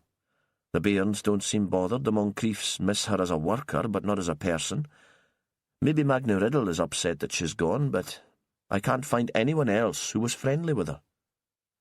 "You know there are rumours flying around the place." Nettie held his gaze. "I hear all sorts in here. It's as if I'm not a person sitting behind the desk. Folk just ignore me." "What sort of rumours?" "That Emma wasn't a very—" Nettie hesitated. "Nice young woman. That she was cold and hard with the bairns. That she set her cap at the men with money and power." "Like Robert Moncrief? Was the gossip that she set her cap at him?" "Some folk said that. I can't believe it was true. Certainly not that she succeeded. Even if she did have designs on him. Seemed to me that he wanted her for a skivvy. I never saw any evidence that he had feelings for her." "What about Daniel Fleming?"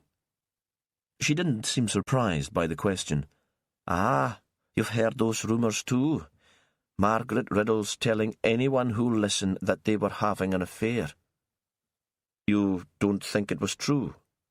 A silence. The sound of a vacuum cleaner in the distance. "I know that I saw Emma and Magni on the beach one night after youth club in the hall.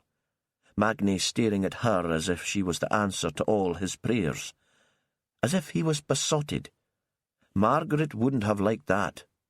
He's all she's got, after her man left her for a younger woman in Lerwick. She'd have preferred to believe that Emma was a scarlet woman chasing after Mr. Fleming." Sandy thought he wasn't learning much new here, but it was good to have confirmation of the things they'd already been told. "Is Margaret a patient?" "Aye, most of Delta Ness come here." He was trying to put together the words to ask about the woman's state of mind when they heard footsteps crossing the reception area and Robert Moncrief's voice. "Nettie, where are you?" Impatient. Sandy thought the man could have been calling a wayward dog. Nettie rolled her eyes. It seemed there was little love lost between her and the doctor. She got to her feet slowly. "I'm in here." There's a detective wanting to speak to you, Sandy Wilson. The man paused a beat. He hadn't realised he'd been overheard, and his voice became more conciliatory, more polite. Ah, yes. I got his message. Send him into my room, would you, Nettie? I'll see him before I start surgery. I'm sure it won't take long. Sandy sat in an orange chair on the other side of the doctor's desk and felt as he had as a small boy, dragged along by his mother to see the doctor in Lerwick. Nervous and awestruck, as if he was in the presence of the Almighty.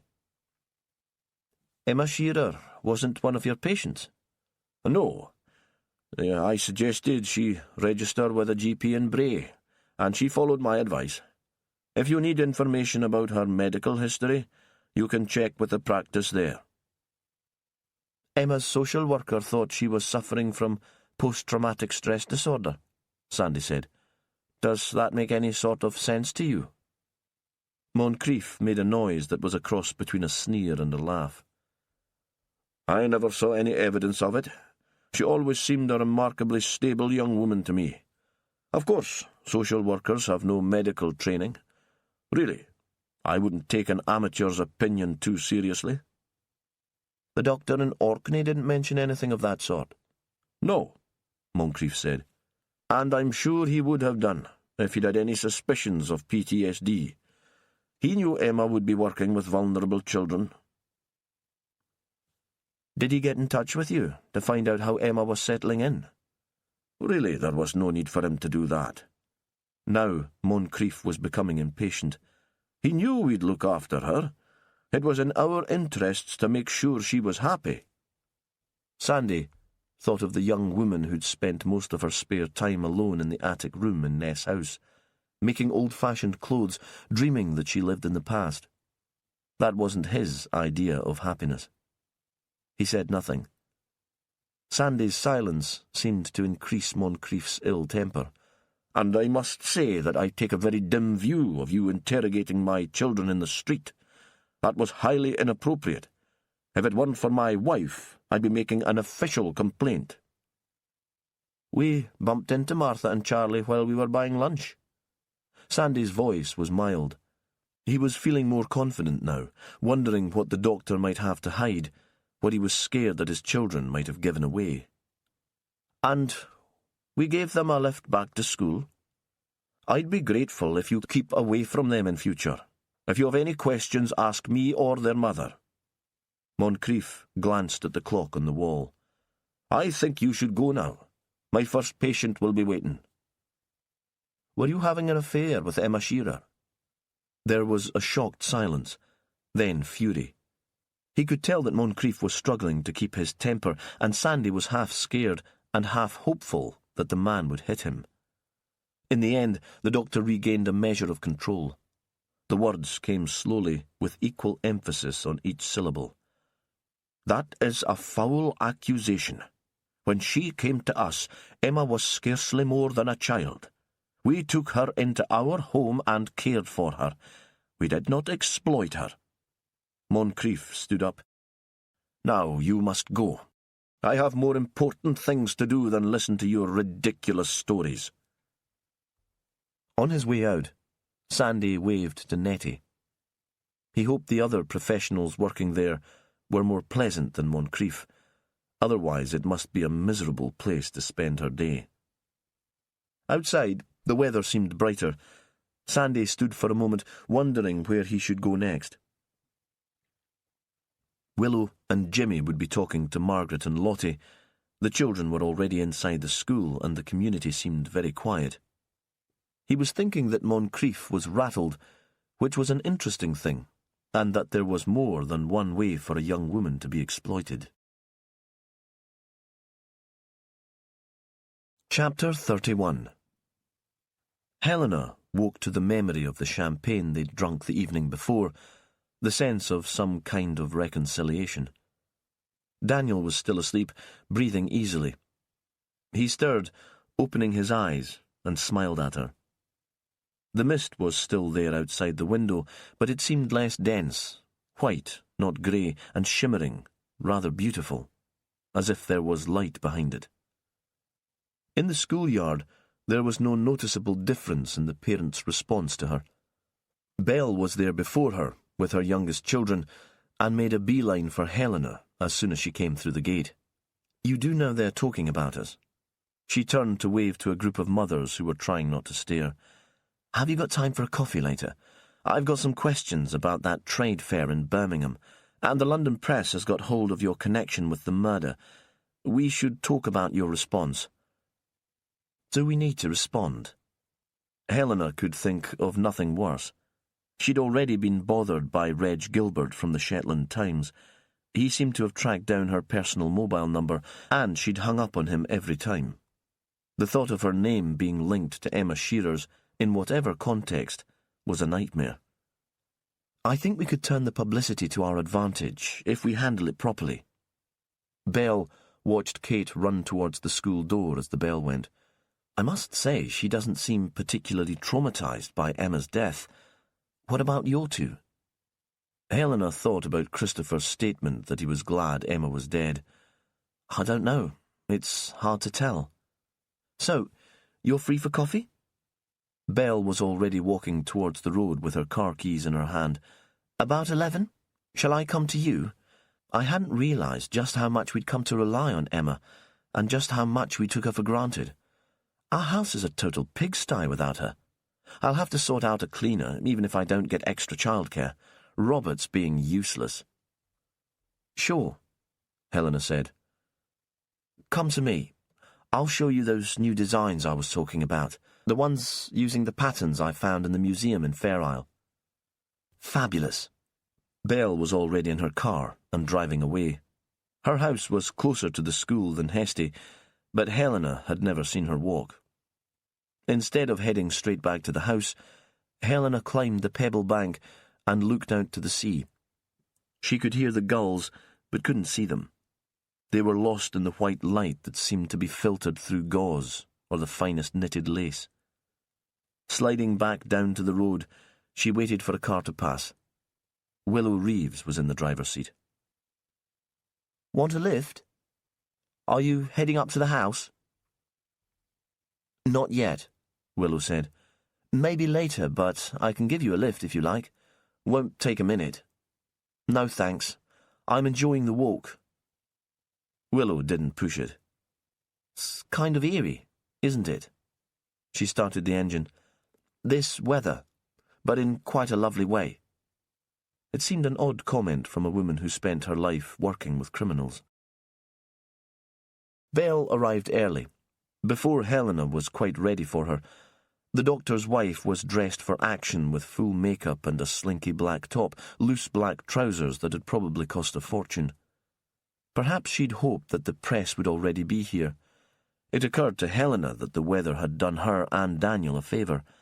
There had been no planes into the islands since the previous morning, and she supposed journalists would be reluctant to take the boat. Daniel had gone into Lerwick to talk to a businessman who was considering commissioning a green hotel in the south of the Shetland mainland. The truce of the night before had lasted over breakfast, when he'd explained his plans for the new venture, looking at her eagerly, wanting her support. He'd set off excited at the prospect of a new project. "It'll be a big deal, Helly, a showcase for sustainable development." She hadn't seen him so happy for months, and she thought that Emma's death had released him from some sort of spell. After the initial grief, he seemed like a newly freed man. The implications of that she pushed to the back of her mind. Just before Belle arrived, there was a phone call from Willow Reeves. "Did you get a visit from Margaret Riddle last night? Has she been to you with her rumours and foul accusations?" Helena felt the anger of the previous night return. "Nothing like that. So she was with you. That's all I need to know." And that was it. The end of the conversation, and Belle was at the door, shouting that she was letting herself in. Helena made coffee in the kitchen, and then the women walked across the courtyard to her studio. The mist was lifting slowly from the north, and Helena, too, was losing the feeling of being trapped. They talked for a while about Belle's ideas for overseas promotions, the trade fair, Helena's new designs. Helena thought Emma Shearer was hovering between them, not so much the elephant as the ghost in the room. At last, Belle tackled the subject head-on. "I've been thinking about what you said in the playground about our response to the national press. You were quite right, of course. We should keep a dignified silence while the investigation is continuing. But then, I don't see anything wrong with negotiating an exclusive with a national once it's all over. An interview with you wearing one of your own creations, of course, talking about the trauma of finding a body in your home." "Oh, no." Helena was horrified. "I couldn't. It would be as if I was profiting from Emma's death." Belle pretended not to hear. "It would be a good way to put an end to all the rumours spreading here. A way to show them that your family has nothing to be ashamed of, that you're prepared to go public on it." "My family has nothing to be ashamed of. Emma's body was found in our byre, but she worked for you." Helena regretted the words as soon as they were spoken. This sounded like a scrap between children, not between grown women who were supposed to be friends. "I'm sorry. That was unforgivable. It's the stress, I suppose, making us all lash out. Of course, I didn't mean that you were in any way responsible for the murder." Belle stared at her for a moment, not moving. "I'm not sure that the police would believe that," she said at last. "They want to speak to me again today." Suddenly, the glossy makeup and the bravura performance seemed rather desperate. "Do you know they talked to Martha and Charlie yesterday? Caught them at lunchtime outside the cafe where all the kids go for lunch. Pretended it was a chance meeting. We wouldn't have found out about it if Charlie hadn't let something slip. Robert's furious. He's threatened to get lawyers involved, to make an official complaint. I've told him he should just let it go. If we make a fuss, it'll look as if we've got something to hide." This is how rumours start and suspicion spreads, Helena thought. One woman's death is tragedy enough, but everyone who knew her is affected. We all become victims. Chapter 32.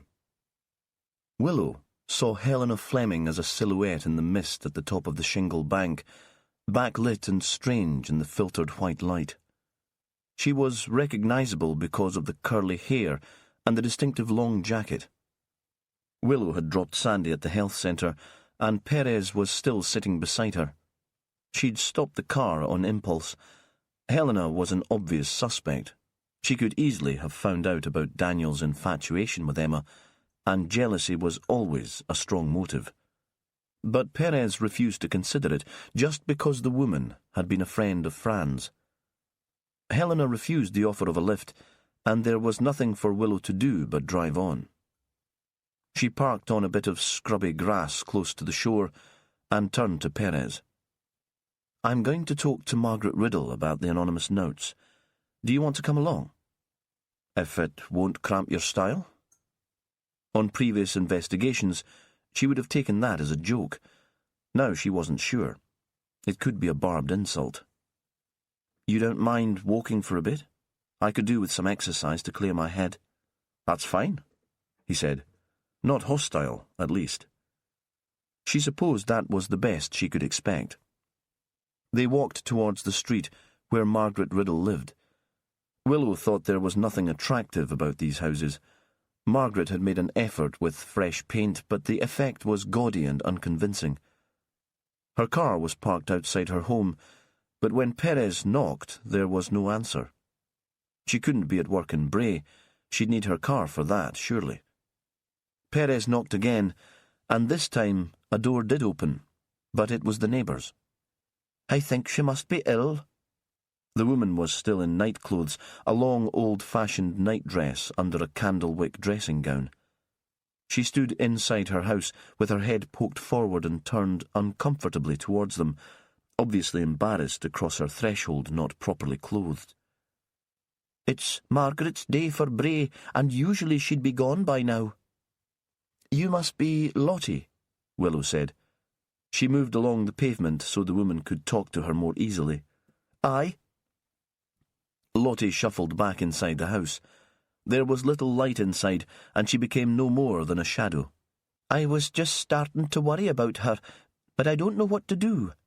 Magnie's been in Lerwick and he's not back yet. Should we go and check, do you think? I suppose you do have a key. Lottie disappeared without speaking, and Willow followed her into a gloomy hall and the world of the 1970s. A downmarket stage set for Abigail's party.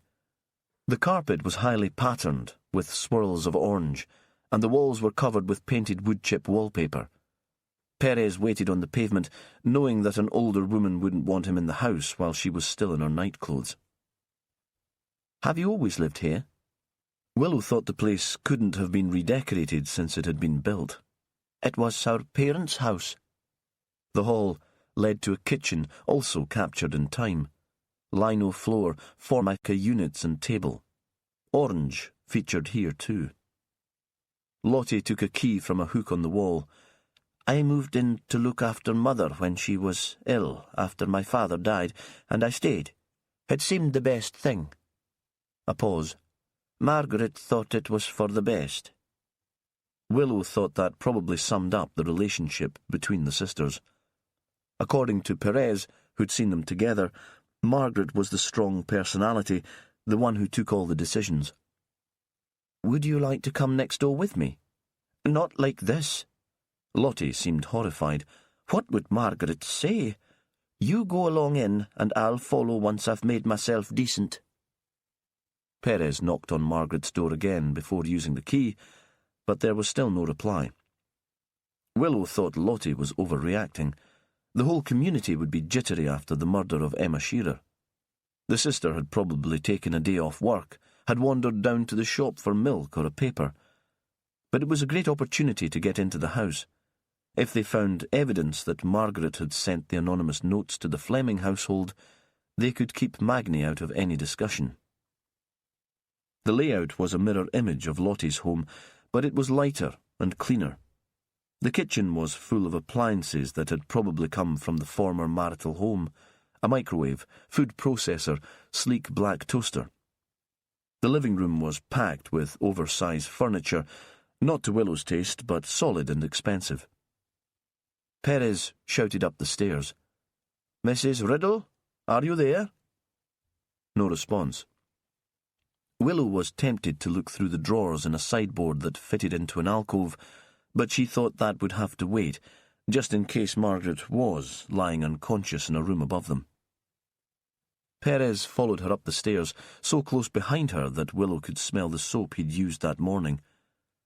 She pictured turning, taking him into her arms and burying her face into his hair, then imagined his reaction: horror, embarrassment. She continued walking. The first door led into Magnie's room. It was surprisingly tidy. The duvet and pillows had been straightened, and dirty washing had been placed into a wicker laundry basket. The surfaces had been recently dusted, and still smelled faintly of lavender polish. It was a strangely anonymous room. There were no books or posters. A large TV screen was fixed to the wall and faced the bed. Willow wondered if Margaret had been in here since he'd set off for work the day before, or if Magnie looked after it himself. She looked out of the window, expecting to see Margaret walking up the street with a bag of shopping, but there was no sign of her or of Lottie. The mist was definitely lifting. Now it was possible to glimpse a line of sunlight on the water. Back on the landing, Willow could see through an open door to the bathroom. Everything white, and again everything spotless. Perez was knocking on the remaining door that was firmly shut. Mrs. Riddle, are you there? He waited for a moment, then let himself in. Willow stood beside him, just inside the room. The bed was large, and took up most of the space. It had a curved headboard, and purple cushions were propped against it, so it looked as if it belonged in a pretentious hotel. There was no sign of Margaret Riddle, except that her image stared out of a large studio photograph of her with her son. The picture had been fixed to the wall in the same space as the television in Magnie's room. The bed was made, and floral pyjamas were folded on the pillow. If she'd slept there the previous night, She'd tidied the room before leaving. Willow took another look out of the window, saw again that the street was empty, and opened the wardrobe. On one side, dresses, skirts and jackets hung in a neat row. On the other, a rack of shelves contained underwear and jerseys, all folded. "Wouldn't you think," Perez said, "that this was the product of an ordered mind, not someone as obsessed as Magni described?" They left the front door open for Lottie, and now Willow heard tentative sounds below. "Just a moment, I'll come down." Lottie had pulled on a pair of shapeless trousers and a jersey made of some man-made fibre in snot green. She was still wearing the slippers. She looked up as Willow walked down the stairs towards her. "Is she there?" Willow couldn't tell if the anxiety in her voice was caused by worry about her sister's health or about Margaret's reaction if they'd been caught snooping. "No," she said. "Everything's fine. She must have gone out for a walk." "Margaret doesn't walk. Not unless she has to." "Maybe someone gave her a lift into work." Willow wanted Lottie out of the house so they could look in the sideboard drawers. Perez was still upstairs. Willow wondered if he'd gone into Magni's room, checking that she'd not overlooked something important. "I can't mind who that might be." The woman still hovered just inside the door, as if she felt awkward about intruding. "Why don't I have a quick look round and see if I can find any clue as to where she might be? You could go home and try phoning her." Willow would have bet that this woman didn't own a mobile. "And I would love a cup of tea." She smiled. "Maybe you could put the kettle on." As soon as Lottie had left, Willow moved quickly to the living room and opened the sideboard drawer. There was a thick file labelled Divorce, a pile of correspondence between solicitors, acrimonious words about details that seemed to Willow to be petty, ownership of furniture and household goods, a dispute who had contributed most to the deposit for the house in Vaux, to the largest car. There was another file relating to the purchase of Margaret's Deltoness home. Willow flicked through it quickly, aware that Margaret could return any moment, and assuming that there would be little of interest. She heard Perez's footsteps on the stairs, and was aware of him coming into the room, but her attention was focused on the file. At the back was a brown envelope, unlabelled. Willow pulled out the contents and found letters that went back more than 3 decades. The handwriting was as clear and round as that of a studious child, and Willow found them very easy to read. She saw almost immediately that these were love letters. Love letters from Dennis Gear, the man who'd committed suicide in the Flemings' barn. Writing to young Margaret, they were all addressed to "my peerie Tammy Norrie," the Shetland dialect word for puffin. The words were playful and excited, making plans for trips to Lerwick to see a favourite fiddle player, and then talking of a dance in the Vidlin Hall. What a splendid night that was, all those folk dressed in their finest, and you, the bonniest of them all, and so light on your feet. I felt the luckiest man in the world. Without a word, Willow passed them one by one to Perez. At the back of the pile there was a note, very sad and apologetic. Willow thought it must have come after Margaret had announced her engagement to Neil Riddle. "Of course, I can't blame you for your decision. I haven't treated you as I should in the past, and Hesty will hardly provide a living for one man, let alone a family. But know this, no other man will ever love you as much as I do." Willow passed that on too, and looked at Perez, waiting for a reaction, thinking, no other woman will ever love you as much as I do. He read the letter, but said nothing. His face was impassive. She returned to the file. Along with the letters was a small piece of graph paper. Spots within the tiny squares formed a gallows and a noose. But Margaret had made a mistake. A spot in the wrong square, and the image was spoilt, not perfect. She must have started again, but kept the faulty message. So Magni was right. Margaret did send those notes. Willow stood in the overcrowded room and felt the weight of Margaret's disappointment as a physical pain, a headache, not a heartache. Margaret had chosen Neil Riddle for his prospects, only to be abandoned by him for a younger woman. It was clear that Dennis Gear had cared for her, at least at the beginning. That hadn't been a figment of her imagination. His death would have made her reassess every important decision she'd made in her life. There would have been regret that she'd chosen the wrong man, bitterness and, above all, there would have been guilt. At her betrayal of Dennis when she was younger, and that she hadn't prevented his suicide. No wonder she'd needed someone else to blame. There were footsteps outside the front door. Willow stuffed the papers back into the file and closed the drawer. She turned round, thinking quickly of the words she'd used to explain her presence in the house. "Lottie let us in. She was worried that she hadn't seen anything of you today." But it was Lottie who was standing there, obviously distressed. "Margaret's not answering her mobile, and I phoned her work. They were expecting her in today, and she hasn't been in touch. I don't know what to do." "Let's go back to your house." Willow's head was still full of the love letters from Dennis Gear, so touching and undemanding. "We'll have that tea, shall we? And see if we can track her down. We'll leave Jimmy here in case she turns up." She felt only sympathy for the missing woman, imagined her lonely and desperate somewhere, and then the thought intruded that this was no way for a police officer to respond. Margaret could be a suspect, and she needed to keep some emotional distance. There was orange-patterned wallpaper in Lottie's living room, but it had faded, so it blended into the beige carpet and brown furniture. Everything here had faded. Willow thought nothing in the house had been changed since the death of Lottie and Margaret's parents. She wanted to ask about the family. It was clear that Lottie had retired because there had been no mention of her being employed, and the room was littered with signs that she spent most of her time in this room, a knitting basket overflowing with yarn, a pile of library books, half-open women's magazines. Lottie was someone with time on her hands, but now the priority was to find Margaret. "Have you contacted Magni? He might know where your sister is." Lottie shook her head. "I don't have his number. He was always Margaret's boy, you know. Even when he was a peery boy, she didn't like to share him."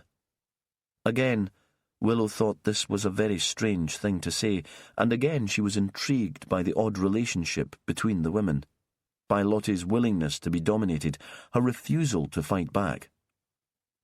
"I have his number," Willow said. "We'll try that, shall we?" The women were still standing. All thought of tea had been forgotten. Lottie was at the window, staring through a gap in the net curtains as if she hoped Margaret would suddenly and magically appear. Her body was tense, frozen, and she seemed close to tears. Willow had put Magni's number in her phone and was scrolling through her contacts list. "There's no need."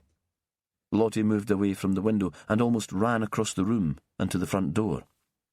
"Ah, so she's here," Willow said. "All that worry for nothing." But when she walked to the window, expecting to see the reunion of the sisters, hoping from the encounter to get a better idea of the relationship between them, she realised that Margaret hadn't returned after all. It was Magni's van that had pulled up outside the house, and Margaret's son that Lottie was talking to. She'd stretched out and was gripping his arm, her hand hard and white like a claw. Chapter 33. Perez thought that Magni Riddle looked exhausted. He'd probably been working the night shift at the power plant. Perez had seen the van arriving and had made his way out into the street before Willow. "What's going on?" Magni stood by the side of his vehicle, looking around him. He seemed confused by the attention he was getting. His aunt, stick-thin and yelling, grabbing hold of his arm, the two detectives on the pavement staring. "We're not sure where your mother might be," Perez said.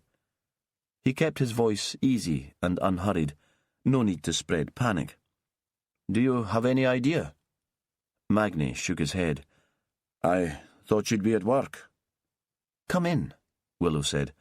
Let's all go into your aunt's house, shall we? Lottie was just putting the kettle on. I'm sure there's an obvious explanation. Magni followed her. Perez thought he was like a child, glad to have someone else take charge.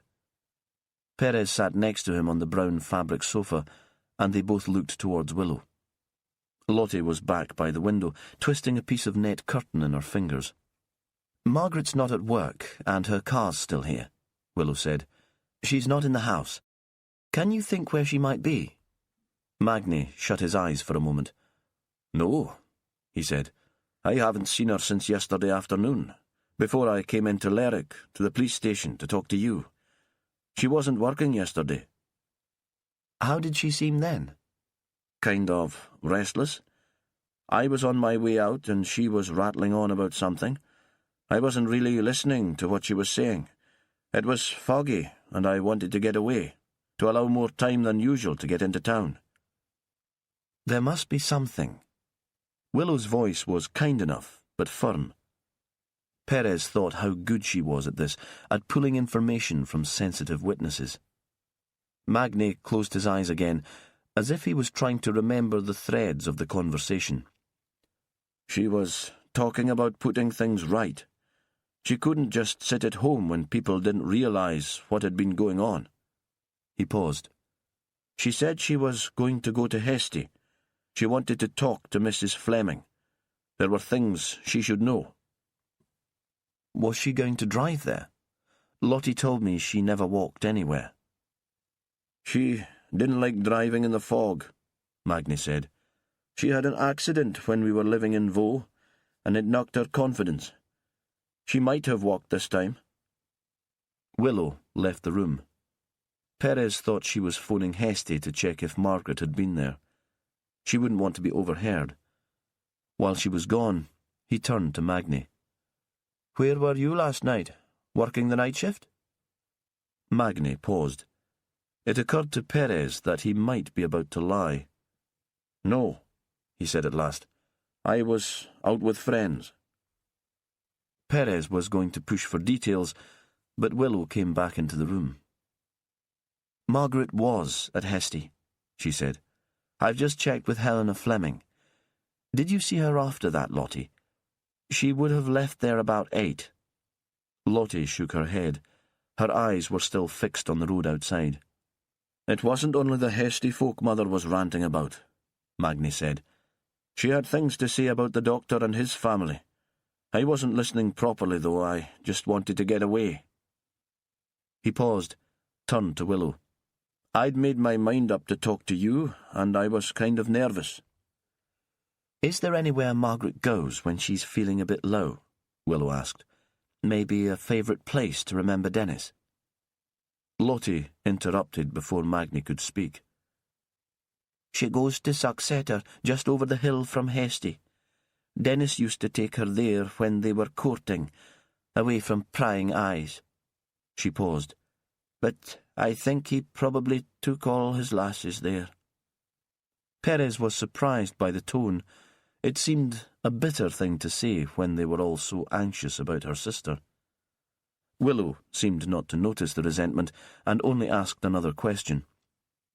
"Could Margaret have walked there from the Flemings' house? Wouldn't it have been a stretch and a bit dangerous in the fog?"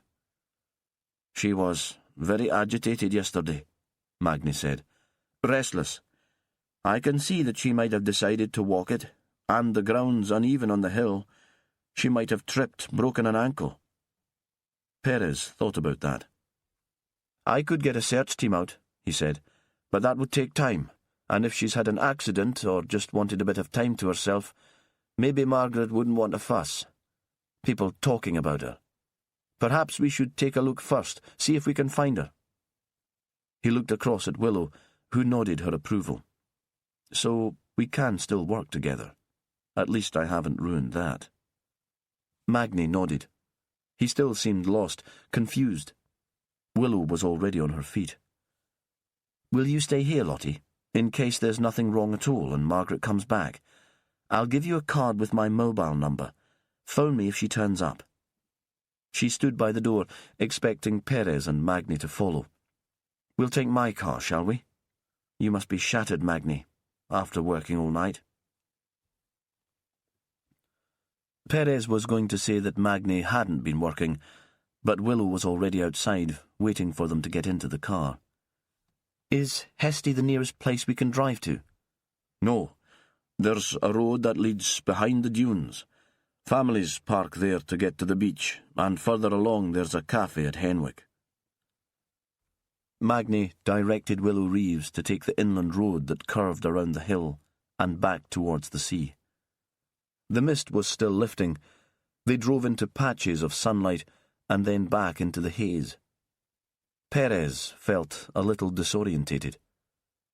The boat had been so full that he hadn't managed to book a cabin. A group of young people had taken over the ferry bar, playing their music, and he'd stayed up watching them until the early hours. One lad with long hair and a frayed Fair Isle jersey had leapt onto a table with his fiddle and played like a demon. His skill and energy had reminded Perez of Roddy Sinclair, a young musician who'd been part of another murder investigation. That had been Midsummer too. Fran had still been alive. Perez thought he'd always considered Shetland as unchangeable and solid, but in the last few years his life had altered at a crazy speed. Now he felt a desperate desire to slow down events and stop them spinning out of control. He knew this place on the coast. He'd come here a number of times with Fran for Sunday morning walks along the shore to Henwick. She'd made a painting here, all water and sky. He'd loved it and asked her not to sell it. It still hung on the wall of the bedroom that he'd once shared with her. Ahead of them were the dunes, tall enough here that there was no view of the sea. Behind them, a series of lochs almost invisible because a pool of mist had collected over the water. He could hear the wading birds make out fronds of reed and tall grass that surrounded the loch closest to them. "What should we do?" Willow asked. "Is there a footpath over the hills towards Hesty? Should we try that first?" If my mother wants to remember Dennis Gear, I know the place she'll be sitting. I made a bench for her there. Just a plank and a couple of rocks, but it was a kind of memorial to him. Magni was looking away from the beach towards the nearest pool. Willow seemed to know what he was talking about, and Perez remembered what Daniel had told her about the memorial. "Okay," he said. "Let's look there first.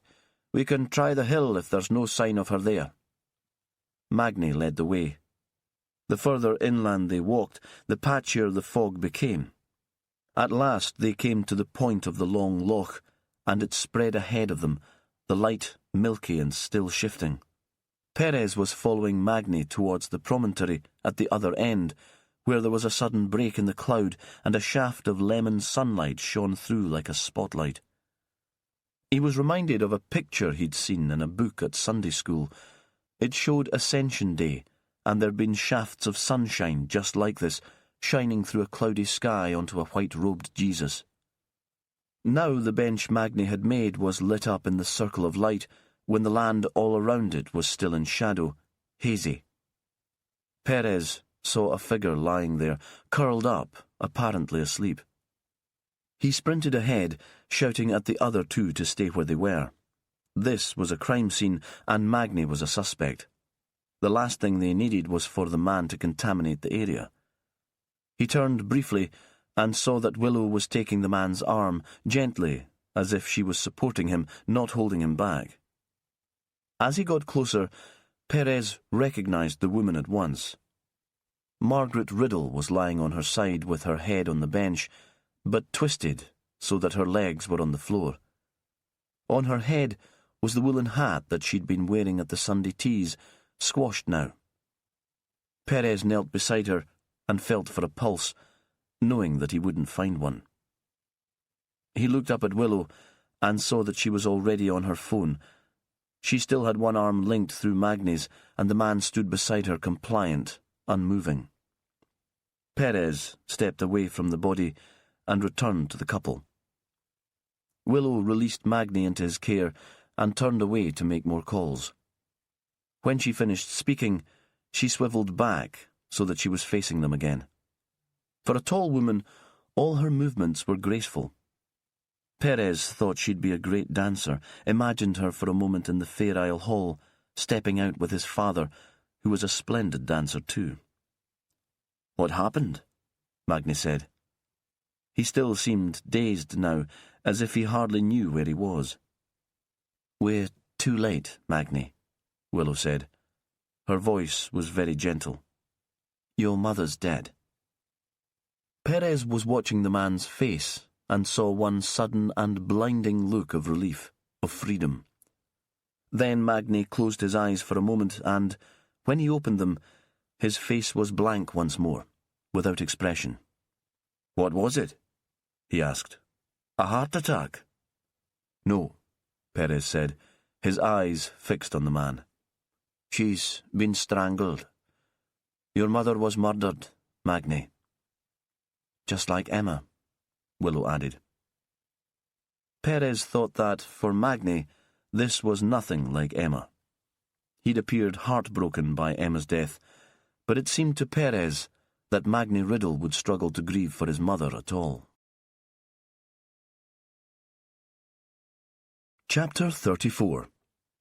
They sent Magni back to the car to wait, and stood where they were, blocking the path in case stray walkers wandered in, and waiting for Perez's team to turn up and secure the site.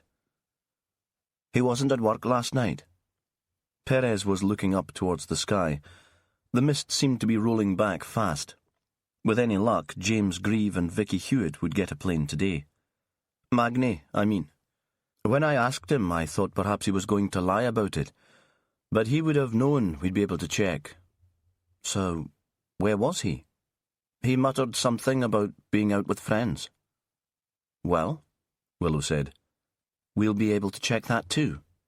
She paused. "You see Magni as a suspect, then?" "Don't you? He has a history of violence, and I can imagine Emma Shearer playing with him, provoking him. A cat with a pathetic little mouse. It's clear he was obsessed with her. Maybe she told him she had another man and something snapped." "And his mother?" "I only met her a couple of times, but she was a bitter old witch." Perez remembered the bile that the woman had spouted about the Fleming family at the Sunday teas. If she'd found out that her son killed Emma, she'd use that to keep him with her for the rest of her life. She might have been a bitter old witch, but she was very sad too, keeping those love letters from Dennis Gear all those years, regretting so much the decision she made when she was younger. Willow stretched, and Perez saw again how supple she was. "I think Helena Fleming's a more obvious suspect. After all, look at the two victims here. A younger woman who seduced Fleming's husband, and the person who'd been sending her poisonous anonymous letters." No. For some reason, the idea horrified him. How could the woman who cared so deeply for her family, who was so patient with her autistic son, commit murder? "I don't see it." "Why's that, Jimmy? Because Helena came to you, a damsel in distress, seeking your aid? You've never been able to resist that. And after all, she's so much more sympathetic than Margaret Riddle. Or is it because she was a pal of Fran's?" There was a moment of silence. Perez was tempted to walk away, but he stayed where he was.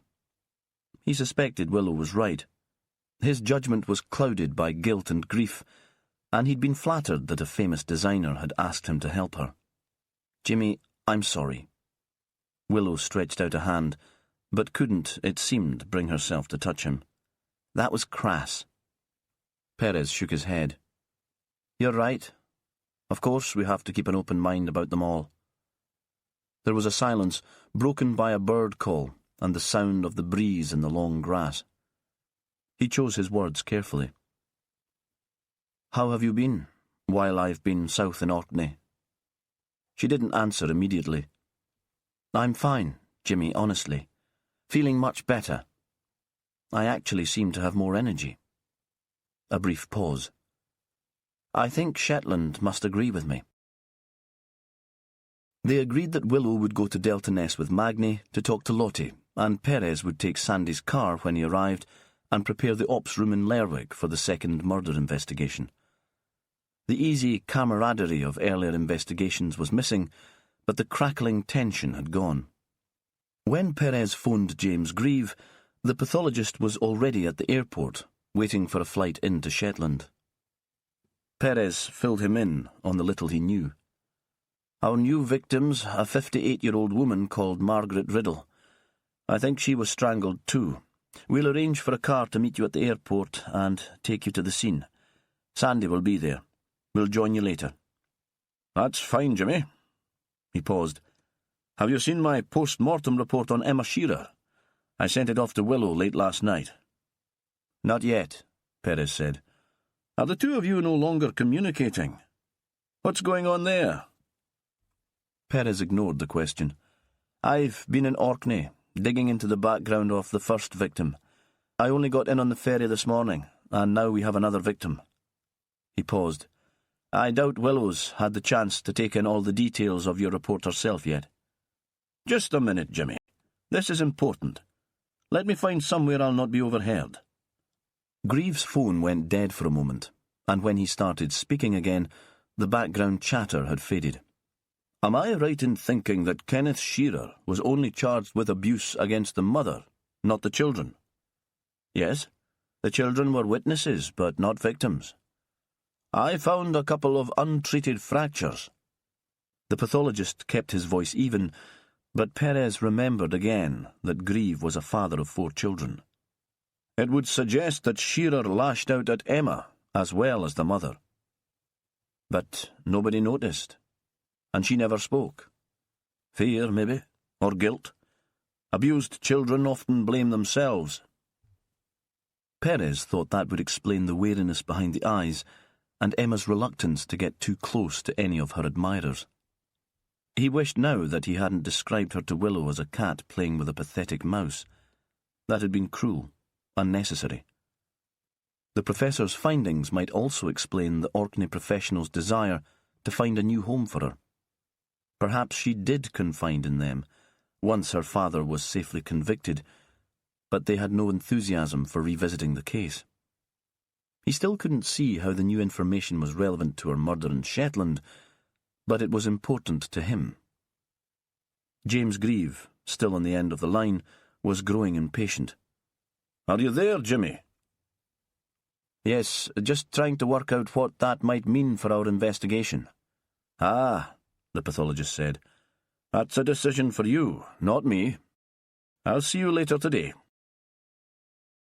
Perez sat at his desk, trying to get a handle on Margaret Riddle, digging into her past. Lottie was the older sister, but Margaret had been the achiever with good exam grades. She got a place at Teacher Training College in Aberdeen, but hadn't completed the course and had come back to Shetland and to her parents. She wouldn't have been the only hopeful student to find life away from the islands harder than she'd expected. On her return to Shetland, she'd started working in the bank in Lerwick, and there she'd met Neil, her boss and future husband. Perez gleaned most of this information from online issues of the Shetland Times. A wedding photograph showed her in traditional white, standing beside a tall, rather stern-looking man. The only mention of Margaret in connection with Dennis Gear was in a much earlier report of a music festival in Lerwick. They were standing together in a photograph of young people, but the image was so blurred that it was impossible to pick out any of the individuals. Magnie's birth was announced in the newspaper too. He'd been baptised in the church where Neil was lay reader. Of course, there was no mention of the Riddles' divorce, of Neil's setting up home with a Latvian housekeeper, or of Margaret leaving her job in the bank to work part-time in the co-op in Bray. It would have been talked about, though. There was nothing a gossip liked more than a tale of the mighty fallen, a respectable family breaking apart. Perez phoned the Delta Ness Health Centre several times and spoke to the receptionist there. He was interested to know if Margaret had visited Ness House on the evening of her death. If Magnie was right, she'd talked about going there as well as Hesty. The only information he received was that Dr. Moncrief was out for the afternoon on home visits, and the receptionist had no idea when he would be back. Nettie was sympathetic. Perez supposed that news of Margaret Riddle's death would have seeped like osmosis into the community, but she said that she couldn't give out any medical details without the doctor's permission. The last time Perez called, there was only an automatic answering machine message. He tried phoning Ness House, hoping to speak to Belle, but that call went unanswered too. On his own in the ops room, Perez tried to pull together his thoughts. He'd felt at first that Emma Shearer's death had something to do with a hatred of outsiders. There was a poisonous atmosphere in that community, a horrible mix of gossip and prejudice. A local man had committed suicide, and it was as if everyone wanted to shift the blame onto the newcomers. But Margaret Riddle had been born and brought up in Delta Ness. She seemed to be at the heart of all the muck-spreading and rumour, so perhaps he'd got the whole thing wrong, and he needed to start again, from the beginning. Chapter 35. Willow left Sandy standing guard over the reclining body of Margaret Riddle and walked back to her car. Perez had already headed back to Lerwick. There were just ribbons of mist now, caught by the sunlight and blown by the breeze back out to sea. As she'd thought he might be, Magni was asleep in the passenger's seat. He didn't stir, even when she started the engine and the car bumped over the rough track and back to the road and Delta Ness. Lottie was waiting for them, still at her post at the window. Willow decided not to disturb Magni. She'd rather talk to Lottie alone. The front door was ajar, and she let herself in, met Lottie in the hall. "You didn't find her then?" Lottie seemed even more distraught than when they'd left. "I've had no news either." Willow put her arm round the woman's bony shoulder to shepherd her back into the living room and waited until they were both seated before speaking. Lottie made no protest and asked no further questions. "We did find Margaret," Willow said. "She was on the bench that Magni made for her in memory of Dennis." "Has she been there all night? She'll have caught her death in all the fog. Where is she now?" "She's dead, Lottie." Willow waited for a beat to make sure the words had sunk in. Sometimes relatives shut out the truth, heard only the words that they wanted to hear. "She was strangled, murdered, like Emma Shearer." There was a moment of complete silence. Lottie was still facing the window, as if waiting for her sister to appear at the end of the street.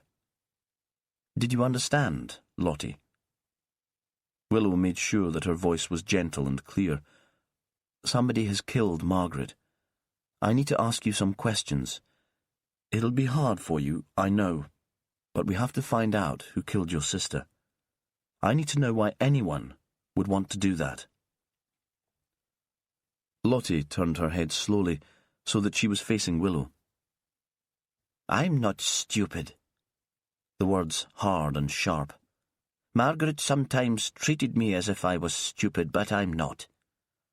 I knew something was wrong when she didn't leave for work this morning. I knew something has been wrong with her for weeks." "Since Dennis Gay killed himself?" "No," Lottie said. "Maybe not that long ago." "Do you have any idea what might have upset her?"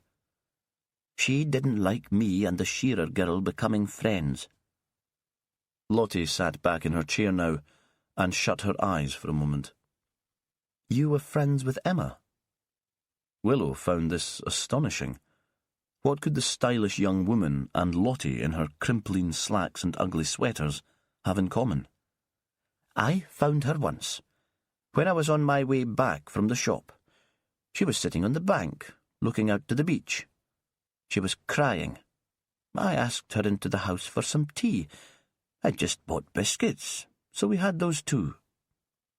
"Did she tell you why she was upset?" Lottie shook her head. "And I didn't ask. Not my business. And she'd tell me in her own time if she wanted to. We talked about Delta Ness. She wanted to know what it was like growing up here. All the old stories." "You lived here all your life?" "Oh, no." Lottie seemed shocked by the idea. I was born in the South Mainland, Dunross Ness. We moved to this house when it was new, when the oil came. My father found a job at Salamvo. My mother never settled. She said it was the back of beyond, but I liked it well enough. Did Emma come and see you quite often after you found her crying on the beach? Every week on a Monday, before she collected the little children from the school. A pause. Margaret was always at work on a Monday. She'd never taken to Emma since she started seeing Magnie. But your sister found out somehow that you and Emma had become friends. Willow wasn't sure where this was going, but she was curious. I let it slip one time. I couldn't stand Margaret ranting on about what a poor influence Emma was on her son.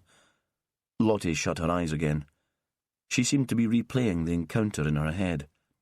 I told her. I thought Emma was a fine young lassie, and Margaret should be pleased that the boy had found someone. Did she want Magnie to be as lonely as we were? And then she wouldn't let the matter go. That was Margaret all over, prodding and prying until I told her Emma came to tea with me every Monday afternoon. Did Emma ever confide in you? Willow asked. She had a tough time growing up in Orkney. Did she talk about her parents, the things that happened to her family?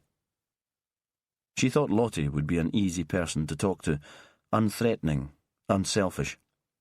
We didn't talk about anything important, Lottie said. That was why we got on so splendidly. It was just tea and chat, and maybe sometimes a bit of bitching about her bosses. We had that in common, you see, working for the Moncriefs. You used to work for the Moncriefs? Again, Willow was surprised. She hadn't pictured Lottie as having any paid employment. She'd seen her as a carer to her parents in their latter years, but hadn't considered what she might have done before that became necessary. Not for Robert and Belle, Lottie said. I worked at Ness House long before they got together. I wasn't clever like Margaret. I never passed any exams. When we lived in the south, I got a job in the Sumborough Hotel, cleaning the rooms and helping in the kitchen. Then my parents moved to Delta Ness, and I couldn't do that anymore.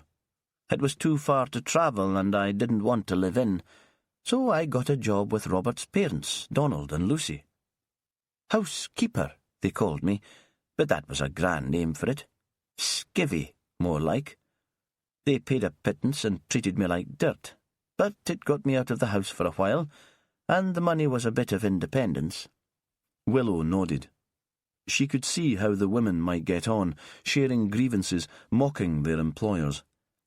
And you never did find out why Emma was crying that day you first invited her back? Lottie shook her head. I put it down to the Moncriefs. She paused. I cried a fair bit while I was working at Ness House too. Robert and Donald were cut from the same cloth.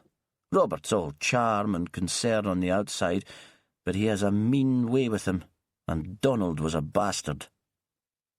Do you have any idea who might have wanted to kill Margaret? Willow thought the past was fascinating, but she couldn't see how Lottie's experience of working for Robert Moncrief's father had anything to do with what was happening in Delta Ness now. My sister wasn't an easy woman to get on with, Lottie said. She could hold on to a grudge longer than anyone else I know. She said the Moncrief bairns were monsters because they played a trick on her when they came guising for Halloween. They threw eggs at the house, and it took an effort to clean up all the mess. Emma wasn't with them that time, but she still got into trouble when Margaret went and complained to the parents. There was a pause. Margaret only behaved that way because she was hurting. She thought she was settled for life with Neil in that big house in Vaux. She'd sacrificed a lot to get it. Dennis Gare. You know about that?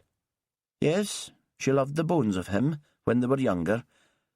By the time she moved back here and tried to get together with him again, he was a different man, depressed and drunk.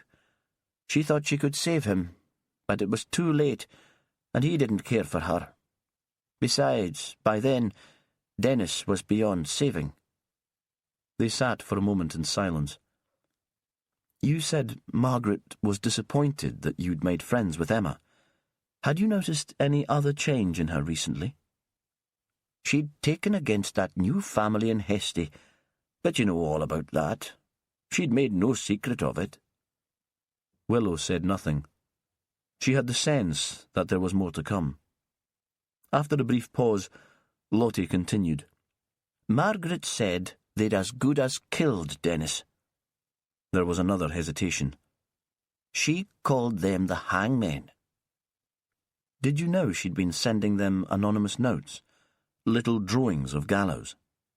No, but I knew she'd become obsessed with that family. Lottie turned to stare at Willow. Easier, I suppose, than blaming herself. Magni thought she was losing her mind a bit. What do you think? Lottie gave a sharp, hard laugh. I think she was as sane as the rest of us, except that maybe she couldn't let go of a grievance. She let it burn inside her until it gobbled her up. Then she did what she felt she had to, lashing out at people she thought had hurt her, just to survive. But she didn't survive, did she? All that bad feeling was wasted. Now she's gone. When Willow left Lottie's house to rouse Magni, he was already waking up. He stretched awkwardly in the front seat of the car, and for a while seemed not to know where he was. Willow opened the passenger door. "We'll go inside, shall we? I need to ask you a few more questions." Inside, he wandered through to the kitchen and put on the kettle as if he was sleepwalking. Willow thought that would be what he'd do when he came home from a night shift. He'd be working on autodrive. The smell of coffee, which had turned her stomach in the first few weeks of pregnancy, seemed suddenly delicious, and when he offered her a mug, she accepted. "Where were you last night, Magni?" Because he might be acting as if he'd been on the night shift, but he'd told Perez that he'd been with friends. He shifted awkwardly. "Just out with a few pals." "I'll need their names, Magni. You do understand that. And you were out all night? I need to know where you were staying."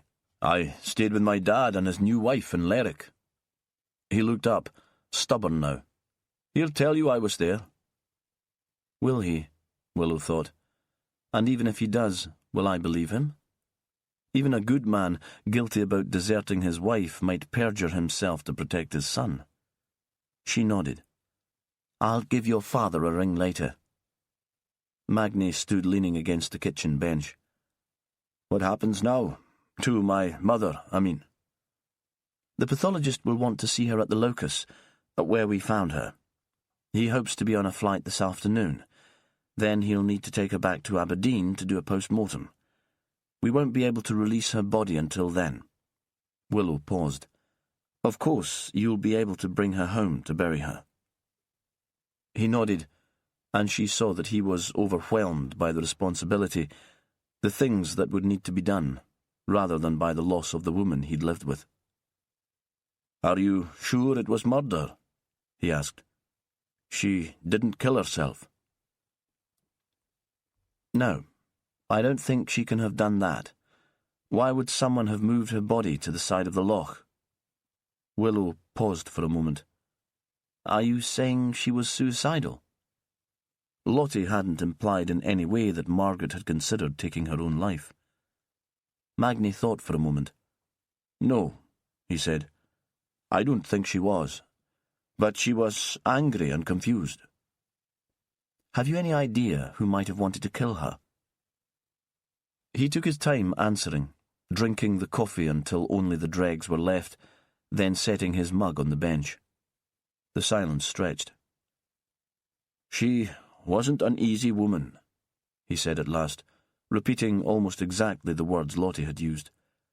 "She stuck her nose into other people's business, and then she gossiped about them. There will be folk in Delta Ness who won't be sorry to see Margaret Riddle dead, but none of them would have killed her." "What about your father and his new wife?" "My mother made their life hell when they set up home together in Lerwick. She sent letters to the paper, to the bank's headquarters, to the minister of the kirk. complaining that my father's hypocrisy made him unfit for work and for his office in the church. But that had all calmed down. She must have seen that she was making herself look ridiculous. He looked straight up at Willow. I never blamed my father for leaving her. They weren't content for as long as I can remember. It was time for him to find some happiness. Emma was your girlfriend and Margaret your mother. Willow was feeling the shock of caffeine after the weeks of abstinence. Her thoughts were racing, and she wasn't quite sure where they were leading. Now the two women in your life are dead. Is there anyone who would want to hurt you so much that they might be prepared to kill the people closest to you? Magni looked at her as if she was crazy. That sounds like a horror movie, not real life. I suppose it does. I'm just thinking aloud here. I can't think what else they might have in common. They had nothing else in common, he said. It must be some madman, mustn't it? Some stranger who enjoys strangling women. Willow didn't answer. She couldn't see that the case was as easy as that. There had been no stranger in Delta Ness, and she thought there must be some logic to the killings, in the mind of the murderer, at least. What will you do? She asked. Will you go to stay with your father for a while? The man shook his head. I'll tell him what happened before he hears from someone else, but this is my home. If you need me again, this is where you'll find me. As Willow was leaving the house, she felt her phone vibrate in her pocket. Sandy. We've got cover here until the Prof arrives later this afternoon. Sandy sounded breathless, as if he was walking into the breeze. What would you like me to do now?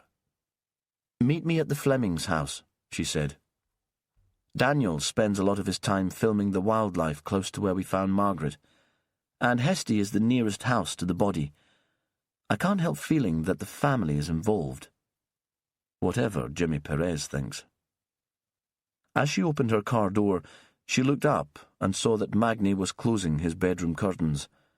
Again, he was doing what he always did when he arrived home after being away all night.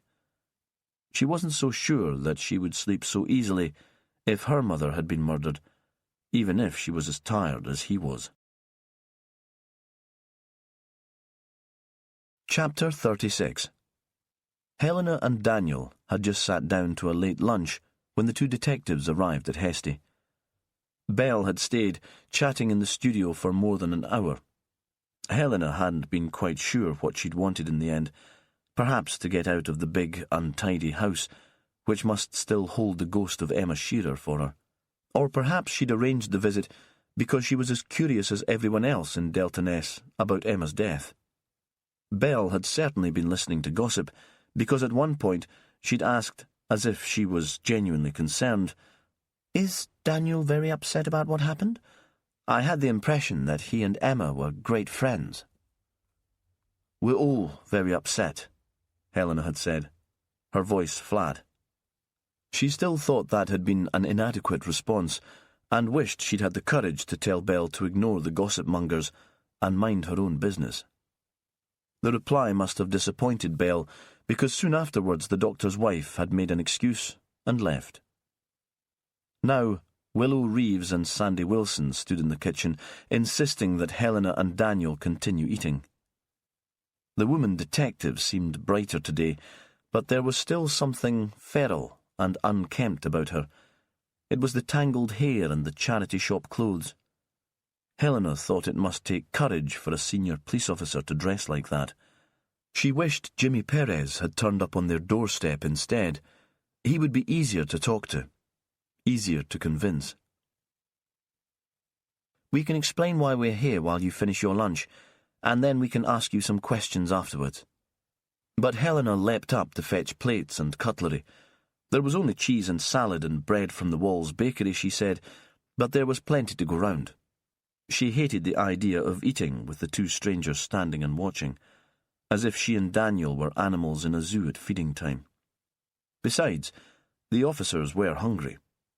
When they'd first come in, she'd seen the envy in their eyes when they'd seen the meal laid out on the table. She wondered when they'd last eaten. So now they were all sitting together, and Sandy was hacking at the bread, which Helena knew would drive Daniel crazy. Daniel was pleased by symmetry and order. That was what made him a fine architect, his attention to detail and his love of clean lines. Sometimes Helena wondered if he was on the autistic spectrum like Christopher, but not diagnosed. Although she didn't want more bread, she took the loaf next and cut a slice to tidy it up. Daniel shot a grateful glance across the table at her. Willow Reeves explained why they were there before she started eating. There's been another murder. Margaret Riddle. She was strangled too and left on the bench by the loch on the other side of the hill. She reached out for a tomato. They were very sweet and small. Helena had called in at the Hayes farm shop to buy them when she was in Ravenswick to talk to Jimmy Perez. That seemed a very long time ago. Why was Margaret here? The detective asked. Was it a social occasion? I didn't have the impression you were that close. We didn't invite her, Helena said. She was imagining Margaret Riddle as a supper guest at the same table as Robert and Belle Moncrief, and couldn't help smiling. The idea was ridiculous. Then she thought what a snobbish cow she must seem, and tried to explain. Margaret turned up out of the blue, out of the fog.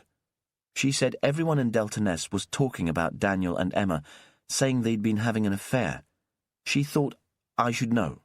Of course, that was nonsense. She just wanted to spread her poison. What time was that? Helena looked at Daniel. Can you remember? The fog made it seem much later than it probably was. It seemed late for a social call. She didn't stay long. I didn't invite her in. Had she driven here? I didn't see a car, and that was odd too. I've never seen Margaret walk anywhere. She even drove down to the community hall for teas and meetings, and that's no distance from her house. Perhaps, Sandy said, someone gave her a lift to the bottom of the track, or she left her car there. Did you notice headlights before or after? Helena shook her head. But I wouldn't have done. The fog was so thick and the house doesn't look out that way. How did she seem? Willow was focused on spreading butter on an oatcake and only looked up at Helena when the question had been asked. Agitated? Very wound up. I'm not sure what she wanted from me. Gratitude, perhaps, or company? I had the sense that she'd expected to be made welcome, but she disgusted me. The way she wanted always to see the worst in people. There was no kindness or understanding. Don't you think that made her sad? Willow asked. The fact that she'd made herself so unpopular. It seemed such a strange thing for a police officer to say that Helena was shocked into silence, and it was Daniel who took up the conversation. It was hard for us to feel sorry for Mrs. Riddle, he said. She made life very difficult for us. From the moment we moved in, it was clear that she resented us. After the old man killed himself, she was even more unpleasant. She'd loved Dennis Gare when she was a girl. Willow brushed crumbs from her fingers, and then, almost without pausing, she continued speaking. We've found evidence that Margaret was the person who was sending you the little drawings of gallows and hanged men. I suppose it had to be her.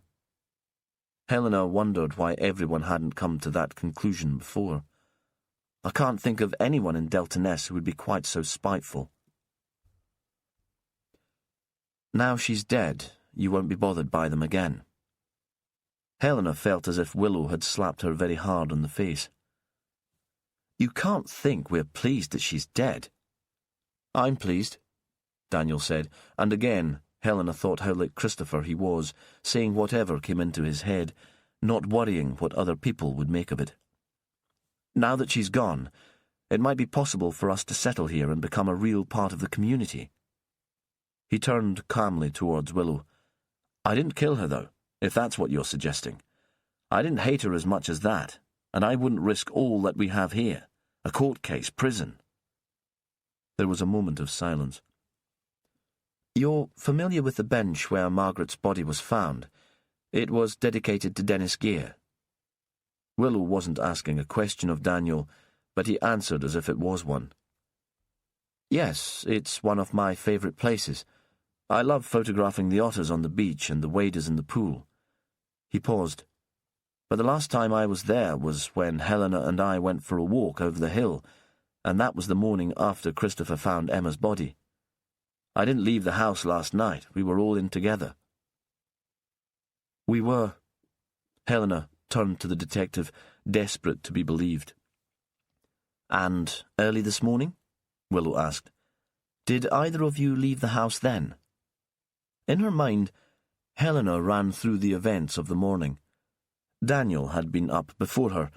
He'd said he wanted to continue planning his new project. She hadn't seen him until after she'd taken the kids to school, but she was quite sure he'd been working in his office. I walked the children to school, she said. Otherwise, neither of us left the house. She looked towards Daniel, who just nodded his agreement. I think that's all for now. Willow was on her feet, walking towards the door. Thanks for lunch. Helena walked outside with the detectives. For the first time in 2 days, she could see all the way down to Delta Ness, and in the other direction to the hill, with the beacons stark on the skyline. There was the smell of salt, cut grass and wild flowers. The air seemed clearer. She thought again of the night before, Daniel and herself drinking champagne, toasting muddle and compromise. With Margaret no longer stirring up trouble for them, perhaps Daniel was right, and life here would be easier. The dreams they had for the place no longer seemed quite so impossible.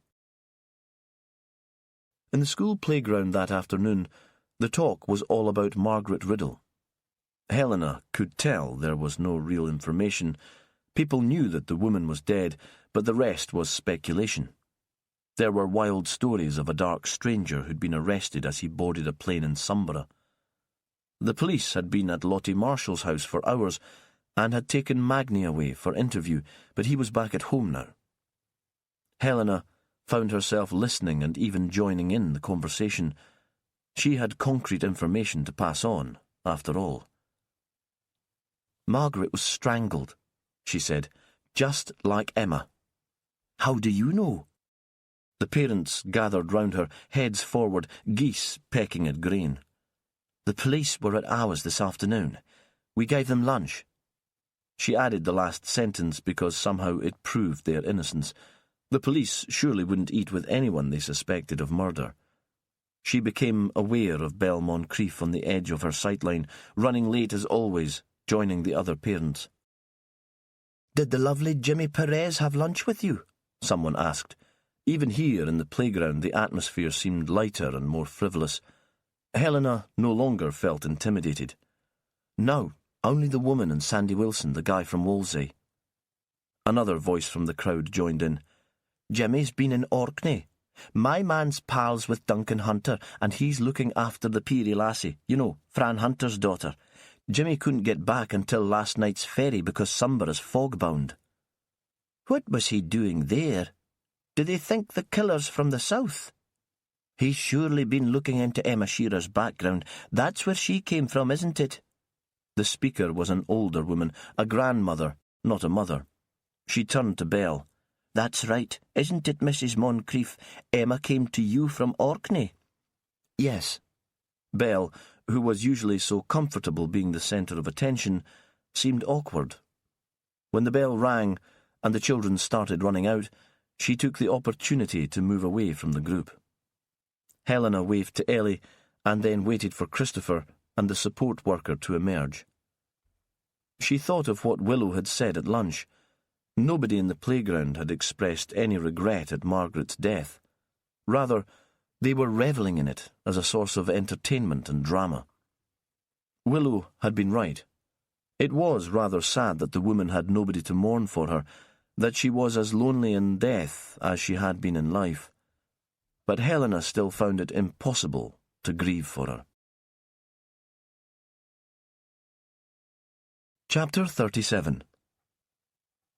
Magni Riddle lay on his bed. The curtains were thin and the light came through. There was more than enough light to read the numbers on his phone and for him to get through to his father's mobile. He'd be at work, but usually his father answered, and he did so immediately today. Magnus? Dad, something's happened. Silence. In the past, when they were all living together in the big house in Vaux, there would have been angry questions. What have you done this time? What bother are you causing us now? But Neil Riddle no longer saw himself as a saint. He was a sinner, like the rest of the world, and he was enjoying the benefits of his new status. He was more tolerant, kinder. What is it, son? Mum's dead. How? His father wasn't a man to waste words. The police were here when I got back from work. They say she was murdered. Are you all right, son? Would you like to come and stay here with me and Krista? I'll be fine. Because the last thing Magni needed was to be around his father and Krista. They still radiated happiness and romance. Neil floated through the flat with a constant smile on his face, and Krista fluttered around him like a moth drawn to a flame, all light kisses and touches. His mother had said the woman must be faking it. She wants a British passport. After Brexit, she's worried she'll be sent home. What could she see in Neil Riddle? Magni could feel that the affection was genuine, though. In their company, his relationship with Emma had always seemed half-hearted and unsatisfactory. I told the police I was with you and Krista last night, Dad. I don't have any kind of alibi, and they seemed to think I was a suspect. First Emma, and then my mother. The two women in my life, the detective said. There was a silence at the other end of the line, and Magni waited for the old recriminations. Did you kill her, son? No, because what else could Magni say?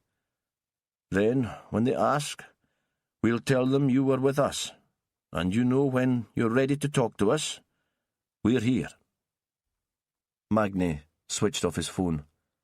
He lay back on the bed and tried to sleep, but images of the bonfire on the beach returned.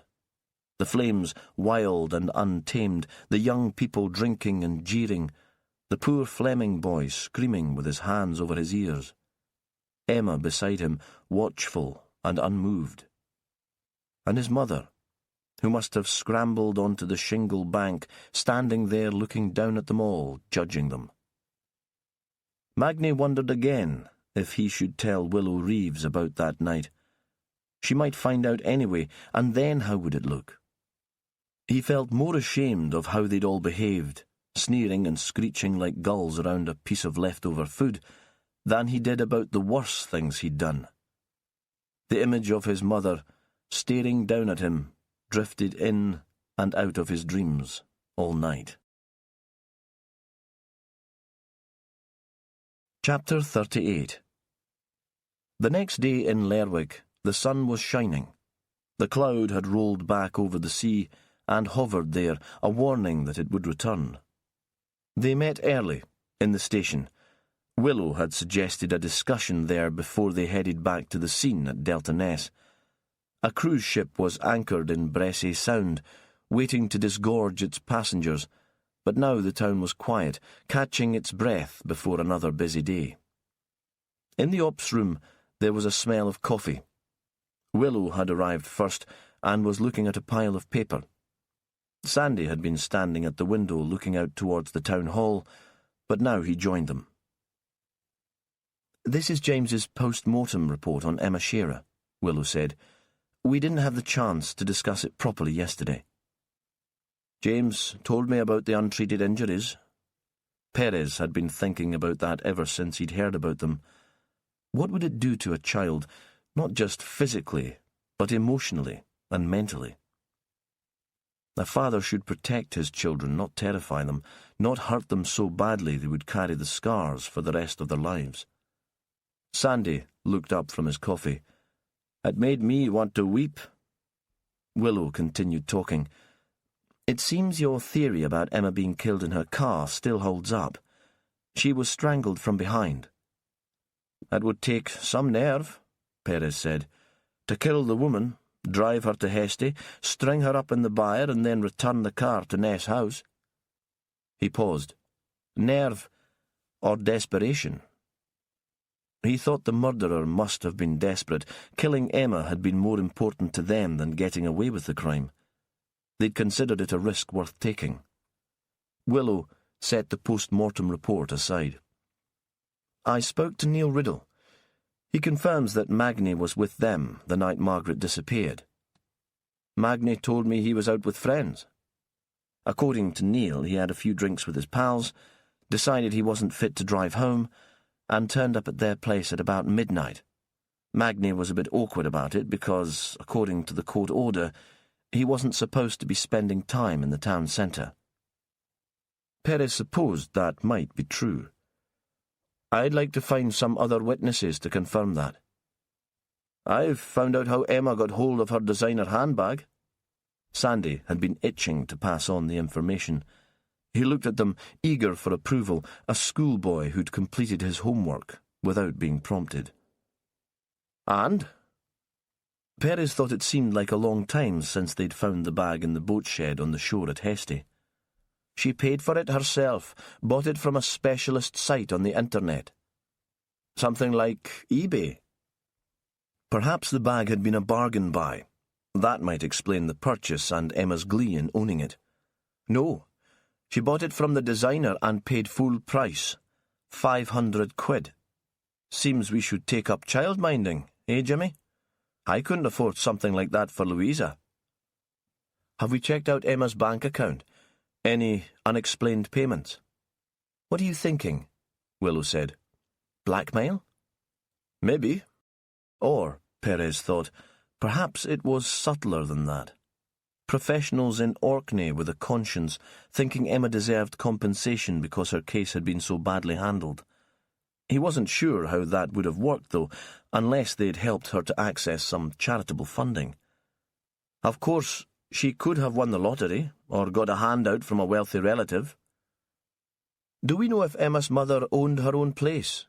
This was Sandy again. Perhaps Emma could have inherited if a house was sold when the woman died. I checked that while I was in Orkney. Willie had filled Perez in with the information the night they'd got drunk on Highland Park whisky. The shop was sold when Kenneth Shearer was sent to prison. The family rented a house in Kirkwall after that, so there'd have been no big payout on the mother's death. So, where was Emma getting the money? Willow leaned forward across the table.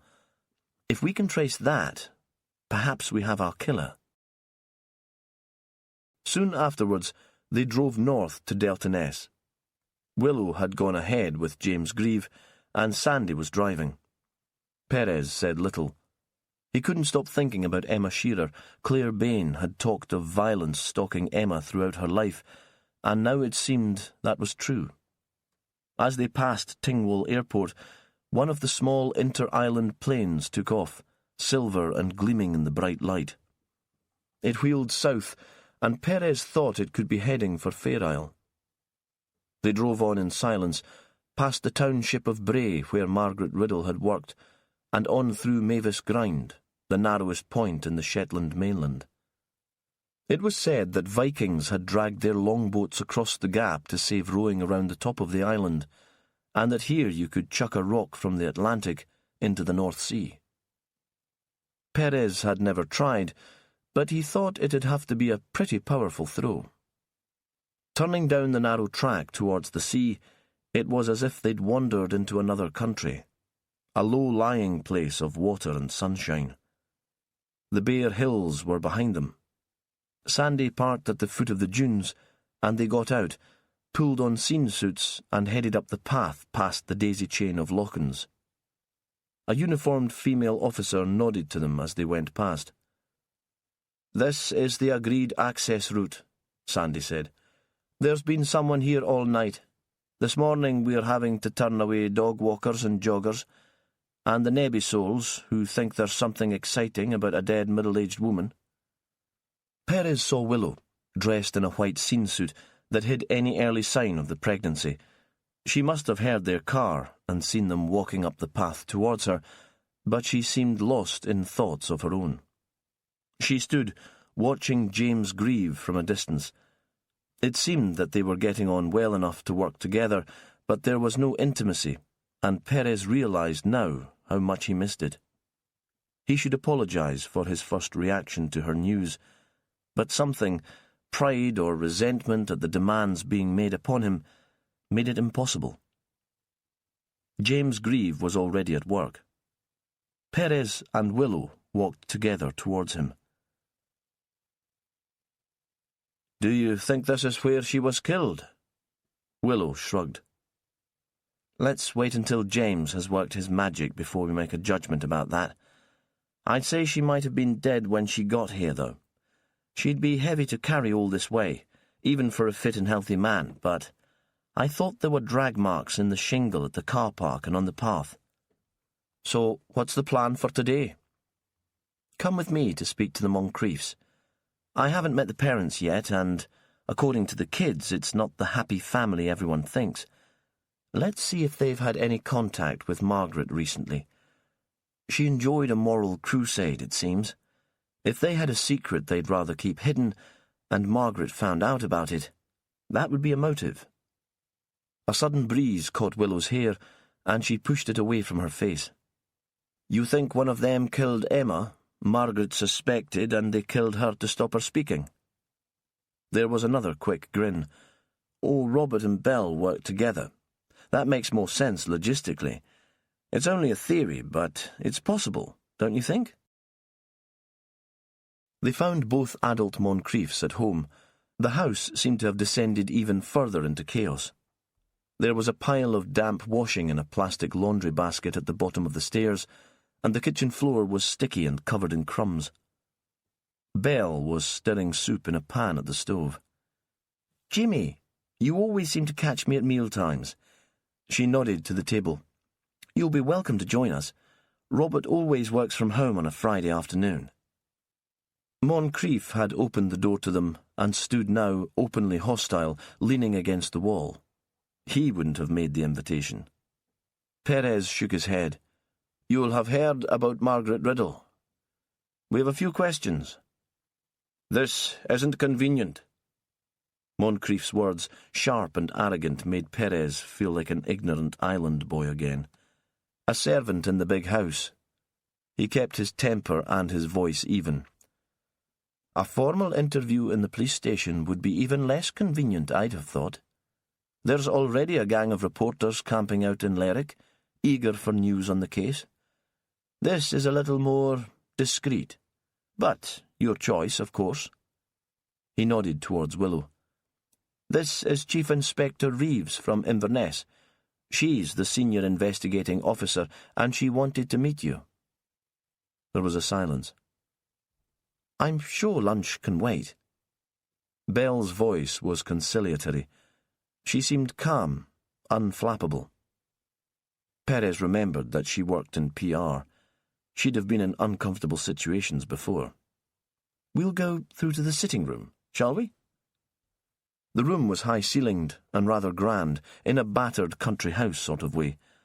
Furniture that might be antique and worth a fortune, or picked up in a charity shop. 2 sofas covered in green fabric with a design in white, showing hunting scenes. A desk with a leather top, a large sideboard elaborately carved, holding glasses and decanters. The long window looked out to the garden and the sycamore plantation. The room would always be dark, and even today, with bright sunshine outside, it was gloomy. Robert and Belle sat on one sofa, Willow and Perez on the other. Perez waited for Willow to begin the conversation. This was her shout. Besides, despite himself, he felt again the old childhood sense that he was an impostor here. "Margaret Riddle was your patient?" "You know she was." "Had you formed any opinion of her mental health?" "Are you saying she committed suicide?" Moncrief leaned forward. "She didn't consult me at all. I couldn't have predicted such a severe depression." Covering his bag. "You thought she was depressed?" "No. I knew she'd become obsessed with the family at Hasty, and she blamed them for the death of Dennis Gear. What form did that obsession take? As far as I could make out, she was an old-fashioned gossip. She was lonely and bored, and she took an unhealthy interest in other people's affairs. That doesn't amount to a psychiatric illness in my book. When did you last see Margaret? This time, Willow's question was directed to both Robert and Belle. I haven't seen her since the Sunday teas, Moncrief said. My God, that's less than a week ago. It feels as if this nightmare has been going on for an eternity. Mrs. Moncrief? Willow turned to his wife. I saw her on Wednesday night, Belle said. The night of the thick fog. I was upstairs, saying good night to the youngest children and drawing their curtains, and she was standing outside. There's a small length of pavement just outside the house, and she was there. It seemed odd. She was watching the house. Perez thought Willow seemed particularly interested in this. That would have been very weird, don't you think? Belle gave a little laugh. Why on earth would she? No, she seemed to be waiting for someone. Perhaps she'd arranged for a lift. Robert and I went out that night. Some friends in Hillswick had invited us for dinner. We decided to organise a taxi so that we could both have a drink. We thought Martha could mind the children for the evening. It would do her good to take some responsibility. When the taxi arrived 10 minutes later, there was no sign of Margaret. I'd forgotten all about it until now.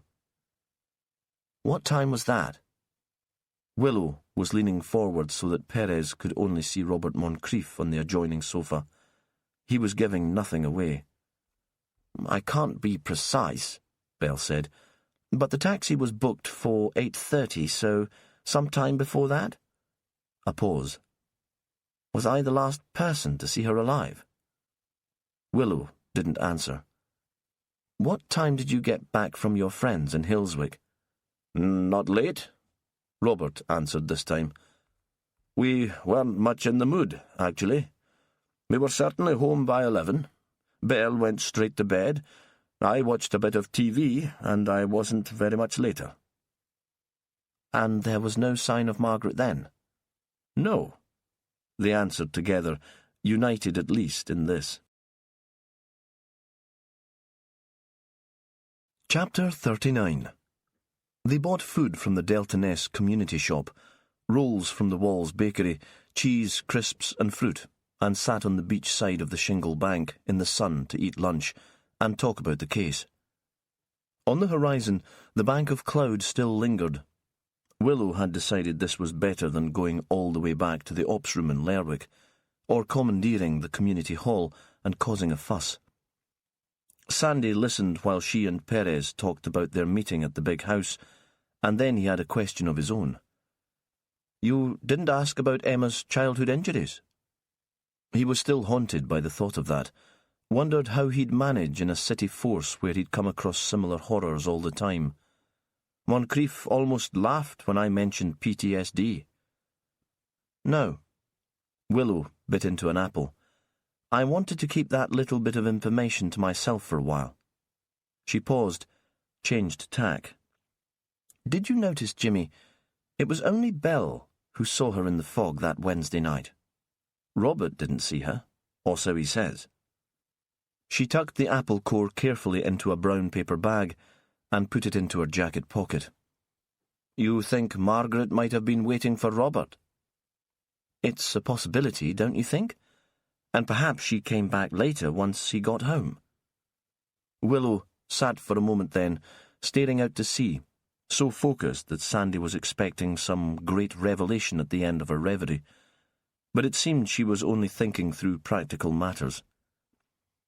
I'd like you to go and see Lottie this afternoon, Sandy. Magni will be out at work, and I've asked his permission to go through Margaret's things so we can pick up those old love letters from Dennis Gear. Get Lottie talking about those times. She'll speak to you. You talk the same language. So does Jimmy. But Jimmy would scare her. She shot a quick look at Perez. He has a manner about him that can be a bit cold and intimidating at times. You don't. And so Sandy found himself standing outside Margaret's door to search for a pile of ancient love letters. He couldn't see how they could be of any meaning to the current investigation. Willow seemed to have a fascination with history. She said tensions and problems of the present could be traced back to events of the past. He couldn't see how that could work when Emma Shearer hadn't even been alive at the time of the love affair. The dead woman's house had been sealed, and a constable he didn't recognise stood at the door.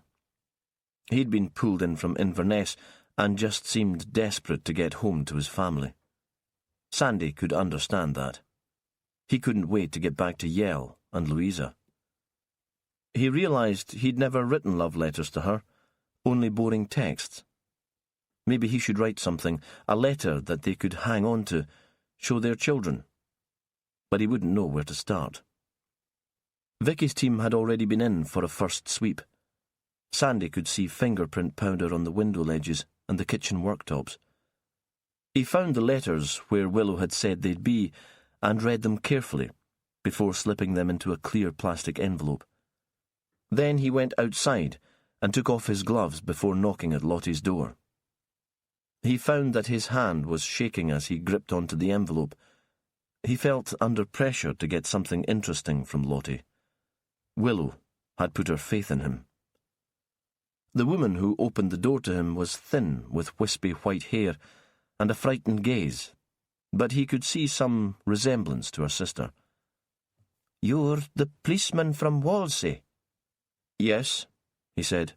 "There's nothing to worry about. I'm just here for a chat." She sat him in the living room, and he heard her in the kitchen making tea, opening a tin for something she'd baked. When she returned, it was with mugs, not a pot on a fancy tray. She set them on the table and came back with a quarter of a fruitcake. "I made this for Emma, but then she never came, of course, and I've been eating it ever since. It saved me having to cook. It'll not have dried out, being in the tin." "I'm sure it'll be splendid. A good fruitcake improves with keeping." He paused, feeling his way. Lottie had brought up the subject of Emma, so perhaps he should follow her lead. "Did she speak much about her time in Orkney?" "Not very much. She wasn't happy there." "Was she happy here?" "They're not an easy family, the Moncriefs. Your boss will have told you I worked for Robert's father." Sandy nodded, but said nothing. Perez had taught him the value of silence. "He was a hard man. He expected too much of the boy. If you get bullied, you're likely to turn into a bully yourself." Lottie stared out of the window. Sandy wondered what her parents had been like with her, and with Margaret. "Did Robert bully his children?" She shook her head. "According to Emma, he didn't really see them enough to bully them. Not when they were tiny. Once they were old enough to be proper companions, he was around more. But he's a competitive man. He needs them to succeed. Charlie is a great sportsman, and Robert's there for every competition cheering him on. But not always in a good way, you know. He hates it when Charlie loses, and Martha rows for the Delta ladies in the regatta now. I'm not sure Robert cares so much about that. It seems Charlie is the important one." "So, Robert never hit the children?" The question was tentative, and Lottie took a long while to consider. In the end, Sandy added, "Because Emma was beaten herself, you see. Nobody realised at the time, but Professor Grieve found old injuries when he did the post-mortem." "I don't know," Lottie said at last. "Robert's father hit him, but that wasn't so strange in those days. As I said, Robert wasn't around so much when the children were small. Not his fault, maybe. He'd have been busy with work." There was a moment's silence. "And then he and Belle are often out in the evening. They're great ones for dinner parties. I'd say Robert is cold rather than cruel." There was another silence, companionable, not awkward. Sandy cut another slice of the cake, out of politeness. "We need to talk about Margaret," he said, after several mouthfuls. "She was an unhappy woman." Lottie might have been continuing the same conversation they'd had about Emma and Robert. "Never content. She looked back at her marriage to Neil as if it were perfect, but all the time she was with him she complained about him." A pause. "Poor man. I wasn't surprised when he left her to find some joy in his life." "Did you ever say that to Margaret?" There was a sudden quick grin, and the thin grey face lit up. He saw for a moment how she would have looked as a girl. "I would never have dared," she said. "We were all frightened of Margaret. She had such a sharp tongue on her. It would cut you in two." He smiled back and put the plastic envelope on the coffee table between them. "It seems she was happy with Dennis Gear. She kept his letters, at least." The woman opposite stared at him as if he were mad. "Margaret told you that Dennis wrote those letters to her?" "Well, they were in her house." Sandy felt himself floundering now. The woman who had seemed so frail and kind was suddenly hard, angry. He wasn't quite sure what he'd said to hurt her. "She stole them," Lottie said. "Dennis wrote those letters to me." Another pause. "And she stole him from me too, all those years ago." "Why don't you tell me about it?"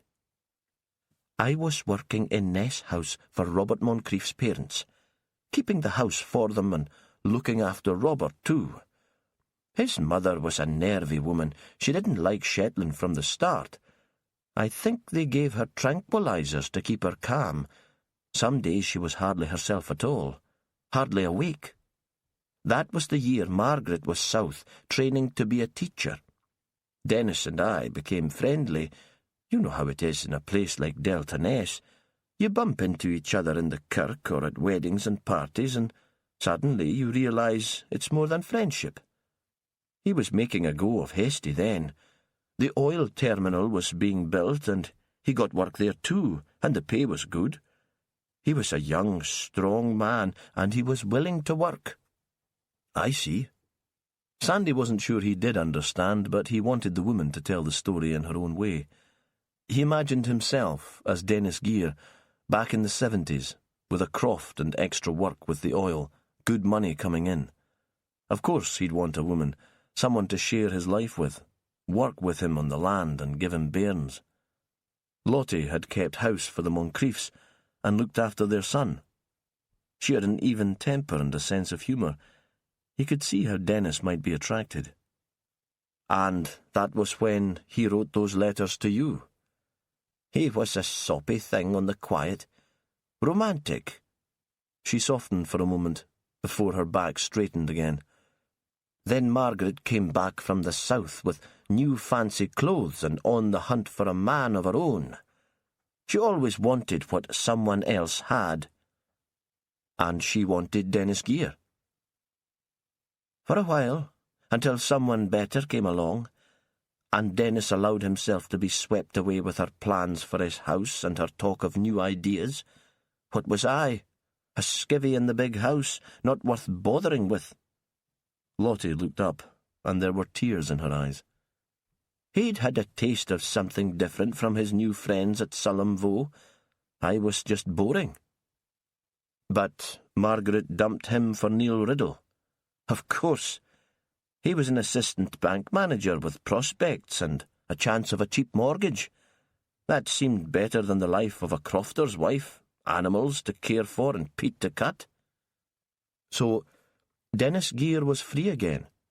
He must have come to his senses and come back to you."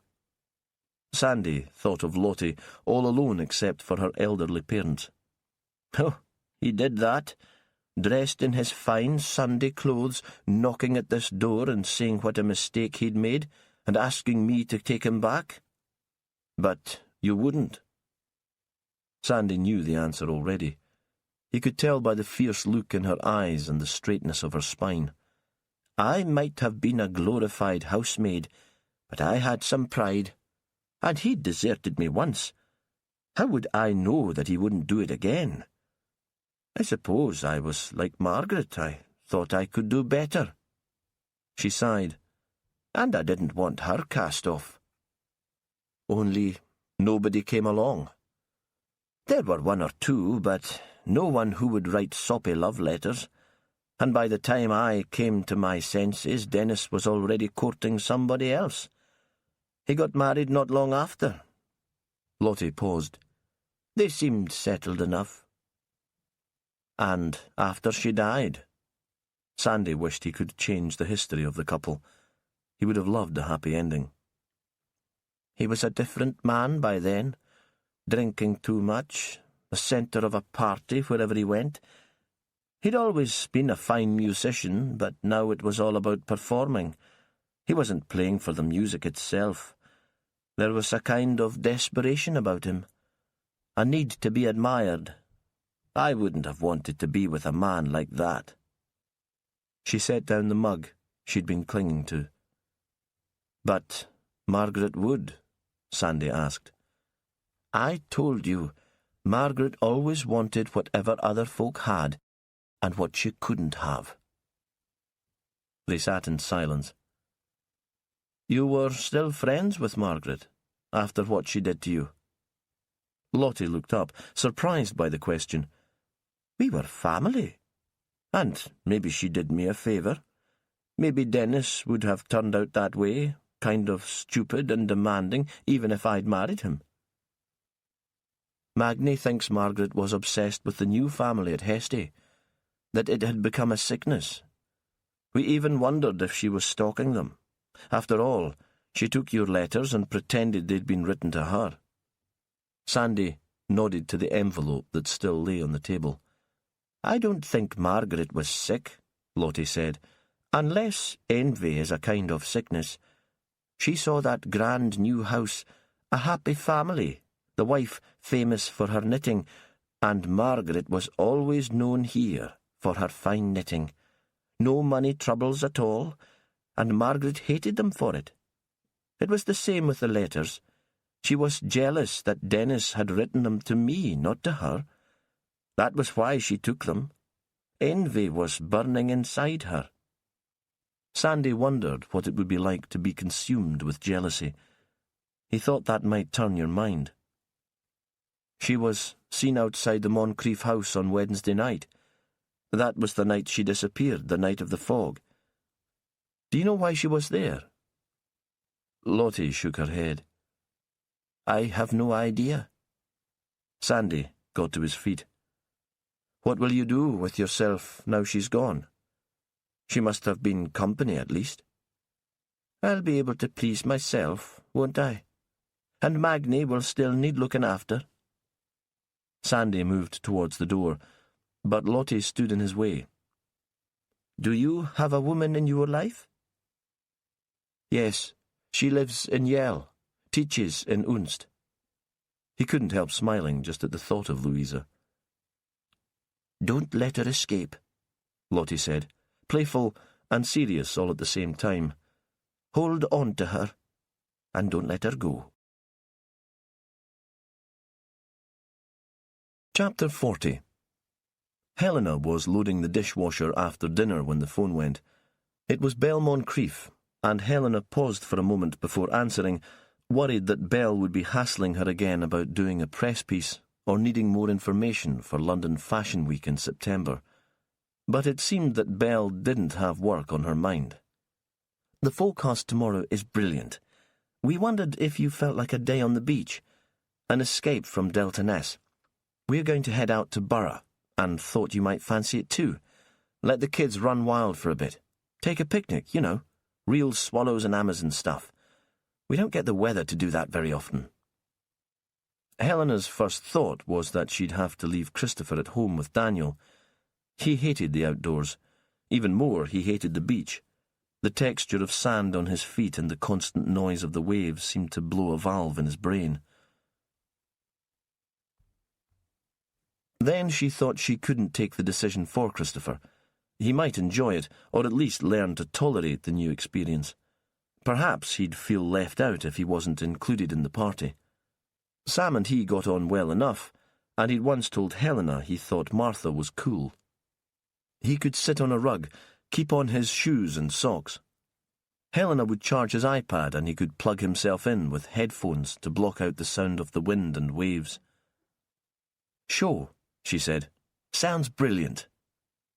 The next day felt like an adventure and, as Belle had said, like an escape. Let the police and the forensic scientists do their dirty work, Helena thought. For one day, the Fleming family could at least try to forget about murder. She packed up a picnic and they loaded the car with so much kit that Daniel asked if they were going away for a fortnight. But even Daniel looked the part in shorts, t-shirt and espadrilles. Helena remembered again the holiday in Greece, Daniel's body brown and strong. He seemed himself again, light-hearted, joking with the children as he drove down the track, leading them in some daft song that Ellie had learned at school. By the time they left North Mavine and headed south down the long, thin spine of Shetland mainland, they were singing at the tops of their voices, even Christopher.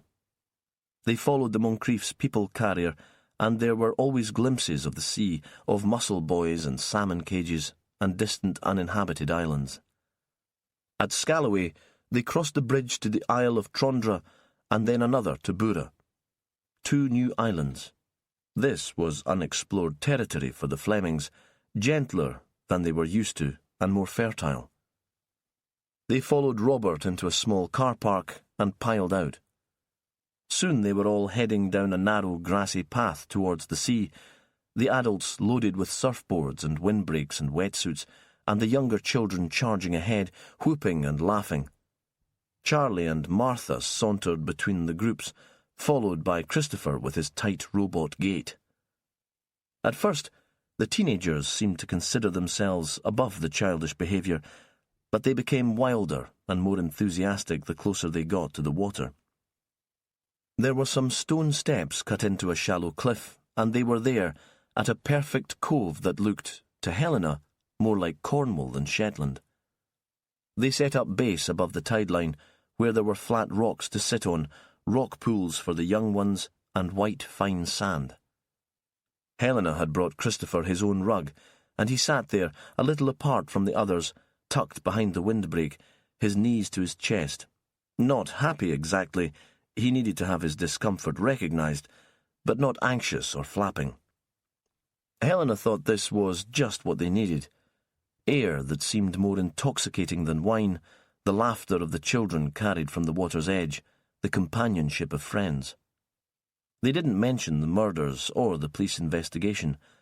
There had been no formal agreement beforehand that the subject was off-limits, but it seemed that none of the adults wanted to be reminded of Delta Ness with its claustrophobia and gossip, with its army of police officers and scientists and press.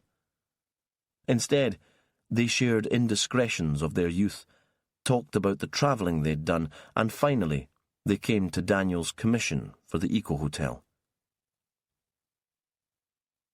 "Of course, you'll need someone to manage the publicity for you." This was Belle, only half joking. "If we get the word out properly, you'll have enough work to see you through until retirement." Daniel had rolled onto his side, his head supported by his hand. "Hey, how old do you think I am?" "It doesn't matter. You could still be working until you're 80. People will be queuing up for commissions." Yeah. Mock dismissive, but Helena could tell he was loving the flattery and the banter. He seemed happier than she could remember, happier perhaps than at any time since the kids were born. People don't tell you what children can do to a relationship. They make it all sound so easy. Today, it did seem easy. The children scattered, forming small, shifting groups, poking in rock pools, building castles, only returning to base for food and drink. The teenagers slid into wetsuits and went into the sea, lying on surfboards, idling and waiting for the perfect wave, then powering into the shore sleek as seals. When they came out, they were shivering with cold, but joyous. They pulled on jeans and jerseys and gathered together the young ones for a game of rounders. Christopher pulled out his earplugs and turned round to watch, clapping occasionally at a particularly good hit. Helena wondered if it had taken the murders to make them appreciate this. Would the children have played so well, so uncomplainingly, if they hadn't lived through almost a week of parental tension and anxiety? Usually outings like this one seemed a wonderful idea in prospect, but often ended in disappointment and tears. Time passed without her really noticing. She lay on her back on a towel, reading and dozing. The tide came in and afternoon turned to early evening. Robert decided this was the time they should all go in the sea. He stood up and stretched and would take no opposition. The water had crossed the warm sand, he said, and surely couldn't be as chilly as when they had first arrived. Part of Helena resented his attempt to take charge, the male arrogance that assumed they'd all fall in with his plans, but the water looked inviting and, in the end, wasn't it just a bit of fun? Most of the other families had left the cove, clambering in groups up rough steps and along the path to the road. The Moncriefs and Flemings climbed into swimming costumes with much joking and pretend horror. "No wetsuits," Robert said. "That's cheating." They spread out, holding hands so they were like a string of beads across the mouth of the bay. Their shadows were long on the sand. Helena was at the end of the line, standing next to Charlie. He seemed like a Viking prince with the sun on his face, very tall and strong. Daniel was in the middle of the group, with Ellie on one side and Belle on the other. Helena heard the sand shift behind her, and Christopher was there, stripped to his underpants, reaching out to take her other hand. She was going to ask if he was okay, if he was sure he wanted to do this, but he was staring towards the water, and she could tell he was looking forward to the iciness of it, the sharp tingle of the cold on his skin, so she just grinned at him. Robert had taken charge again and was counting down from 10. They all joined in. "Go!" They ran forward in a ragged but unbroken line and jumped the small waves until the adults were knee-deep, gasping with the shock of the cold, splashing. Beside her, Christopher started giggling, the sound loud and unrestrained, as he jumped high and hard. Helena let go of Charlie's hand and swung her son into the air. She saw the drops of water from his body in slow motion as gold sparks in the sunlight. Ice and fire, she thought. He loves them both, and probably feels them as the same sensation. Even when they were all dry and dressed, they didn't want to go home. The picnic food had been eaten, and they'd already decided they'd stop for fish and chips in Frankie's and Bray on the way back to Delta Ness. But Belle produced a couple of bags of marshmallows, and Robert started scavenging for driftwood and called the children to help. They found 3 chunks of pitch pine and a twisted branch that looked more like bone than wood, because it had been in the water for so long. The colour was seeping from the grass at the top of the cliff and from the sea, and the scene looked like a sepia photograph. Helena thought Ellie at least would be asleep before they got to Bray, but the idea of a bonfire and roasted marshmallows was exciting and kept even the young ones going. Christopher stuck by Robert and, when the fire was lit, sat as close to it as he could get, seeming not to care about the sand in his shoes or the background sound of the retreating tide. Chapter 41. At first, Christopher hadn't been sure about the fire. He was afraid it would remind him of his confusion when he'd wandered down to the beach at Delta Ness, the noise and the big kids jeering. But he found he loved it. It was smaller than the one Charlie and his friends had built on the shingle beach at Delta Ness, but still he was drawn to it. He could feel himself a part of the flames and the heat. He was hardly aware of the others, saw them as shadows, heard them as faraway whispers.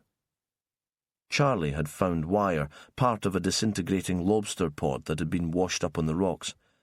He'd twisted the wire until it snapped into long pieces, and the others were threading marshmallows onto the ends and holding them towards the fire.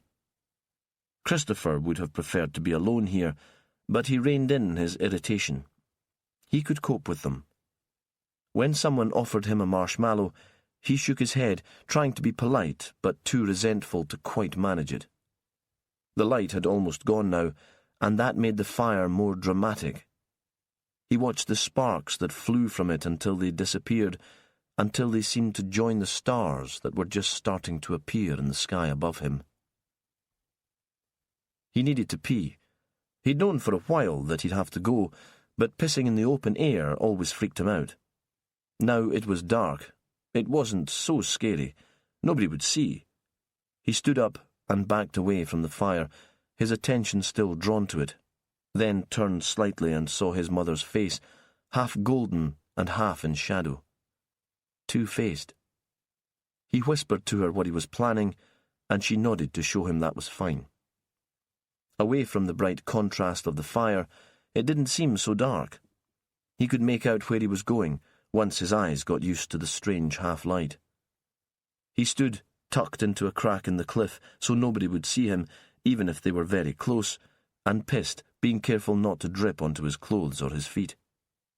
He was still not wearing shoes, still getting used to the feeling of sand and small splinters of shell on his bare feet. It felt brave to be standing here like this. He could hear the liquid splash against the rock.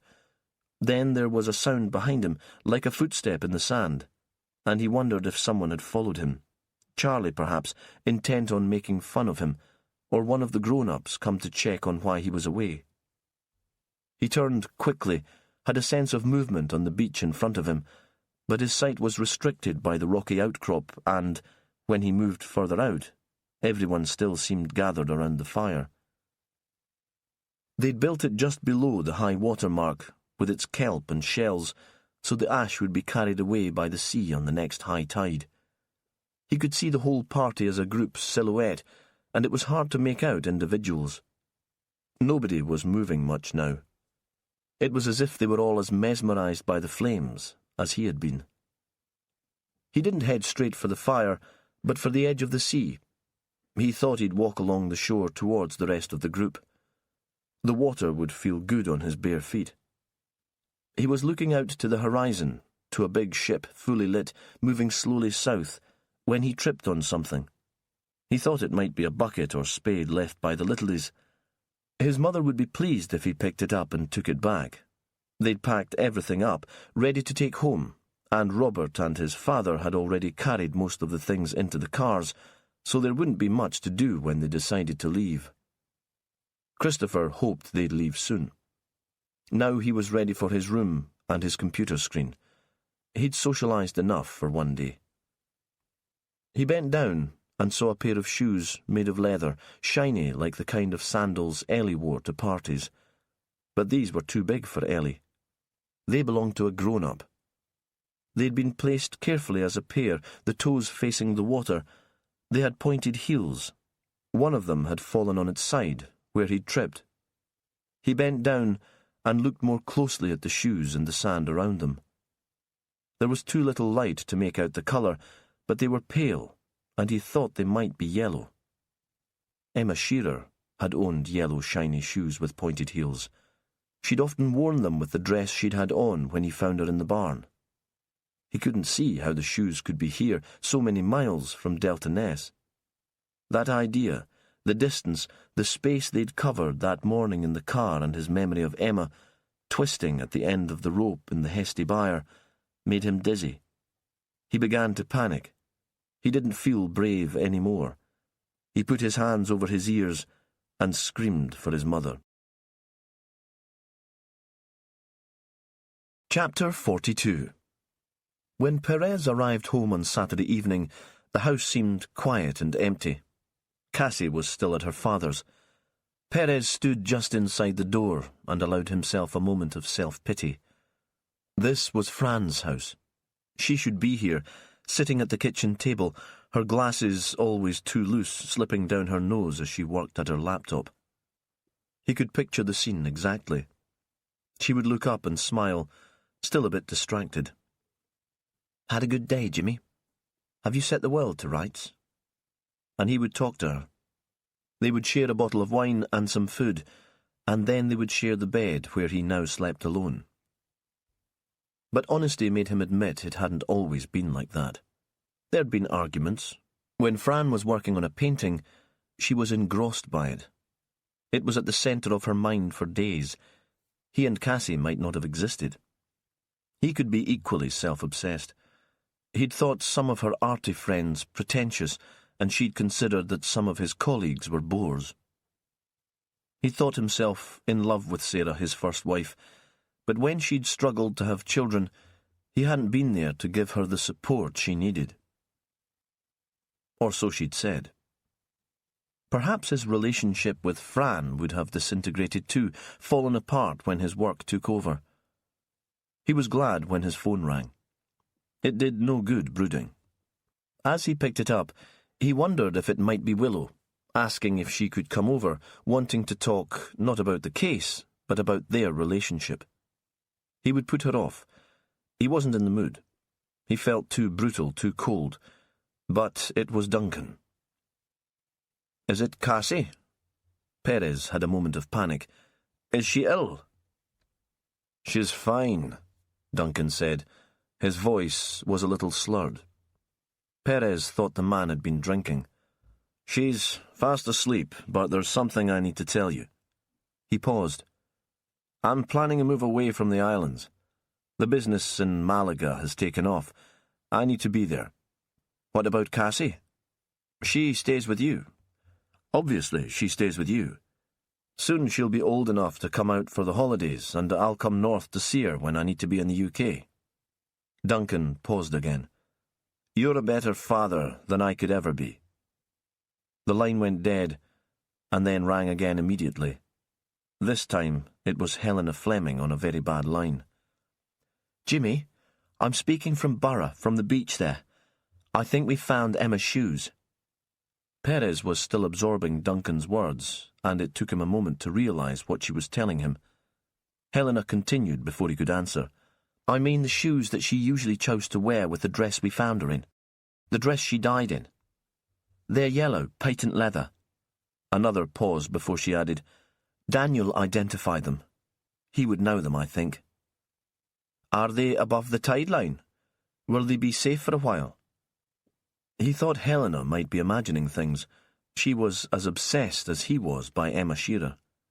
"Yes," she said. "They're below the high water line, but the tide's going out." "I'll come along. Will one of you be able to wait for me?" He could hear children's voices in the background, and wondered what they could have been doing there on the beach in the dark, felt a prickle of disapproval, and then of suspicion. "Just a moment." There was a murmured conversation. "Will you be able to give me a lift home to Delta Ness? Daniel will take the children back and I'll wait." "Sure." He was glad that Helena would be the person waiting for him and not Daniel. "I'll be there as soon as I can. 20 minutes. He paused. "Have you touched the shoes?" Christopher tripped over them in the dark. It freaked him out big style. He recognised them. Apart from that, no. "We were about to leave anyway." A pause. "We were here with the Moncriefs. They've already headed back for Delta Ness. They didn't say, but I could tell they think I'm making a fuss over nothing."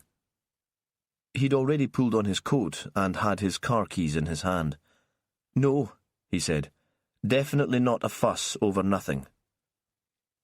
By the time he pulled into the car park, there was a moon, full and white, and he didn't need the torch he was holding to make his way down the path. He'd been here a couple of times with Cassie the summer before, hardly ever before that. This was a place for families, local families. It was off the usual visitor route. He saw Helena as he turned to walk down the steps cut into the cliff.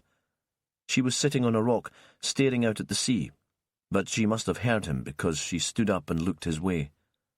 "I'm sorry to have kept you waiting. Are you cold?"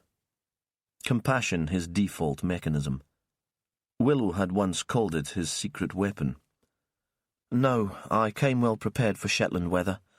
The forecast was good, but I'm starting to realise you can never really rely on it." She was in a sweater, maybe one of her own creations.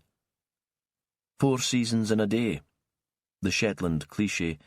He felt awkward standing there next to her, though he wasn't quite sure why. "Where are these shoes?" She pointed, and now he did use his torch. The shoes stood just below the tide line, where the shore was damp and hard. It should have been perfect for footprints, but the sand had been churned by too many feet, and he thought it would be impossible to make out any individual marks. Helena must have guessed what he was thinking. "I'm sorry. When Christopher screamed, we all rushed to see what was the matter. We didn't touch the shoes, though." He'd backed away from them and was pointing down at them. Our focus was on him at first. The shoes were caught in the torch beam. As Helena had said, they were yellow, patent leather. What Perez thought might be called a court shoe. Plain, elegant, with a small heel. They hadn't been washed here at high water. They were clean and dry and stood together facing the horizon, perfectly aligned, except that one was tipped on its side where Christopher had kicked it. They matched exactly the colour of Emma's dress. "Were there other folk here when you found them?" "No. Lots of people around earlier in the day, but they drifted away over the afternoon. We built a fire, roasted marshmallows with the kids. It was good to be away from Delta Ness for the day. I don't think any of us was in a hurry to get back." Helena paused. "But then, Delta Ness came to us, didn't it?" "Whose idea was it to make the trip here?" "Belle's. She phoned last night and suggested it." "Could the shoes have been there all day?" Perez knew that wasn't possible. They would have been disturbed by the water, but he wanted to hear what she would say. He thought she was too intelligent to lie to protect her family and friends, but when they were stressed, people did strange things. "Absolutely not. We were sitting just here. One of us would have noticed. Anyway, they're below the tide line." There was a moment of silence when they both considered the implication of that. The shoes must have been arranged as they were, either by one of the Moncriefs, or one of the Flemings, or by some stranger who'd been hiding in the shadows, and that seemed pretty unlikely. Christopher thought he saw someone just before he fell over the shoe. Helena must have realised she sounded desperate, because she added, "He doesn't make stuff up." "Did anyone else know you were planning a visit to Borough?" She shook her head. Perez took photos of the shoes and the scuffed sand. The flash seemed to startle Helena. She started shaking and wrapped her arms around her body as if she was very cold. He thought she might seem to be holding everything together, but she was scared, struggling. He pulled on gloves and scooped up the shoes into an evidence envelope. There was nothing more to be done here, and in the morning any evidence would have been washed away. "Let's get you home." "I'm sorry, it's such a long drive for you. Perhaps I could get a minicab. Really, it's not a problem at all." He thought she didn't relish the idea of spending time with him as they drove north.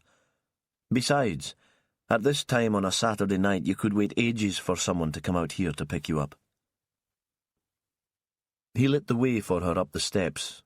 At the top, before turning back towards the road, they stopped for a moment and looked back at the beach, black sea and waves breaking white in the moonlight, peaceful and perfect. They talked little on the drive back. Helena sat beside him, but shrank into the corner next to the passenger door, wrapped into her jersey.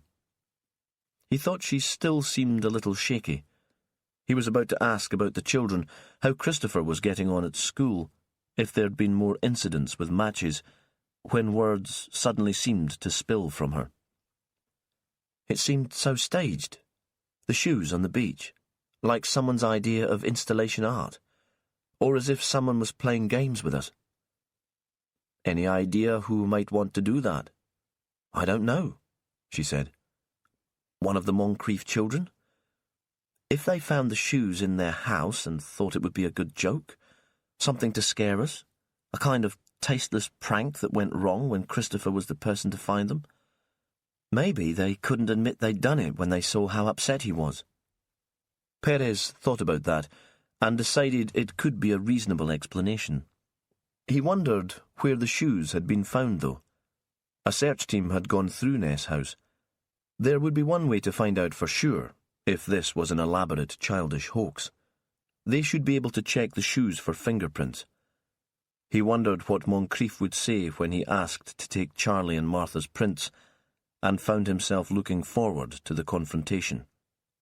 As he drove, his mind was wandering. If Emma had worn the shoes without tights or stockings, might there be a possibility of finding DNA on the insole?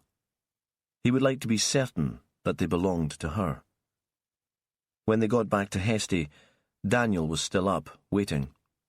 Helena had invited Perez in for coffee. Her husband didn't seem overjoyed to see him, but he was more relaxed than Perez remembered. "Did you get the kids to bed okay?" Helena was at the sink, filling a kettle with water. "Fine. Ellie was asleep by the time we hit the bridge to Scalloway. I carried her into her room. She'll be a bit sandy." "No worries. She can have a bath in the morning. What about Christopher?" "Still awake, glued to his computer. I thought it was better not to make a fuss." "Yeah, no school in the morning." The ordinary domestic conversation touched Perez more than he would have thought possible. He stood and waited while the coffee was being made. They sat in the kitchen, drinking coffee, the shoes in the clear plastic envelope on the table between them. "You think these belong to Emma?" Perez directed the question to Daniel. "She certainly owned a pair just like that." He paused. "She liked things matching, tidy, and they're exactly the same colour as her dress." "Do you happen to know her shoe size?" 4. No hesitation. The blush came a moment afterwards. It must have seemed a very intimate piece of knowledge. Perez wondered how he would explain it to his wife later. He turned the envelope upside down. The size was clearly marked on the sole along with the maker's name. 4. "Can you explain how the shoes came to be there?" Perez tried to keep the question light, conversational, but thought it still sounded like an accusation. "Helena and I were talking about it. We wondered if it could have been one of the Moncrief kids, their idea of a sick joke." Perez nodded. He could see this would soon become the accepted story. "Is that their style?" "I don't know the older ones so well, but don't all teenagers want to cause a stir? Disturb their parents?" "Maybe." But Perez thought he'd never been like that. He'd upset his parents at times. They'd always wanted him to stay in Fair Isle, take over from his father as skipper of the Good Shepherd, the island's mailboat, work on the family croft. But he had never meant to. There was a silence. Perez knew he should go. It would be late by the time he got back to Ravenswick, and he should probably leave a message for Willow and tell her about the shoes. She was still in charge of the investigation. But he felt a kind of lethargy. It wasn't a pleasant prospect to go back to an empty house. Could Martha or Charlie have brought the shoes to the beach? Were they carrying their own bags? "We were all carrying bags," Helena said. "That's how it is for a day's outing to the beach with kids. You take so much stuff, food, towels, spare clothes. A bag they kept an eye on? Or that the rest of the family wouldn't look inside?" "They had personal rucksacks. Martha seemed to have brought school books, but I didn't see her look at them." "Big enough to fit the shoes in?" The Flemings looked at each other. "Yeah," Daniel said. "I guess." Perez thought they would have agreed, whatever the size of the bag. It was a convenient way of tying up the story, and even if the teenagers denied the stunt with the shoes, who would believe them once the story had become established? That was how gossip worked. Like fake news, it undermined the truth and left everything uncertain. Chapter 43. Willow woke early and stretched for her phone, an automatic response when she was working. It was Sunday, a week since Emma Shearer's body had been found in the Hesty Byre, and still, it seemed, they were no closer to finding the killer. Traditionally a day of rest in Shetland, but there'd be no time off for her. She sat up in bed and looked down past the steep town roofs to the harbour, saw that the sun was shining again. There was a text message from Perez sent the night before at 11. Looks as if we've found Emma's shoes. No further information. She felt an irritation that verged on anger. Any other subordinate, and she'd be straight on the phone, demanding details and to know why he hadn't made more of an effort to contact her the night before. With Perez these days, though, she had to be careful and weigh her words. In the basement kitchen, Rosie was feeding the baby. She'd already set out breakfast for Willow. "Just help yourself." Then, as Willow poured orange juice and ate some muesli, "What's Jimmy P been doing with himself? We've hardly seen him this time. Have we done something to offend him?" Willow forced a smile. "Ah, you know how it is in the middle of an investigation. No time to breathe." Back in her room, in the attic, she pushed the window open and looked down on the Lerwick lanes. Two elderly women in Sunday-best coats made their way slowly up the steep slope towards the early service in the Methodist chapel. Willow went through her regular morning yoga exercises, but found it hard to lose the tension that had been the result of the text message, her preoccupation with Perez. In the end, she gave up and phoned him. "Jimmy, tell me about these shoes." She listened to his explanation. "And do you buy it? That the older Moncrief kids somehow found the shoes and put them on the sand as a kind of a joke?" "Maybe. But," because she could hear the hesitation, "I don't know. Perhaps it's just too simple. It makes life too easy for them all." "But why would an adult do it? If the killer had kept the shoes for some reason, or they fell off Emma by mistake during the struggle, why not get rid of them? Why make a show of leaving them where two families were having a party? And when we'd assume that one of those people must have murdered Emma?" There was a silence. "Perhaps that's why they were left there," Perez said at last, "to point us towards the Moncriefs or the Flemings." "You really believe in this mysterious, shadowy stranger seen by an 11-year-old child? An 11-year-old with behavioural problems?" There was no immediate answer, and she continued, "How would this stranger know that they'd be there? The families only decided the night before that they were going on the outing." "They live in Delta Ness." His voice was patient. "Where neighbours see things and talk. Someone would have noticed Belle buying picnic food in the community shop, or seen Robert driving away with surfboards on the roof rack. After that, it would be easy to guess where they were heading. Boroughs where Shetlanders go for a day on the beach." He paused. "There are very few secrets in the islands." "So what do we do now?" She thought suddenly that she couldn't live in a place like this, where people thought they knew you from the purchases you made in the community shop or the company you kept. She didn't want to be anonymous, but she needed more privacy than this. Perhaps Perez had done her a favour by not welcoming the news of her pregnancy. Now she could choose her own place to bring up her child. "I think we should talk to Martha and Charlie, don't you? As you said, a teenage joke is the most likely explanation." "So we head out to Delta Ness?" "No," Perez said. "I think a more formal interview is in order. I'm not suggesting we charge them, nothing like that, but let's invite the parents to bring the kids down to the police station. I don't see why we should be running after them all the time." "I don't know, Jimmy. Moncrief was already talking about complaining through his solicitor." She remembered that Perez had been at school with Moncrief and thought there might be some lingering antagonism. His judgment might be slightly flawed.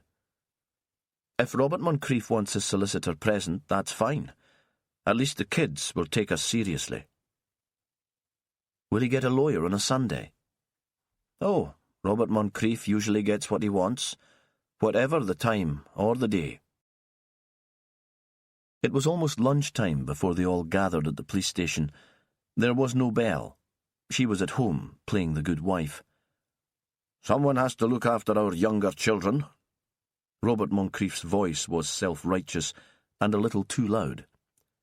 He had dressed in his meeting wear of shirt and jacket to remind them of his professional status. Martha and Charlie looked younger than Willow remembered, freshly scrubbed. Charlie seemed watchful, his mouth kept twisting into a nervous grin. Martha was sullen. The solicitor was a middle-aged mainland Scot in a suit and tie. Perez seemed to know him and nodded when he came in. "So, Inspector," the lawyer said, "how do you think we can help you?" "We'd like to talk to Martha and Charlie," Willow interrupted before Perez could speak. "Nothing formal, just a chat away from the distractions of home, in the hope that they'll remember things better." A pause to make sure he'd understood that she was the person in charge. "I'm sure nobody wants to be here longer than needed. We've all got better things to do on a Sunday. So, I propose 2 separate interviews that can be conducted at the same time. That way nobody's hanging around twiddling their thumbs. I'll talk to Martha, and Inspector Perez here will chat to Charlie. And as you've kindly agreed to come along to help, we can have a responsible adult in each room with the young people." She looked up. "I take it everyone agrees?" Willow sat in a small, overheated room with Martha and the solicitor. He'd told her his name, but she'd forgotten it immediately. He was that sort of person. They sat round a coffee table, not across a desk. Willow had arranged both rooms that way. She'd made it clear that this was a serious matter by dragging the family all the way down to Lerwick. No need to turn it into an interrogation. The girl was already tense, defensive. "You were there when Christopher found the shoes on the beach?" Willow leaned back in her chair, felt a flutter in her stomach, and for a moment she forgot where she was. It's probably wind, hunger. It was a long time since breakfast, but knowing it was the baby's first movement, a spark of joy. Martha nodded and stared down at her black Converse sneakers. "What did you make of it?" "When he screamed, I just thought it was Christopher doing his thing. I know he can't help it, but he's weird. He makes odd noises, gets freaked out by small stuff." "But the shoes," Willow said gently, "what did you make of those?" "They looked like the sort of shoes Emma might wear." Martha shrugged. "Yeah, they might have been hers."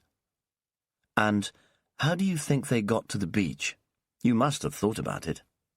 Martha shrugged again and said nothing. Willow thought of herself at that age, her reluctance to communicate in a family that talked everything through in the tiniest and most emotional detail must have driven her parents crazy. It still felt like surrender to tell them anything important about her life. She wondered when she'd build up the courage to pass on the news that they were about to be grandparents. They wouldn't be dismayed by her becoming a single parent. They'd never bothered about convention, but they would be astonished that she'd decided to allow a child into her life. They'd always considered her entirely selfish. Willow dragged her attention back to the overheated room and continued the one-sided conversation. Because the shoes didn't just float there on a tide. They were there as a sign, a message, or a joke. At the last word, Martha raised her head and looked Willow in the eye for the first time. But she allowed Willow to go on talking. Not a very good joke, maybe, but sometimes when things are stressful, we look for ways to release the tension a bit. And I can see that a pair of posh yellow shoes belonging to a dead woman on a beach might do that, in a kind of surreal way. Still, Martha held her gaze without speaking. Or at least it might stir things up. Willow leaned back in her chair again and allowed the silence to stretch. Make things happen. Why would I want to stir things up? The last week has been a fucking nightmare. It's been disturbed enough as it is. All I want is to stick out school, pass my exams, and escape. The solicitor didn't wince, but Willow could sense his distaste at the language. She thought if he wasn't here, he'd be at church. "So, you didn't find the shoes somewhere at home and put them on the beach as a kind of joke?" because that's our most likely scenario at the moment. No! The word came out as a howl. Willow hoped it couldn't be heard in the room where Perez was talking to Charlie. The last thing she needed was Robert Moncrief appearing, demanding to know what was going on. What about Charlie? Is it the kind of thing he might do? Maybe. With his mates after a few drinks. He's easily led. But not with Mum and Dad around. She rolled her eyes to show her disdain for her brother's cowardice. But you don't care what your mother and father think. There was a moment's pause. I think parents have to earn your respect. And you don't think Robert and Belle have done that? The question made the solicitor shift uncomfortably in his seat. Willow ignored him and waited for Martha to answer. Actually, no. I think they're pretty crap parents. Now Emma's not around, I hope they'll spend more time with Sam and Kate than they did with Charlie and me when we were growing up. But I wouldn't bank on it. She paused. The solicitor seemed inclined to speak, but Willow glared at him and he changed his mind. Martha continued. It seemed as if years of rancour were finally spilling out. Mum likes the drama of being pregnant and having babies, the attention. But you can't really do the boring bit of looking after her kids. It's probably not her fault. She was spoiled rotten as a child. She never learned to be bored, whereas we've had lots of practice. And your father? Willow didn't have to pretend to be interested. Ah, his parents were quite different. Cold and hard. I remember them, you know, though they're both dead now. My grandparents. There was nothing kind about them. They were like characters in a fairy story, evil. Dad was an only child too. Perhaps that's why he wanted so many kids. He didn't want us to be lonely. When was the last time you saw Emma wearing the shoes Christopher found on the beach? Because this analysis of the family was fascinating, but Willow thought it wasn't getting them anywhere. I can't remember. Probably the last time she went out with Magni, or went up to Hesty to see Daniel. Emma liked dressing up for her men. Were there any other men in her life? Willow wasn't sure where the question had come from, except that she could tell Martha was holding back information. The girl might be prepared to badmouth her parents about their parenting abilities, but there was certainly something she was reluctant to pass on. The question shocked Martha too. What are you saying? That you mixed socially with Emma once you got older, and you probably knew her as well as anyone else. If she was seeing another man, you would know. You spent time with her, didn't you, in the youth club at the community hall? Oh, that. Martha was dismissive. Yeah, sometimes she'd hang out with the kids there. And she was there when Christopher got upset at the bonfire. His mother told me about that. Martha was more wary now. Yeah, I think she was there that night. A pause. Christopher really lost it. There was a moment of silence. The sun flowed through the window, and suddenly Willow felt unbearably hot. She heard a door open, then Robert Moncrief's voice outside.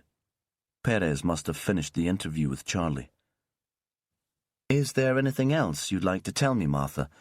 Anything that might help clear this up, so you can all get back to normal? For a second, Willow thought Martha would confide in her, but she glanced across at the solicitor, caught his eye, and shook her head.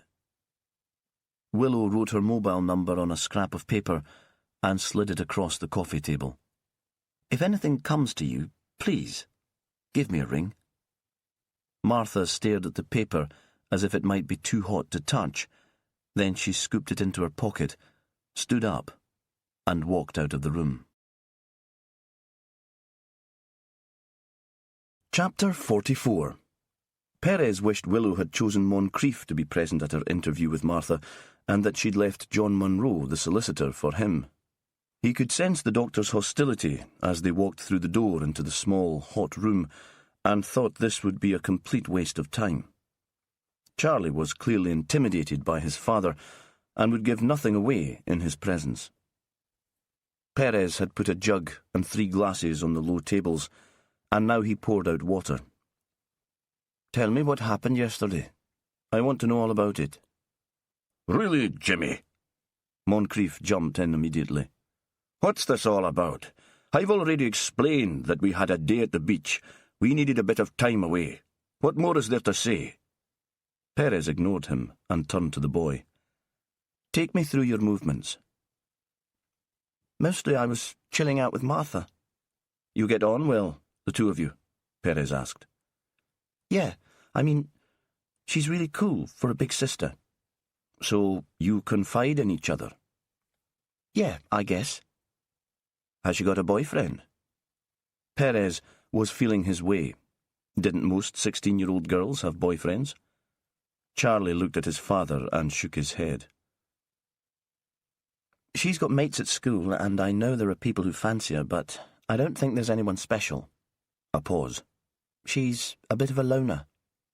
"And you would know, wouldn't you? Because you're very close." "I suppose." "So, you were chilling out on the beach. Did you see anyone there you knew? Anyone other than the Flemings and your own family, I mean?" Charlie thought for a moment. "I saw a lad from school. He was there with his folks, but they left not long after we got there." "Did you notice anyone after the bonfire was lit?" This time, Charlie responded immediately. "No. By then it was just us on the beach. Everyone else had gone." "Had you noticed the shoes before?" Charlie shook his head. "They definitely weren't there when we were looking for driftwood for the fire. I went that way and I would have noticed." "It seems to me," Perez spoke very slowly, "that you're telling me one of your group must have placed the shoes where Christopher found them. If they weren't there when you built the fire and nobody else was on the beach, I can't see any other explanation." The wariness on Charlie's face was replaced by panic. He glanced again towards his father. "Look here, Jimmy." Moncrief's face was red. It was the heat and a restrained fury. "What are you implying?" "I'm trying to understand what happened yesterday. I'm not implying anything." Perez paused and looked across at father and son. "Did either of you see someone put Emma's shoes on the beach just below the tide line? I understand it was getting dark, but you were all there together. It seems odd that the shoes suddenly appeared, as if by magic." "We don't even know they were Emma's shoes," Moncrief said. "Are you saying you didn't recognize them?" There was a moment of silence. "All this fuss about a pair of bloody shoes." It seemed that Moncrief could contain his anger no longer. Perez ignored the outburst and turned back to Charlie. It pleased him to see Moncrief so rattled, and he thought that perhaps Willow had been right after all to put them together. "We thought it might have been some kind of joke, that you and Martha might have thought it funny to bring the shoes out like that. It would be a silly thing to do, but not criminal, you understand. Not something you'd get into major trouble for. Not if you tell me now. We've been looking for the shoes that Emma was wearing when she was killed, and if you or Martha found them somewhere in the house, it would be really helpful to know." The sun was shining on Charlie's face, lighting him up as if he was caught in a spotlight, a reluctant star of a reality TV show. He was sufficiently good-looking to be the member of a boy band. "Sorry," the boy said at last. "I don't know anything about them." Perez asked more questions, but got nothing useful at all out of the interview. They sent the Moncriefs back to Delta Ness and sat in the ops room eating the sandwiches Sandy had bought in the co-op on his way in. They were made with soft white bread, and there was a very limited veggie option for Willow, but the food disappeared quickly enough. Lack of any positive information had made them hungry. For a while there was no sound but the opening of plastic wrappers and the crunching of crisps. Perez was imagining himself on the beach at Burra. No light but that coming from the moon and the bonfire. Would it have been possible for one of the party to slip away and put out the shoes without being seen? Maybe. The smaller kids would never be still, and the parents would be wandering off to check on them. It wouldn't take long to pull the shoes from a beach bag when nobody was looking. The alternative was some elaborate conspiracy, and he didn't believe in conspiracy theories. "Martha's hiding something," Willow said. "Maybe protecting someone." "Her parents?" "I don't think so. She wasn't exactly complimentary about them." "Her brother?" Perez thought of the boy, his face lit by the sun. Good-looking, amenable, adoring. He could imagine that Martha might feel the need to protect him. He would be her validation. "Perhaps," Willow said. "But from whom? Do we really think that lad killed Emma and Margaret Riddle? Because I don't see it." Nobody had an answer. "So, what now?" Sandy was impatient. He always struggled with the detail of an investigation, the boring checking of facts that inevitably came in the middle of a case. Perez waited for Willow to answer. In the past they would have joked about that, the fact that she was his boss. Today she was businesslike. "The shoes are already on the plane south to go to the lab in Aberdeen. They'll look for DNA on the insole, fingerprints, and I've asked Lona Dawson at the Hutton Institute to take a sample from the sole too. We know we'll find sand, but there might be soil or pollen trapped below that. It could give some indication of where Emma was walking before she died, though if she was killed in her car, as we suspect, that won't help much." She paused. "Sandy, why don't you have the afternoon off? Go and spend a bit of time with Louisa. We'll see you back here first thing tomorrow morning." Sandy almost ran from the room.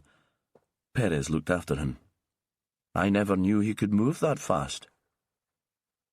"What about you, Jimmy? What are your plans for the rest of the day? I expect you could do with some quality time with Cassie." He looked up sharply, not sure whether that was some kind of dig. Did she resent his preoccupation with Fran's daughter? But it was hard to tell from her face what she was thinking. "Cassie's been with her father this weekend. He's keeping her until the middle of the week. After that, he's away on another of his business trips, and we're not sure when he'll get to see her again." She nodded to show she understood. He expected something more, a question or a comment about joint parenting. They were on their own now, and this would be the time to discuss her pregnancy, but still the subject was wedged between them, a barrier, solid and apparently impenetrable. He thought the longer the silence on the subject continued, the harder it would be to break, but he couldn't find the words to start the conversation. "I thought I'd head up to Delta Ness," she said. "Since Christopher Fleming found the shoes, we've been concentrating on Emma Shearer, but I'd like to talk to Magni and Lottie again. Margaret Riddle might have been a screwed-up old gossip, but she was a victim too." "Would you mind if I tagged along?" He wasn't sure where the words had come from. He didn't need an afternoon of awkward silences. It was habit, maybe. He'd become used to seeking out her company, and still he loved being with her. "Sure, Jimmy. If you want to see how this policing business is done, I'd be happy to show you." Then she gave that grin that made his stomach flip, before leading him out of the room. There was no answer when they knocked at Lottie's door, but when they moved on to Magni's house, both aunt and nephew were there, standing in the narrow hallway, apparently on their way out. Magni, Viking big, seemed to take up all the space. Lottie looked even thinner, even less substantial. A strange couple, opposite but somehow complementary. "We were planning a trip to Successor," Magni said, "to where my mother died, to pay our respects." Perez saw that he was holding a bunch of flowers. The boy would have bought them from the supermarket in town. They were ready wrapped with a giant bow formed with gold ribbon, celebratory and inappropriate. Magni added, "My auntie wanted to see where it happened." "Maybe we could come along?" Willow's voice was sympathetic, but she allowed Magni no choice in the matter. "We'll bring our own car. Then we can leave you to spend some time on your own there." A pause. "We'd like to pay our respects too, wouldn't we, Jimmy?" "Of course." Perez thought they made a strange procession, walking from the car park inland from the shore, past the chain of lochans to the spot where Margaret Riddle's body had been found. The sun shone into his eyes, and he felt too hot, uncomfortable. In Shetland, they weren't used to dry weather lasting as long as this, to this warmth. He felt for a moment that the world had gone crazy. Elderly women shouldn't be so full of hate that they ended up dead. A bonny young woman shouldn't be found swinging in a dusty old byre, and the sun shouldn't still be shining. When they reached Dennis Gear's bench, they stood in an awkward group. Magni laid the flowers on the wooden plank. Lottie was the first to speak. "Is this where Margaret was killed? All the way out here?" "We think maybe she was killed somewhere else and dragged here," Willow said. "But we don't know yet." "She was a heavy woman." Lottie paused. "And she didn't walk much either. She was never terribly active, but since she had the arthritis in her knees... You're right. I can't see that she would have made it over the hill from Deltaness." "We think perhaps someone brought her body to the end of the path and pulled it from there. That's not so far." There was a moment of silence. "I used to come here with Dennis too." Lottie sat on the bench. "Maybe it was where he brought all his lady friends." She gave a dry chuckle. "He didn't have much imagination, it seems. I was probably better off without him." It's a shame Margaret didn't feel that way. Willow sat beside her, moving the flowers carefully to make room. The men stood watching, but they might not have been there for all the notice the women took of them. "She'd have saved herself a lot of grief." "She couldn't help herself," Lottie said, "even when she was a girl. It was as if she was the centre of the world, and if she was unhappy, it was never her fault." "Do you know what made her like that?"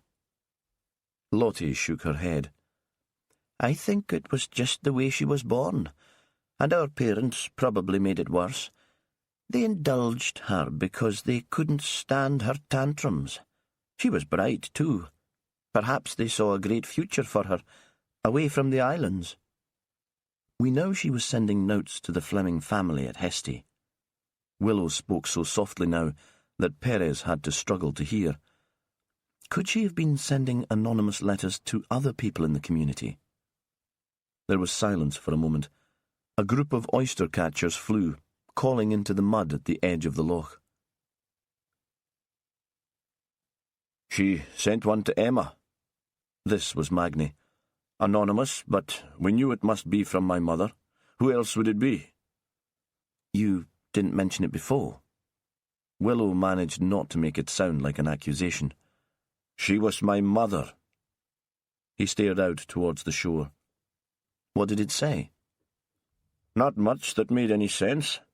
Nothing specific. Something like, 'I know what goes on in that big house when Belmont Crief is away. You're a dangerous woman.'" "Did Emma keep the letter?" "No. It arrived the day we built the bonfire on the beach, the day that lad from Hesty turned up and started screaming. Emma threw it into the fire." Magni shifted his feet. "Did anything else happen that night?" Perez thought there was still something Magni was keeping to himself about the time Christopher Fleming gate-crashed the teenagers' beach party, but the man only shook his head. "And Margaret never sent notes to anyone else?" It seemed Willow hadn't noticed the man's reluctance to talk about that night, or she wasn't prepared to push it. "Not as far as I know," Magni said. "Was there anyone she disliked enough?" This time Lottie answered. "She never had a good word to say about Robert Moncrief. She went to the surgery once asking for a sick note when she was feeling poorly, and he sent her away with a flea in her ear." She paused. "But then there were very few people she did have a good word for, so you shouldn't read too much into that." They were walking back to the car when Willow asked another question. She was in front with Magni. He'd probably thought their business was done, that he'd satisfied his aunt's request. He walked like a man who'd been let off the hook.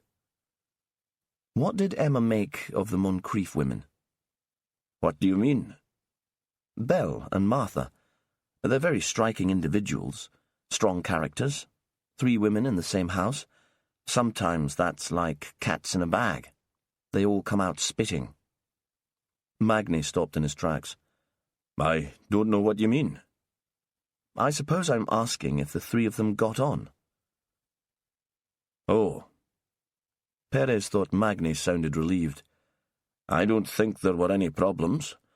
Emma kept her own company when she wasn't working, and it's a big enough house that they wouldn't be on top of each other. So, all happy families then? Willow had stopped too, and was looking back at him. Happy families? Aye, I suppose so. Perez thought that would be the very last way he'd describe the relationships in Ness House.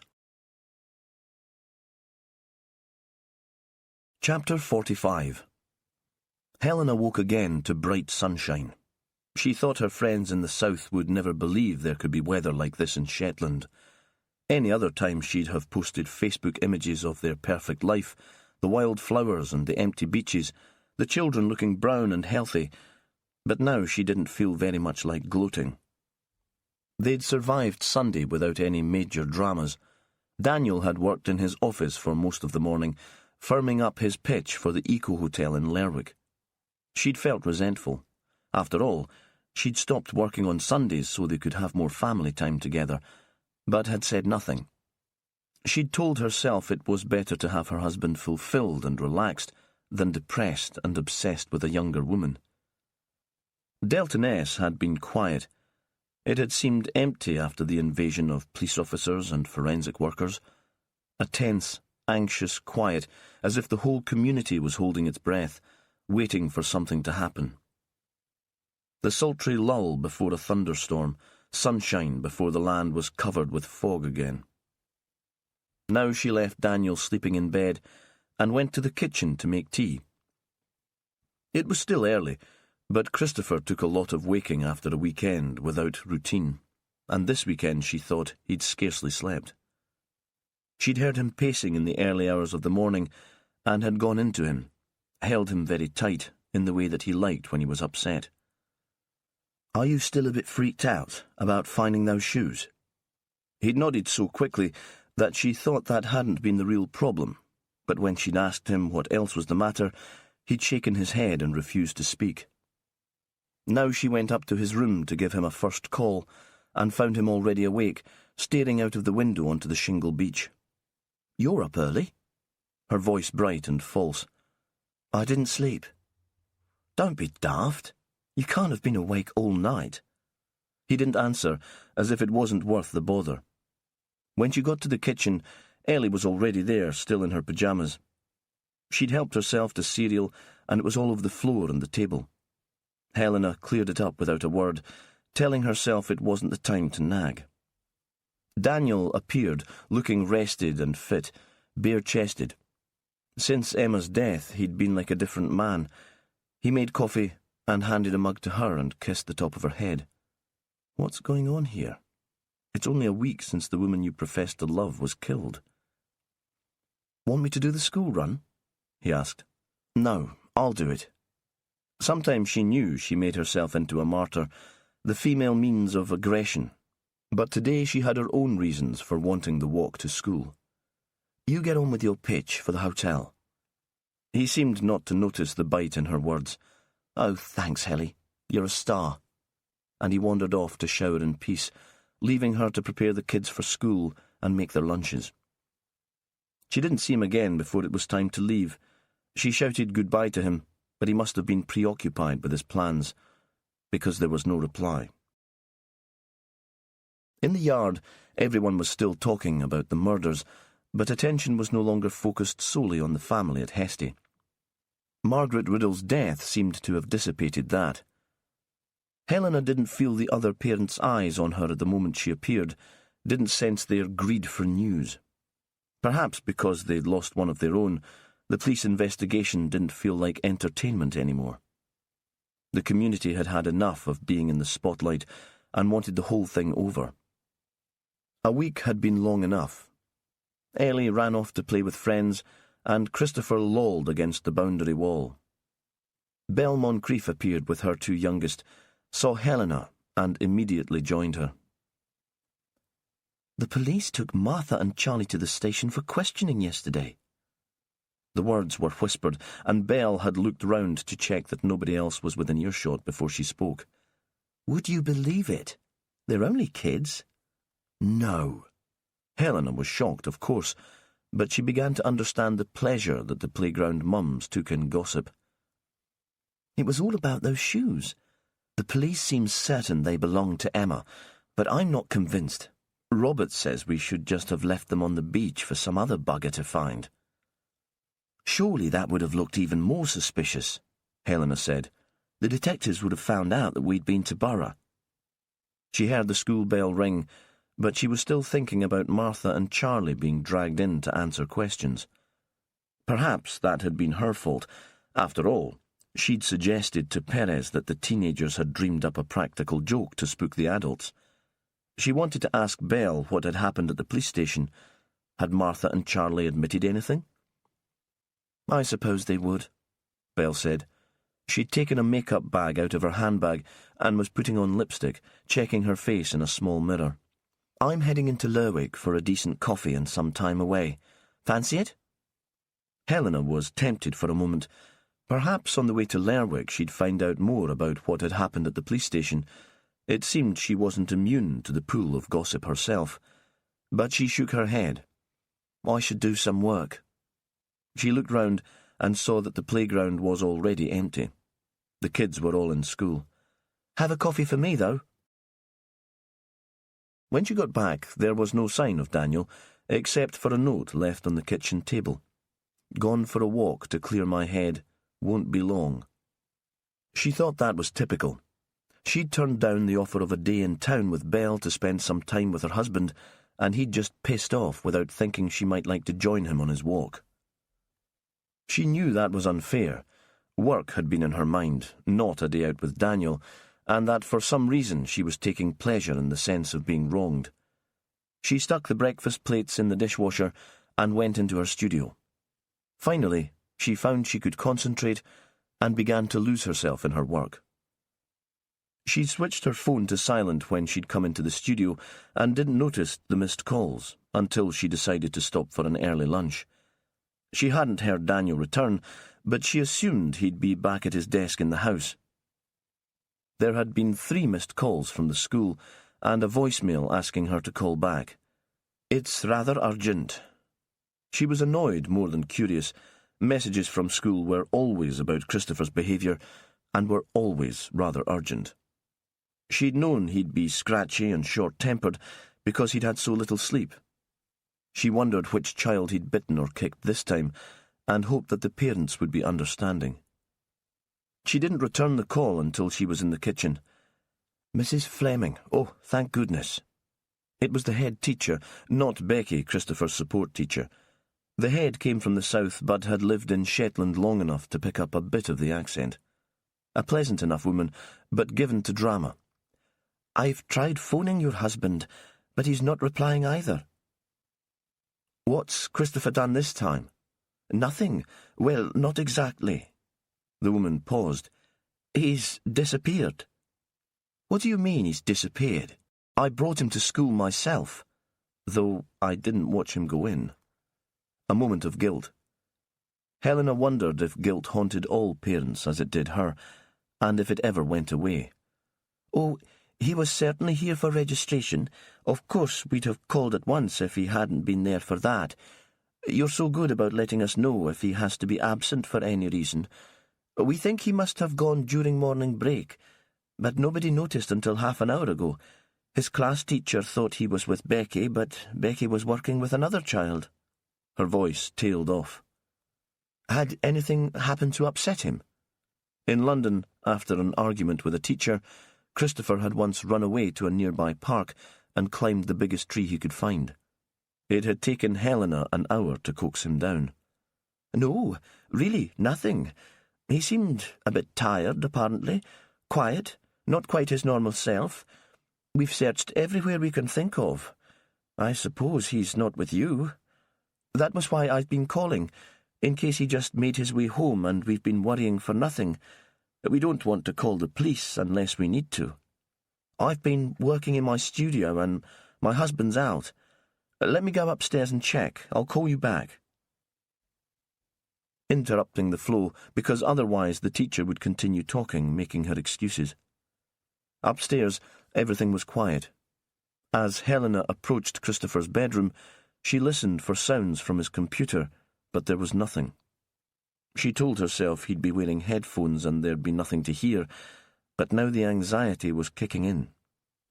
She opened the door and saw that the room was empty. She could see no change from when she'd come to rouse him hours earlier. She didn't see how he could have been here. She began going through the paper on his desk, in case he'd left a note, and came across a photo he must have printed out from the computer. The Moncrief family with Emma in the Hesty garden. Helena recognised the event, a barbecue. It was one of the few times all the doctor's family had come along to the house. Usually Martha and Charlie made excuses and stayed away.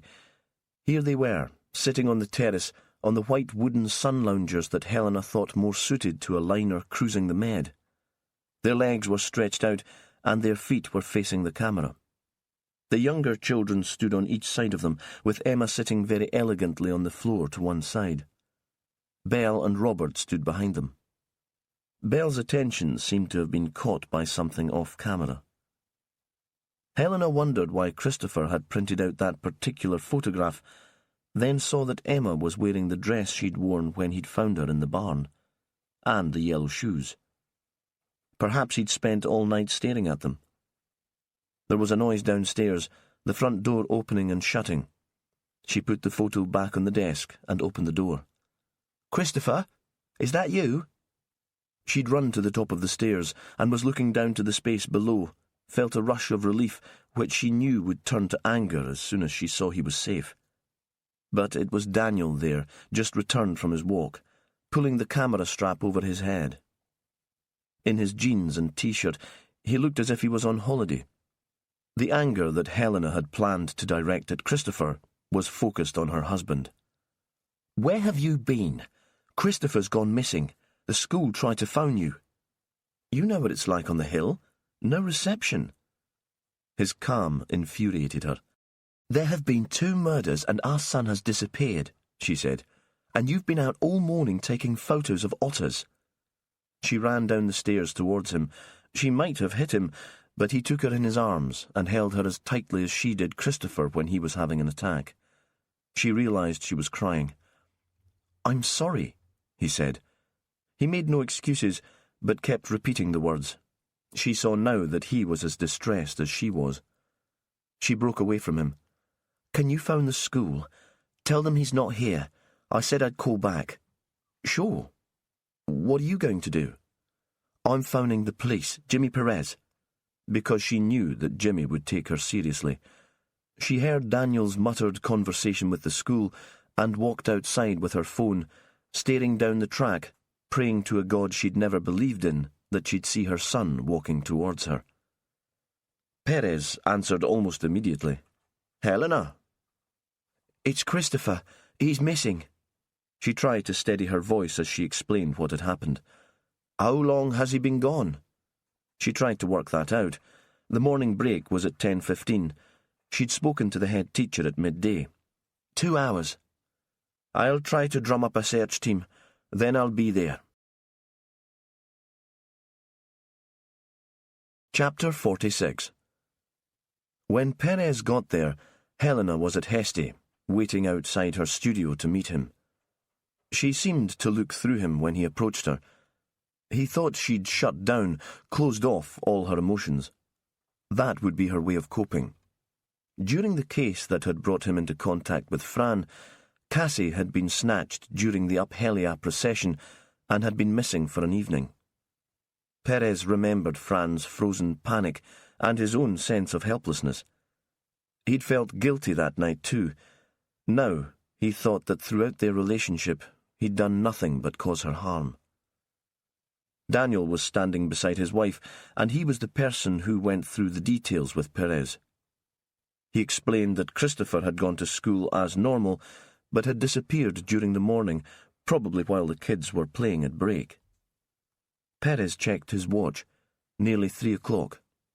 "What time do they finish school?" 3:15. I was just going to drive down to collect Ellie. We thought it made more sense to leave her there while all this was going on.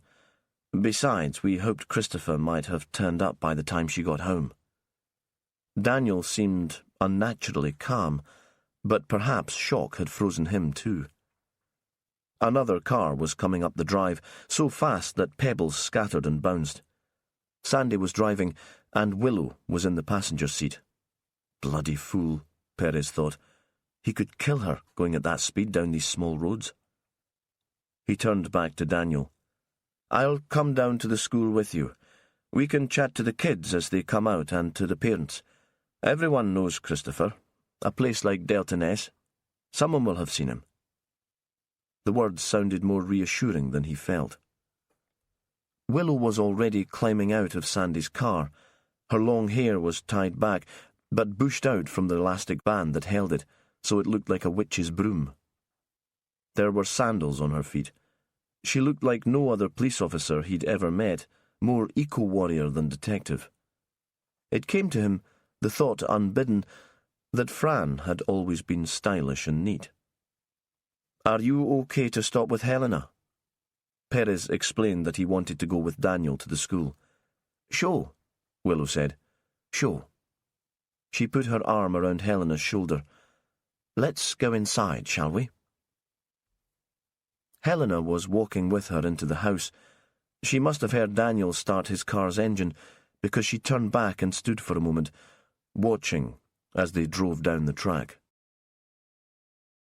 In the school playground, Perez walked with Daniel from one adult to another. "We are looking for this man's son. He's called Christopher. You know who we mean. Has anyone seen him?" The people listened, shocked, but nobody came up with useful information. The school was hidden from most of the houses by the community hall, which was closer to the road. A mother who lived close by said, "I always know when it's playtime because of the noise in the yard, but I can't see anything from my place." Her neighbour agreed. Perez couldn't find anyone who'd noticed the boy or had been aware of any strange cars.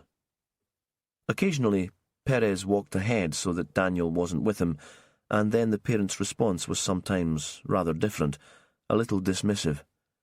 "Isn't Christopher the daft one that sets fires?" one man said. "I heard he was always running off."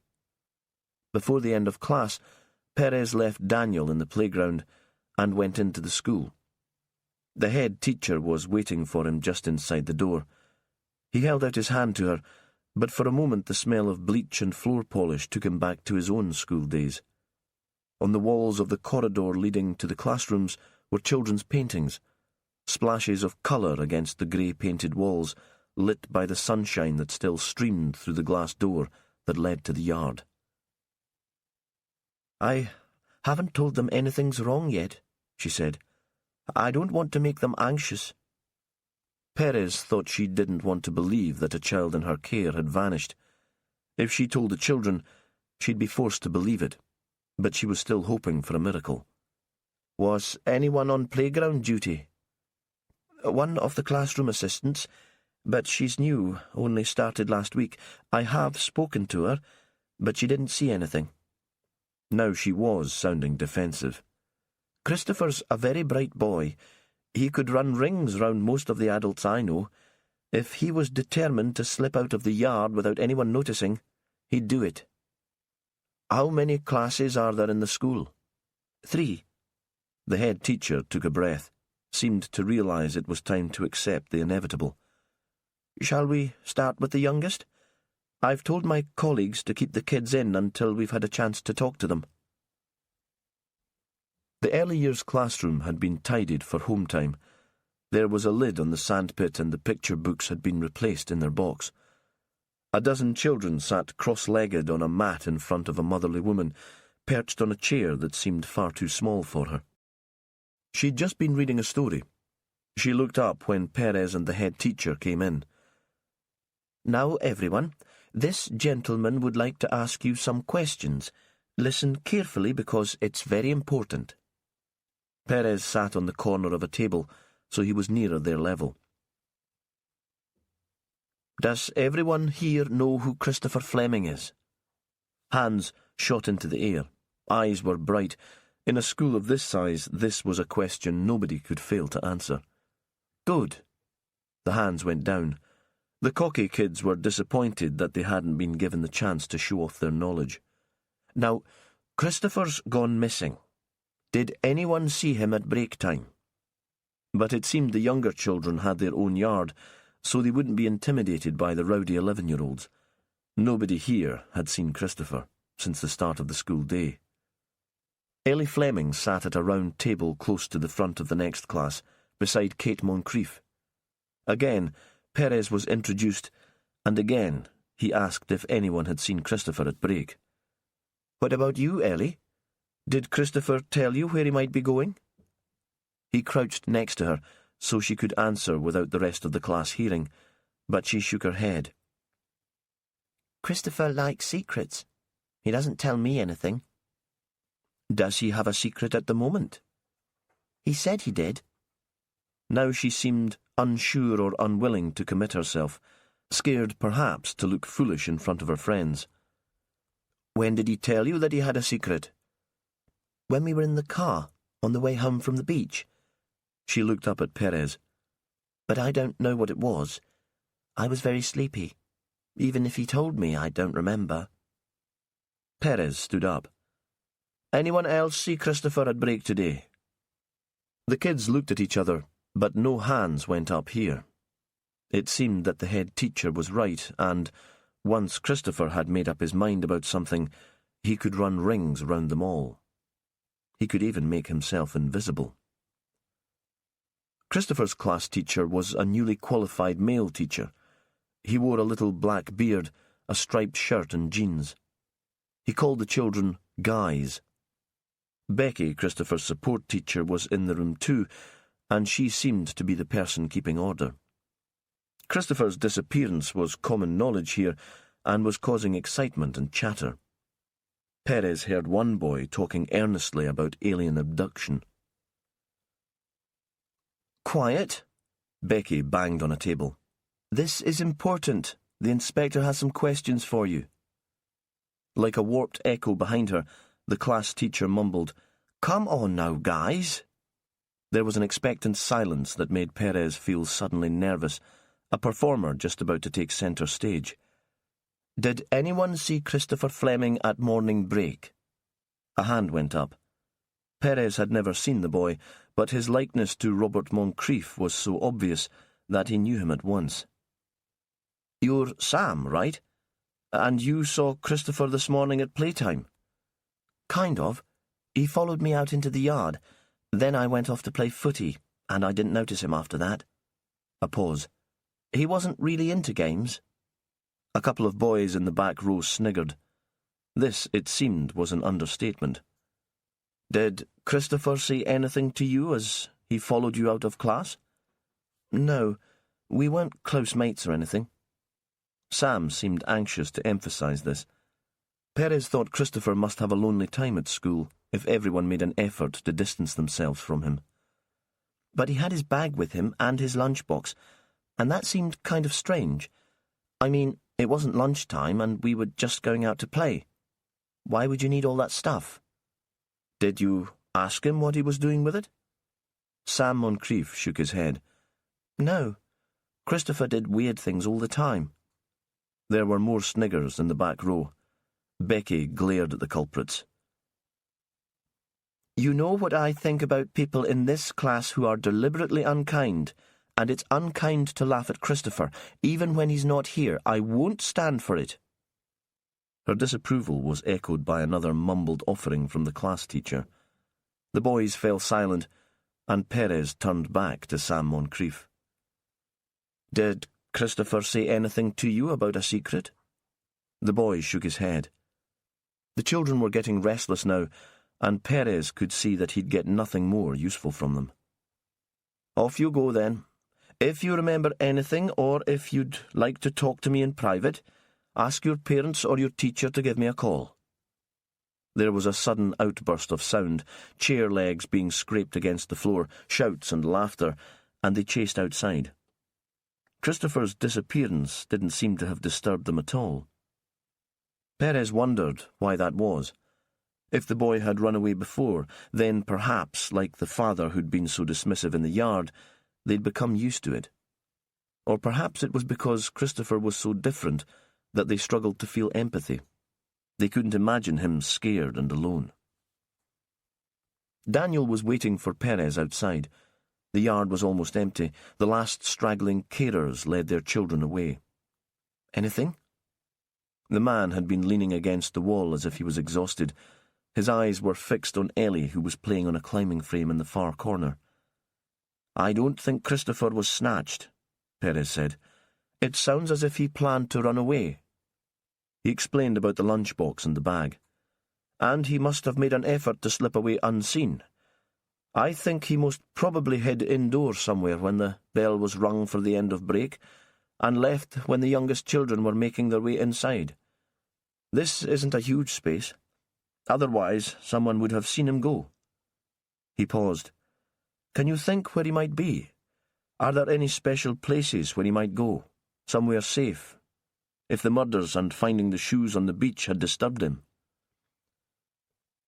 "Really, his safe place was always his bedroom," Daniel said, "with his computer, watching the same cartoons, playing the same games."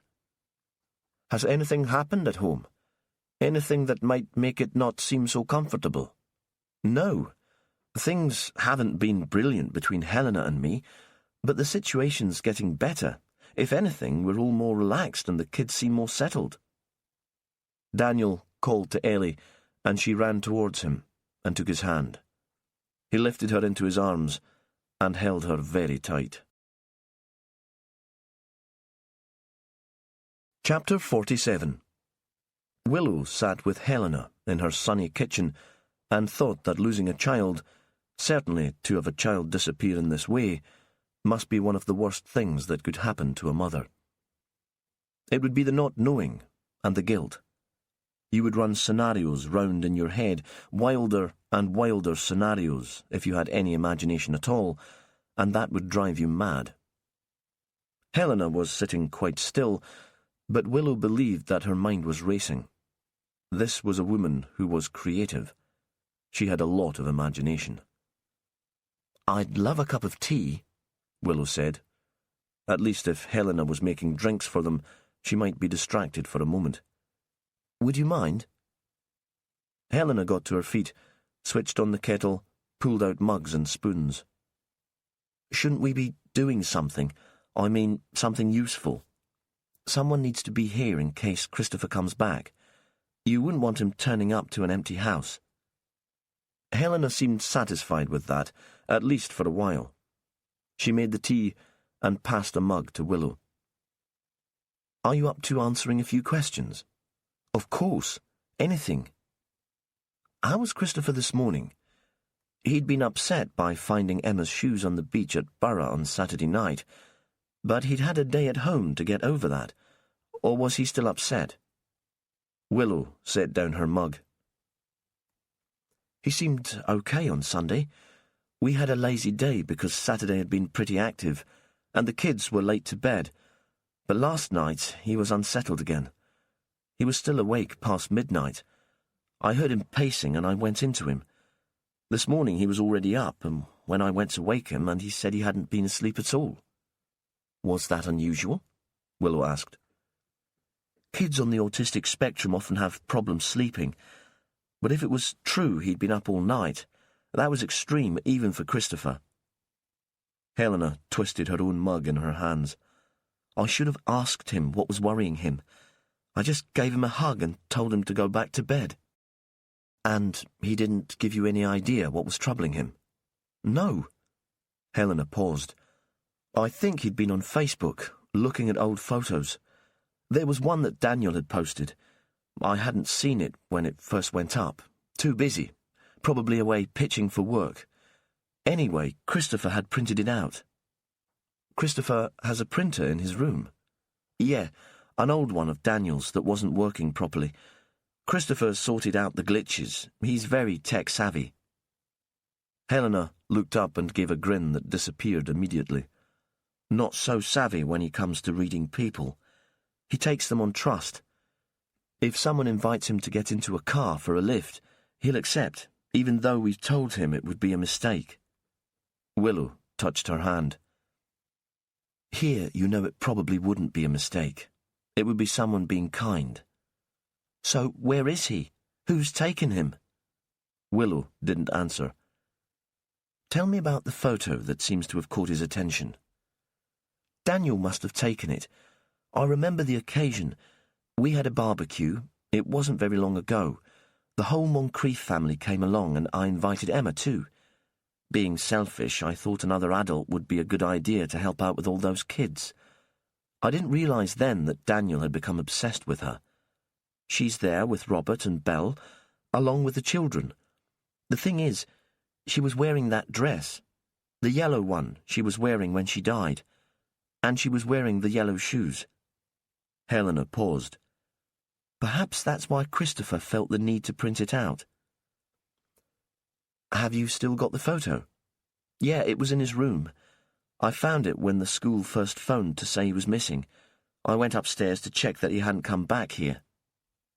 Helena was already running out of the room to fetch it. As soon as she had gone, Willow was on her feet too, looking at the notices pinned to the fridge with puffin-shaped magnets, leafing through a pile of paper on the workbench. She came up with nothing interesting, and felt shabby when Helena returned. Helena put the picture on the table between them. The quality wasn't terrific, but good enough to make out all the individuals. Martha and Charlie, super cool, lounging on one elbow turned slightly towards each other, teenage moody. Martha in her usual black, leggings, tunic, Converse sneakers. Charlie was all in white, the sleeves of his shirt rolled to the elbow. He looked as if he'd come straight from cricket practice. Did they play cricket in Shetland? Willow made a mental note to ask Perez. In any event, the contrast between the siblings was striking, and Willow wondered if the teenagers were aware of the look they'd created, or even if they'd planned it. Behind them stood Robert and Belle. Belle had her head turned slightly to one side, as if something going on in the garden had caught her attention. Then there was Emma, with her heavily made-up cat-like eyes. She was sitting on a rug with her legs to one side, wearing the yellow dress that made her look like a 50s film star, and the patent leather yellow shoes that were already in the Hutton Institute in Aberdeen, waiting for analysis. She was smiling towards the person who was taking the picture. "Did you take this?" Willow asked. "No, like I said, it must have been Daniel." Of course it was, Willow thought, because the smile was seductive, and who else could the photographer have been? She stared again at the photo, this time giving all her attention to the teenagers, who could have been models in some arty ad, and to the younger children gathered around them. Christopher's face was unusually full of expression. Clearly, he didn't mind being there. He looked not just happy, but rapt, totally engaged. "This is a lovely picture of Christopher." Willow slid it back across the table towards Helena. "Isn't it?" She seemed less tense now. "It looks as if he was in a particularly good mood that day." Helena looked at it again more closely. "That would have been the barbecue. I explained before he loves fire. It was the same when we lit the bonfire in Borough. He becomes almost entranced." "Why do you think this photograph kept him awake all night?" "I'm not sure that it did. He could have been worrying about something altogether different and gone onto the computer for distraction. That's what we all do when we're anxious, don't we? We try to distract ourselves." Helena put her head in her hands. "What else might he do?" "He reads. Crime fiction mostly. Books that are probably far too old for him. He started with Agatha Christie when he was about 9, but now he loves the forensic stuff. He watches endless reruns of CSI on TV.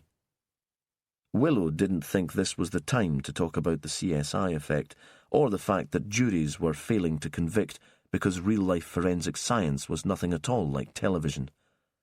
She looked again at the picture, and a possible explanation for Christopher's disappearance began to form in her mind.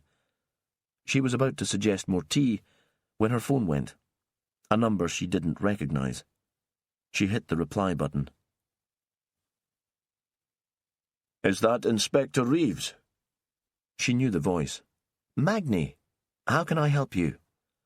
"I heard Christopher Fleming's gone missing." Yes. A flutter of hope. Have you seen him? "No, it's nothing like that, and it probably won't make any difference. But I wanted to talk to you about that night when we had the beach party, when I was there with Emma. I didn't tell you everything." Are you at home? "Yes." I'll be there in 5 minutes. She ended the call and was aware of Helena staring at her.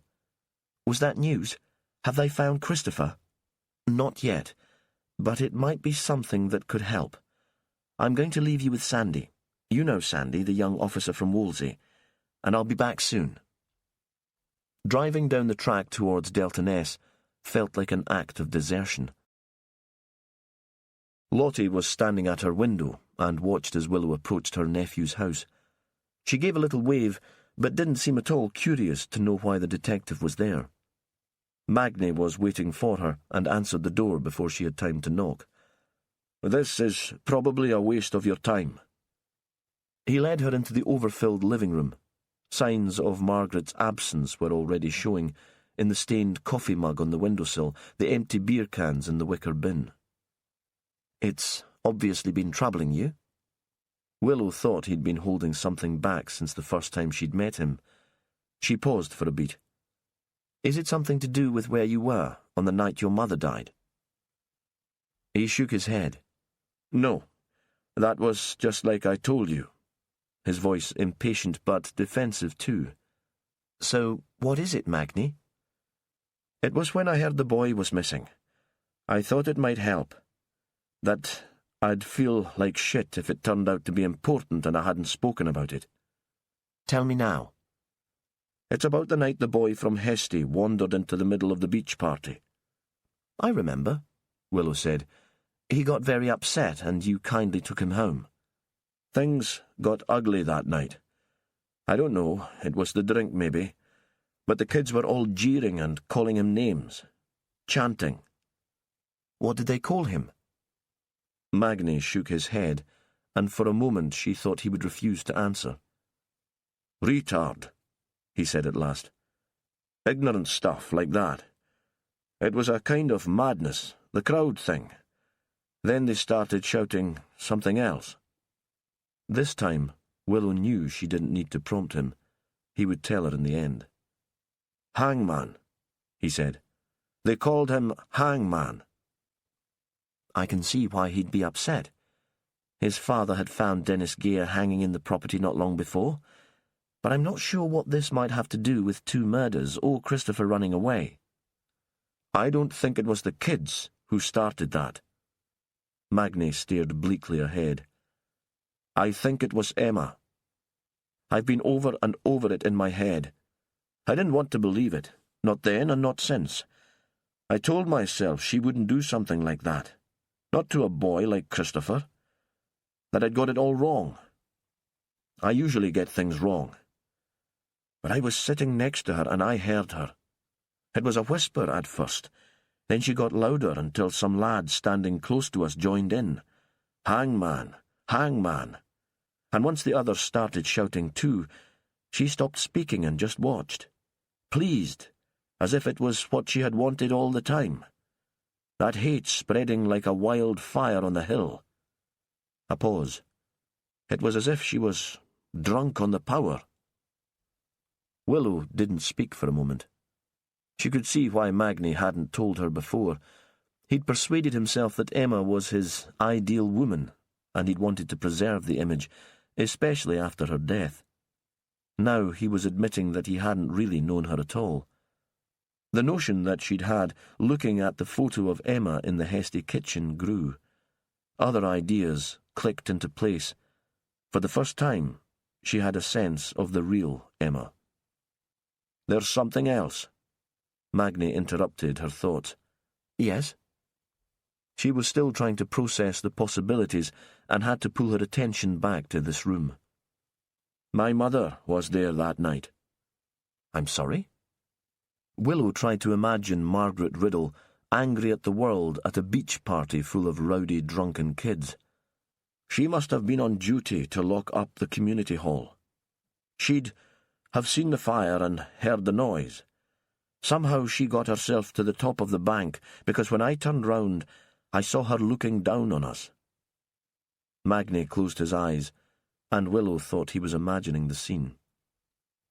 "Was she there when Emma started the chanting?" "I think she must have been. But she'd gone by the time I came back, after taking the Fleming boy home." There was a silence. From far in the distance came the sound of children's voices. The school day must have ended. Soon, Perez would be back at Hesty with Daniel. Willow had to talk to him. She knew now why Christopher had run away, but she still had no idea where the boy was. It was more important than ever to find him. "Did you and your mother ever talk about what happened that night on the beach?" "No," Magni said. "She never mentioned it, and I wasn't going to bring it up. It wasn't something I was proud of." A pause. "I wanted to forget it had ever happened." "You did the right thing, phoning me." He nodded. "I'm sorry. I should have done it earlier." He walked with Willow to the front door. In the neighbouring house, Lottie was still staring out of her window. Chapter 48. Christopher had taken matches from the kitchen before leaving in the morning. He knew his mother's hiding place. She put everything secret in a black jar at the back of the cupboard where she kept the tea and the coffee. He had to stand on the bench to reach it. He'd done that while she was talking to Dad about his work, before walking them to school. He wasn't sure why he needed the matches, but it made him feel better to know that they were there, wrapped in a plastic sandwich bag at the bottom of his lunchbox. They provided comfort, like the reruns of CSI that he watched on Netflix. Fire made him feel better. The possibility of fire was a reassurance. The first lesson was maths. Usually he enjoyed maths because he found it easy, and he liked being better at it than everyone else in the class. Often he could work out the answer before Mr. Johnson. Today he found it hard to concentrate.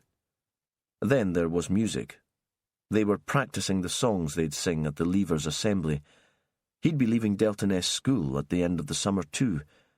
He'd have to go in the bus to the junior high school in Bray. That would mean getting up much earlier, and there would be other kids, new teachers. It would be a lot to get used to. He tried not to think about it. After break, it was PE. He hated PE, and that was why he decided break was the best time to run away. He could have left it until later in the day, but this way he'd miss the horror of changing, of being outside on the field, of having to run. When the bell went for playtime, Christopher collected his bag and lunchbox before going outside. Sam Moncrief noticed but didn't say anything. Sam was okay when they met outside school. Sometimes they played computer games together, built Lego. But in school he was different and never acknowledged any kind of friendship. Christopher didn't waste time worrying about that, and anyway, today Sam ignoring him worked in his favour. During break, Christopher leaned against the school wall and watched the others chasing about. That was what he usually did. Sometimes he brought a book to read, but generally he just watched. When there were only a couple of minutes to go before the end of playtime, he moved round the corner to a narrow space between the school and the fence that separated the early years kids' yard from that of the older ones. He crouched down so nobody could see him and felt his heart racing a bit. He couldn't work out if he was nervous or excited. The bell went and everyone ran in, but nobody seemed to realise that he was missing. The gate into the road was fastened with a padlock during school time, but it wasn't very high, and he jumped over it easily, even carrying his bags. It wasn't a long walk to where he was going, but he knew nobody should see him, so he took a circuitous route, avoiding the shop where old people often gathered to talk. The sun was shining, and Christopher felt very hot. He took off his t-shirt and put it in his bag. If his mother knew what he'd done, she'd be annoyed, but the plan was that nobody would see him, at least for a while, so she'd never get to know. He was tempted to take his bottle of water from his bag and to have a drink, but knew he'd be glad of it later in the day. When he arrived at his destination, the door was open, as he'd known it would be. This was a good place to wait. By now he felt very tired. He'd been up all night, worrying that he was doing the right thing. He'd thought it had been clever to make the phone call, using the landline in his mother's workshop, so nobody in the family would hear. In the middle of the night, it had seemed like a mistake. He thought it was too late to change his mind now, and, in the end, he curled up in a corner and went to sleep. Chapter 49. Willow left Magnie's house and drove straight to the Moncrief place. She knocked at the door, but there was no response and everywhere was locked, even the garage. She stood and listened, but had no sense that anyone was inside. She walked to the back of the house. A large garden was surrounded by a stone wall and stunted sycamores. It was laid to grass, with a full-sized football net at one end and a swing at the other. Still no sign of life. Beyond the wall, there was a field of oats. She stood for a moment and considered her options. Belle should be home by now with Sam and Kate. Her car wasn't parked outside the house, so perhaps she'd taken them out to play with a friend or to collect the older children. Willow's suspicions were based on the flimsiest of evidence. She couldn't go to the health centre and confront Robert Moncrief with what she'd guessed, and she certainly couldn't put out a call for Belle and the kids. This was a time for patience. But they had to find Christopher. She drove back to Hesty and saw that Perez and Daniel had arrived back from the school. Helena and Daniel were in the kitchen with Sandy. Daniel stood behind his wife and held her. It was as if he was holding her upright and keeping her strong. He seemed free of all emotion now. When Willow went in, Helena looked at her, desperate for news. She shook her head to show that she had nothing for them. Chapter 50. Perez was standing just inside the kitchen door. He watched Willow come in and saw Helena's disappointment when there was no news about her son. Willow looked stiff and anxious, and Perez felt an overwhelming tenderness for her. An instant later, he knew he shouldn't feel like this. Willow was so strong that she would consider the emotion presumptuous, patronizing. After all, she was the last woman to need a man to care for her. In this relationship, it seemed, there was nothing but confusion. She touched his elbow. "Can I have a word?" He followed her outside, relieved to escape the tension in the room and the parents' pain. The courtyard was busy with people he scarcely recognized. Officers and volunteers were searching the outhouses now. Helena's studio, a smaller storeroom, and the byre where Emma had been found. "I don't want to be overheard." Willow walked around the house to the paved terrace where the photograph found in Christopher's room had been taken. The white wooden loungers were still there, remnants of a more settled time. Except it hadn't been settled, Perez thought. The family's first few months in this house had been oppressive, weighed down with resentment and jealousy. He looked out to sea. A bank of cloud, so dense that it looked solid to the touch, hid the horizon. It seemed that the fog that had shrouded the islands the week before was on its way back with a vengeance. When they reached the boundary of the Hesty garden, Willow began talking. She confided in Perez, as she'd always done, sharing her ideas about the investigation, setting aside any awkwardness. Now, it seemed, nothing mattered but the case and the missing boy.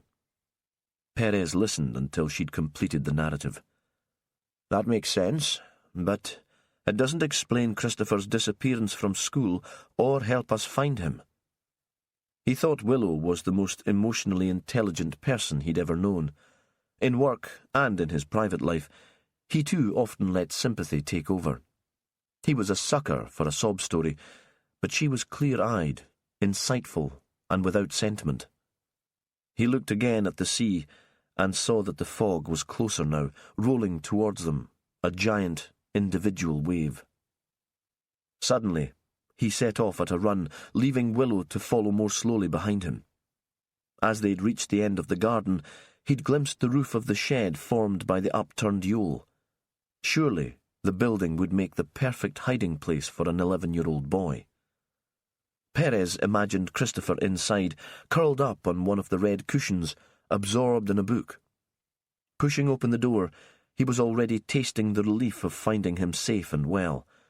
But, inside, there was no sign of the child. He stood, drained after the sudden rush of adrenaline and expectation. Willow had joined him, and he sensed her disappointment too when she saw the place was empty. He walked further into the building and crouched to look more closely at the shelves in the corners. The fog must have covered the sun now because, even with the door open, he needed the torch on his phone to see any detail. "Christopher's definitely been here." "I know," Willow said. "He probably plays here all the time." "No, today."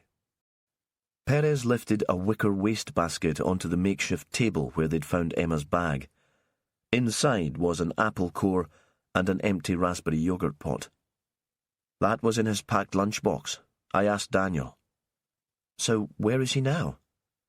"With the killer," Perez said, his voice very quiet. "That's what this is about." On the shore, the sudden lack of light felt weird, supernatural, like an unexpected eclipse of the sun. The temperature had dropped too.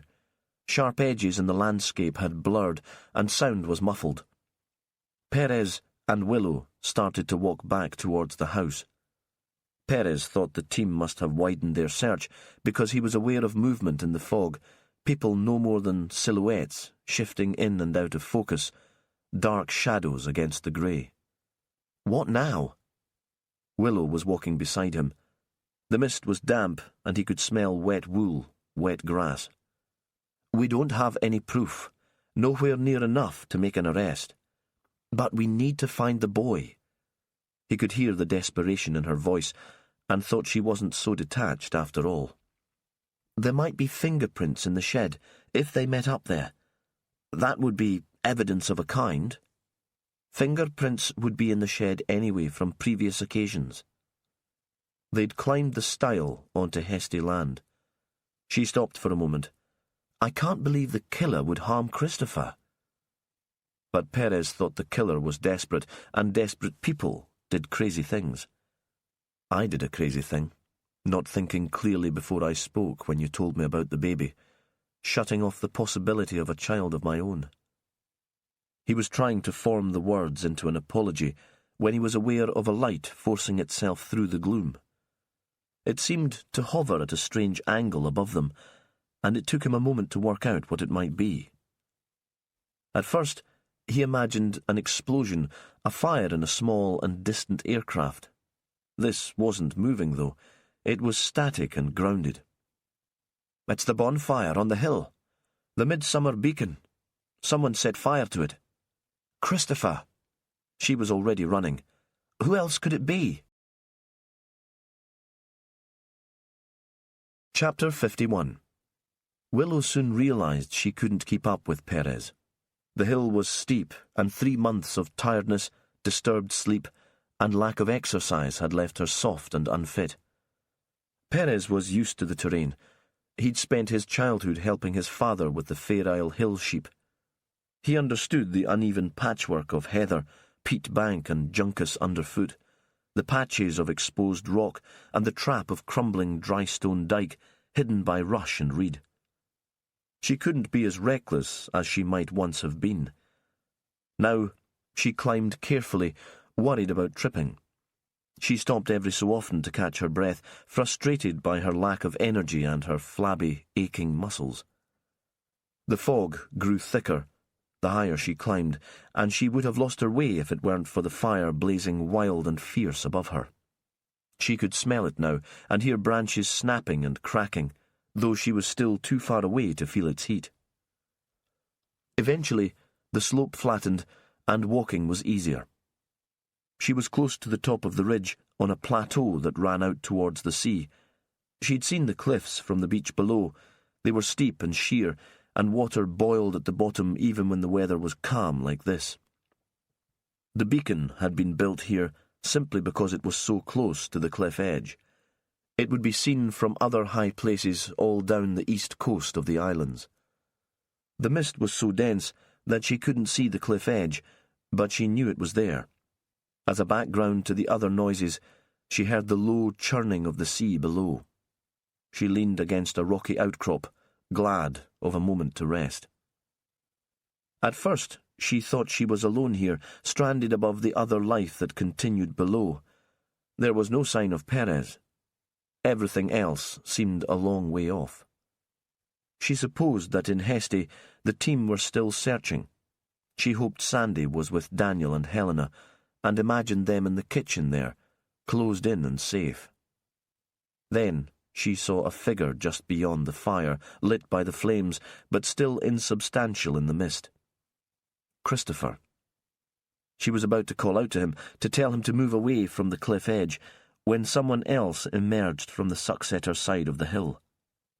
She knew from the first glimpse that this wasn't Perez. Even blurred by the fog, she would have recognized the detective, the shape of his body, and the way he moved. It was clear, even at this distance, that this wasn't a meeting of friends. Christopher backed away from the newcomer, apparently terrified. Perhaps this was the climax of a chase that had taken place across the hill. Willow thought the lighting of the beacon had been the boy's cry for help, but now she watched without speaking or moving, not running to his aid. He was so close to the edge of the cliff that she worried any sudden sound might make him fall. He must be disorientated, lost, exhausted. Her silhouette was masked by the outcrop of rock behind her. She could see their outlines, moving in the firelight, silent as life-sized puppets, but they couldn't see her. The taller figure was approaching Christopher slowly. Willow was reminded of a skilled sheepdog controlling a solitary animal, moving it at will. Here, Christopher was being inched away from the fire and towards the cliff edge. The predator darted forward, and Christopher stumbled. He was so close to the steep drop that Willow held her breath. An autistic boy falling to his death in thick fog after running away from school and setting light to the beacon would be seen as an accident, not murder. The killer turned slightly, and Willow saw the flash of a blade in the firelight. Christopher was being controlled not just by fear of the individual, but by the knife in their hand. She left her position and, crouching low, circled the beacon towards the pair. As she moved, she found herself repeating a mantra. Please keep Jimmy away from here. Wherever he is, and whatever he's doing, don't let him see what's going on. Because Fran Hunter, Jimmy's one true love, had been stabbed to death, and Jimmy still thought he was to blame. To save the boy, whatever the danger to himself, would seem like reparation, a way of putting things right. And now, more than anything in the world, Willow needed Jimmy Perez to be alive and well, and a part of her life. She paused for a moment. The person with the knife had their back to her, and Christopher was so panic-stricken that he still hadn't seen her. The boy seemed mesmerized by the blade and unaware of the cliff edge behind him. Willow felt the heat of the fire that was still burning fiercely, the embers white-hot and glowing. She tried to think clearly and to weigh up her options. She wasn't sure she'd be quick enough to jump the predator without sending Christopher over the cliff, and perhaps Christopher was the only person now who could bring the killer to justice. Deep down, though, she knew her anxiety for the boy was an excuse. She was only concerned for her own safety and that of her baby. Willow hesitated, hating herself for her cowardice, her indecision, and her inability to act. Would she stay here, watching the scene play out before her, waiting for the boy to fall to his death, too scared to move and save him? There was a faint sound behind her. She turned her head slowly and watched Perez appear out of the fog. He made no attempt to hide. She supposed that he'd been watching the scene too, because he'd surely been here longer than her. "Christopher." Perez's voice seemed very loud. The person with the knife turned towards him, and that, Willow realized, was what Perez wanted. The blade was no longer directed towards the boy. "Just walk towards us, Christopher. Willow's here too. You know who she is. The detective from Inverness. She's going to take you home." Willow got to her feet. Christopher was yelping now, a strange, mewing sound. Perhaps he'd been making the noise all the time, but she'd been concentrating so hard that she hadn't heard it. She walked towards him, ignoring the knife, her arms outstretched. The boy seemed incapable of movement. She almost reached him, was close enough to see that he was trembling and that his face was waxy and white without expression. "Come on," she said. "Let's get you back to Hesty." There was a moment of stillness and silence as the three of them were held between the fire and the sea. Christopher began to move towards Willow. The killer wavered, shifting focus between Perez and the boy, not willing, it seemed, to attack either. Willow allowed herself to breathe again. All would be well. Then there was a high-pitched scream, and another figure, strong and agile, leapt towards them from the mist, knocking Perez off balance. The scene came to life again. The blade flashed once more in the glow of the fire as the killer's arm was raised high, preparing to strike. Willow pulled Christopher towards her. She felt a sharp pain on her cheek and her hand. The knife was raised again, but Willow kicked out and hit it away. Perez and the newcomer were still grappling on the ground, and Willow watched in horror as they both rolled away towards the cliff edge, into the fog, and out of sight. The flames had died back to embers by now, so there was no sound but the waves breaking at the bottom of the cliff. Then there was a scream and a distant but definite noise as someone hit the rocks below. Chapter 52. Perez had resisted the temptation to call out to Christopher as he climbed the hill towards the bonfire. He'd hoped he'd find the boy safe, staring into the flames, hoped that the notion of a killer luring Christopher to danger was a Gothic fantasy born in his own mind from anxiety and the strange, changing weather. But he was taking no chances. If Christopher had lit the fire to let the people who cared for him know where he was, then the killer might know too. Then Perez would need the element of surprise. When he reached the top of the hill, he circled the fire at a distance, moving as quietly as he could, very slowly. He saw the boy on his first circuit. As Perez had suspected, Christopher was looking at the fire, apparently entranced, but for the moment, Perez said nothing. He wanted this over, and the last thing he needed was for their suspect to hear him and slip away into the fog. He knew Willow was right about the murderer's identity, but they still had no evidence. The boy was safe where he was, so Perez waited. There was a sound behind him, but he could see nothing. This was like a children's game, hide and seek in the dark. It could be nothing at all, or a foolhardy sheep. Still, he waited, his eyes fixed on Christopher. He'd always had the ability to be patient. Another sound, and this time there was another movement, this time in front of him. Their suspect, quick and silent as a lynx. Christopher saw too, and was obviously scared. Perez was about to move when Willow slid into the picture. She must have been the person he'd heard behind him. He thought how reckless she was, how brave and very foolish, and then he walked forward, into the light of the fire, because he'd seen the knife in the killer's hand, and that flicked a switch in his brain and stopped him thinking clearly. Everything was confusion. It was the fog and the fire and the odd sounds made by the boy. The killer's arm was raised and the blade flashed towards Willow. Perez imagined it piercing her flesh, the blood and the pain, but before he could get to her, he was knocked to the ground by a new attacker.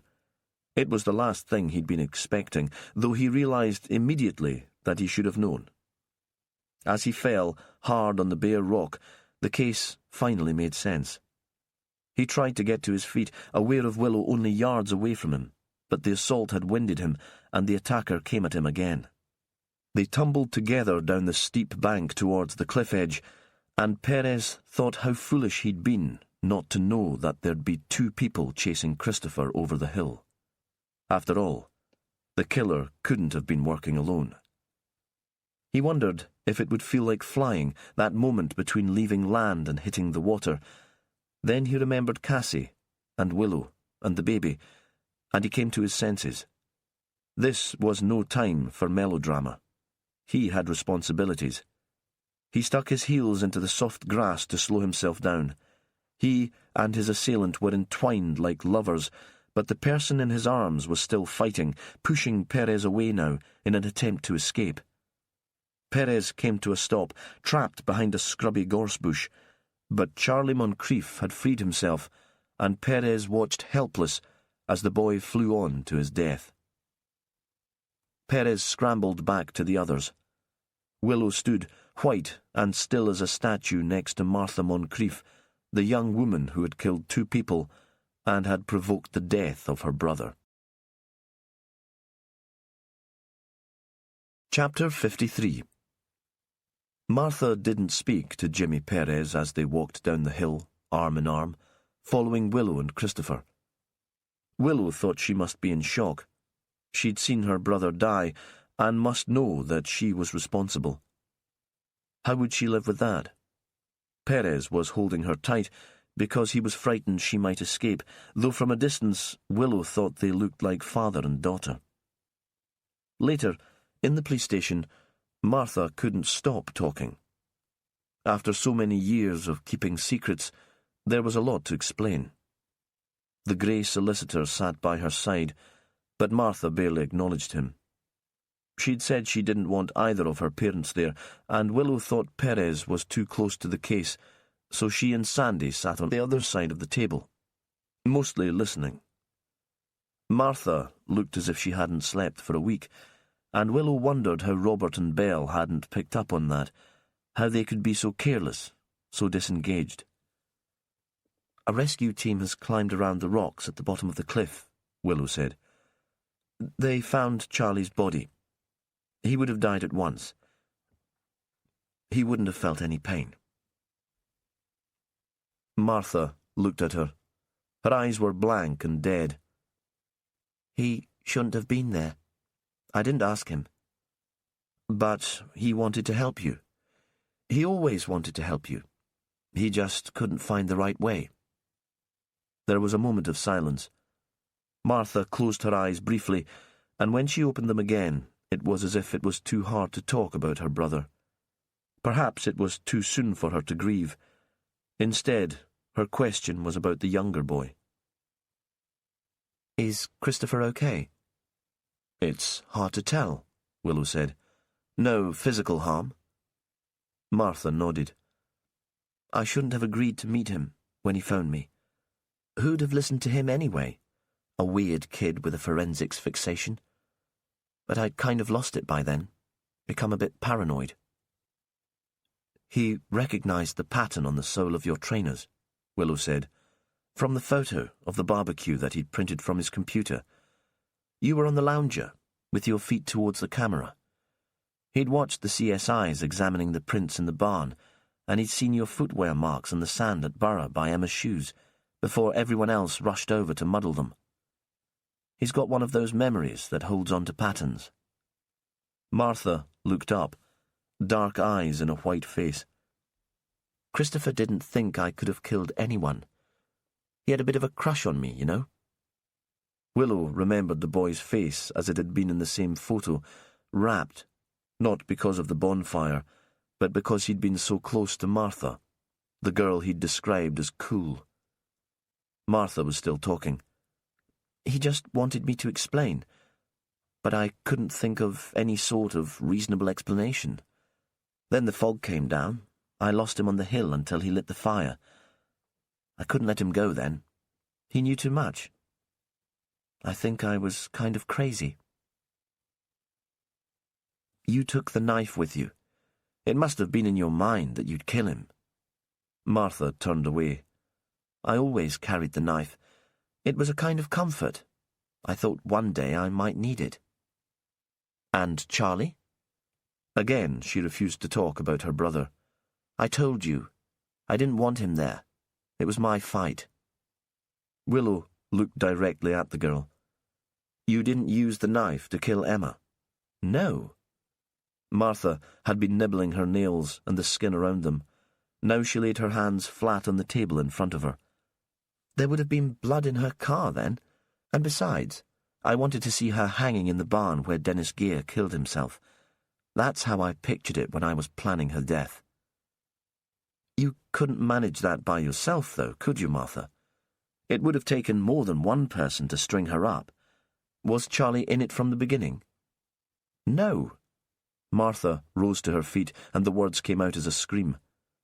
He was at football practice that morning. I was the one who killed her.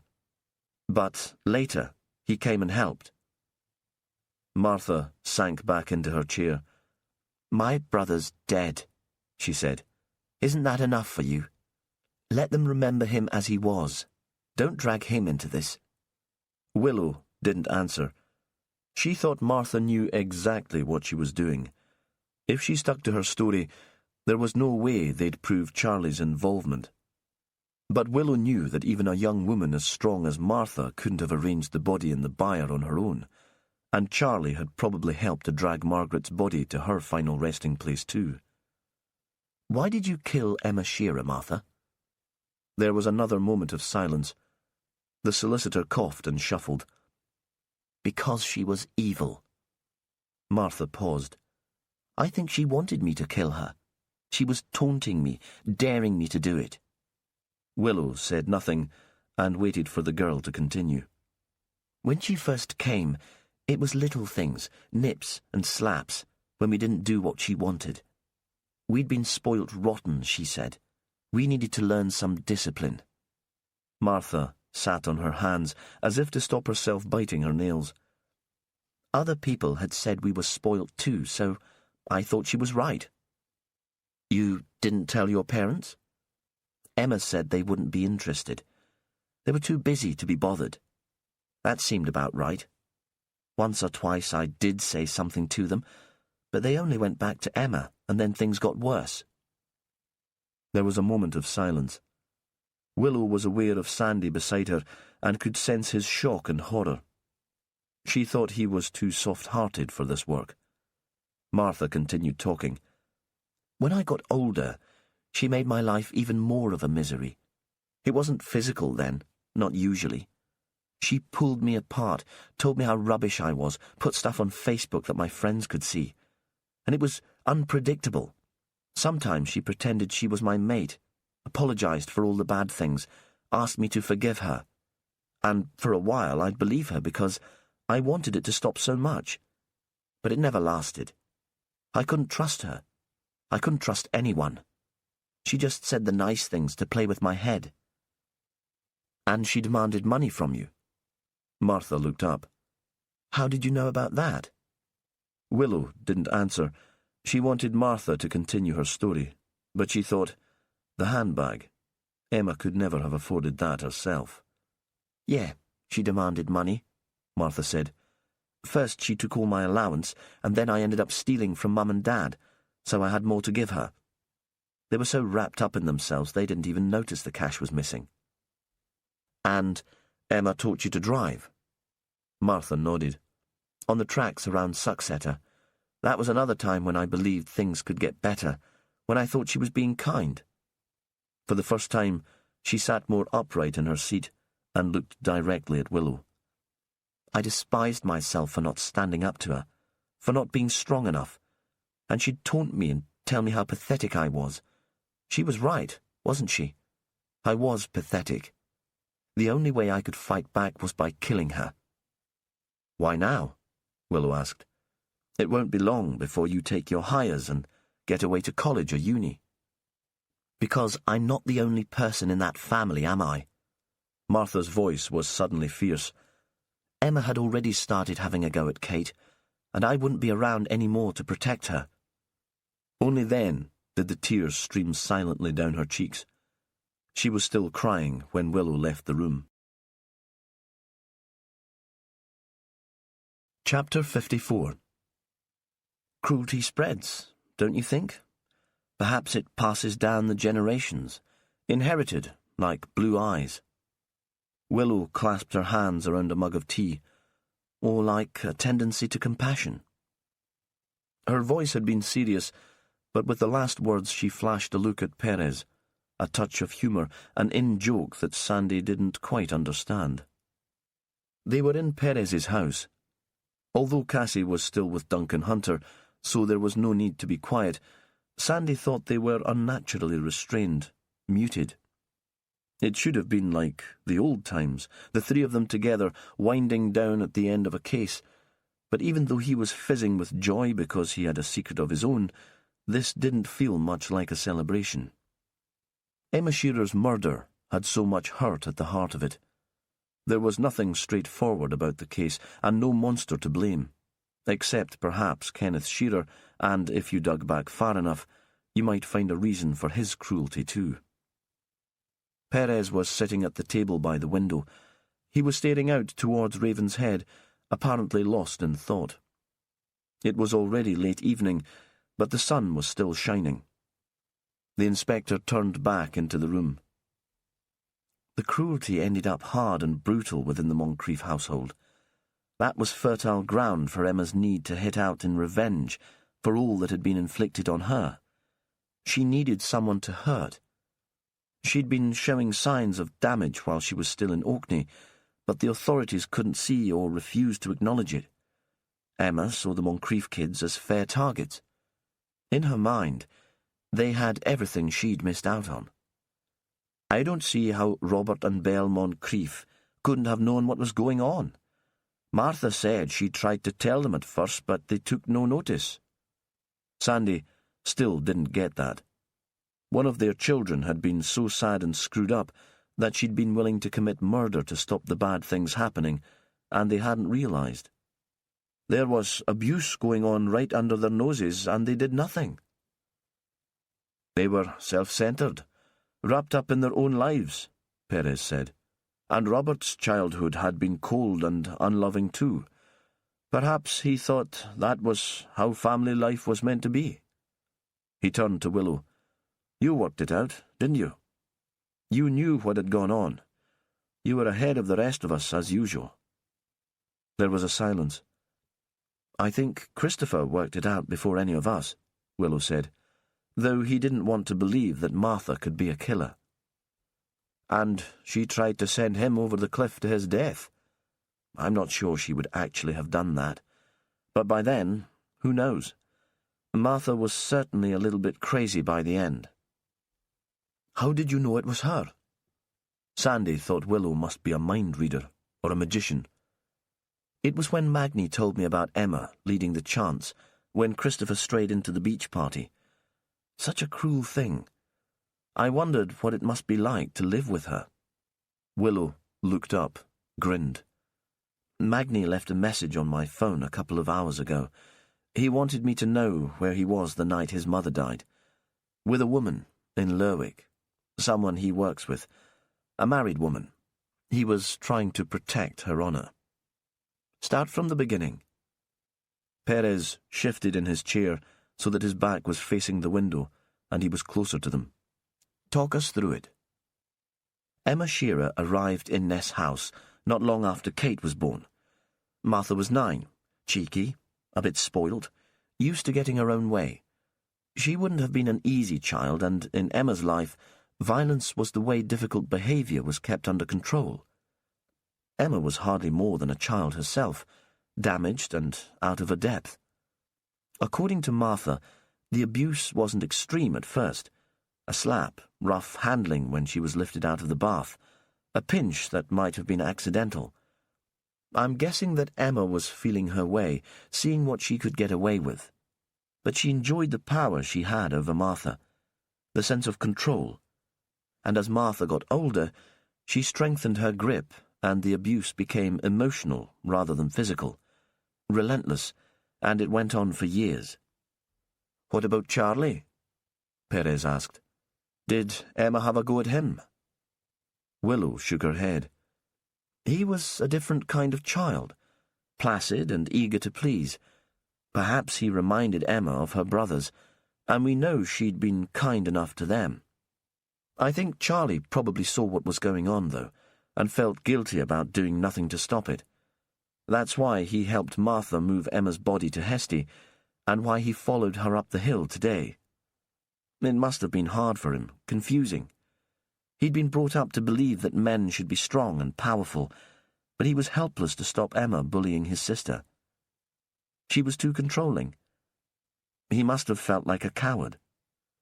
"I still don't get how the girl managed to kill Emma Shearer."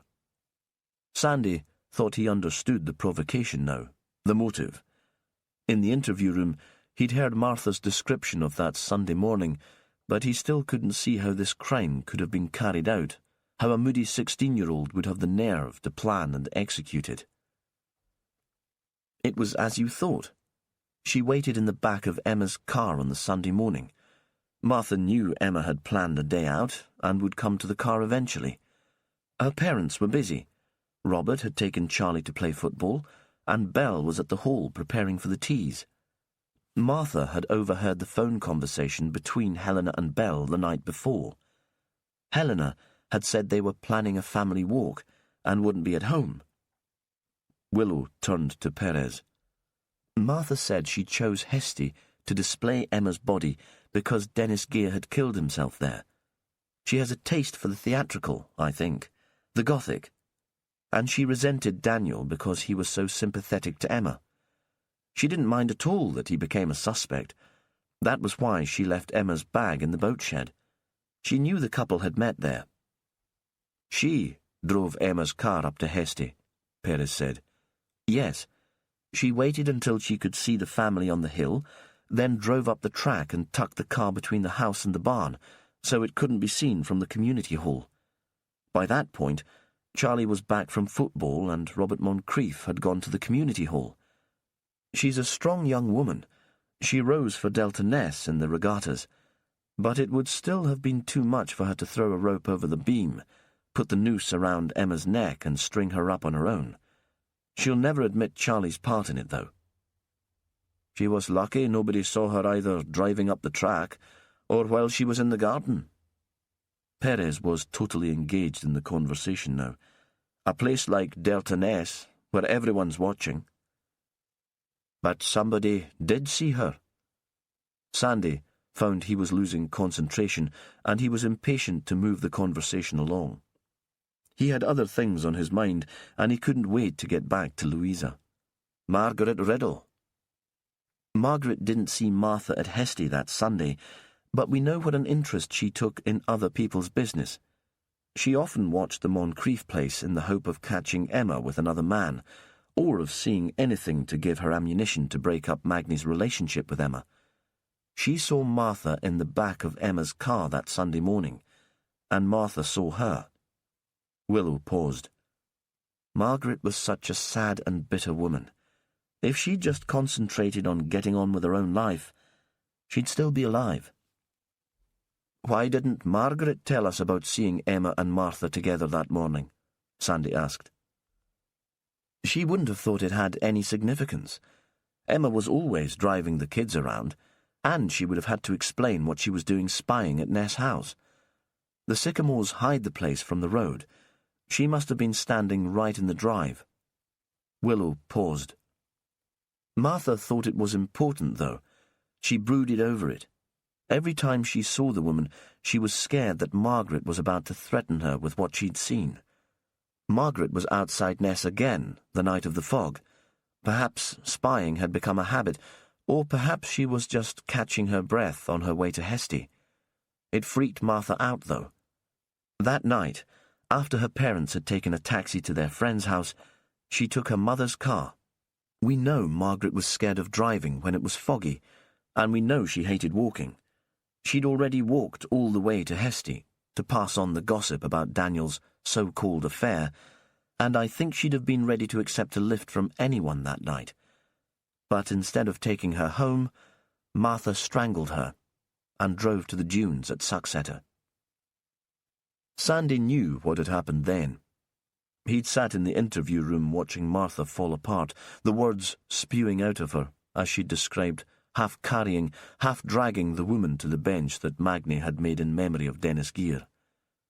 It's where she would have wanted to end up. That's what I thought.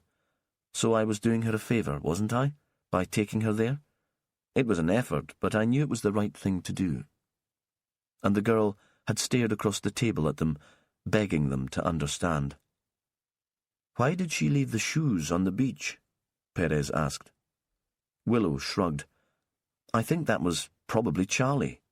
He found them in the boot of Emma's car when they got back to Ness House, and he'd been carrying them around in his school bag since then. He left them below the tide line and hoped they'd disappear with the debris of the bonfire. It must have been a shock when Christopher stumbled over them." Sandy was still haunted by the sight of the girl unravelling before their eyes. "What will happen to Martha?" "Who knows," Perez said. "Her father can afford the best lawyers. But Charlie, his golden boy, is dead, and they might blame Martha for that. I hope her family will help her now, through guilt, or because they want to be seen doing the best for her. Perhaps Martha will get the support that Emma never had." Sandy stood up. "I need to go. Louisa's waiting for me. There's a teacher training day in town tomorrow, so she's staying over at my place." Then he couldn't resist telling them. He'd planned to keep his secret and save the news for a happier time, but he couldn't keep quiet. He'd never been brilliant at secrets. "I asked Louisa to marry me this afternoon. We met up for tea after the interview with the Moncrief girl.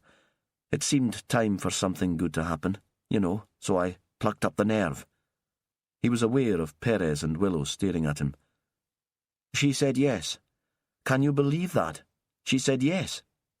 And then he was crying, because some days he was even soppier than Perez, who could be the soppiest person he knew.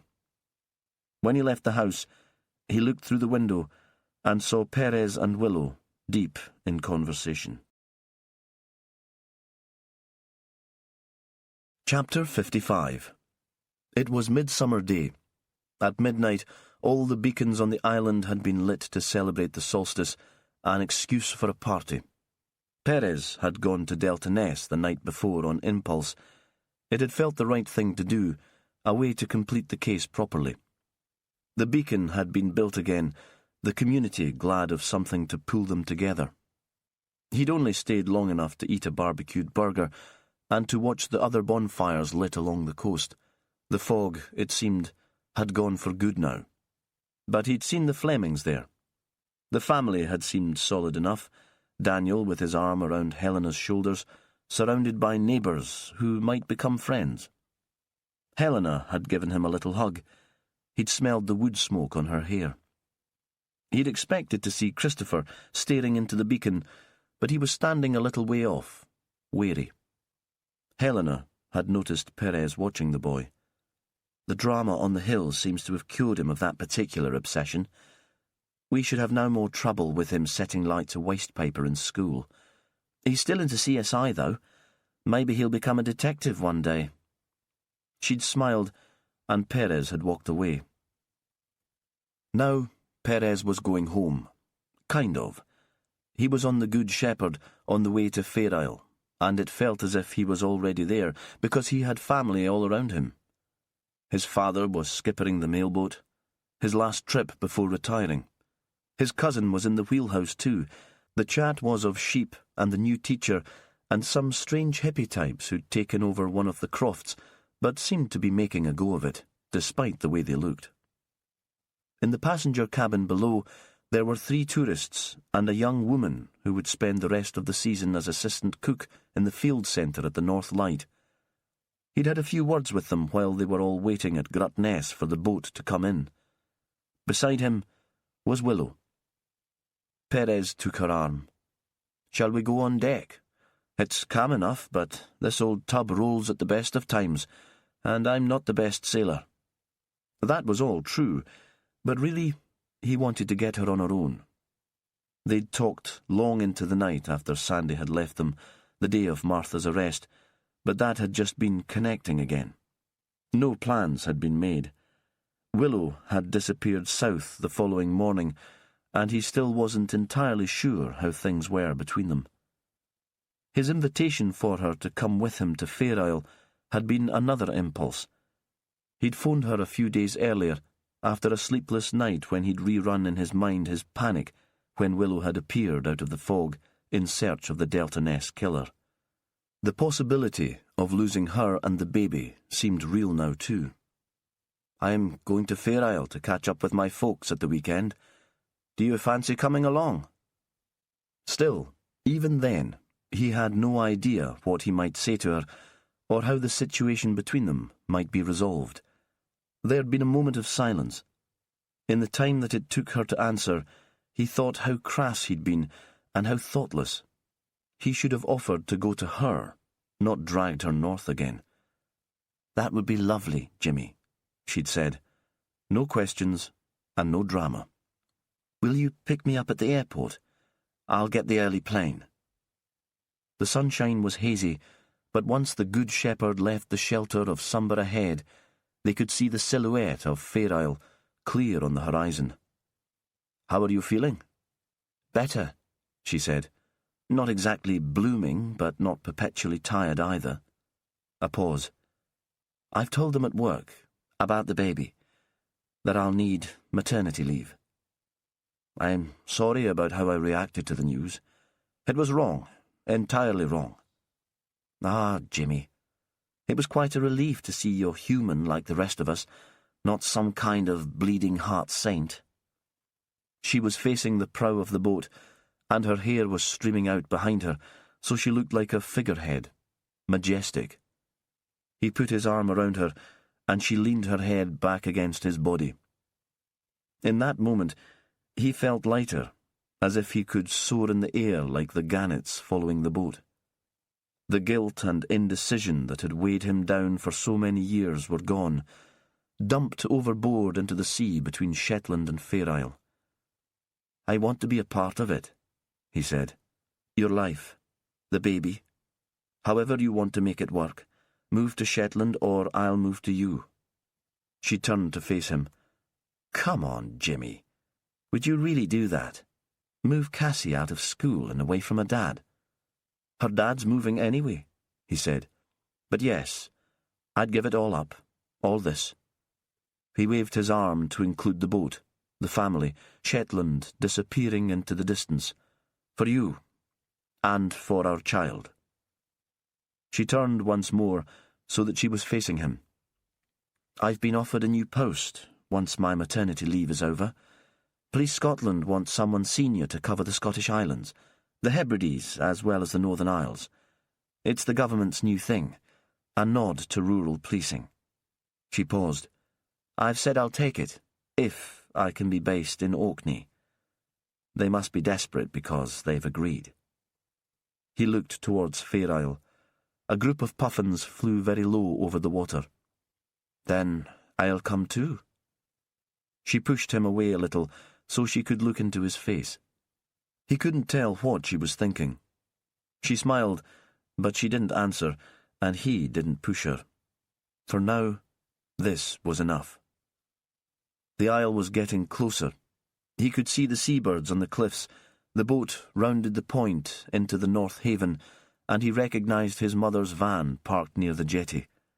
Islanders were standing in the sun, chatting, waiting to help unload the boat.